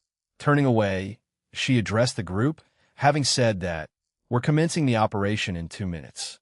Get ready. I'll remain here to safeguard the spaceship and offer support as needed." We all reached a consensus and departed with our respective teams. As we strolled away, Krumkruch spoke up, "Rias am going solo. Since the concern of avoiding casualties is null, they'll cut through the opposition and seek out a worthy opponent." Rias sighed and responded, "That's acceptable, but please, if you come across Aldrake's sister, Citrina, retrieve her and bring her back to the ship. All right?" Krumkruch nodded in agreement. And with that, he vanished from our group. I turned to His Eminence Strata and inquired, "You'll be accompanying me and Zhuge Liang, correct, Your Eminence?" "My will." "Everyone, good luck on the mission, and please ensure your safety," said Vasco Strata, his tone carrying a note of concern. After we split into our respective groups, I noticed Rias standing alone. It appeared our leader, the king, preferred some solo time too. However, her thoughtful expression suggested that she might be pondering something from our earlier conversation. I considered asking her about it, but chose to postpone the inquiry for the time being. Third-person point of view teleportation will start in 10 seconds, and it'll disable any protective barriers afterward. Feel free to go all out, but remember, our top priority is rescuing Citrina. Contour briefed the team. The short countdown commenced, and in a blink, all the teams found themselves teleported to different locations on the planet. Aquino Himajima's team consisted of Vasco Strata, Zhuge Liang, and herself. Before the teleportation, and as they waited in their designated room, Aquino began charging up a powerful attack. "I'm gearing up for an attack that'll cover the entire planet. Protect yourselves, and if any of you are close to Citrina, make sure to shield her too," Aquino informed her teammates through their transceivers. A sudden dark cloud enveloped the planet, leaving its inhabitants bewildered. Shadenvire Machinara, known for its perpetually clear skies maintained by Sagrif's advanced technology, now faced an unexpected change. Even Sagrif himself, witnessing this anomaly, felt a surge of confusion and alarm. "Sir, began one of his subordinates. "Take cover," Sagrif commanded, vanishing from sight and grabbing Citrina, who found herself caught in the unexpected turn of events. Within moments, a colossal thundering sound echoed across the entire planet. Massive craters replaced once thriving parts of the landscape as Aquino unleashed a planetary-sized lightning attack. The devastating attack wiped out 50 of Sagrif's forces. The unlucky ones succumbed to the attack instantly, while others remained paralyzed. A few managed to survive through quick thinking, protective measures, or sheer luck. The planet bore the scars of Aquino's unleashed power. I've located Citrina. She and Sagrif are progressing through the largest building for the ceremony. Sagrif is on to us and intends to make Citrina take the oath. Whoever is closest to them, stop them, commanded Contour. Aldrake and the church trio found themselves closest to the targeted duo, prompting all four of them to hasten towards the building. However, their adversaries were now alerted to their presence, and a concerted effort to impede them unfolded. "Intruders! Eliminate them!" A voice rang out. The multitude of foes ahead initiated a barrage of attacks, utilizing their inherent abilities and an array of weapons. Beams, varying in color, size, element, and origin, hurtled towards our heroes. Elemental monsters materialized at the command of their enemies, charging forth in a relentless assault. A myriad of projectiles, each possessing its distinct danger, were unleashed, creating a formidable barrier between Aldrake and the church trio and their target. "Avoid hesitation, Asia, as it could be harmful for us," Aldrake advised her before surging forward alongside Zenobia. Aldrake extended his hand, conjuring a sword with a striking combination of golden and black hues, adorned with white feathers along its sides. Lifting the sword, he swung it down, unleashing an aura/attack that cut through the barrage of attacks ahead, obliterating many in its wake. Zenobia mirrored Aldrake's maneuver, wielding her formidable Durandal to deliver a powerful slash that tore through everything before her. The combined efforts of Aldrake and Zenobia dismantled the onslaught of attacks, reducing them to nothing. The destructive force didn't spare the buildings or any entities attempting to evade, as they too were blasted away and vanquished. Irina faced a new enemy who appeared next to her, wielding a colossal hand crafted from light and white electricity. Reacting swiftly, she leaped to the side, narrowly evading the massive hand, and retaliated by unleashing a barrage of light bullets from her fingertips. The assailant, undeterred, summoned a shield using a device on his wrist. However, Irina's potent light bullets effortlessly tore through the defensive barrier, riddling the man with fatal holes and bringing an abrupt end to his life. Despite the onslaught, more enemies emerged, armed with an array of futuristic weapons. Undaunted, Irina skillfully dodged their attacks, countering with her mastered light powers, swiftly dispatching them. A fleeting expression of concern flickered across her face, but she forcefully pushed aside any doubts. Mentally reinforcing her convictions, she repeated, "These are bad people. These are bad people. We're doing the right things, just like what we did with the cow's order." The mantra echoed in her mind, a resolute affirmation in the face of the challenging circumstances. On the opposite end, Asia grappled with a similar dilemma. Her body enveloped in 10k. Cinceredo, Asia frowned, not particularly fond of the intervention. Yet, she understood that she had no control over it. The beam unmistakably originated from Comptoir. With a determined grin, she braved through it, maintaining her offensive stance. In between her regular strikes, she incorporated demonic attacks, sending powerful surges that blasted her enemies away. A barrier's blocking our way, and the moon's making it even stronger. Any of you leave it to me, Zenobia interjected, cutting off Aldrake. Without further delay, she lunged forward, summoning Excalibur. Raising both her swords, she formed a cross with them and took aim at the barrier. In a synchronized motion, she swung both blades down, uttering cross crisis. A massive surge of holy energy erupted from her swords, colliding with the barrier. Despite their efforts, a figure emerged from behind the barrier, reinforcing it. To their astonishment, the opposing force was overwhelmed, and the surrounding area erupted into a colossal holy pillar, claiming the lives of many unfortunate individuals caught in its path. "Kaha, seriously?" reverberated a man's voice, booming in the aftermath of the holy eruption. As the combined attack by Zenobia settled, a tall figure emerged, grinning confidently at their group. This man possessed striking features: long white hair, black horns adorning his head, and fierce red eyes. He donned a long white coat, matching pants, and shoes with golden tips. His dragon-like tail swayed behind him. A shoulder guard adorned his left side, and in his left hand, he wielded a metallic white grimoire. "I can't let any of you move forward from here. Even if I have to meet my end, I'm determined to let Lord Sagrif marry that woman, you know?" he declared, a sly smirk playing on his lips. Undeterred, Asia stepped forward unexpectedly, catching everyone off guard. "They'll stop him. Please go ahead," she announced with a resolute determination. The man in their path shook his head, ready to dismiss her plea. However, before he could start his sentence, Asia's hand clamped around his neck. In a swift and surprising move, she leaped away with him, creating a powerful gust that scattered everything in its vicinity, leaving the rest of her group astounded. "Well, Asia's got this. Let's follow her lead and keep moving," Zenobia declared, taking the initiative as she began to run ahead. Aldrake considered saying something, but ultimately chose to stay silent. In his thoughts, Aldrake mused, "Asia might want to question him, but based on what Lady Comptoir mentioned earlier, it's not going to end well for her. After all, they are quite literally insane." As they entered the building, Irina cast a worried glance in the direction Asia had taken.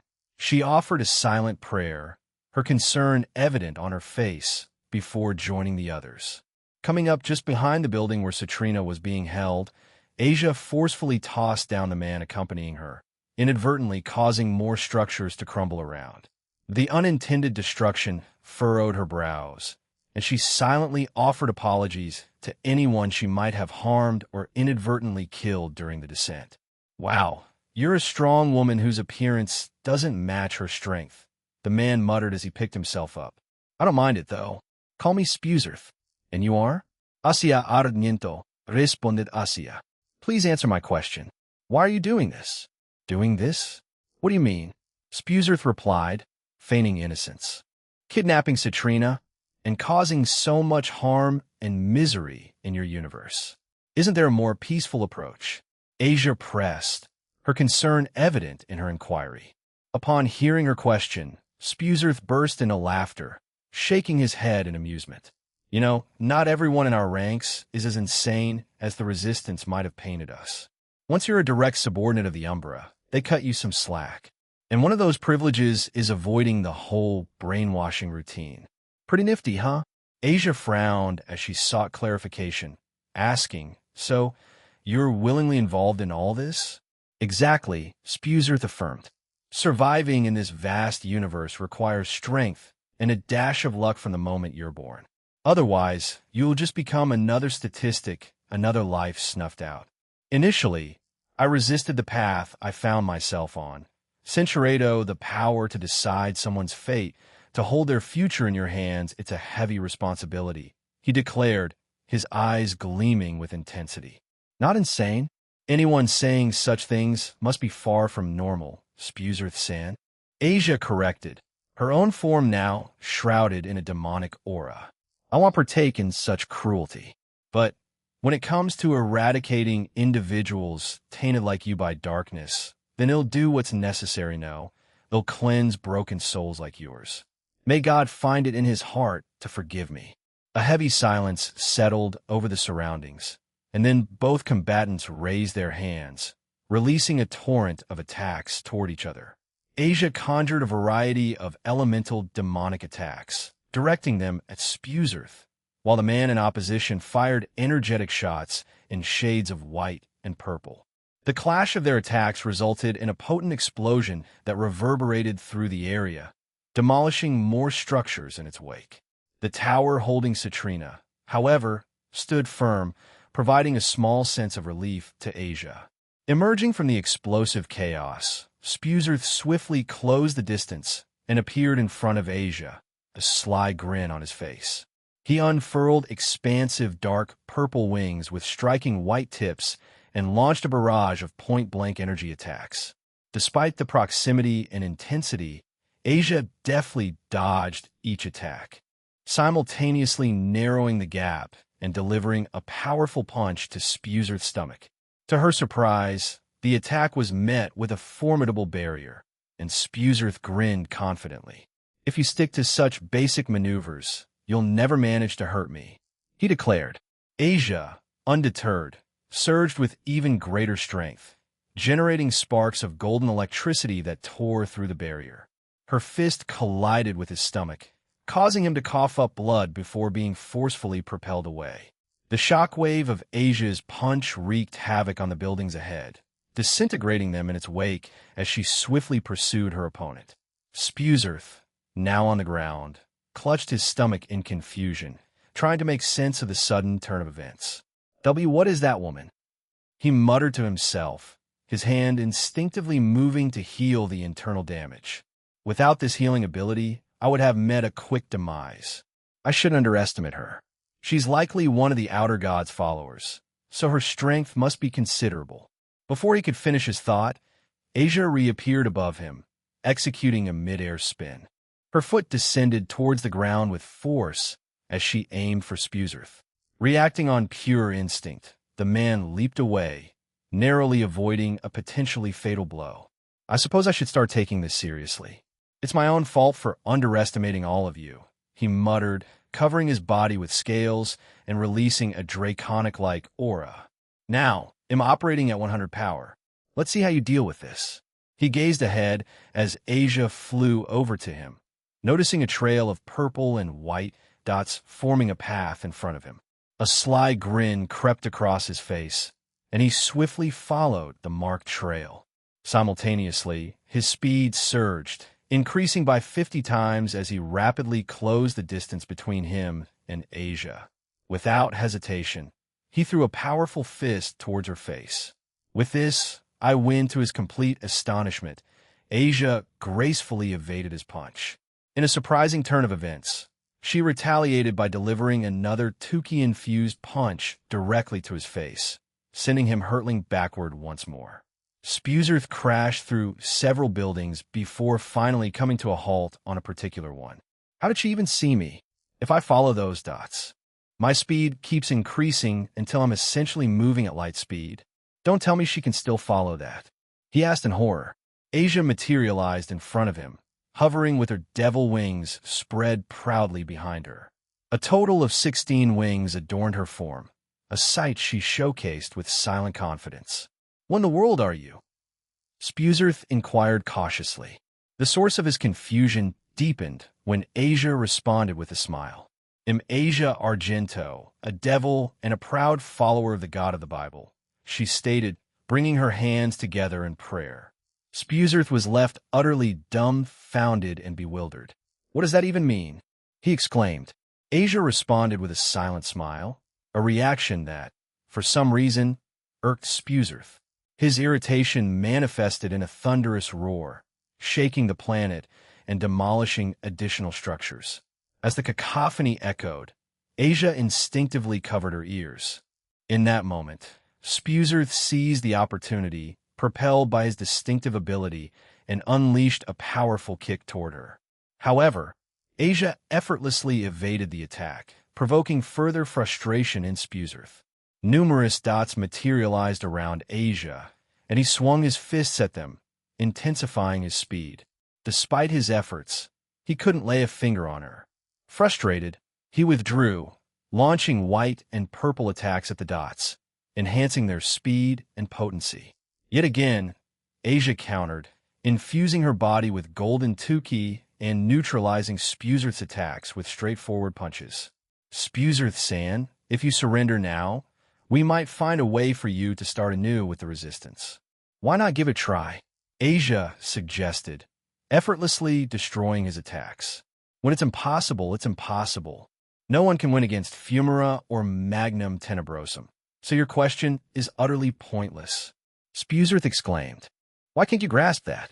What you and the Resistance are doing is futile. Nothing is futile when Aaron's involved. He has a way of influencing everyone around him and making miracles happen," Asia responded, appearing in front of Spuzerth with a persistent smile. "If that's not clear to you, then I'll have to make it clear." Spuzerth muttered before being forcefully slammed back down to the ground. The impact robbed him of breath, and before he could regain his footing, Asia flew down and slammed both of her feet onto his chest, a motion that not only cracked his ribs, but also shattered the ground beneath them. They burst into a vast underground facility, revealing a maze of machinery, tubes, large metallic boxes, and assorted equipment that piqued Asia's curiosity. "Asia, keep an eye out for anything resembling a cube like this," instructed Comptoir, displaying an image in front of her. "If you spot it, retrieve it, please." "Roger," Asia acknowledged, scanning her surroundings. She soon identified a cluster of cube-like objects tucked away in a corner of the expansive facility. With a resounding crash, Spuzerth landed on the facility's floor, causing a commotion among the scientists and researchers present. Upon seeing Asia hovering above them, instead of fleeing, they launched attacks using both technological and magical properties. Asia, taken aback by their unexpected reaction, casually deflected their attacks, leaving them bewildered and frightened. "Excuse me," she spoke, and in an instant, she disappeared from her position. Reappearing next to each scientist and researcher, she skillfully incapacitated them with a swift punch.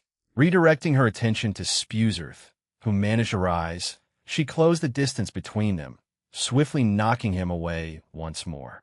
Seizing the opportunity, she hurried to the area with the cubes, quickly storing them in her ring. Without wasting time, she followed Spuzerth. Glancing back at the unconscious scientists, Asia noticed that Comptoir had efficiently taken care of them. She uttered a quick prayer before reappearing near Spuzerth. The sight that unfolded before her was startling. It was another spacious room, but what caught her off guard were the metallic threads suspended from the ceiling, forming intricate cocoons, each cradling a person within. "What is this?" she muttered, her voice reflecting the bewilderment. "Dang, I didn't think you'd bring me here by accident," Spuzerth grumbled, weariness evident as he clutched his stomach.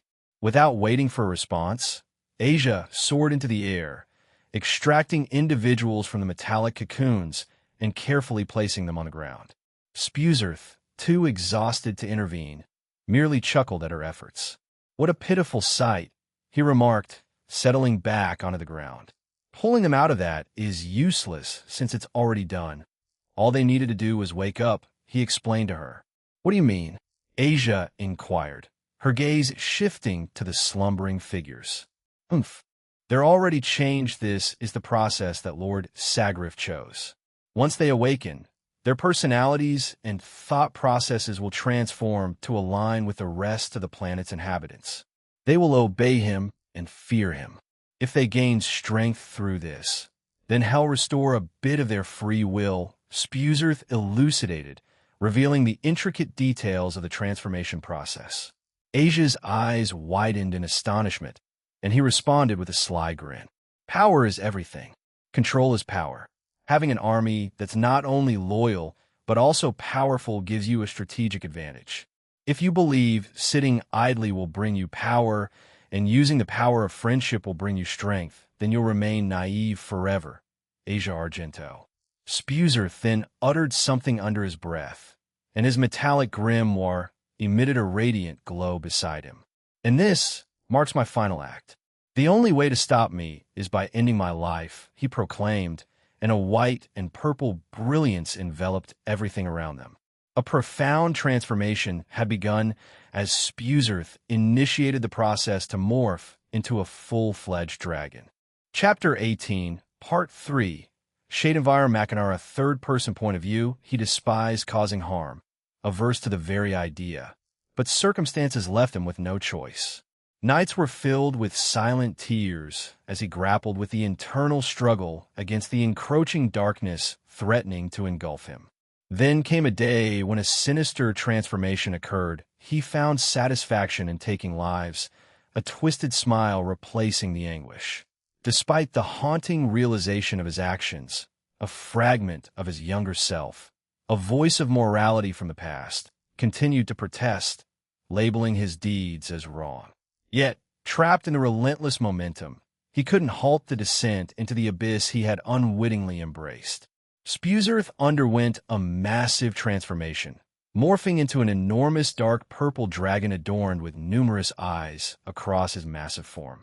The once secure facility lay in ruins, a testament to the destructive power unleashed. In response, Asia swiftly gathered the people she had rescued, leaping away from the decimated site. Anticipating their grim destiny, she carefully placed them on a high platform.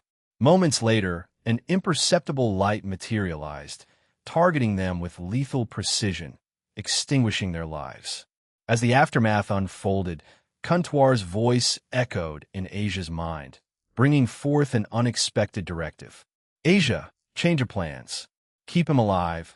We can extract his powers and pass them on to someone in the Resistance more suited to wield them," conveyed Comptoir. Asia hesitated, grappling with the ethical weight of the proposition. "That feels a bit inhumane," she responded tentatively. "But he'll do it." Comptoir's response was pragmatic, a reflection of the harsh realities they faced. "These are the truths we confront in our lives, Asia. If the burden becomes too much, consider stepping back from the front lines," advised Comptoir. Asia hesitated, reluctant to take on a role that would distance her from friends and involve her in actions conflicting with her moral compass. The front lines, she believed, demanded compromises she wasn't comfortable making. Still, the urge to make a positive impact and influence decisions tugged at her, even though she acknowledged the inherent challenges of altering certain harsh realities. Amidst her contemplation, Spuzerth's ominous figure loomed in the skies, unleashing a deafening roar that echoed through the air. The destructive aftermath of his roar claimed more buildings, leaving a trail of devastation in its wake. To add to the chaos, he conjured a massive purple and white fireball, launching it into the heavens. The explosion fragmented into smaller fireballs, scattering in all directions. Feeling the weight of responsibility, Asia clasped her hands together and uttered, "Balance break." Instantly, her form became encased in the protective armor of her sacred gear. Activating her healing ability, she directed its healing aura across the entire planet. A targeted effort to heal the wounds suffered by her allies, steadfastly choosing to heal only those who fought by her side. "Ahin, can you help me?" Asia requested, and in an instant, her familiar materialized by her side. "Ga!" Ahin responded promptly, ready to assist Asia. Asia leaped onto Ahin's back, and together they soared towards Spuzerth. The menacing dragon noticed their approach and unleashed a barrage of breath attacks in their direction. However, to their surprise, the typical fireballs transformed into various creatures and weapons as they hurtled towards Asia and Ahin. Adding to the challenge, some of the attacks bore purple bells above them. These silent bells began ringing, inducing various effects. Some attacks accelerated, others fluctuated in size, and a few slowed down before vanishing into thin air. In response, Ahin roared, and a cascade of black lightning bolts erupted from him. The bolts struck the onslaught of attacks heading their way. Simultaneously, Ahin's body became enveloped in a dense cloak of black lightning, boosting his speed. He darted around, his wings coated in the same black lightning, colliding with the attacks and obliterating them in the process. Tiny, inky swirls appeared before Asia, responding to her command as she directed punches towards them. These mysterious swirls transformed into small black lightning arrows, gaining speed as she propelled them forward using demonic wind. Her intended targets? The flame attacks that had seemingly vanished earlier. In reality, those fiery attacks had only decelerated, adopting a stealthy invisibility. Maintaining a safe distance from both Asia and Ahin, they patiently awaited the opportune moment to strike. Unfortunately for Spuzerth, Asia's heightened senses allowed her to detect the impending assault as soon as the concealed attacks initiated their move. "You're that annoying and pretentious to have a pet dragon." "Huh?" Spuzerth grumbled in irritation. Asia remained silent, sharing a quiet exchange with Ahin before disappearing from sight. Spuzerth, sensing something amiss, swiftly erected defensive barriers around himself, fortified with the ominous energy of darkness. A potent shockwave reverberated above him, and although Asia's appearance prompted a grin from Spuzerth, his satisfaction was short-lived. "I guess this combination war," he began, but was cut off abruptly. In a matter of seconds, the protective barriers he had crafted shattered, and Asia's clenched fist connected with his face, propelling him forcefully backward. Despite the force behind her blow, Asia refrained from obliterating him. Her mission had changed from one of lethal intent to capture, prompting her to carefully temper the strength behind each strike, a calculated effort to subdue rather than annihilate. Swiftly, she trailed behind Spuzerth, reappearing above him. Her right fist crackled with potent and condensed tuki. With a decisive motion, she descended, driving her empowered fist into his back.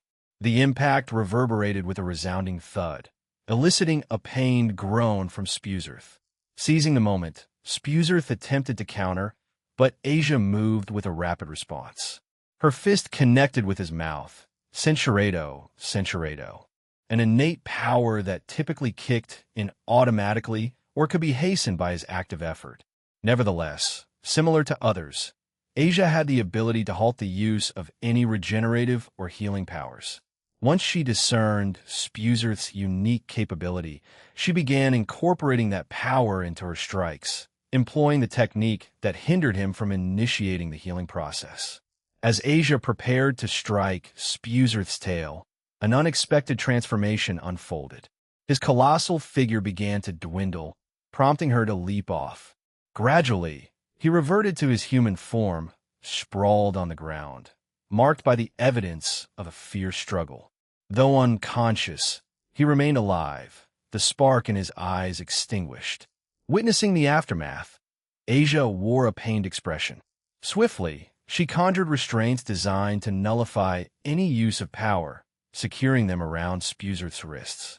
Carefully, she mended his battered body, restoring him. However, just as he stirred, she delivered a measured karate chop to his neck, ushering him back into unconsciousness. "Kuntuar-san, I've defeated Spuzerth," Asia reported. In a brief span, Spuzerth's form began to radiate a faint glow, and then he simply vanished. "Great job. I've teleported him to the cells on our ship. Now, please rejoin the others. They're currently halfway up the tower, but have encountered another one of Sagrif's subordinates," Kuntuar instructed Asia. She nodded in acknowledgement before disappearing and reappearing on Ahin's back. "Ahin, let's crash through the midpoint of that building," Asia commanded, pointing toward the structure to their side. Ahin, in agreement, accelerated towards the building and collided with it. "Yeah!" Irina's exclamation echoed through the air as Ahin and Asia collided with the other subordinate of Sagrif, creating a disorderly encounter that caught everyone by surprise. "Ahin, come back!" Asia's voice echoed as Ahin vanished in a puff of smoke. Asia's gaze fixated on the individual who had successfully halted Ahin's impending attack. Even though Ahin had aimed at the building without targeting anyone specifically within, this mysterious person managed to catch Ahin's nose and bring him to a standstill. The figure before Asia was a woman, adorned with long, pale white hair, eyes tinted with a dull shade of red, black horns elegantly coiling around her head. She wore mostly black and red armor, with an aura of darkness enveloping her. "You, stop. Here," she murmured, then swiftly lunged towards Asia. Before Asia could respond, Zenobia intervened, wielding her Durandal in a decisive move against the approaching woman. Zenobia took charge, declaring, "They'll handle this. The rest of you proceed. I sense 2 more of them ahead of us before you reach Citrina." "Very well. Thank you, Zenobia." Aldrake expressed his gratitude, leading the group as they continued their ascent up the tower. The woman attempted to impede their progress, but Zenobia countered with a powerful headbutt, causing her to crash through the remaining walls of the tower, plummeting downward to the ground.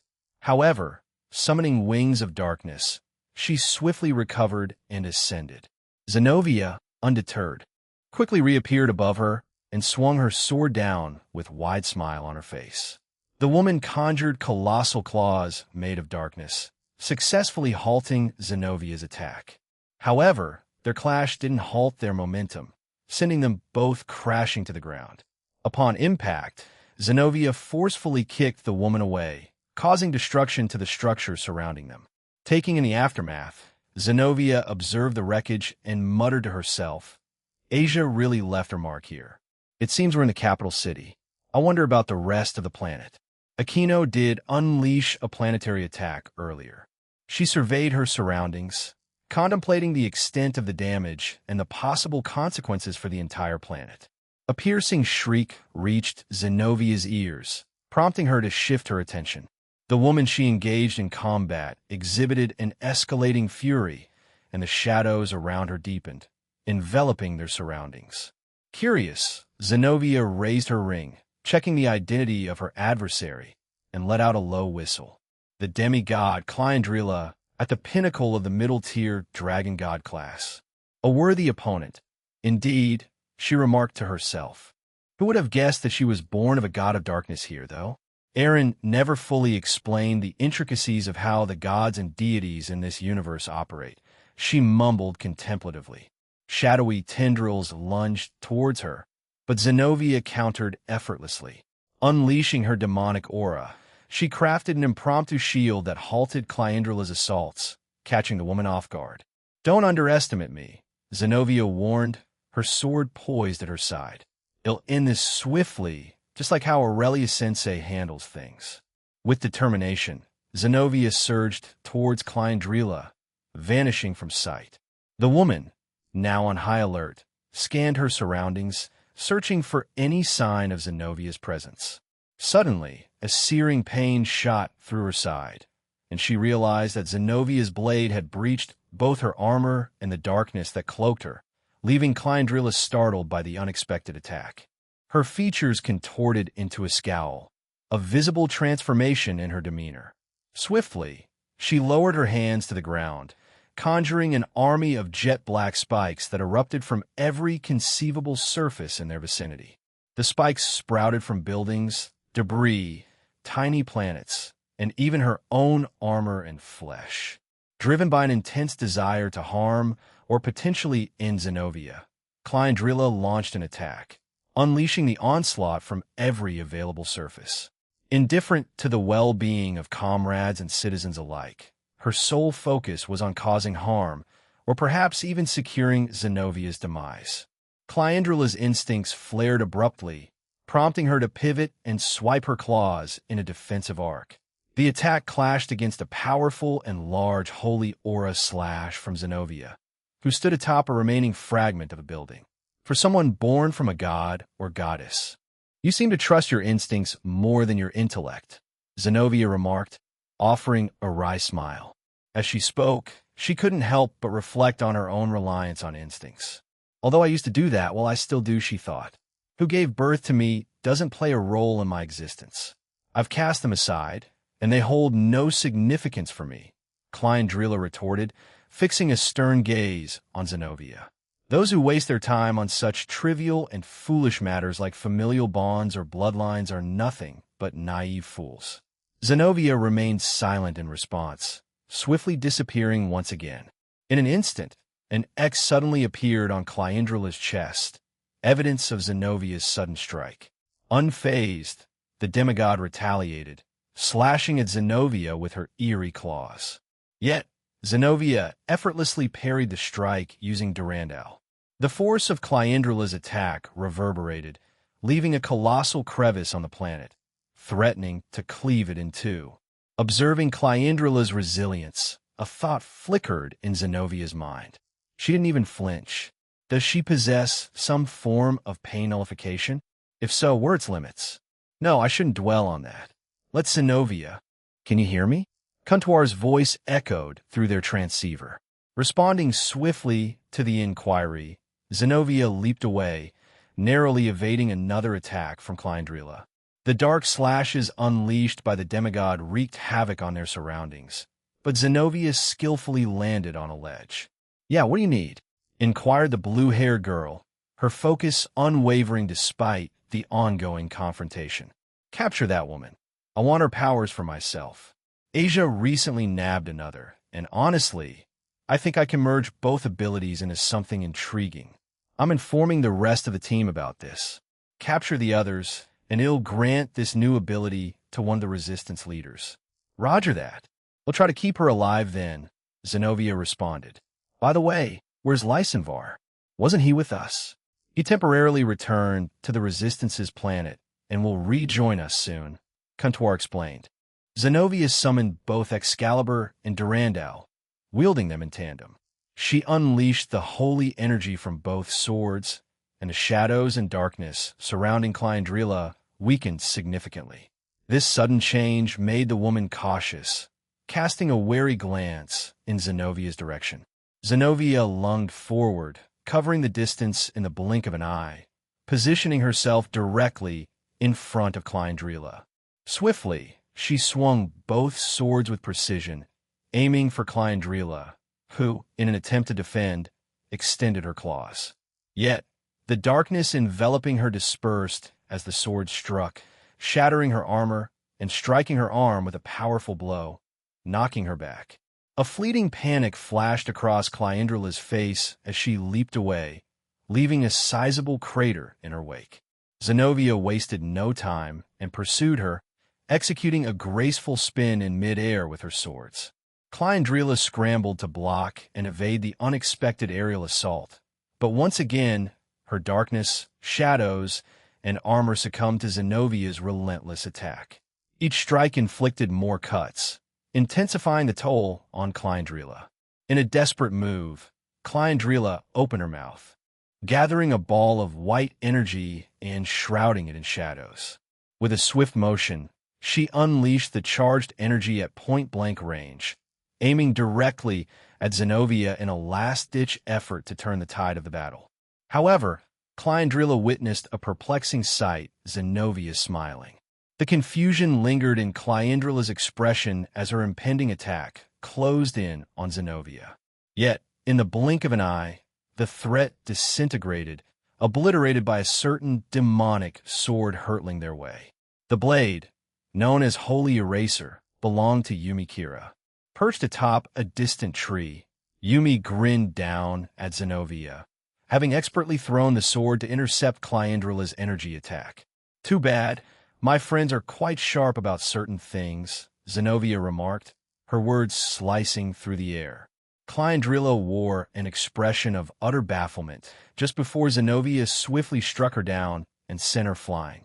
A forceful kick to the neck sent Clyndrila sprawling back to the ground. Without missing a beat, Zenobia fused Durandal and Excalibur, recreating Ex-Durandal.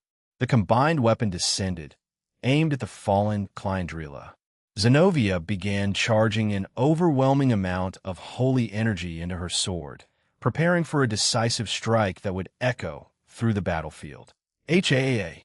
Zenovia's scream echoed through the air as her sword thrust into Clyndrila's chest.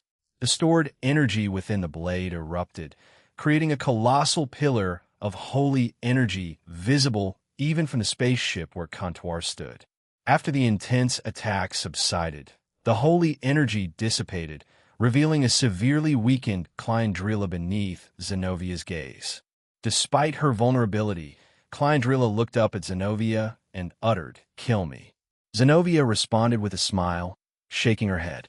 "No, you'll be quite useful after your defeat." The weight of Zenovia's words carried an ominous undertone that sent shivers down Clyndrila's spine. With no energy left to resist, Clyndrila reluctantly accepted her impending fate. Lying there, she released a sigh, accompanied by a resigned smile. "Then use me. If my abilities can dismantle Fumara's organization, then he'll find contentment," Clyndrila conveyed to Zenobia before losing consciousness. Perplexed by Clyndrila's words, Zenobia pondered. Does she harbor hatred towards them? Some might have joined under coercion, but for a demigod to resent her own parents and Fumara's organization, it must be a complicated web of emotions. They'll have to ask in the future, assuming Kantuar doesn't kill her. The complexities of Clyndrila's motivations lingered in Zenovia's thoughts, leaving a trail of uncertainty about the demigod's past. Well done. They'll move her to the spaceship's cells and provide medical attention. Aldrake and the others are closing in on the top. Head back and rejoin them, conveyed Kantuar. Roger that, Zenobia acknowledged. With a swift leap, she propelled herself toward the damaged section, swiftly making her way towards the summit. "Did you take care of them?" Jean inquired, swiftly dispatching another adversary before joining Yumi. "Yeah, I handled it in time, though Zenobia caught me off guard with her sudden request for assistance." Yumi responded, her hand clasping Holy Eraser once again. "Anyway, let's head that way. I sense two formidable energies in that direction. We should defeat and capture them." "All right, I'm ready to test out some moves on tougher opponents," Jean replied with cheerful enthusiasm. Together, they ventured towards the designated location. Upon arrival, they found themselves near a towering tree emanating a gentle glow, a soft yellow crystal nestled in the center of its trunk. The surroundings resembled a charming park with large street lamps casting a warm yellow light, scattered benches, chairs, and wooden tables dotting the area. Underneath the towering tree, two figures emerged, a man and a woman. The man's untamed white hair cascaded down, complementing his piercing black eyes. His predominantly black armor, adorned with a purple crystal at the center of his barato plate, gleamed ominously.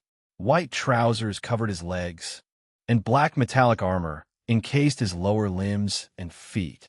In his grasp, An intimidating black and wine-red blade exuded an air of absolute power. Standing beside him was a woman, a mysterious aura enveloping her.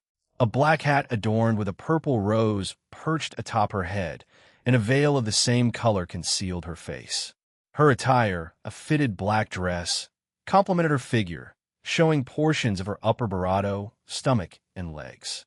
Notably, her elf-like ears captured the attention of both Yumi and Jean. Quietly, Yumi surged forward, wielding her holy eraser against the man. Though he managed to deflect her attack, he couldn't help but be taken aback as he was forced backward by the unexpected strength. Meanwhile, the man's companion, the woman, conjured purple tentacles, poised to launch an attack against Yumi. Yet, in the nick of time, Jean intervened. Swiftly, she positioned herself in front of the woman, brandishing her sword with a horizontal sweep, compelling the woman to divert her attention, defending against Jean's strikes with her tentacles. In tandem, Jean and Yumi repelled both their enemies, creating space for each other in the process. The serene park they occupied and the once standing tree bore the brunt of the clash, succumbing to destruction in their wake. Jean and the mysterious woman engaged in a fierce battle, the air crackling with tension. The woman conjured small wisps of purple flames, each adorned with yellow eyes, which unleashed a barrage of fireballs in Jean's direction. Swiftly, she maneuvered, deflecting some attacks while evading others. With each deflection using her holy sword, a radiant glow emanated, showcasing that something amiss was up. The fireballs she managed to repel incinerated the towering buildings and surrounding trees, underscoring the destructive might of the confrontation. Silence hung between the combatants. No words were needed to convey their mutual understanding. They were enemies locked in a struggle for supremacy. Jean leaped backward, conjuring multiple magic circles that launched water spears towards the purple flames, propelled even further by the manipulation of wind magic. Simultaneously, she swung her sword in a downward arc, summoning hundreds of thousands of holy swords from the ground. These holy blades swiftly surged toward the mysterious woman, poised to strike her, to end her life. The fiery wisps swiftly multiplied, coalescing into a makeshift barrier that intercepted Jean's attack. However, the barrier's defiance was short-lived, crumbling within a few seconds and surprising the woman with its rapid demise.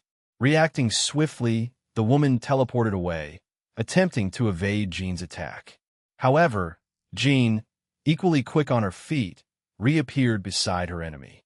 With an assertive thrust of her shoulder, she propelled the woman through several buildings, leaving destruction in their wake.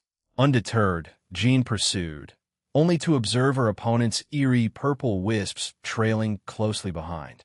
Recognizing the persistence of the pursuing wisps, Jean swiveled around, conjuring water spears with her magic. She hurled them at the persistent entities, attempting to fend them off. Yet, to her dismay, the wisps showcased an uncanny resilience, rapidly repairing any damage inflicted upon them. "All right, let's do this instead then," Jean declared with enthusiasm. In a swift motion, she unleashed a barrage of holy aura slashes aimed at the wisps, incorporating anti-healing and anti-regeneration abilities into her attacks. This time, as her strikes cut through the wisps, there was no sign of recovery or regeneration. They simply succumbed to the onslaught, bringing a satisfied smile to Jean's face. With the immediate threat dealt with, she turned around and employed her ring's appraisal to gather more information about the woman in front of her. "Mitet, huh? A hybrid I haven't encountered before. It's always intriguing how we continue to meet new individuals while being close to Aaron-san," Jean mumbled to herself. Feeling a surge of excitement, she increased her pace, swiftly catching up to the woman in front of her. Confusion flickered in Mietet's eyes as Jean appeared in front of her. Alerted by this, Mietet launched an attack with her powers at Jean. Tentacles emerged from portals surrounding Mietet, shrouded in a dark aura that heightened their potency. The chaotic appendages surged toward Jean, aiming to strike her down. "So many tentacles. Is this the best you've got?" Jean bellowed. a blend of mockery and incredulity in her voice. Activating her subspecies balance breaker, she summoned dragoons forged from holy swords. 3 of these majestic beings soared toward the encroaching tentacles, slicing through the darkness that enveloped them. Caught off guard by Jean's unexpected counter, Mietet swiftly teleported higher into the air. Behind her, magic circles materialized, unleashing a barrage of dark spheres, shadows, and beams of purple energy upon Jean and her stake victim dragoons. Jean's face brightened with a smile, and harnessing her magical abilities, she employed duplication magic, creating a multitude of clones. As approximately 15 versions of her appeared, Jean and her duplicates clutched their holy swords tightly, infusing them with an intensified surge of holy energy. In mere moments, the blades radiated a brilliant glow of holy energy, prompting Mietet to shield her eyes from the dazzling brightness. With a synchronized motion, Jean and her clones initiated a barrage of attacks against Mietet.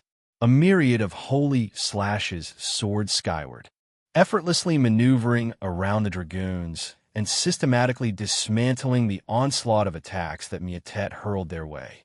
Mietet's eyes widened in shock at the unfolding events. Desperate to counter, she launched another series of attacks, but Jean soared toward her, synchronizing her movements with the unleashed onslaught. Jean calculated that this maneuver would divert Mietet's attention, creating an opportunity for her to blend into the multitude of strikes. Employing her dragoons as a shield, Jean concealed herself skillfully, ensuring she remained unnoticed and enhancing her chances of success. Seizing the moment, she swiftly darted past Mietet, executing precise strikes that disarmed her and left a shallow cut on her neck. Jean! Barato's exclamation pierced the air, momentarily startling the young warrior. Yes, Comptoir-sama. Jean responded with a shout. I need her and the enemy facing Yumi alive. So, don't kill them, instructed Comptoir. You two are the last that I need to inform. Do you understand? She asked. Yes, I understand, Jean replied, turning around. As she glanced back, she noticed Mietet attempting to stem the bleeding from her neck. However, her regenerative abilities seemed ineffective, leaving Jean with a sense of urgency. I need to subdue her before Jean could conclude her thoughts. Mietet, positioned below her, burst into a colossal purple flame, catching her off guard. The flames transformed swiftly into a gigantic octopus with purple, flaming tentacles and several imposing wisps surrounding its head. Jean hesitated, her gaze fixed on the transformed Mietet. She shook her head, thoughts racing. No, I won't tap into that power just yet. Let's reserve it for the tournament or a worthy opponent. She pondered, exhaling in a thoughtful sigh. Her countenance shifted to a more determined one as she addressed Mietet. Let's bring this to a swift end. It seems Comptoir-san is interested in your abilities, so I can't kill you, but that's fine. Much like before, Mietet's colossal tentacles lunged at Jean. Calmly, she gestured to her dragoons, and they effortlessly intercepted the oncoming onslaught, destroying them easily. Then came the barrage of energy beams and magic attacks. With precise and controlled movements, Jean skillfully sliced through the attacks, infusing her sword with holy energy. This seemed to only infuriate Mietet further, prompting an escalation in the attacks sent her way. Jean continued her defense with her eyes closed, a serene focus on her face amid the chaos. As she continued to slice apart the attacks, a recollection surfaced in her thoughts, a memory from not too distant a past, replaying vividly in her mind's eye. In the confines of Aaron's training facility, the moon cast its silvery glow on a group determined to push their limits during a nocturnal training session. Jean's team and a handful of others chose to forego the typical evening break. Most would pause for rest and recovery after dinner in Aaron's home, but this group yearned for rapid improvement. Aaron, mindful of their well-being, usually enforced mandatory breaks, but for now, they were in a safe zone. The man himself, Aaron, observed the diligent efforts of each individual, offering occasional guidance and engaging in brief sparring matches upon request. His watchful presence reassured the determined souls seeking progress. Among them, Jean pursued her training with quiet dedication. Her usual training partners, including Yumi, Zenobia, Irina, Asia, Gabriel, and others, had already retired for the night. Instructors and peers alike had dispersed, leaving Jean in the silent embrace of her practice. Scathach and Aurelia, the remaining instructors, lingered nearby, engrossed in conversation rather than actively overseeing or participating in training sessions. They currently found themselves in a different zone within the training facility. Aaron had the ability to alter the environment at anyone's request, and this time, Valley and Chow had approached him. They asked for a change to a mountainside at night, mirroring the current time in the real world. In this simulated setting, Jean diligently honed her sword skills, aiming for precision, speed, and strength. As she immersed herself in her training, Aaron approached her. Catching her attention, she turned toward him and asked, "Could you lend me a hand? Would you spar with me using a sword for a bit?" Aaron responded with a smile, readily agreeing. Summoning his trusty Bakkin sword, he stepped away from Jean and assumed a ready stance. "Feel free to begin whenever you're ready, Jean," he encouraged, and Jean nodded in acknowledgement. In mere moments, she vanished and materialized behind him. However, instead of making a direct move, she executed a series of feints, aiming to confuse him. Reappearing on his left side, she thrust her sword toward him. Aaron deftly dodged by tilting his head, causing Jean to miss. The shockwave of her powerful strike resonated, shaking the very air. Swiftly, she redirected her attack toward his neck, but Aaron skillfully intercepted with his Bakkin. Creating some distance, Jean prepared for another attack. However, Aaron, appearing beside her, caught her off guard. Anticipating this move, she swung her sword once more. This time, Aaron not only parried the attack, but also utilized the momentum to unbalance her arm and body. Their swords interlocked in a tense struggle. Jean, thrown off balance, began to stumble.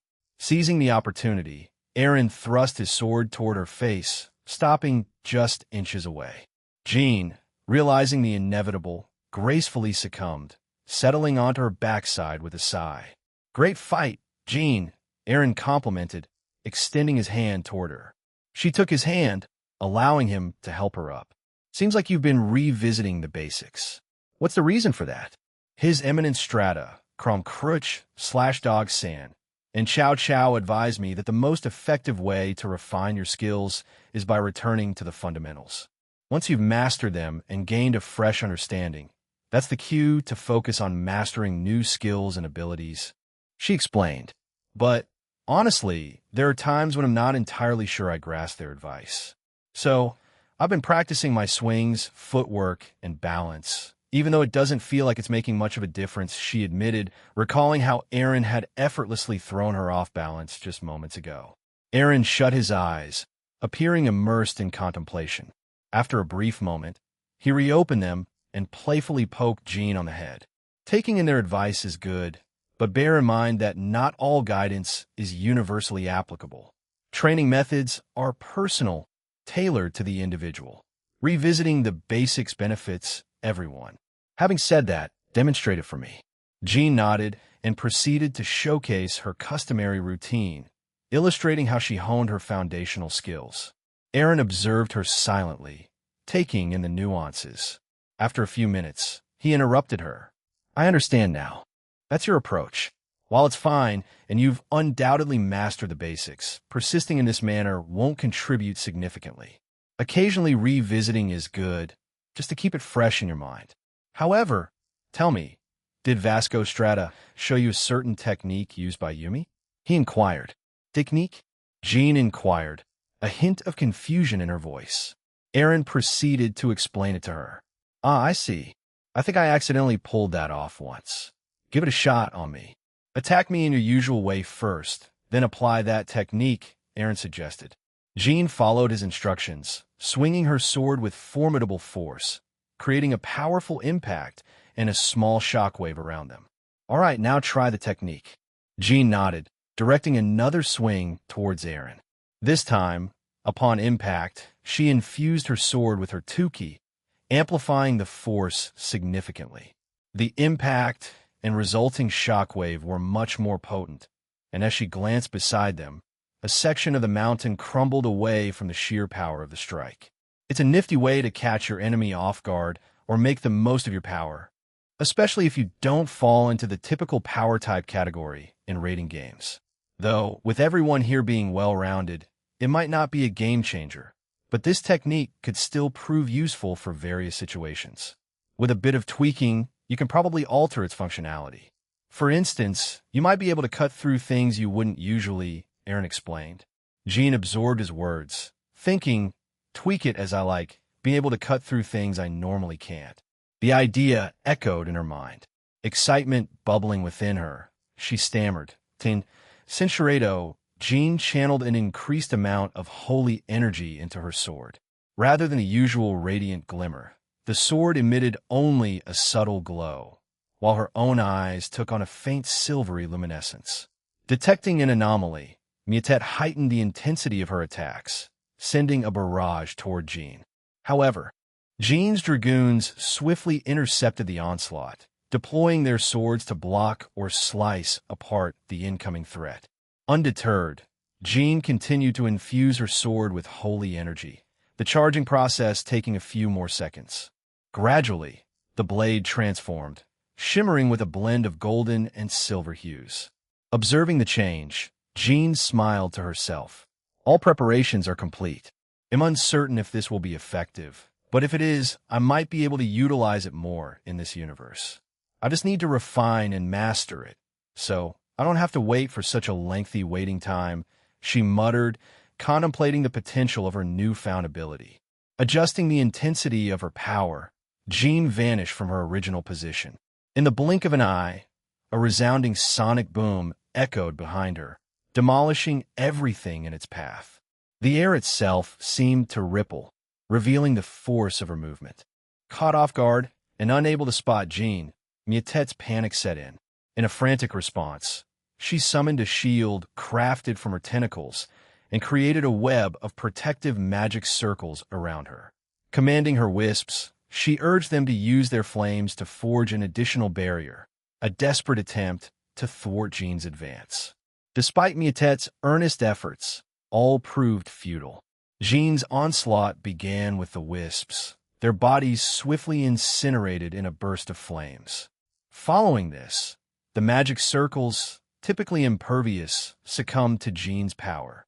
Cinceredo, the tentacles that once offered protection, were quickly cut away, leaving her vulnerable. In a desperate bid to stall the impending defeat, Mietet reluctantly tapped into the power that every denizen of their universe possessed: darkness, and she used that to envelop and conceal herself.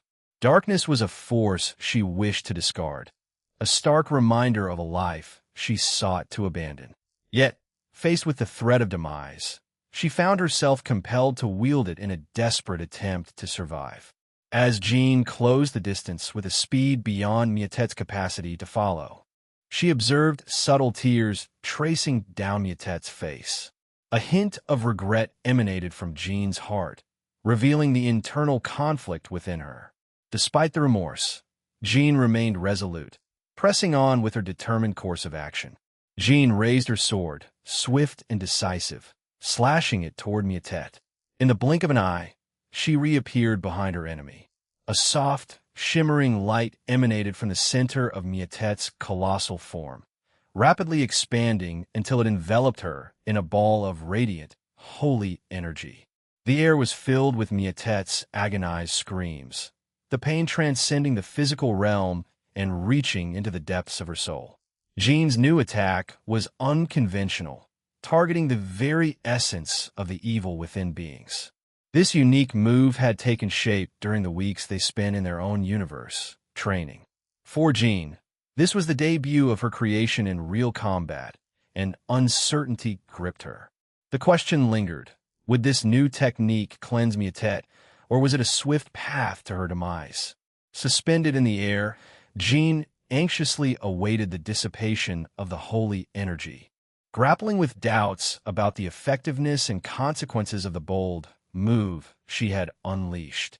Finally, the radiant sphere of holy energy dissipated, leaving Mietet's massive form sprawled on the ground, motionless. Jean touched down beside her, and within moments, Mietet's colossal figure transformed back into her ordinary human self, trembling uncontrollably. "Are you?" Jean started to inquire, but Mietet erupted into screams. "Aya, I'm sorry. I'm sorry. Don't hurt me anymore. Mommy, Daddy, no, no, no, Aya," Mietet wailed, tears streaming down her face as she relived the traumas of her past in a harrowing loop within her mind. Simultaneously, the invisible weight of her history pressed heavily upon Mietet. These were not fresh injuries, but echoes of Mietet's past. The technique Jean employed proved so potent that it not only brought back the painful memories of her past, but also caused her significant mental and emotional distress. As she continued to cry out in anguish, Mietet's desperation grew, leading her to react in a frantic and self-destructive manner, causing her visible injury, hinting at the potential for self-harm. The gravity of the situation struck Jean. If Mietet kept on like this, she might end up seriously hurting herself. Witnessing the alarming scene, Jean reacted swiftly, casting a sleeping spell to render Mietet unconscious. The spell worked effectively, and Mietet promptly fell into a deep slumber. However, the haunting image of tears of blood continued streaking down her face even in sleep. Jean stood there, stunned by the shocking scene that had just unfolded before her. Should I use this technique more? She pondered, grappling with the uncertainty of its use. Observing the potent impact it had on her enemies, she contemplated its potential application on those she deemed evil in this universe. Yet, a lingering doubt gnawed at her conscience as she wondered about the ethical implications of deploying such methods during the tournament games in the future. "Well done, Jean. That's a very powerful technique you've crafted. However, it didn't yield the effects you desired, did it?" Contour inquired. Jean remained silent for a moment before posing a question. "Should I utilize this more? Or should I change it? I'm unsure of what to do or think." "It's your call, Jean. Ethically, it's quite questionable since it can have a deeply harmful psychological effect on the target, especially if their past trauma is severe. What you might not realize is that your technique amplifies the pain they feel. It's as if they're reliving that trauma again, but this time, it's directly impacting their brain and soul. And you know the quickest relief for that?" Contour hinted. Jean didn't provide a verbal response immediately, but the implication was understood. "For now, I'll only use it on people I believe are truly evil. I don't know Mietet-san's history, and I feel remorseful now. She seemed like a child screaming for help just a few seconds ago." "Very well, if that's your decision. We'll transport her now. Please go and join Yumi," Contour conveyed before Mietet disappeared from Jean's sight. Jean let out a sigh as she leaped away. Once again, she found herself facing a challenging situation, uncertain of the next course of action. "Perhaps Aaron can offer some guidance," she mumbled to herself, contemplating seeking assistance. Yumi and the man she had been engaged in a sword duel with had exchanged blows for the past few minutes. However, a sense of nonchalance lingered in the air, signaling to Yumi that neither of them was truly putting in their full effort. Recognizing this, she decided it was time to shake things up, especially since Jean had successfully concluded her own battle. With speediness, Yumi swung her holy eraser toward the man known as Jalahad. In an attempt to defend himself, he raised his sword, but Yumi, drawing upon her demonic power, intensified the impact point, forcefully propelling the man backward and leaving him visibly astonished. Momentarily taken aback, Jalahad swiftly recovered and charged back at Yumi, launching a flurry of wild sword strikes. Yet, his entire demeanor shifted the moment he noticed Jean appear behind Yumi. A surge of strength erupted within him, evident as he swung his sword with newfound vigor. Caught off guard, Yumi found herself forcefully knocked back by his powerful strike. "Where is Mietet?" he hissed, his eyes ablaze with burning hatred as he glared at Jean. Jean, wearing a somewhat guilty expression, responded, I defeated her. She's our prisoner now." After a brief pause, she gazed blankly at him. She screamed something about Mommy and Daddy not hurting her anymore. Galahad's eyes widened with rage, and his power surged even further. A dark blue aura and shadows enveloped his body as he vanished, targeting Jean's neck. However, Jean remained unmoved, not making any effort to dodge. Unexpectedly, Yumi intercepted Galahad's attack, catching him off guard. "You're fighting me, not her," Yumi declared. "Get out of my way," hissed Galahad, attempting to throw Yumi aside. However, Yumi stood firm, delivering a powerful kick to his stomach. Galahad was sent hurtling away, crashing through several buildings in the process. Yumi turned to Jean, her curiosity evident as she inquired, "What did you do?"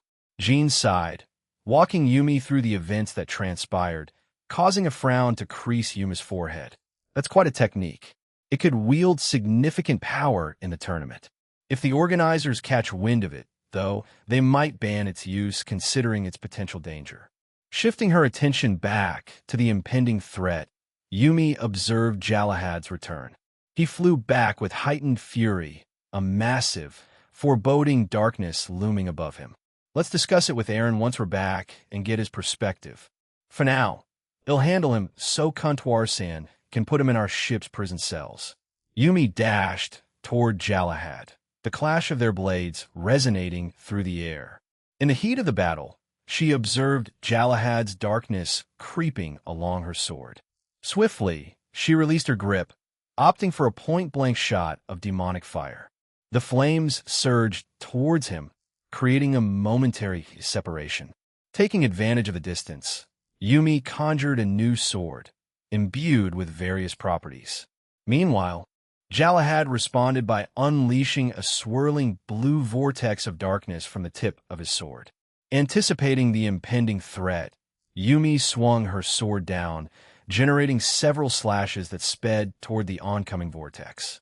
Each slash bore distinct characteristics, one demonic, another draconic, a third divine, and the last crafted from pure light. The divine and light-made slashes cleaved through the swirling darkness, clearing a path for Yumi's successive attacks. Galahad responded by activating the gem nestled in the center of his armor. From it emerged a peculiar manifestation, a mysterious praying mantis creature's head. It rapidly expanded in size, intercepting and consuming Yumi's oncoming attacks. As the creature absorbed the attacks, it detached from Galahad's armor and took on a physical form of its own. The praying mantis bore a striking resemblance to the gem-infused armor, its head moving in an unusual manner as it fixed its gaze upon Yumi with its intense eyes. Anything absorbed by that gem will give rise to creatures, and these creatures retain the powers and abilities of whatever they've absorbed. The praying mantis, for instance, possesses both draconic and demonic properties. Kuntuar enlightened Yumi about the unique nature of Galahad's gem. "What about physical attacks?" inquired Yumi. "It won't absorb those. The best way to defeat him is by using your sword skills. Demonic attacks and aura attacks won't do anything except create more of those creatures. Those creatures also have immunity from the properties it absorbed, so be careful," cautioned Kuntuar. Taking in the advice, Yumi nodded, preparing to confront Galahad and the towering praying mantis, measuring around 20 meters. Both adversaries surged toward Yumi simultaneously. The praying mantis reached her first, slashing its claws at her, but Yumi skillfully evaded the attack, swiftly countering with her sword. Yet, Galahad swiftly intervened, intercepting the attack before it could reach the praying mantis. He unleashed a wave of blue darkness toward Yumi, prompting her to leap away, narrowly avoiding the ominous assault. Seizing the moment, she inquired, "How alive are we talking about when capturing them?" "Alive enough that I can extract his powers," Kuntuar responded. "You can extract powers when they're dead, right? Or almost dead?" inquired Yumi. "I can, but reincarnation is quite unpredictable in the Omniverse. It can happen immediately or take hundreds of thousands of years. Most people's innate abilities are linked to their soul, destroy that, or if it departs, the power is lost forever. Of course, there are exceptions, but roughly 95 of cases are tied to the soul, Kuntuar explained. Yumi absorbed Kuntuar's information. Contemplating a plan, she decided to restrain Galahad, then swiftly have Barato transport him to the ship for a special procedure. Alternatively, she considered preventing him from moving, ensuring she acted before he could escape. With determination fueling her, Yumi launched herself back into the fray, targeting both Galahad and the menacing mantis. Opting to deal with the insect-like threat first, she refocused her energies. Swift as a shadow, she materialized behind the praying mantis, executing a powerful swing that cut the creature clean in two. The strength behind Yumi's blow surpassed her usual capabilities. Unlike the other subordinate Clyandrila that Zenobia had faced, Yumi Kira's strike not only split the planet in half, but also cleaved through its core, initiating an unexpected countdown. Kuntuar's urgent voice echoed, alerting everyone to the impending disaster. Attention, everyone, in around an hour, the planet will explode. Please ensure you conclude your battles swiftly. I repeat, this planet will. The warning began, urging a swift resolution to the ongoing battles. Before embarking on their journey, Aaron had emphasized that the planet they were on held little importance compared to the greater utility of Ferothos Prime over Shadenvar Machinara. Have you completed your part, Assistant? Georg in Kvilet. Yes, I've gathered the necessary data a few minutes ago. The planet itself holds no value for us now. As I mentioned earlier, our goal is clear. Defeat the subordinates so I can extract their powers, eliminate Sag-Riff, and rescue Citrina. That's the extent of our mission now, Kuntuar explained, reiterating their plans once more. Yuma's quick thought of oops raced through her mind as she skillfully parried a sword strike from Galahad. Are you insane? If you destroy this planet, a large part of this galaxy will be eliminated. Galahad's voice held a mix of panic and fury as he expressed his concern. Casually, Yumi replied, I trust my comrades and the man. I like to prevent that. And with ease, she pushed Galahad away, following up with a forceful knee to his face. Galahad was sent flying again, but Yumi wasted no time and swiftly pursued him. Her sword, now infused with Tuki, descended upon him. However, Galahad turned to face her, activated his gem, ready to absorb her Tuki. To his surprise, it vanished, leaving him bewildered. I didn't think you'd get tricked by something so simple, Yumi remarked before driving her sword into the gem embedded in Galahad's armor. The impact struck the man with tremendous bravado, causing severe damage. Yumi propelled herself away from Galahad's collapsing form, one of her swords still lodged in him. Swiftly, she summoned Graham and soared toward him. Checkmate, she declared before administering the decisive strike, overpowering him and shaking the very ground beneath them. As Galahad lay defeated, a silent stream of tears marked his face. He'll join you soon, Mietet, he reflected, closing his eyes in anticipation of his impending fate. In the aftermath of his defeat, Galahad found his life flashing before his closed eyes. Much of it, however, was a blur, skipping over his early years marred by harshness and suffering at the hands of his own parents, a mirror of Mietet's own tumultuous past. As he grew older, he took up the sword, breaking the cycle of abuse by bringing an end to his family's torment. Fate led them to cross paths, brought together through the peculiar recruitment efforts of Sag-Riff, who possessed his own unique brand of eccentricity. Observing the unfolding narrative of their blossoming love, Sag-Riff found the whole affair quite amusing, allowing the story to unfold organically. Yet, in an unexpected twist, the eccentric mastermind found himself strangely influenced by their connection. In the grand scheme of conquering the planet Il Regno della Luce Brillante, Sag-Riff, on a whimsical decision, chose to capture Citrina. He entertained the idea of a future union, but not before keeping a watchful eye on the developing relationship between Galahad and Mietet. Galahad and Mietet shared a genuine bond, finding solace in each other's company as they navigated the lingering shadows of their traumatic childhoods.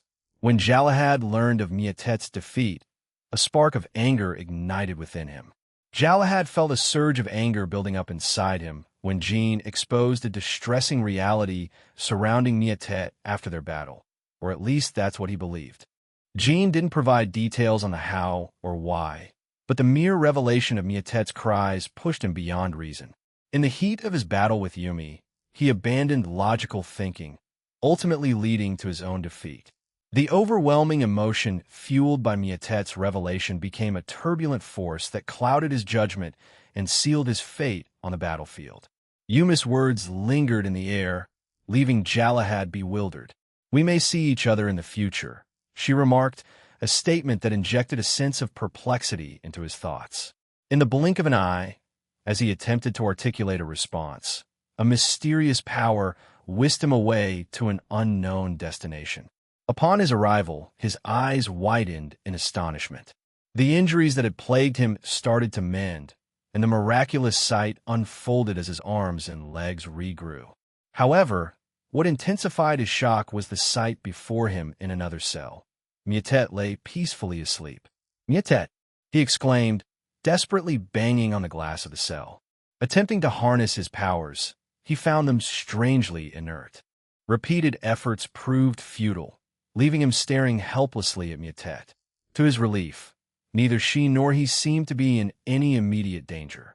In a sudden turn of events, a woman with short white hair and yellow eyes appeared, fixing her gaze upon him. "Who are you?" Galahad inquired. "That isn't important.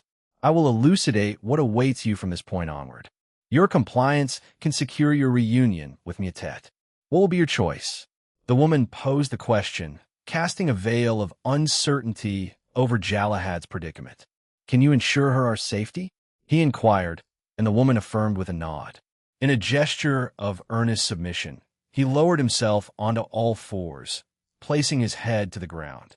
His words spilled out with a desperate urgency. "Anything. I will betray Lord Sagrif and Lady Fumara if it means ensuring Miatet's safety." A warm smile graced the woman's face as she responded. Then, "Make an oath with me." "Yes, I will. What should I call you?" he hastily inquired. "Comptoir, just call me Comptoir," she replied, initiating the process of explaining the specifics of the oath they were about to make. Galahad was resolute. He cared little about the means if it meant ensuring Miatet's safety. He was prepared to betray anyone and everyone if that's what it took. In his perspective, as long as they could carve out a normal life, free from the relentless struggles, he was willing to go to extreme lengths, even offering his soul to an outer god. "How'd he fare?" Jean inquired, joining Yumi. "What you said to him completely shattered his focus, making it easy for me to defeat him. It seems those two were quite close, weren't they? I wonder what Comptoir has in store for them," Yumi pondered. "I guess Aaron would probably react similarly, right?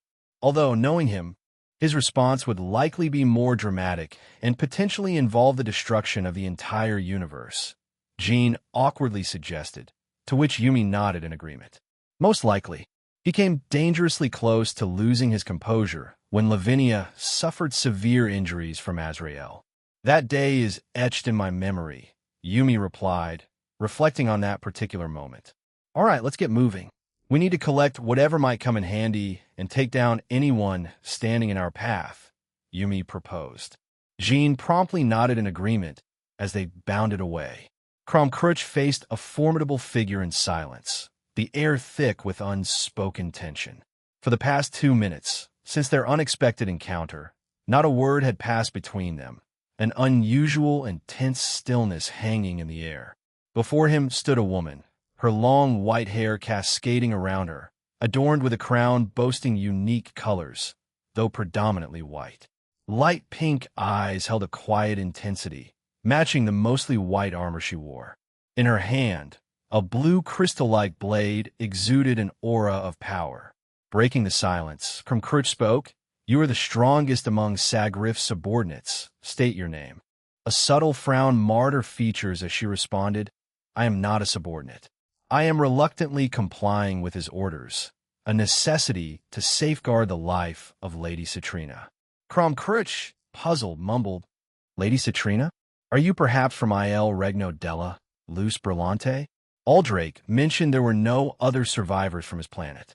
Confusion clouded his expression at the unexpected revelation. "Sir Aldrake is alive." "You?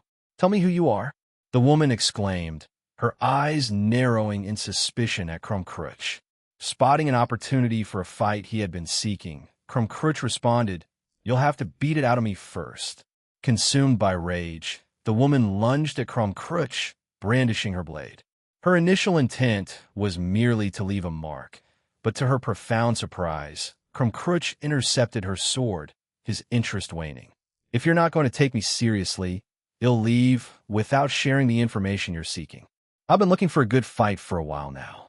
Provide me that, and then we can talk," Crumb-Crutch explained, a mocking smile playing on his lips.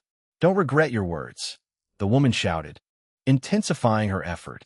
Despite her increased strength, Crumb-Crutch remained unmoved, a broad grin spreading across his face. This turn of events left the woman perplexed, prompting her to channel 80 of her power. However, the individual standing before her remained unfazed, an enigma in the face of her formidable might. "State your name," commanded Crumb-Crutch, cutting through the tension. Though she frowned, the woman complied. "Irelis. I am Lady Citrina and Lord Aldrake's personal bodyguard, and a member of the Royal Guards of the Shining Kingdom." A smirk played on Crumb-Crutch's lips. Censurato, Crumb-Crutch swiftly trailed after Irelis, realizing she hadn't suffered significant injuries from his initial attack. He had been testing the waters, aware that the woman before him hadn't unleashed her full power. His intention was clear: to provoke her into revealing the extent of her capabilities before he escalated his own. As Irelis channeled more energy into her sword, Crumb-Crutch sighed, leaving her puzzled. Casting her a glance of disinterest, he spoke, "First, calm yourself. I find my opponents dreadfully dull when they lose their composure. I have no interest in someone throwing a tantrum." His words hung in the air, a challenge for Irelis to regain control and show her true strength. Irelis gazed at him, momentarily taken aback, yet recognizing the wisdom in her words. Inhaling deeply, she released a heavy sigh, her eyes fixated on the ground below. Recalling the advice imparted by her master, she mentally repeated the teachings. "Keep your head cool and don't let them provoke you." A sense of regret settled within her. This man is right, she acknowledged within herself, acknowledging that losing control wasn't the solution. "I can't just lose control like that. I'm sorry, Master. I've faltered in your teachings. I still have a long way to go before I can truly master my powers and become a valuable asset to Lady Citrina and Lord Aldrake." At last, Irelis opened her eyes, and in a tranquil tone, she spoke, "My apologies, I have calmed down now. Shall we continue?" Her gaze transformed into one of serenity and focus, her body easing into a relaxed state, offering no vulnerabilities to the common enemy. She shifted into a different posture, gripping her blade with determination, prepared to strike down Crumb-Crutch. In response, Crumb-Crutch smiled, but the unsettling nature of his grin sent a shiver down Irelis' spine. It resembled the manic expression of a deranged individual. "Good, let's continue then," exclaimed Crumb-Crutch, swiftly closing the distance between them and launching a punch in her direction. Irelis skillfully blocked the attack, sensing the immense and intimidating draconic energy emanating from Crumb-Crutch's fist. The energy was dense, powerful, and nearly invisible due to his mastery, leaving Irelis stunned by its intensity.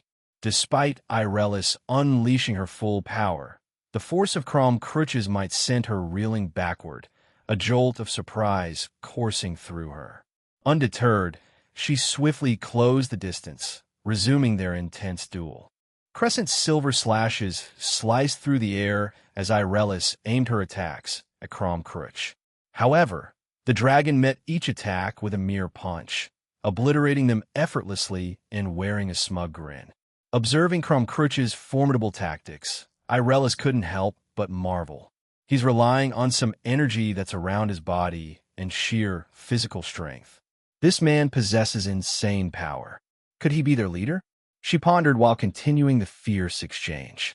Suddenly, Crumb-Crutch vanished, leaving Irelis momentarily stunned. In an instant, he reappeared beside her, catching her off guard. "What's wrong? Don't let your mind wander from the fight," he declared before launching a swift kick toward her. Irelis barely managed to block the attack in time, but Crumb-Crutch's assault didn't relent. He propelled her into the air, his relentless strikes following suit, a relentless barrage that showed no concern for the surroundings. The aftermath was a desolate scene.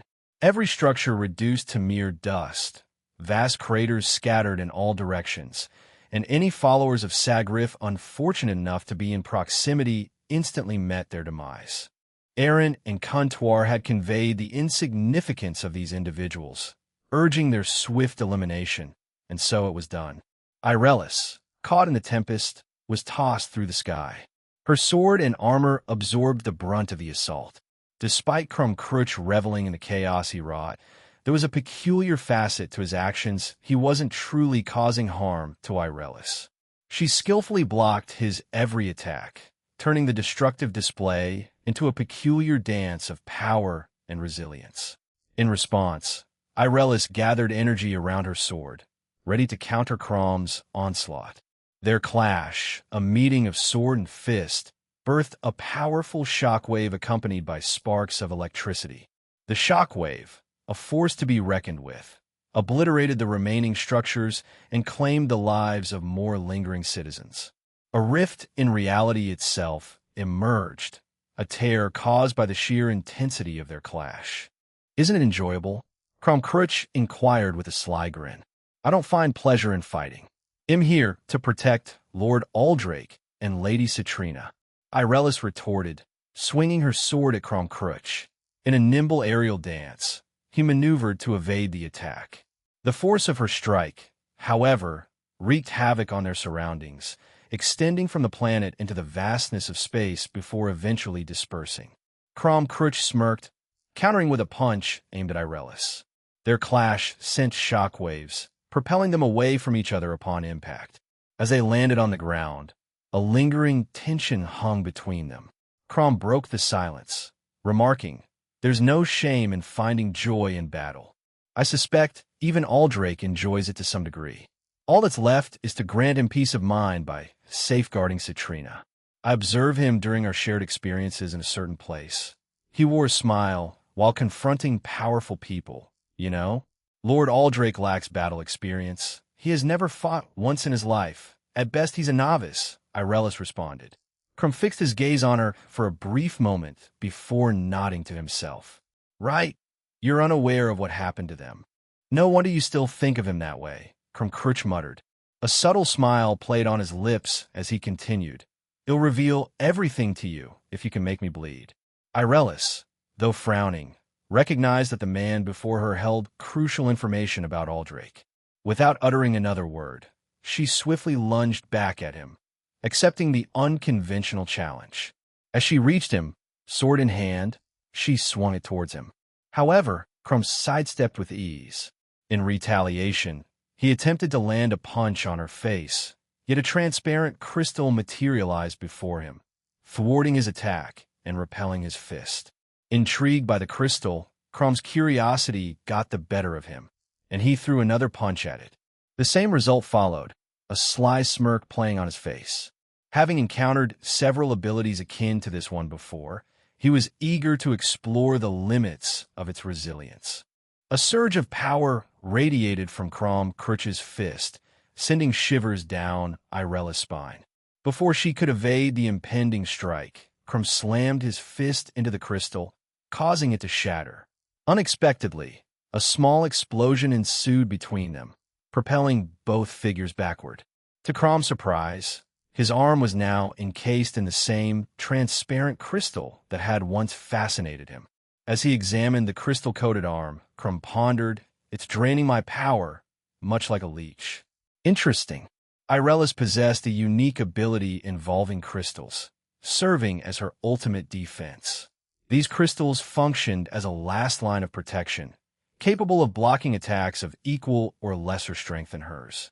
However, if confronted by a stronger enemy whose power surpassed the crystal's resilience, it would detonate, latching onto the aggressor. The insidious purpose behind this power was to siphon their power, draining them in an attempt to diminish their strength. Irelis, skilled in the craft, could conjure up to 6 of these crystals. If all 6 were destroyed, then their collective impact would amplify, ensuring a more potent effect against her enemy, securing her victory. However, facing Krumkruch, a being far from ordinary, challenged the conventional outcomes. With a wicked grin, Krum heightened the aura enveloping his form. Raising his arm, he slammed it into the ground. Irelis anticipated a moment of panic, a reaction she often witnessed from her opponents when their defeat loomed. Yet, Krum defied the expected course of action. As his fist connected with the ground, the crystal encasing his arm shattered, leaving Irelis stunned by the unexpected turn of events. How before Irelis could fully register her shock, Krumkruch swiftly closed a distance, lunging towards her. His arm collided with her, sending her reeling through the air once more. As she soared into the sky, he pursued, ascending to an even greater height. Gathering flames in his mouth, Krumkruch unleashed a torrent towards the astonished Irelis. Centuredo Krum descended rapidly to the ground. His fist collided with the charred earth, creating a shockwave. As expected, Irelis survived the attack, but parts of her pristine white armor had succumbed to intensity of his breath attack. It had now melted away by the intense heat of Krum's attack. With both hands gripping her sword, Irelis gasped for breath but surged back towards him, prompting an even broader grin from Krum. This was the confrontation he craved, a battle that would lay waste to everything in its vicinity, a clash where his enemy unleashed their full might, a struggle for a victory that remained elusive. Irelis brought her sword down in a fierce strike, and Krum responded with his arm enveloped in draconic energy. A shock wave of aura rippled from their point of impact, a testament to the force of their clash. Yet they pressed on. Krum discerned signs that Irelis was wearing thin, her energy depleting, but the desire to continue coursed through him, urging him to keep the fight alive. However, Irelis pressed on, her determination unwavering, as if her very existence hinged on it. In that moment, she acknowledged the slim odds stacked against her, understanding the formidable challenge ahead. Yet, an insatiable curiosity fueled her. She craved the information held by her opponent. Exhausting the remnants of her strength, she executed a series of feints, weaving through the battle with deceptive movements. Swiftly, she reappeared behind Krum, leaving behind a trail of afterimages that mirrored her fleeting presence. With a decisive upward swing of her sword, she aimed for an opening, but Krum, ever vigilant, pivoted swiftly, intercepting her blade and thwarting her attack. "You have the potential to grow even stronger, Irelis. When that moment arrives, come challenge me again," declared Krumkruch, his words echoing with a promise. His fist crashed into her stomach, robbing her of breath and shattering her armor in the process. Continuing his assault, he followed up with an uppercut to Irelis' chin, leaving her momentarily stunned. A swift spin and a powerful kick sent her sprawling, the impact launching her through the surrounding debris. Krumkruch wasted no time. Closing the distance, he landed beside his fallen opponent, observing her for a few moments.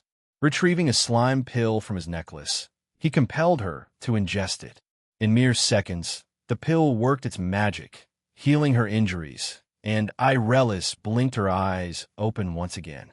Irelis cast her gaze downward, wearing a bitter expression as she clenched her teeth.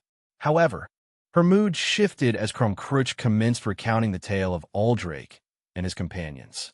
Initially skeptical, Irelis listened attentively. Her skepticism gradually gave way to astonishment as Krum utilized his magical circles to reveal Aaron's memories and their conversations with Aldrake. Tidu imagined Lord Aldrake reaching his father's level of power, but enduring such confinement for that extended period, Irelis muttered, her anger intensifying at the revelation. The outer god responsible for the imprisonment has been killed by Jean, making it inconsequential now. Regardless, Aldrake, along with 3 others, is going up the tower. Join them, especially since you'll need to leave this place with Citrina, Crumcrutch instructed, turning away. Curiosity getting the better of her. Irella's question, what about you? What are your plans? Crumcrutch flashed a smirk, his gaze sweeping backward. Look for more enemies, obviously. I haven't had my fill for the day, he declared before disappearing into thin air. Master, I don't get why people love fights so much. Irelis mumbled to herself, shooting a skeptical glance at the spot where Crumcrutch had stood just moments ago. Shaking her head, she redirected her focus toward the towering structure that remained steadfast amid the chaos on the planet. I have to rendezvous with Lord Aldrake and rescue Lady Citrina, she determined, rising to her feet and dashing towards the towering structure. Chow Chow wandered through the labyrinthine passages of Shadenvar, Machinara's underground networks. The peculiar sight of unfamiliar contraptions met his gaze, giant tubes housing a variety of entities, whether monstrous creatures, intricate machines, or even people. Intrigued, he examined them when he stumbled upon these devices, but more often than not, their occupants had already met their demise. The rare instances where he encountered something still alive were grim, with the fragile threads of life hanging by the barest of threads. His journey led him to a room that remained untouched, merely 4 floors away from the planet's core. Without a specific purpose for being there, Chow Chow trusted his instincts, a silent guide leading him to a place where he might encounter someone of interest. Surveying the room, Chow Chow discovered approximately 6 enormous tubes containing living beings submerged in an eerie green liquid. He marveled at the sheer number of these entities, noting their power levels akin to Shiva, the god of destruction. The audacity of creating such beings struck him as outrageous. So many of these things, and they rival the might of Shiva-sama. It's quite audacious that they can create them so effortlessly. It makes me wonder if they withheld this knowledge from the Cow's order intentionally, or if their plans for disclosure were stopped prematurely. Chow Chow mused, his thoughts echoing in the sterile environment. That's because we kept it under wraps, young hero of the resistance. A voice reverberated through the room. Chow Chow turned in the direction of the sound, discovering a woman with a smile on her face. Shock widened his eyes as he recognized her. Natesha? Savina told me you perished on a mission. Why are you now part of Fumara's organization? Natesha tilted her head, her smile carrying a hint of understanding. Ah, so that was the name this woman went by, wasn't it? Yes, it's true, she met her end. However, I deemed her abilities and intellect invaluable, so, casually, Natesha grabbed her coat, producing an odd sound as she opened it. What unfolded before Chow Chow was beyond his expectations. Natesha's chest opened, revealing a large blue wisp adorned with eyes and a mischievous grin. Hello there, hero of the resistance. What do you think of this technique? Pretty nifty, huh? Inquired the blue wisp. Its presence and form leaving Chow Chow both surprised and intrigued. Even if you destroy this form, I will keep on living. This little thing is controlled remotely. I'll admit, she put up a fight when we tried to defeat her, but she eventually lost. But she did erase her memories of where the Resistance's base was. What an annoying woman, remarked the blue wisp. The wisp then sealed its chest and let out a sigh. With this technique, I retained their memories. Although, as I just mentioned, the previous owner's soul erased a certain part of their memory. I also retain everything else, including her intellect and ability. It makes me wonder if innate abilities are just tied to our physical bodies. Chow Chow remained stoic, unmoved by the woman's ramblings as he continued to stare at her. Natesha, a scientist of the Resistance, was known for her friendliness, intelligence, and versatility. Chow Chow believed she would have found camaraderie among the fallen angels of Grigori, especially Azizel, Avetsa, and Sadnal. Even though their past encounters were brief, Chow Chow remembered her as someone approachable and friendly enough to engage in conversation from time to time. She maintained a close bond with Savina and Isatha. As he prepared to make a move, the echo of footsteps reached him. He had deliberately lagged behind, leaving Isatha to secure their path of precaution to ensure her safety. His concern for her lingered as he forged ahead, clearing a safe passage for her. "Ciao, ciao," Isatha began, her words trailing off as she beheld Natasha standing before them. Uncertainty tinged her voice. "And Natasha, you were alive?" A perplexed expression adorned her face. "What's wrong with you two? Why are both of you so quiet?" "Fufu, I've glimpsed that girl in her memories often. You two were friends, weren't you?" The woman before them inquired. She then revealed, "I am not Natasha. Let's see. I've borne many names, but for now, call me Westlock."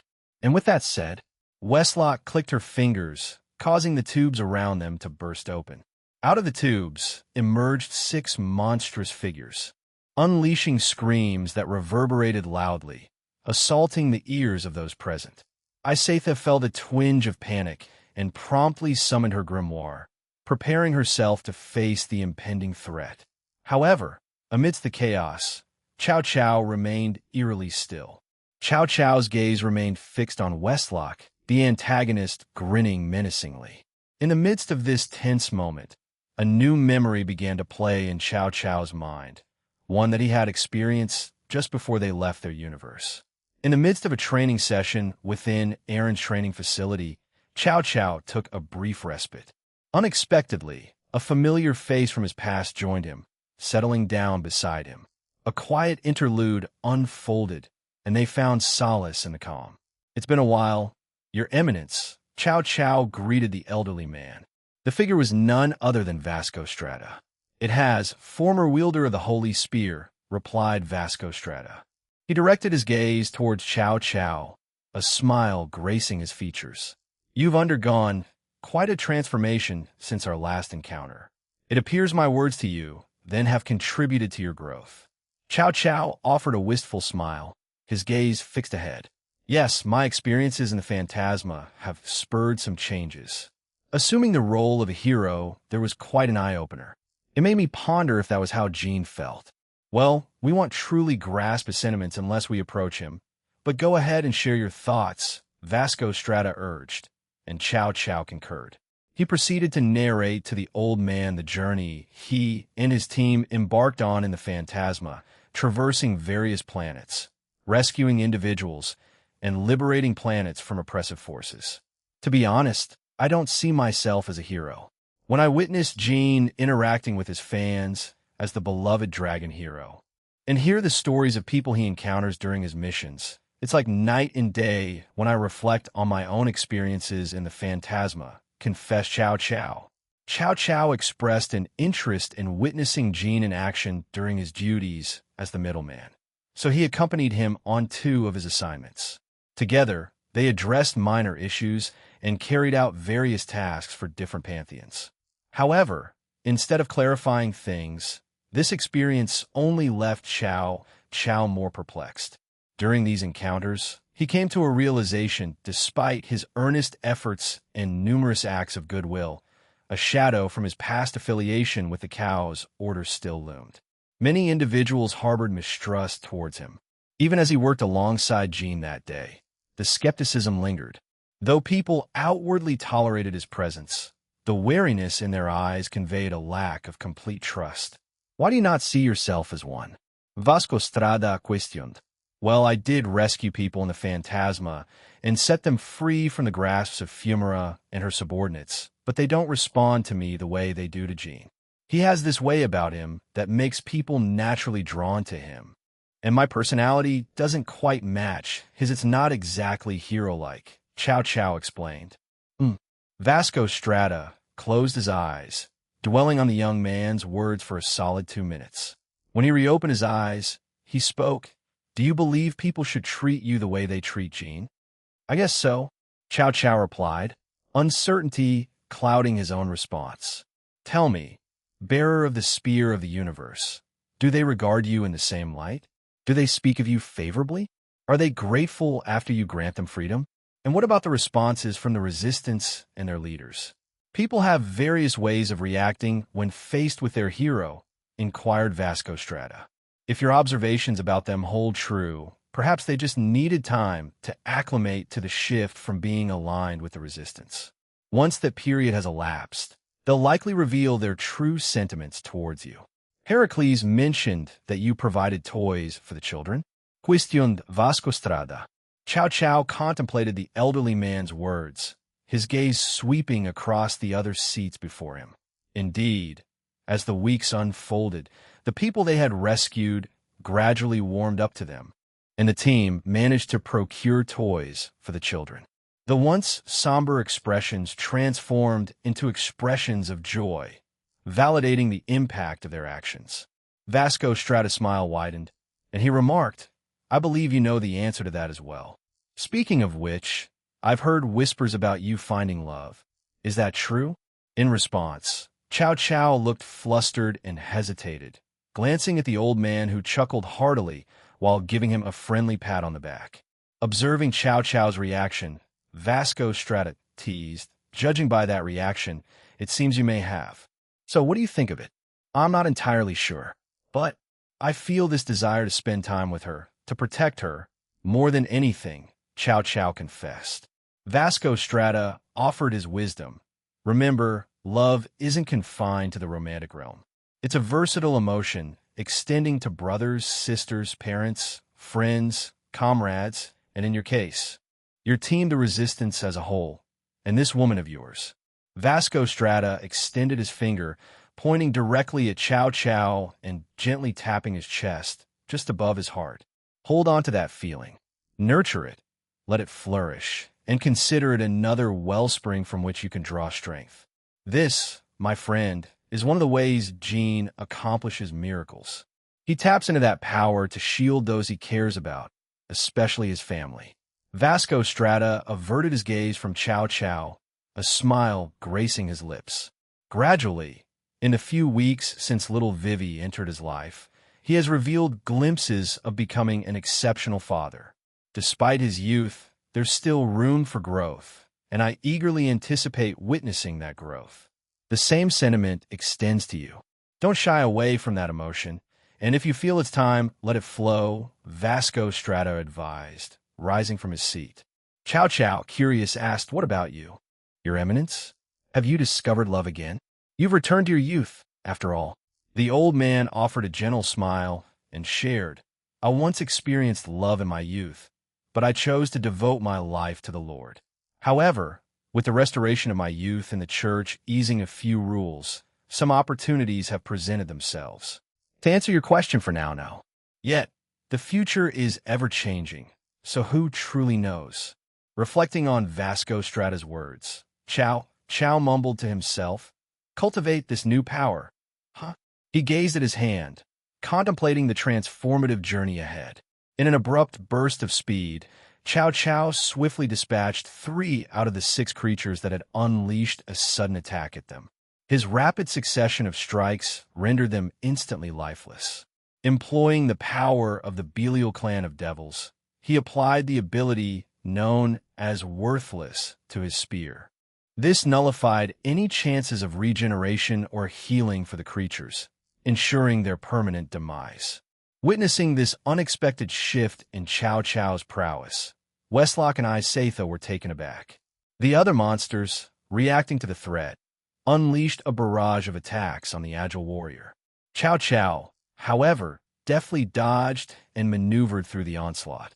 Running gracefully on enormous tentacles shot at him, he evaded laser attacks with inches to spare and sliced through elemental attacks with precision. Navigating through the chaos, Chow reached the creature using its tentacles from its mouth to attack. With a swift horizontal swing of his spear, he sliced through the tentacles, disabling the threat. Following up, he concluded the encounter by unleashing a barrage of small fireballs at point-blank range, extinguishing the creature's existence. Shifting his focus, he directed his gaze towards the being adorned with numerous cannon-like extensions encircling their bodies, launching elemental attacks in his direction. Swiftly, he closed the distance between them, his spear thrusting rapidly towards the creature. The attack resulted in a significant portion of the creature's form being blown away, yet it lingered on, clinging to life. Undeterred, Chow Chow adjusted his approach, aiming for its chest, specifically the heart. Instead of fatal piercing, he executed a precise tap while uttering, "Compress." The creature's heart underwent a remarkable transformation, shrinking until it vanished into non-existence, leaving the creature lifeless in its wake. With this foe neutralized, Chow Chow's attention pivoted to the final creature, a colossal mass of darkness featuring a solitary eye at its helm. He soared into the air, uttering an incantation as he directed his spear towards the creature. A colossal surge of energy erupted from the spearhead, obliterating everything in its path. The energetic torrent persisted, tearing through the underground layers of the planet before hurtling into the vastness of space. Chow Chow had harnessed the formidable power of the Sacred Gear Starbuster Star Blaster S standard function, an aura blast renowned for its ability to rival the attacks of Satan-class and God-class beings. However, in Chow Chow's hands, it transcended those expectations. As he descended to the ground, Cinchuredo, once the deed was done, Chow Chow shifted his gaze emotionlessly towards Westlock, his focus unwavering. "Seriously?" Westlock muttered, her astonishment evident as she grappled with the unexpected revelation of Chow Chow's formidable capabilities. "I never imagined you were that powerful. Our data must have been a complete fabrication." Unaware that Chow Chow had returned to his own universe and undergone significant enhancement, Westlock found herself frustrated by the inaccuracies in the data they had meticulously compiled over the months of Chow Chow's stay. The truth eluded her, leaving a sense of dissatisfaction lingering in the air. "Isaitha, that isn't Natesha. It's frankly, I have no idea. A scientist from Fumara, perhaps? Regardless, our priority is to eliminate her and recover Natesha's body," Chow Chow explained. "Recover? Oh, no, no, no. I won't allow you to do that. Seeing your concern for this woman, it'll simply put her out of her misery once I'm finished here. I may be nobody special, but Lady Fumara values me for my abilities," Westlock asserted with a sly chuckle. Chow Chow stayed silent, his spear emanating a sudden glow that triggered two distinct events. Firstly, Westlock found herself immobilized, her attempts at movement futile. Secondly, the remnants of machinery and debris within the underground base transformed into makeshift hands, ensnaring her in a mechanical grip. He had utilized the powers of two sacred gears, Unknown Dictator and Aeon Baylor. Chow Chow advanced steadily toward the woman. Unfazed, Westlock maintained a smug expression, observing him with a sense of confidence. "Do you believe this will change my stance? Please, I've faced threats that could obliterate my soul and strip away my abilities before. Something as straightforward as this won't faze me. As I mentioned before, Lady Fumara deems me valuable and ensures my survival on numerous missions," she explained, her demeanor unwavering despite the mechanical restraints. "Comptoir, I need some help," Chow Chow relayed through his transceiver. "I will protect her from harm, so feel free to defeat her," the advisor responded promptly. "I'm aware of the situation, so go ahead." "Hans, Gao Gao Ak Noet." He redirected his attention to Westlock, who appeared confused by his sudden whispering. As he raised his spear, Isaitha approached them, her face contorted with a pained expression. "Don't look at me like that. It makes me sick," Westlock snapped, scowling at Isaitha. "Aim for the chest. Destroy the essence of the technique. Aiming anywhere else won't yield the results you want," Comptoir advised suddenly, just as Chow Chow was about to drive the weapon toward the woman. He acknowledged her command in silence, aiming his spear at the woman's midsection, the epicenter of the blue wisp. With deliberate precision, he drove it forward, the tip piercing the ethereal crossing and impaling the blue wisp directly. Westlock, determined to eradicate Natesha's physical form, discovered an unexpected obstacle. No matter how hard she tried, the destruction of Natesha's body eluded her, leading to a series of futile attempts that ultimately ended in resignation. "I don't understand what you did, but congratulations. Now, you're left with nothing. You bunch of idiots, Westlock sneered, her words hanging in air before a vibrant blue flame materialized around Natesha's fallen form. This won't be our final encounter, hero of the resistance, Westlock declared as Natesha descended toward them, devoid of any trace of life. A slime pill won't heal her. It'll take her back to the spaceship and tend to her injuries personally. In the meantime, carry on with the mission. I assure you both that she'll be safe and sound when this is over, declared Comptoir, earning nods of agreement from both Chow Chow and Isatha.